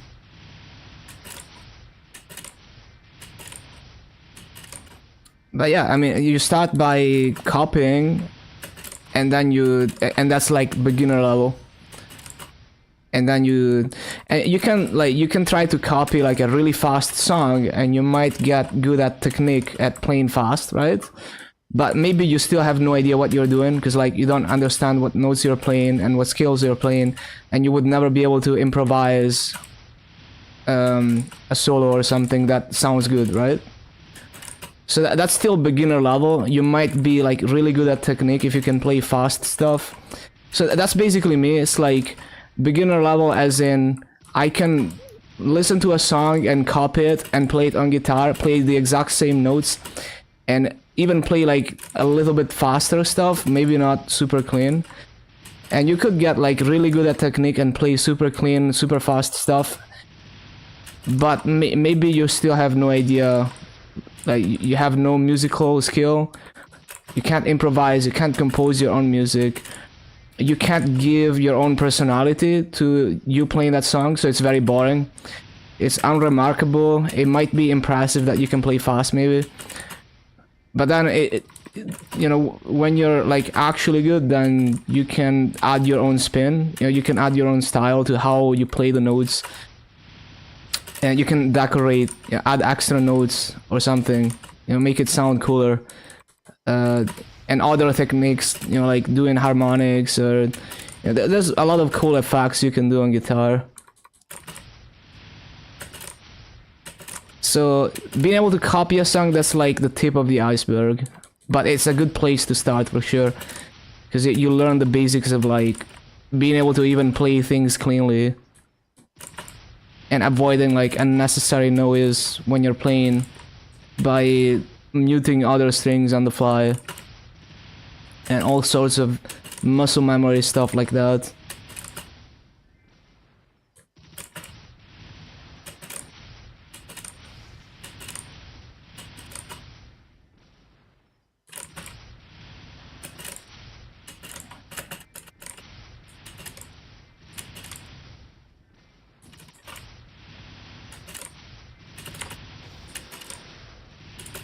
And like, if you have musical knowledge, you don't even have to find the notes one by one.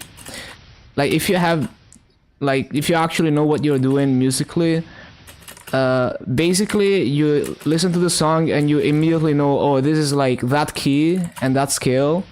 And then you don't try random notes, you play that scale in that key and you find which notes they're playing of that scale, so it's a lot faster. Or maybe like you can simply play your own version, like you can improvise in the correct key and scale and whatnot. So it's a lot faster if you know what you're doing. You're not just trying random notes. And there's more to it, like you can play the same exact note on different strings at a different position if you understand how the guitar is tuned. You can also play different octaves of the same note, so it's like the same note but higher or lower. So you can be like, oh, I'm gonna play this in a higher octave because it sounds cooler. Or like you can switch, you know, to do like add some variety. And then like you can move notes, move the same note from one string to the other to make it more comfortable to play. So there's all kinds of things like that, and there's much of the same on piano too. except like the playing the same note on different strings. I mean, you can do different octaves.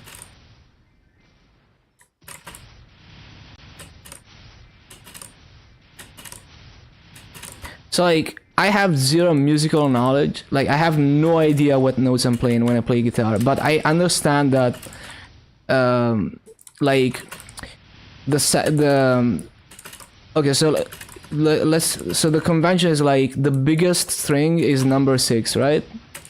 And then the second biggest string is like number 5. So like, my understanding is like, string 5 is tuned 5 frets higher than string 6 in the standard tuning. So what does that tell you? That if you press string 6 at fret 5, you play the same note as open string 5. And so you can use that knowledge to like, oh, I can play the same note by just moving it by 5 frets. And, you know, each string is gonna have a certain distance from the other string. And so you memorize that. And then it's like simple math to transpose patterns. So yeah, that is my understanding of guitar as someone who refuses to learn music theory, because I play instruments as if it's a rhythm game.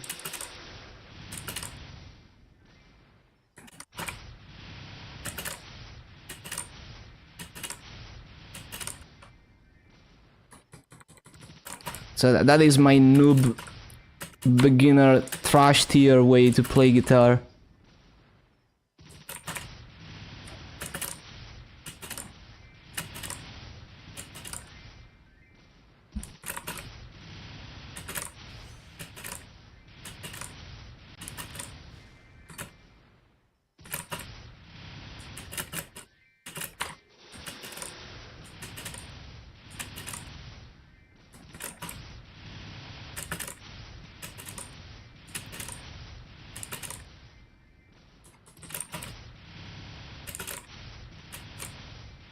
And like, also knowing that also makes it easier to tune the guitar without a tuner. So like, I can tune a guitar by like, if I have one string that's tuned, I can tune all the other strings without a tuner, because I know how many frets of difference there is between each string.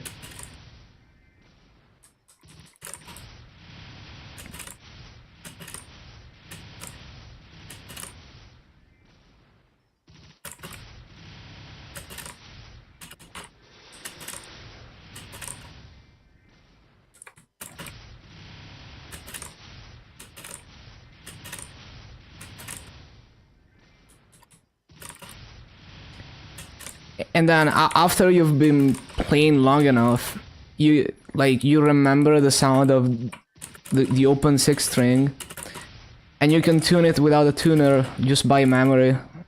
It's usually close enough. But I usually just use like a reference sound for the 6th string, and then I tune all the others.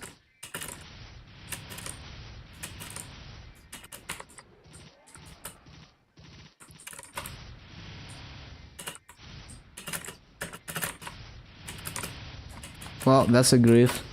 I got stuck, man.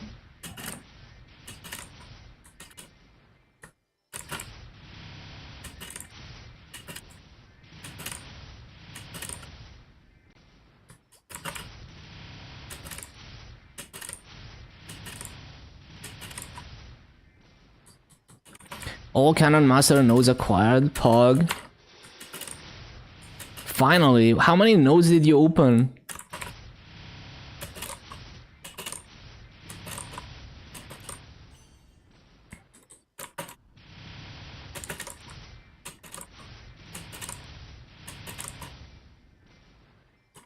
Few hundred. Now to level them, yup.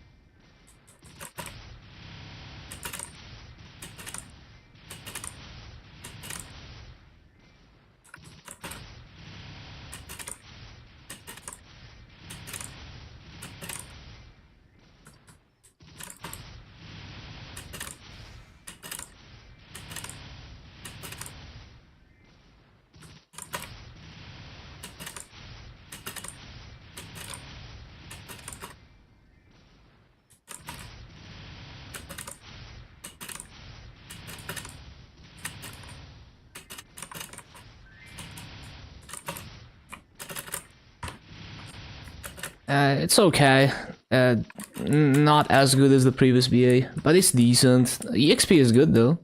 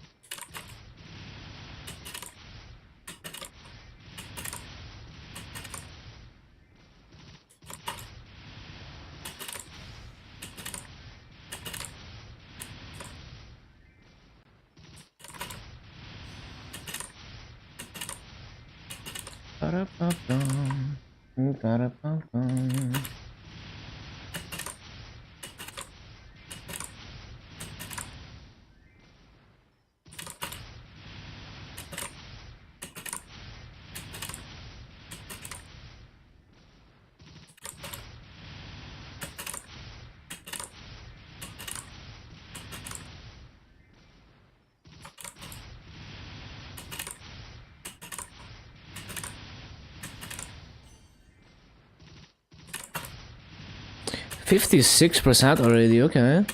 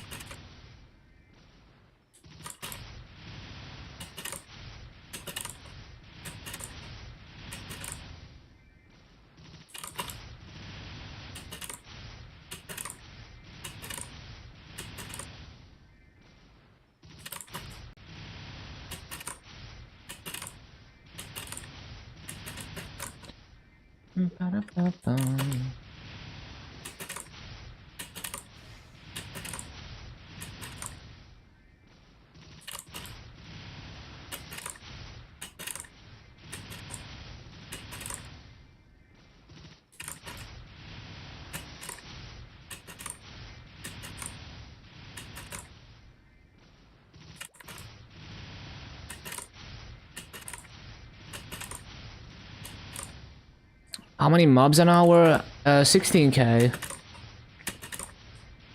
Peak rates 16k. Best half an hour BA was like 7980, something like that. So basically 16k.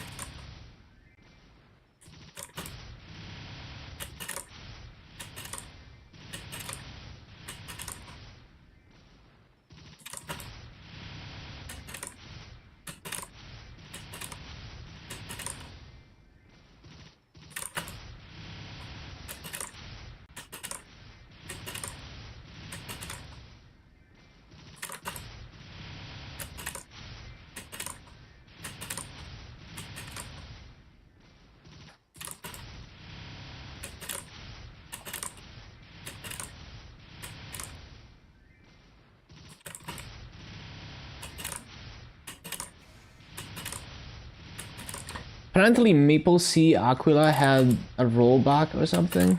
Interesting. Sometimes I like looking at the Maple Sea news to see like how on fire the servers are.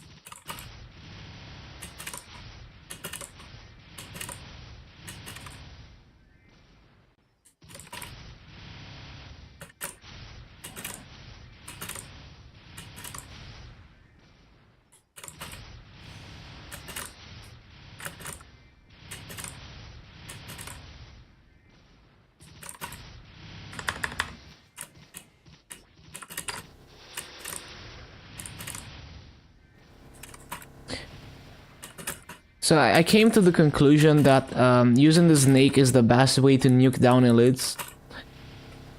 And like, it's barely useful for rotations anyway because it only lasts like 2-3 spawn cycles.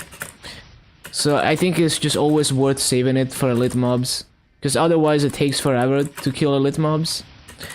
And using Bane is not an option because you have to hold it down for long enough. Even if you immediately release it, it locks you in place for so long and it doesn't even one-shot the elite because it's not that strong if you don't hold it. Yeah, it's such a cool skill. And it's a pretty old V skill too, so like at the time it was even cooler.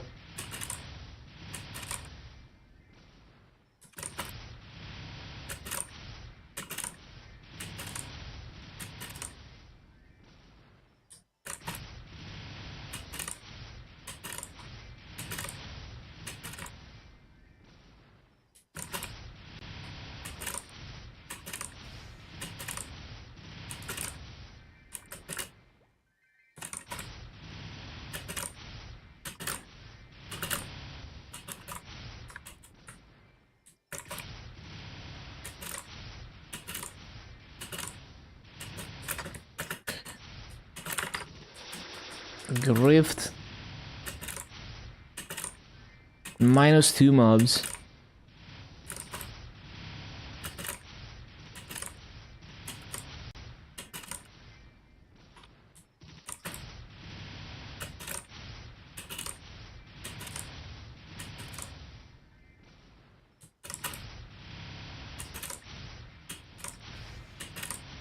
Hello, morning, sun love.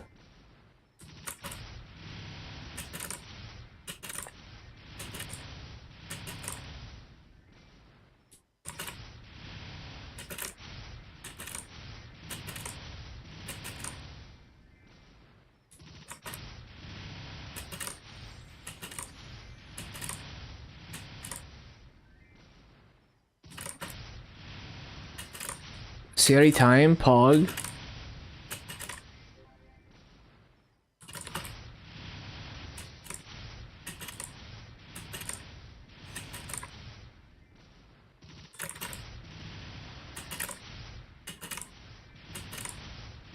In a TFT game, cringe.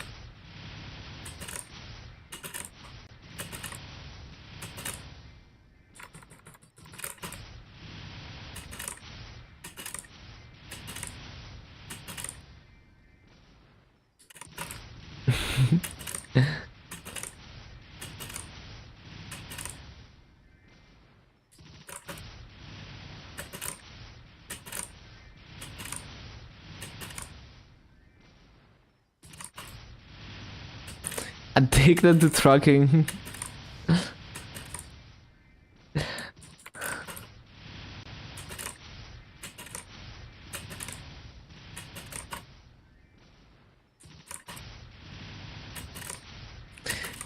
Got cancelled.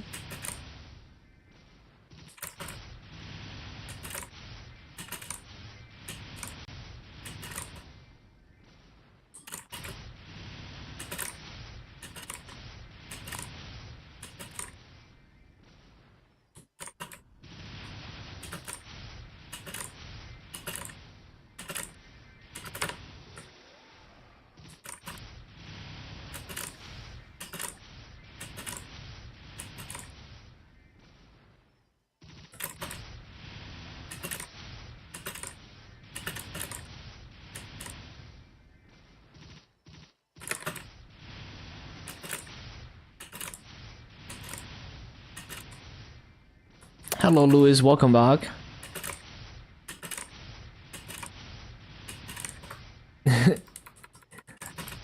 My Twitch chat experience.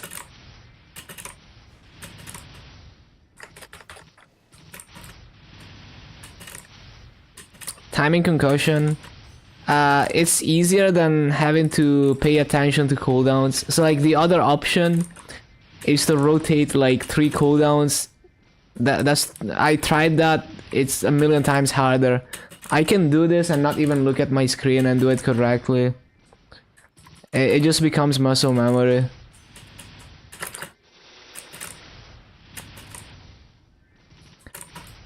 So this is pretty easy for me. It's probably gonna be the easiest Demon Slayer rotation. All the other mobs are gonna be harder.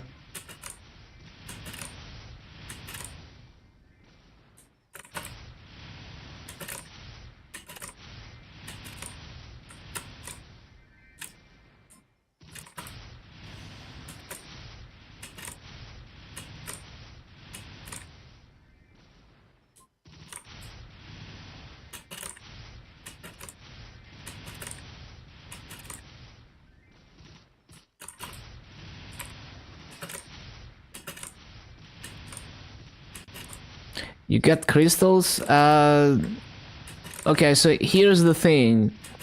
The value of the crystal is split in half. So you get half masu each from the crystal. But I mean, if you're trading, you end up with the same masu as soloing, right? Because you're running the bosses. Well, if you carry each other, right? So you get half master twice. So you end up with one boss run worth of master. The kill rate here is 16k.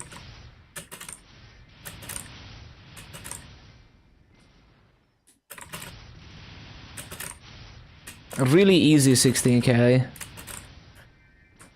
Man, this rune is gonna be so bad. Hold on. I'm gonna do this.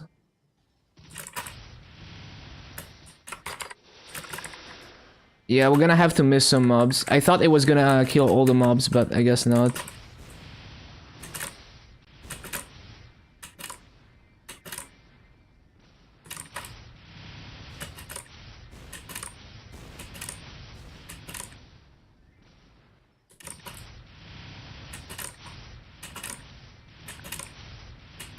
So there's two things. You have to do at least 5% to be able to get the drops, and the boss crystal value is split in half. Or actually, wait, did they change it so that like the value of the crystal is based on how much damage you did? Fuck, I forgot. It might be. It might be not just split in half anymore.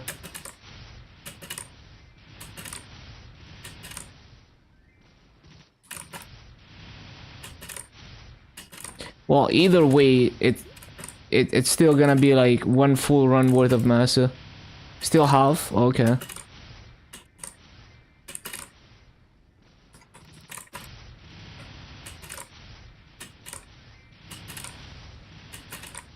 Split my crystal in half.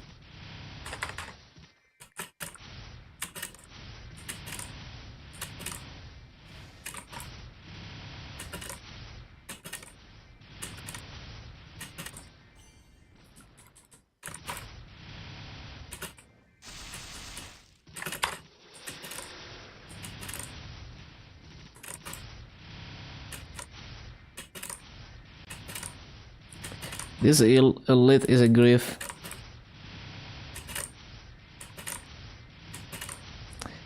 I should have popped that earlier. I was waiting for the snake. Well, I was gonna pop the snake, but then I forgot that it was on cooldown.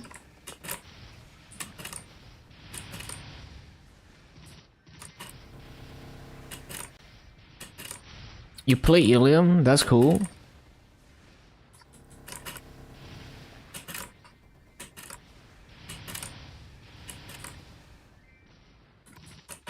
So that's an Ilium joke.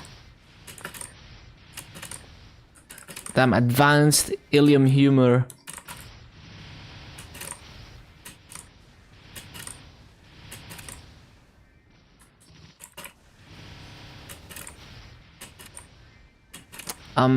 I can't use another half an hour oh, I don't even have a half an hour coupon, okay.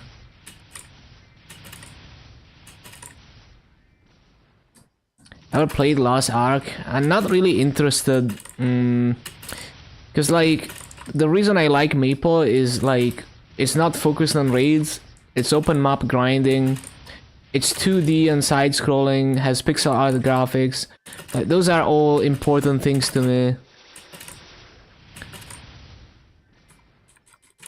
So Lost Ark is not really my genre. Like, it's an MMO, but it's a very different MMO than Maple.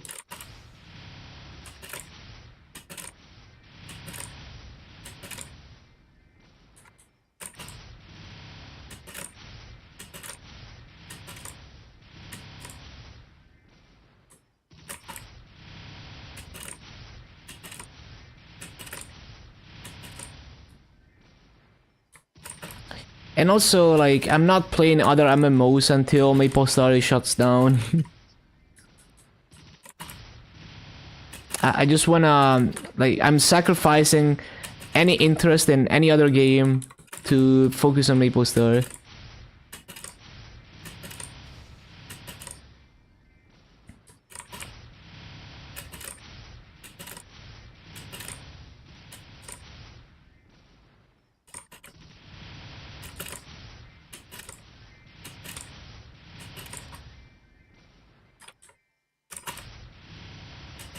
So yeah, unless I completely lose interest in the game somehow, I'm just not playing other games for the most part.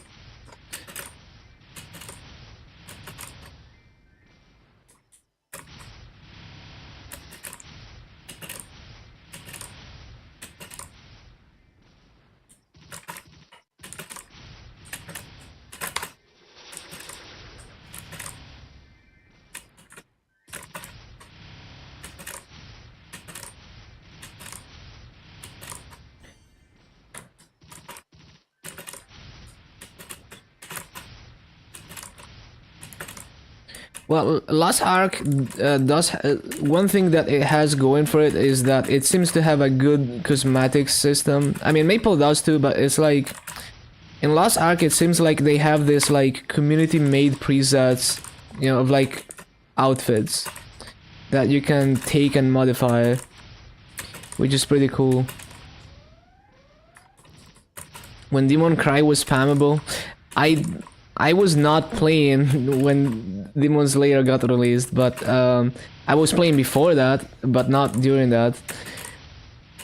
But yeah, I heard about it, and that sounds pretty boring. It's OP, but it's also not very interesting. I like having to use different skills. There's more of a strategy to it, more gameplay to it, basically.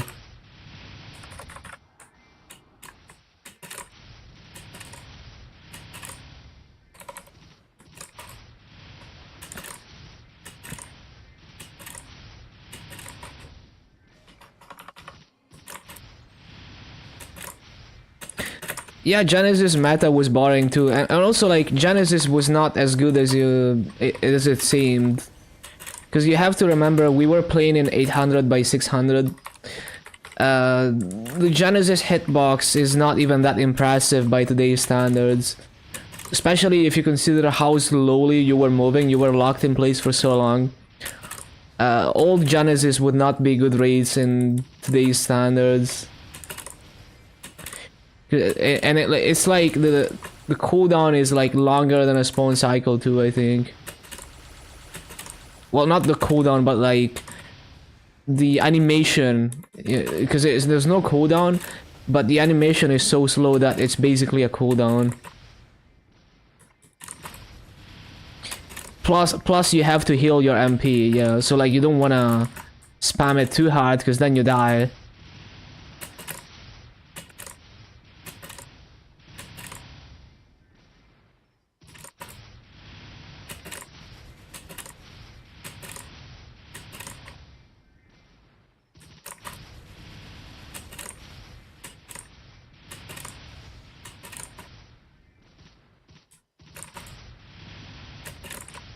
Basically, like, the Maple window was, let's say, like, a box of this size. Like, hold on. It was, like, maybe like that. In 800 by 600. It was a very small POV. Very small, like, field of view. FOV. Yeah.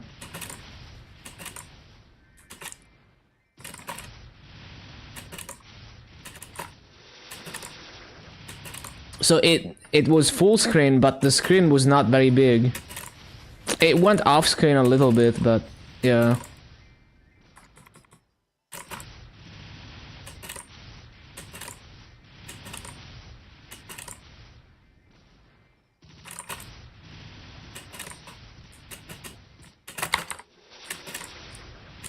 Yeah, I don't think it would actually be good in this day and age.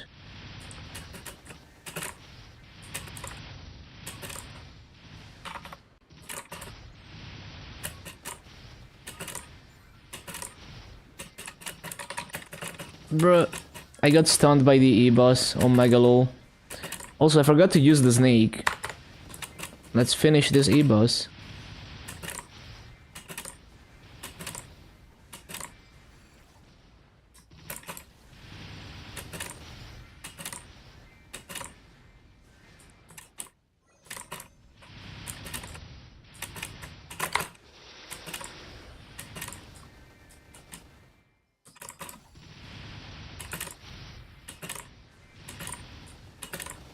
Orochimaru through.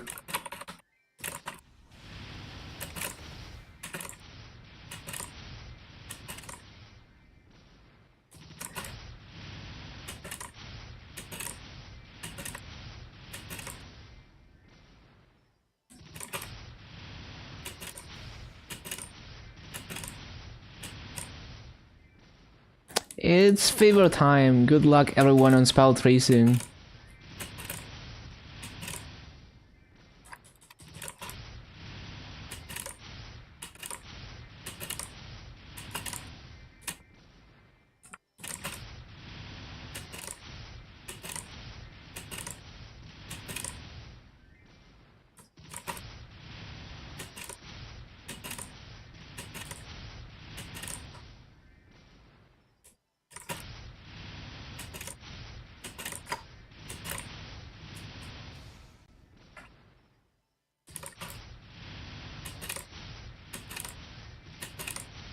To 25 DA and reward with full Abzu. Yep. Trading carries. That's what happens with trading carries. I mean, you can also do that as solo progression, but it's like you would probably be higher level by the time you have all the Abzus, unless you're only doing bosses and not doing anything else.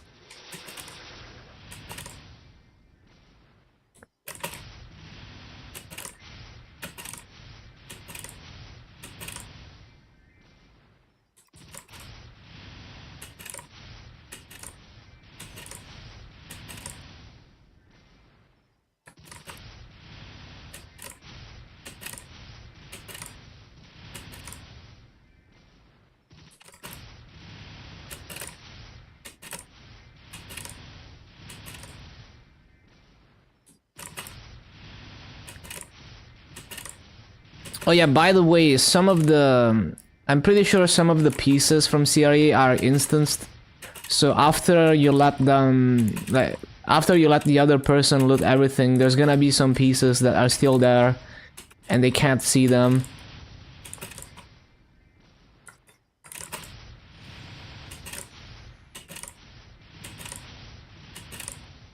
How to disable pet loot. There is a checkbox. Item pouch or something. There's also some party settings that you can do. Like, the proper way would be to set the party in a way where, like, only the leader can auto-loot or something. I forgot. I never tried. Yeah, I'm moving to Shadowlands Hall 2 immediately at 2:30.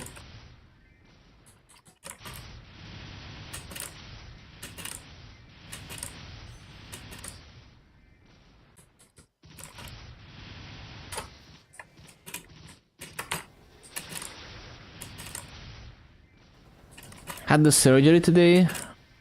Okay, glad to hear. I mean, glad to hear. Hopefully, your eye is gonna get better from that.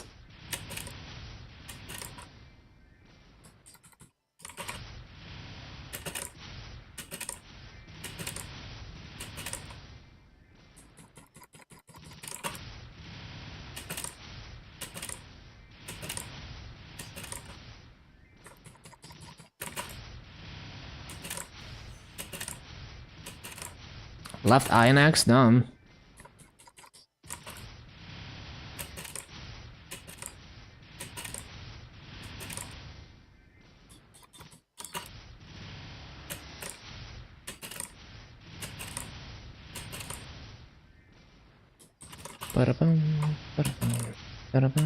Yeah, hopefully you're gonna get back, you know, to where you were before.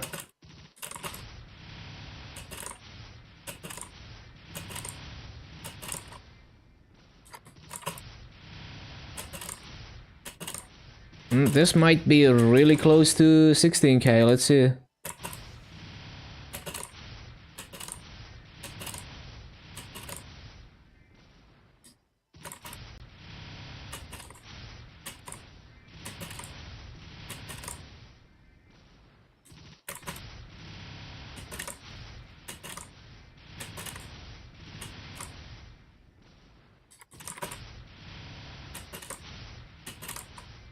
Ba-da-bum, ba-da-bum, ba-da-bum.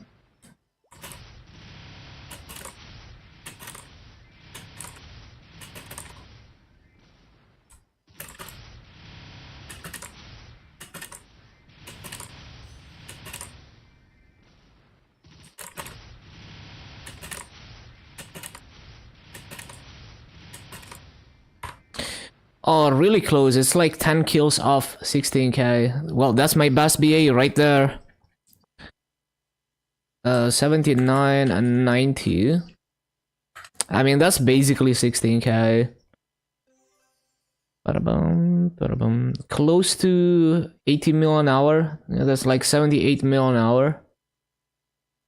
And that is 34.5 bill EXP an hour. Very good rates. If it wasn't for the E-boss, I would have gotten 16k.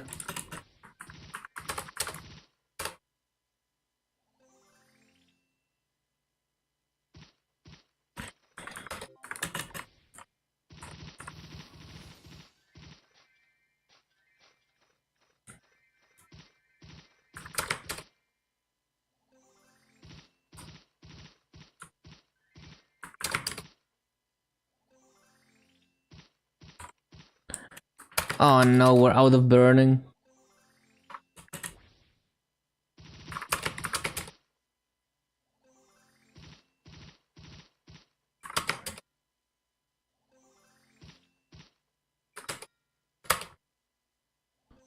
I actually grinded all the burning out of all the channels.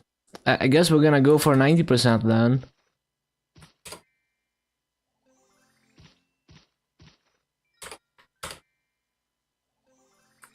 Damn.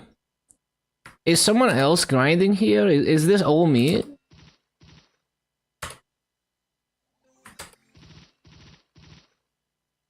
Oh, we're gonna just go for 90% then.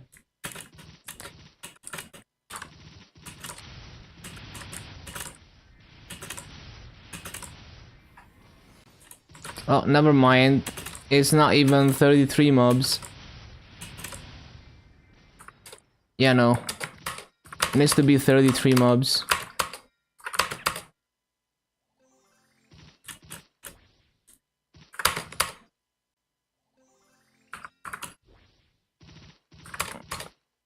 Damn, all the burning is gone. What the...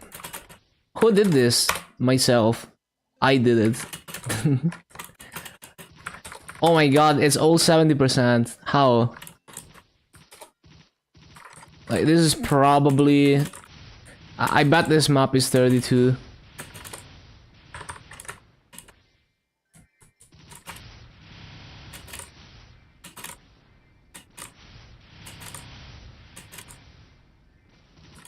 Yup, it's freaking 32 mobs. 11 tokens? Damn.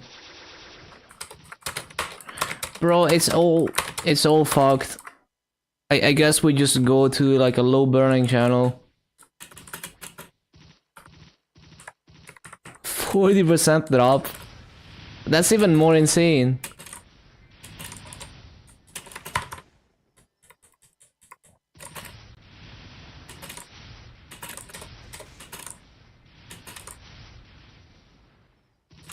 Bro, this channel is also 32. Fix your spawn GMS. What the?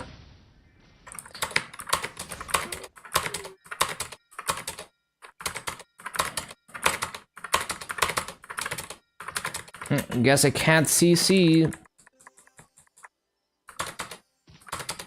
Went into boss with that debuff? Nah.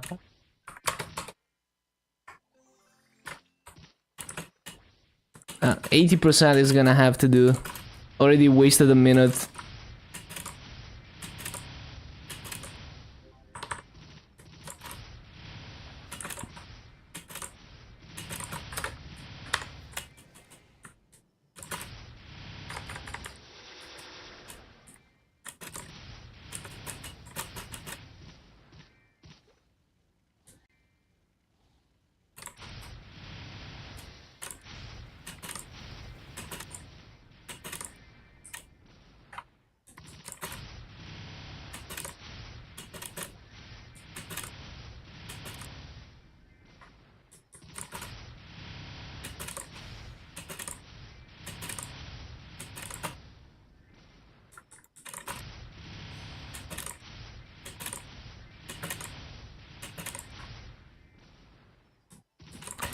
Oh yeah, if I use Demon Cry as much as possible, it gives extra EXP. It's like 20% extra EXP on the mobs that I kill with it.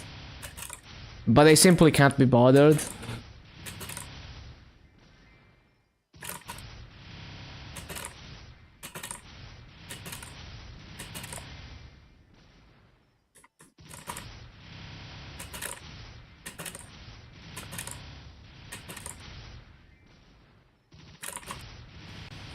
Only gonna use Demon Cry if the rotation requires it.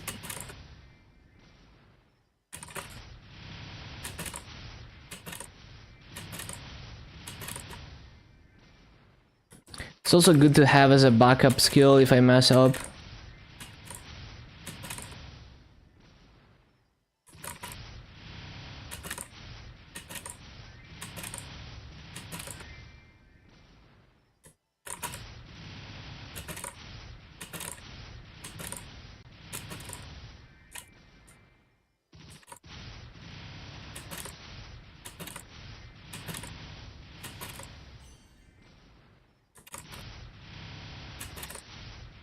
Oh, we just broke one bill. Pog.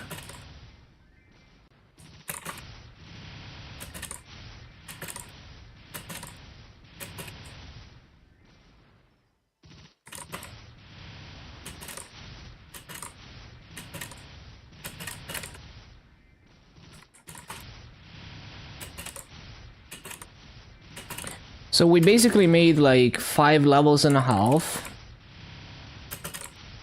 So that's more than 1 level every 2 hours average.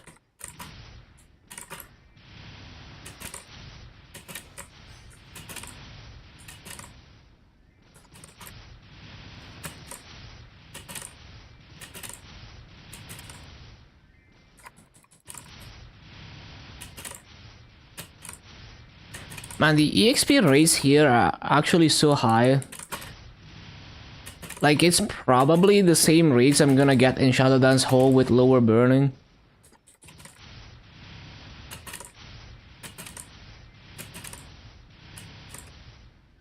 Yeah, and also like, the Shadow Dance Hall mobs are the same level as these mobs. It's just that I get higher kills per hour in Shadow Dance Hall. But yeah, like, the highest BA was 34.5 bill EXP an hour.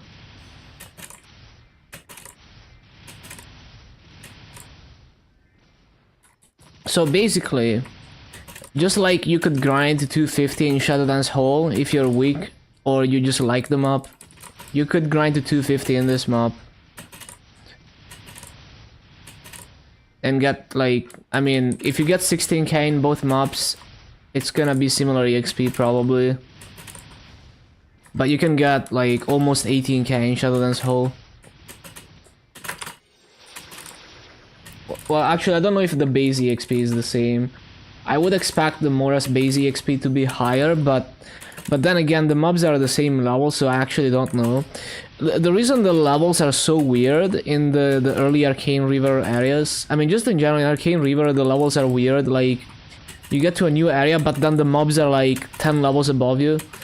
It's probably because, like, they released Arcane River areas slowly, and that was before they were doing the thing where, like, they limit the level difference penalty and stuff.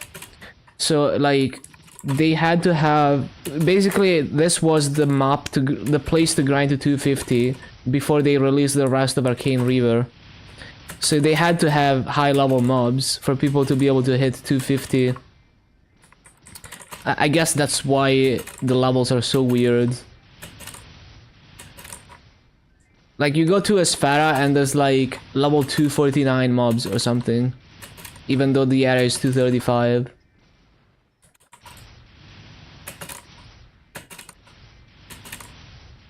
But now, if you look at Grandis, you know, you go to Karshan and the lowest level mobs are within one level. So, like, you get to Karshan, there's level 286, 285 mobs. Rework Esfera, yeah, there's very few good maps and they're not very good.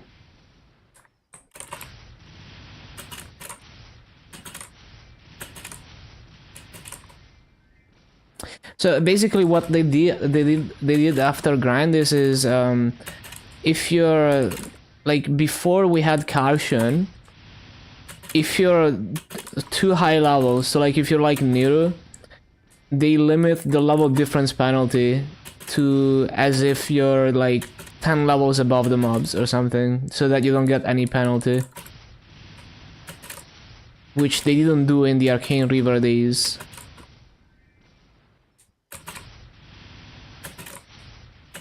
Also, I think at some point the penalty wasn't a thing at all in Arcane River, so there's also that.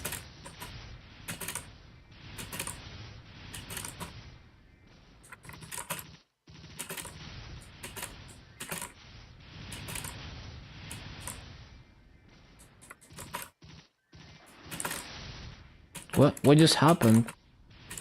Okay, RNG fingers, I guess.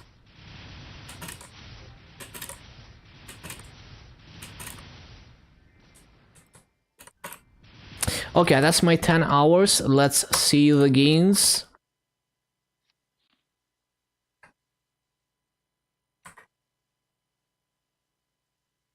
Okay, pause the timer.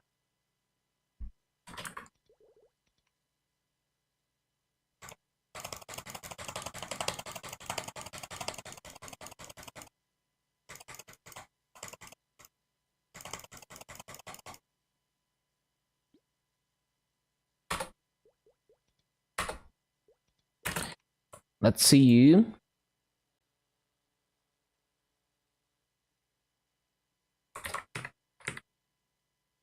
Uh, 224, 32, 523 to 229, 86 to 48. Nodes, 31 to 98. Masso 300 to 1026. 10 hours. So 726 mil masses. That's very good masses. 67 nodes, solid. 553%, so 5 levels and a half. Good stuff. 14 hours, we're already basically 230. Nice. And my Legion is 9954. Cool.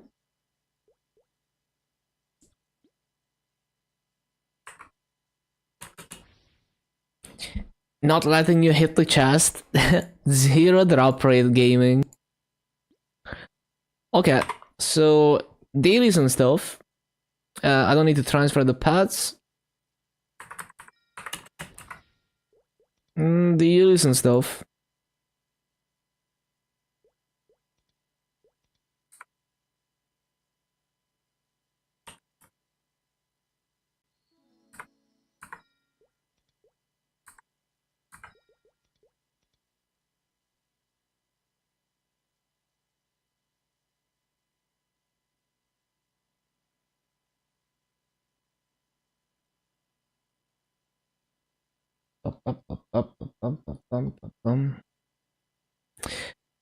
Man, I have almost 2 entire pages of 250s. And like the mechanic is gonna be 250 off potions. So yeah, that's really close to 2 pages. Can someone lose their blue orb if the boss heals? I wonder. Yeah, I don't know. I feel like it might just be the total damage dealt. I'm not sure. I don't see how.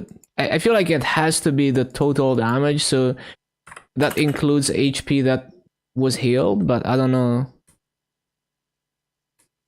Yeah, it might be that, like, because you have to do extra damage when it heals, you might drop down below 5%.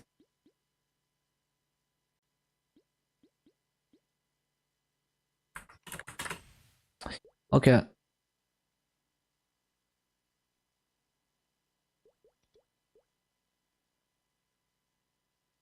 Two-piece Sage.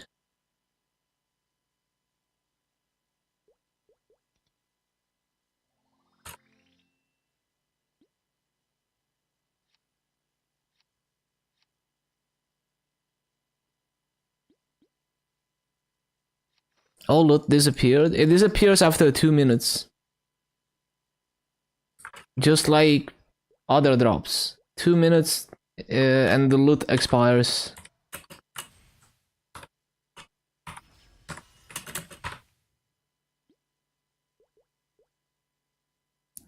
It be like that.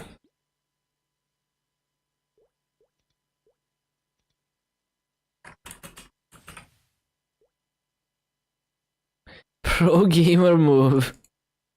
Donna Keynes. Nice, nice. I've done some like really dumb stuff. Like, I remember I was scrolling a weapon with 15%. I spent like billions worth of spell traces in it. And then because like I was innocencing so much, because like you innocence until you get enough passes. Your muscle memory, I innocenced the perfectly scrolled weapon for no reason. And I had to scroll it again. And that was a thing that I did. I don't remember if it was the arcane weapon, if it was the Abzu weapon on this Dark Knight, but yeah. Oh, superior belt, cool.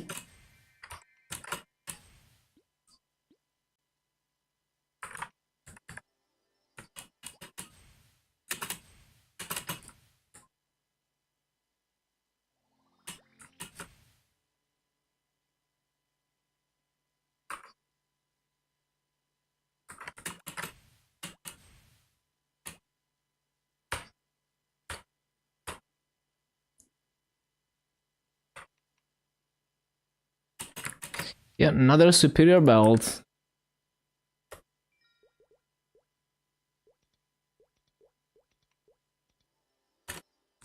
Ba-bum, ba-bum.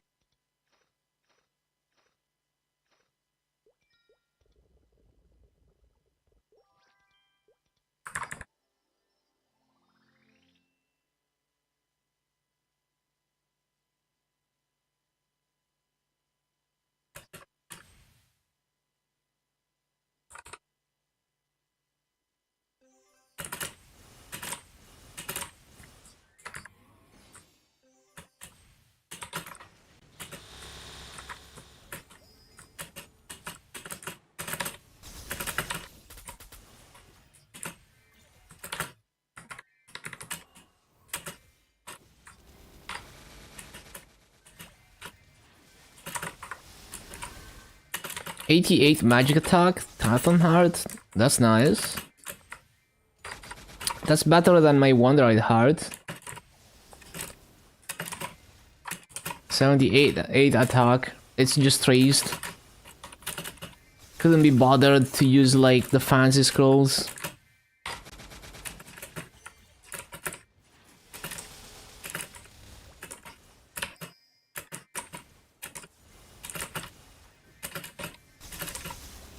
Evolution Scroll Service.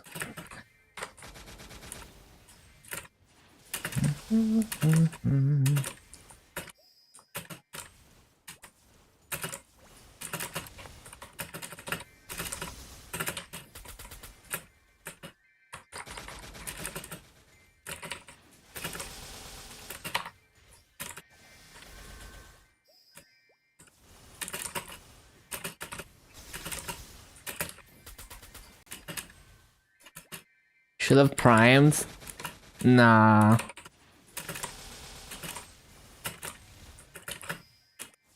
What's... Is it even that much better?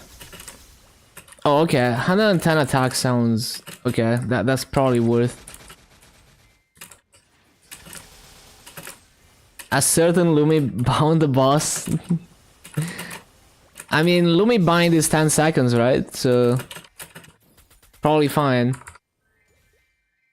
Now imagine if I kinda use the short bind to griff your other bind. Imagine. That would be bad. Actually no, Kanna has like... Wait, Kanna has like a longer bind and then a normal bind that's like 10 seconds. Yeah, never mind. Man, I remember at one point, Shade was able to bind bosses for like ages. Like 30 seconds or something. And people would abuse it in Hela. They would just like die. You know, they would bind, do damage, and then intentionally die, wait for the bind cooldown and come back.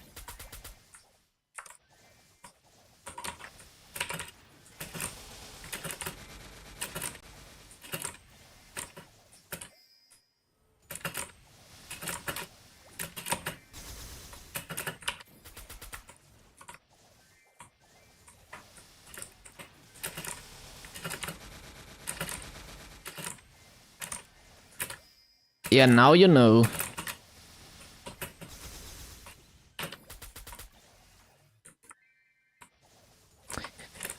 Well, you have to check orbs like before you kill it, because it's like, well, if the boss heals, then the attacker has to do extra damage, and that extra damage being dealt makes it drop below 5%.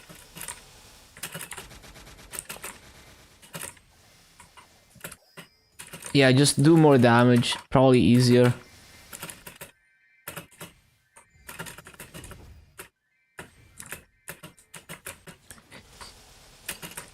Yeah, the thing with Pierre is, if you hit him with the wrong hat, you can easily insta full heal him, and then the 10% becomes 5%, and less and less.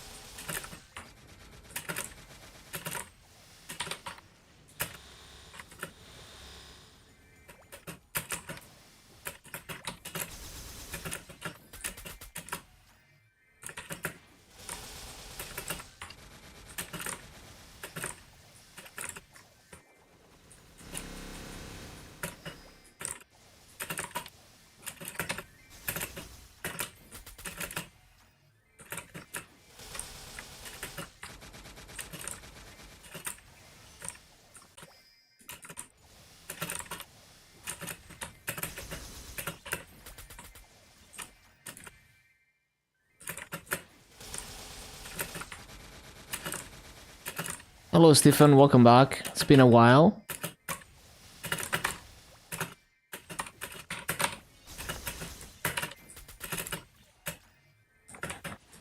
Yeah, I started my Demon Slayer to 250 yesterday. It's already 229. Almost 230. Having a break from Maple. I see. Oh yeah, that's what's going on. Demon Slayer number 21 to 250.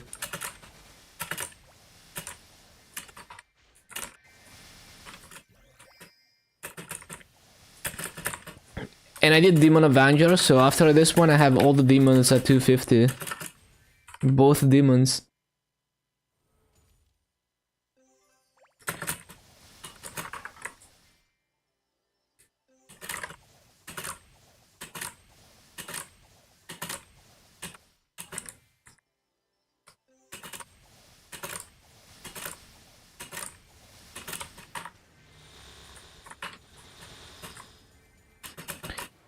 Trying to figure out new rotation.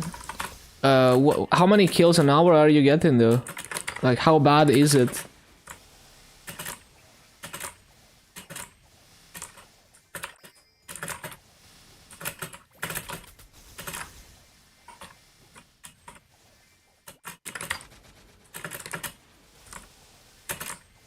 $14K, yeah, that's low.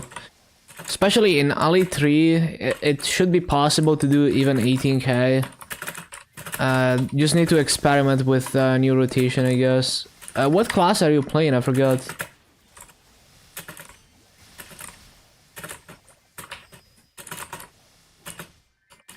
Aaron? Yeah, Aaron mobbing is like not that amazing, but I'm sure you could do at least 16, 17K in that map. Just need to experiment a bit.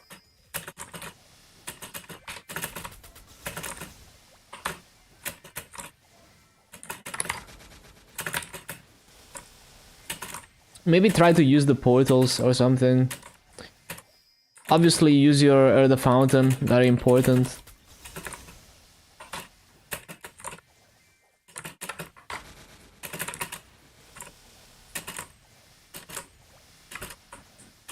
Well, let me see Ali 3. Hold on, because I forgot. Like, usually in this map, you could put fountain on, like, one corner. And, like, as a Naran, you don't have blitz shield, so it's kinda hard. I mean, as a Naran, maybe you shouldn't be grinding here as a Naran. Because going in a circle in this map, or even like in an L shape, there are so many gaps. So like as a Dark Knight, this map is not a problem because I can use Blitz Shield, I can do this, like I can do that. Right? But as a Naran, you can't do that. So maybe you should try a different map. Like maybe try Ali 4. The OQS rotation. Yeah, but that's a Dark Knight rotation. You know, you can't, like, Aaron is different. Like the problem with this map is that all these gaps, it's easy to fall through. It's not good to go in a circle in this map. So you could maybe try this map. This map it's easier to go in a circle. So like I mean, going in a circle is not the best way, okay? But it's gonna get you definitely more than 14K. So like in this map, you could definitely go in a circle a bit more easily than in Ali 3. And it's still not gonna be great, but probably give it a try. And like remember that different classes are gonna grind completely differently. So you can't copy a Dark Knight rotation on another. Completely different classes.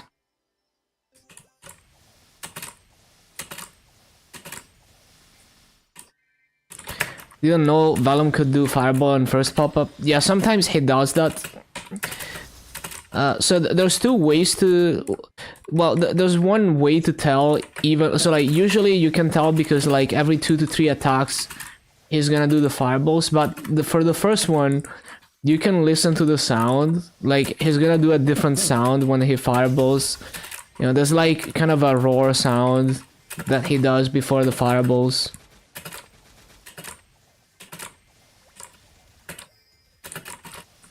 People play with sound. You should play with sound. Maple has great music and great sound design.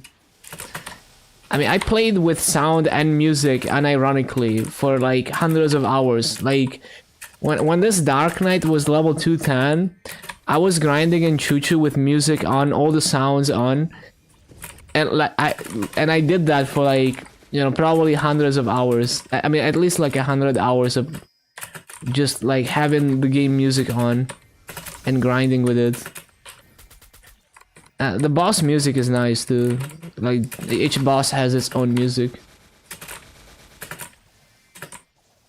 And like I don't have music on because like, I know all the BGMs, but I still think it's good.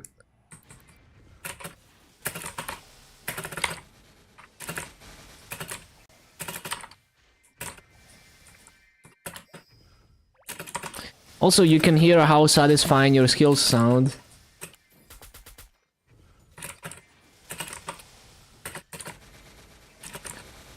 Yeah, the dusk music is nice, yeah.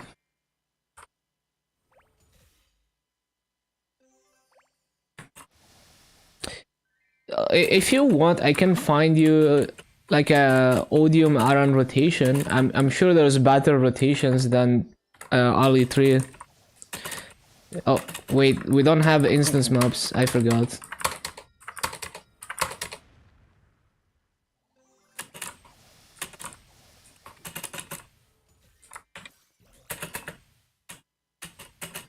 I can probably find it in like 2 seconds.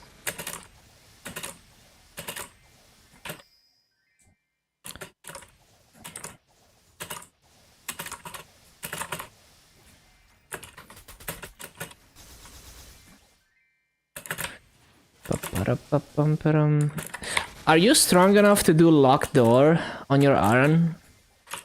Cause I think it's locked door 3 or 4, I forgot. It might be 3 where you can just do teleporter farming.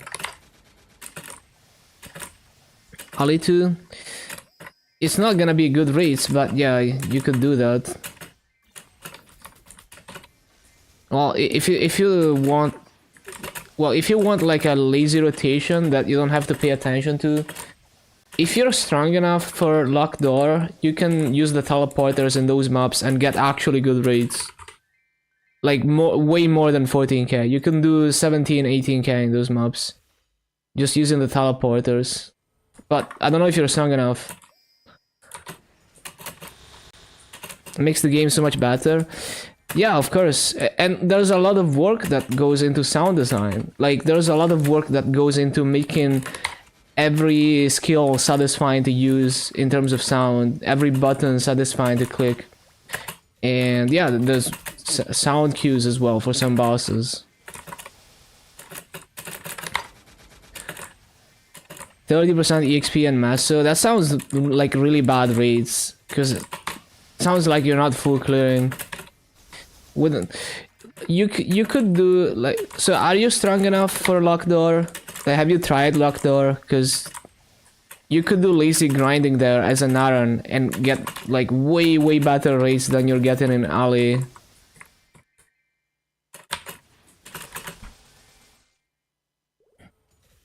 Let me see if I can find a video of it. Hold on. You can try? Yeah, because hold on, I can show you. Hold on.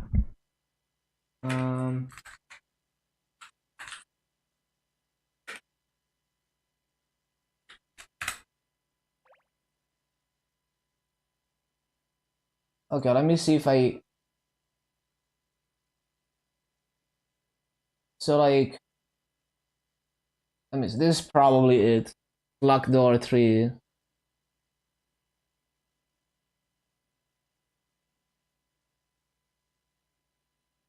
Yeah, so they just use the teleporters. They just use the teleporters and attack.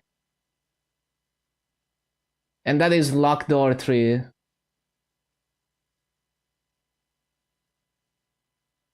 And that's 16.9k. So it's already way better than your 14k, and you can do better than that.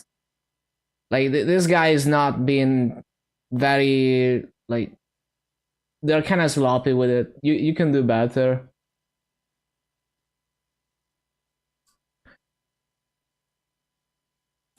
You're not gonna believe what happened. What happened? Yeah, welcome back, Foxy. So this one is 18k. This one 18k. Same map.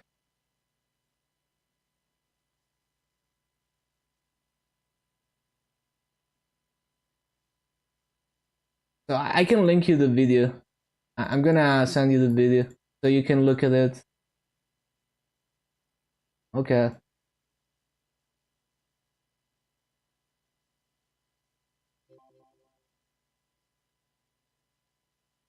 So that's the video if you want to look at it. Can you post an image? Yeah, post it.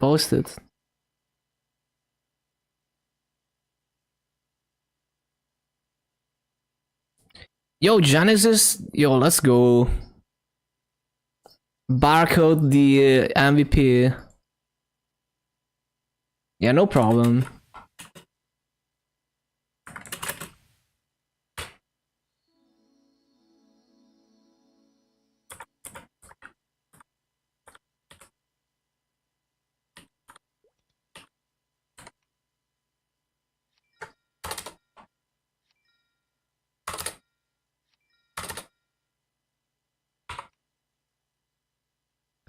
$2.5 crystal, that's crazy.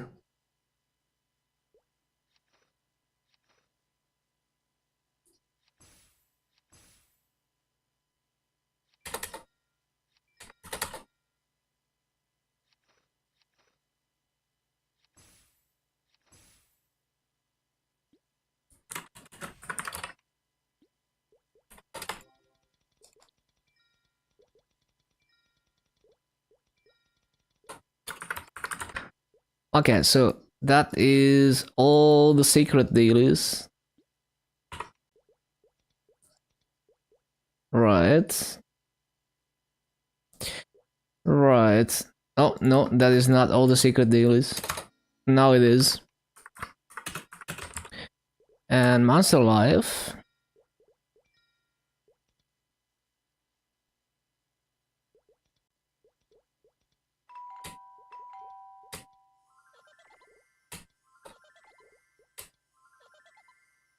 Oh my god, everything is expiring. I can't wait for Artifact, man.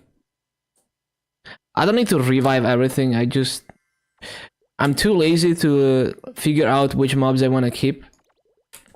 So I just revive everything.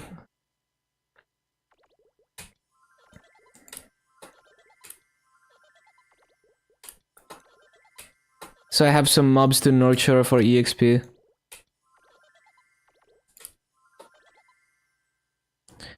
Take a break from Maple for once. Yeah, sounds good. And good luck on future liberation.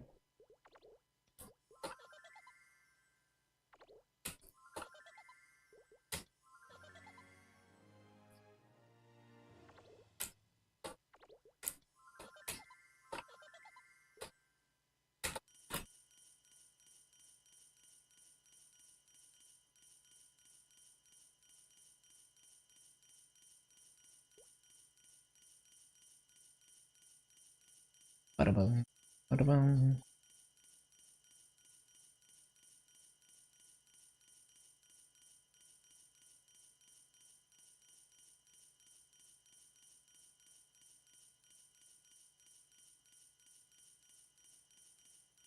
Ba-da-bum, bum, ba-da-bum.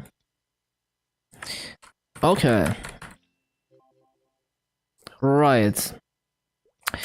So, Legion dailies, yes. Legion dailies.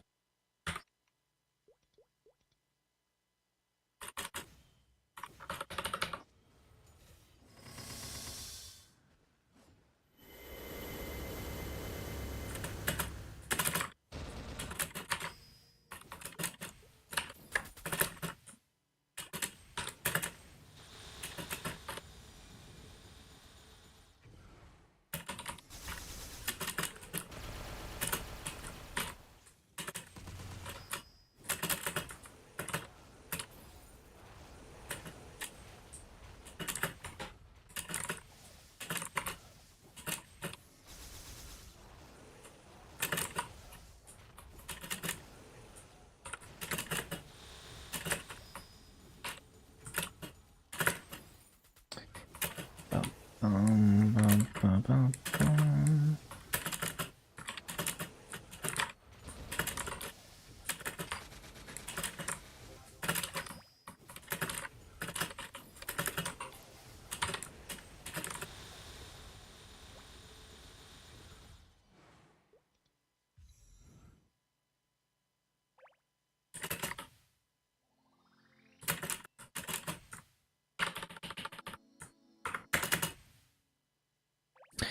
Uh-huh. Did we do everything? I think I... Yeah, I think I did everything. Yeah. Okay.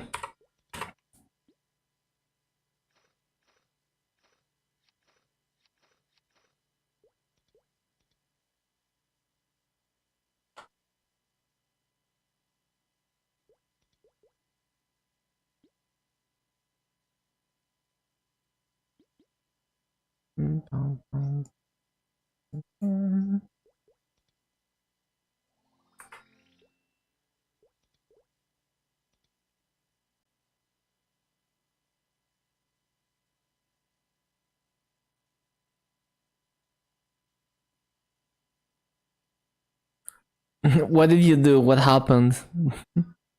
Did you grief another boss?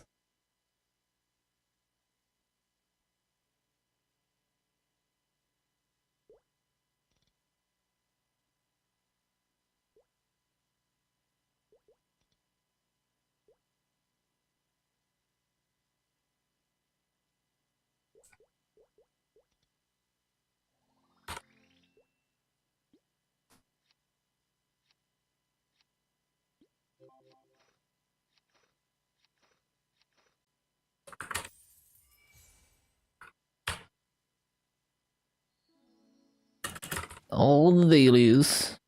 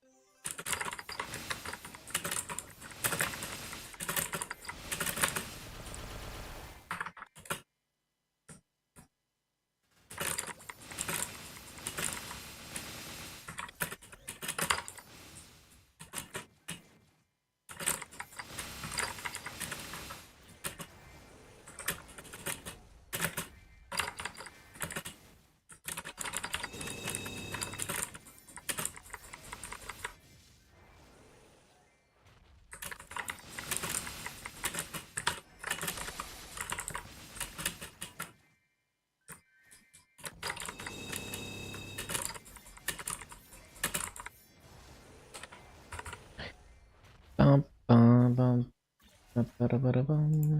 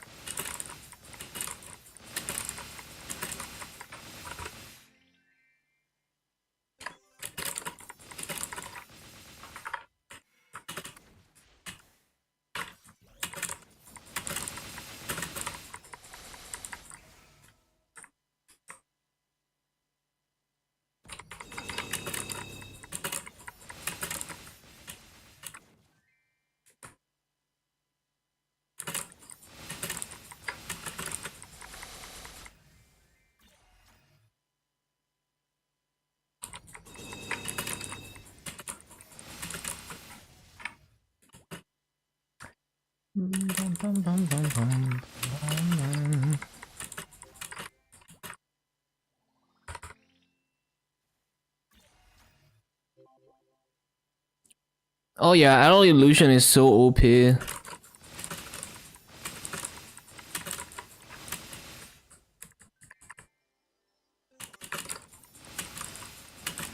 Yeah, no, that's Aerial Illusion. Also OP for like Lotus, for example.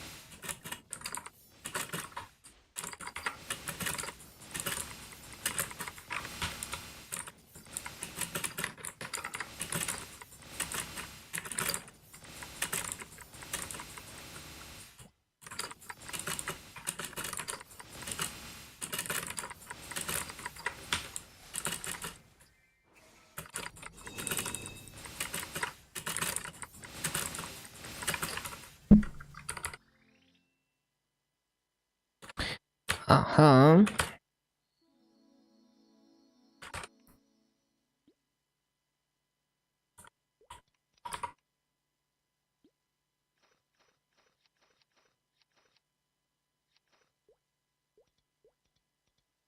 Another set of dailies.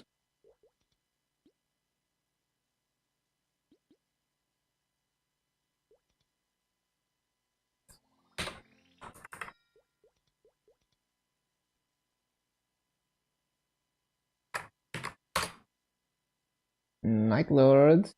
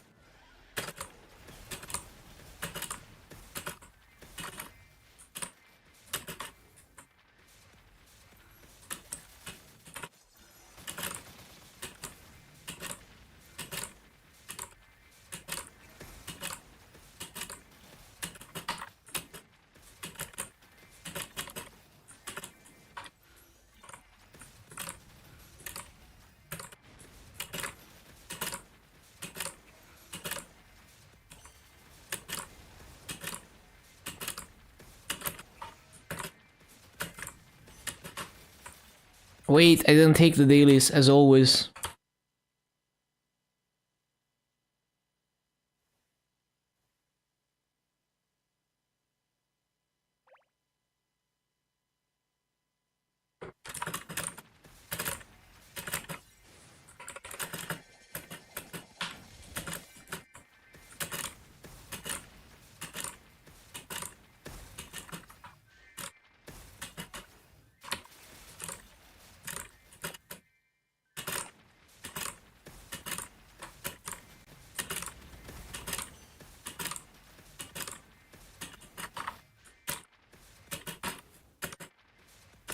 Bum, bum, bum. Bum, bum.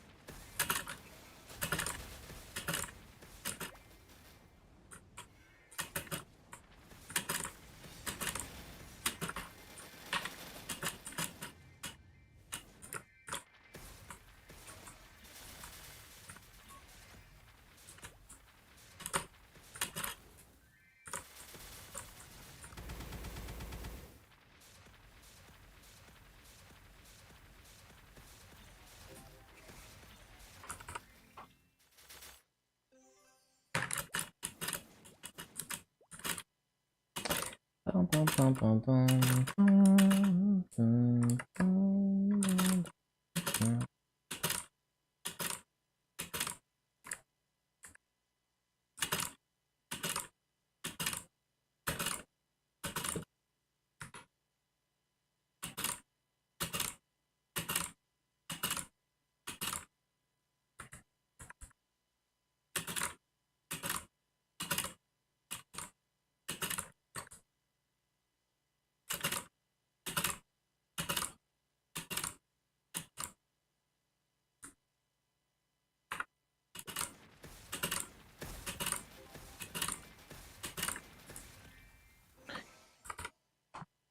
Ba-da-ba-da-ba-da-bum. Ba-da-ba-da-ba-da-bum.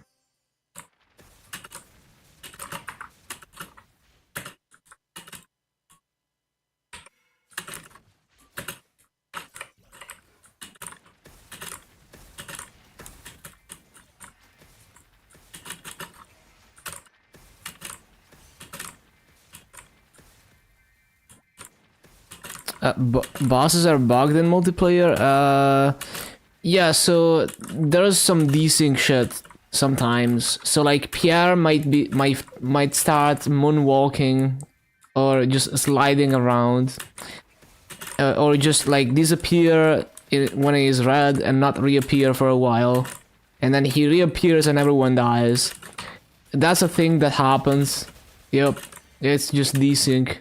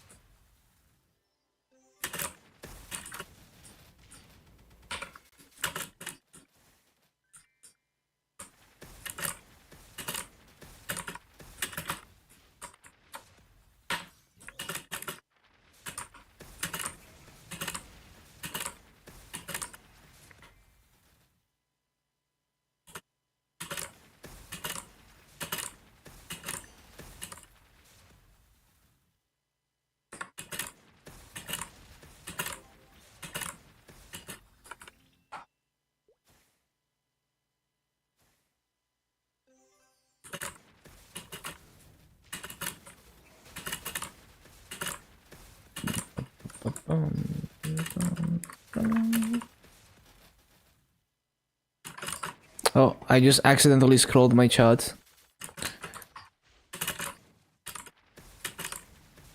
London went away for 15 seconds twice, yeah. And like the last phase of Von Bun is so buggy, like if you have high ping, he might like appear for like 1 second and then disappear again. And then it's really hard to do damage. Probably happens with desync too.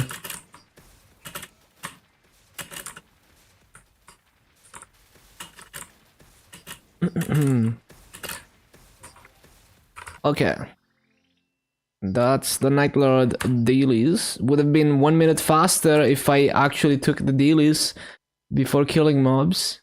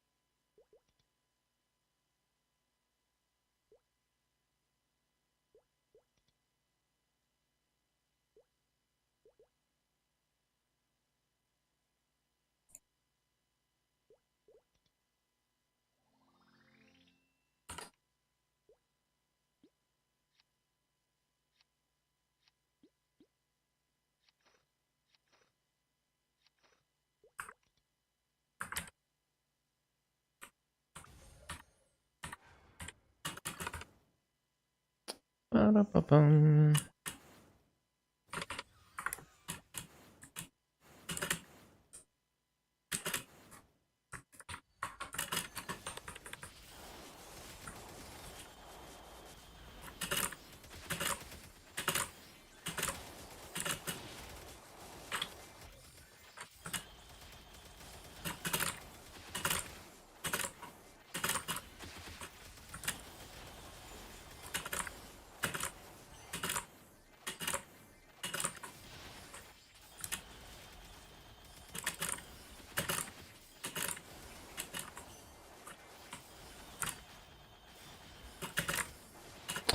I didn't take the dailies again.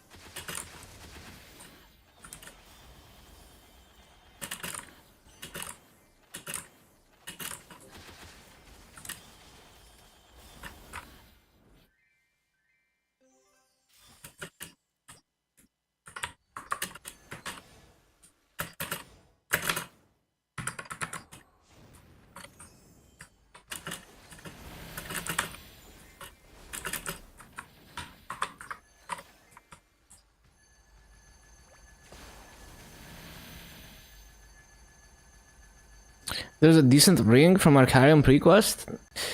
It's not potable. It's basically like a... It's like an Ifia ring, like a non-noble Ifia ring. So, I wouldn't say it's decent. It's like, it's a filler ring, I guess. If you have nothing else to use. It's like if you don't have any potable rings to go for, it's better than having nothing in that slot. Yeah, it is for Star Force. Like, it gives you... It's like 10 stars. Yeah. If you need Star Force, then yeah. Absolutely. It takes like 15 minutes maybe to do the Arcarium Prequest. You just basically spacebar the whole thing, and you get the ring.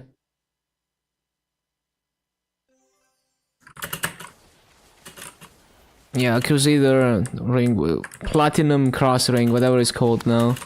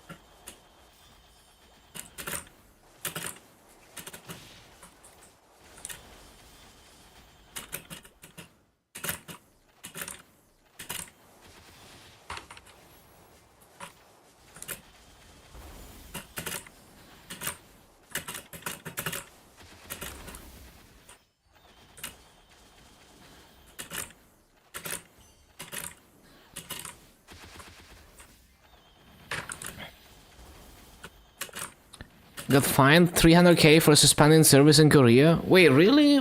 Wait, how is that, like, illegal? I guess it's more that, like, the customers got telecom laws. Is it, like, internet neutrality type thing? Let me see.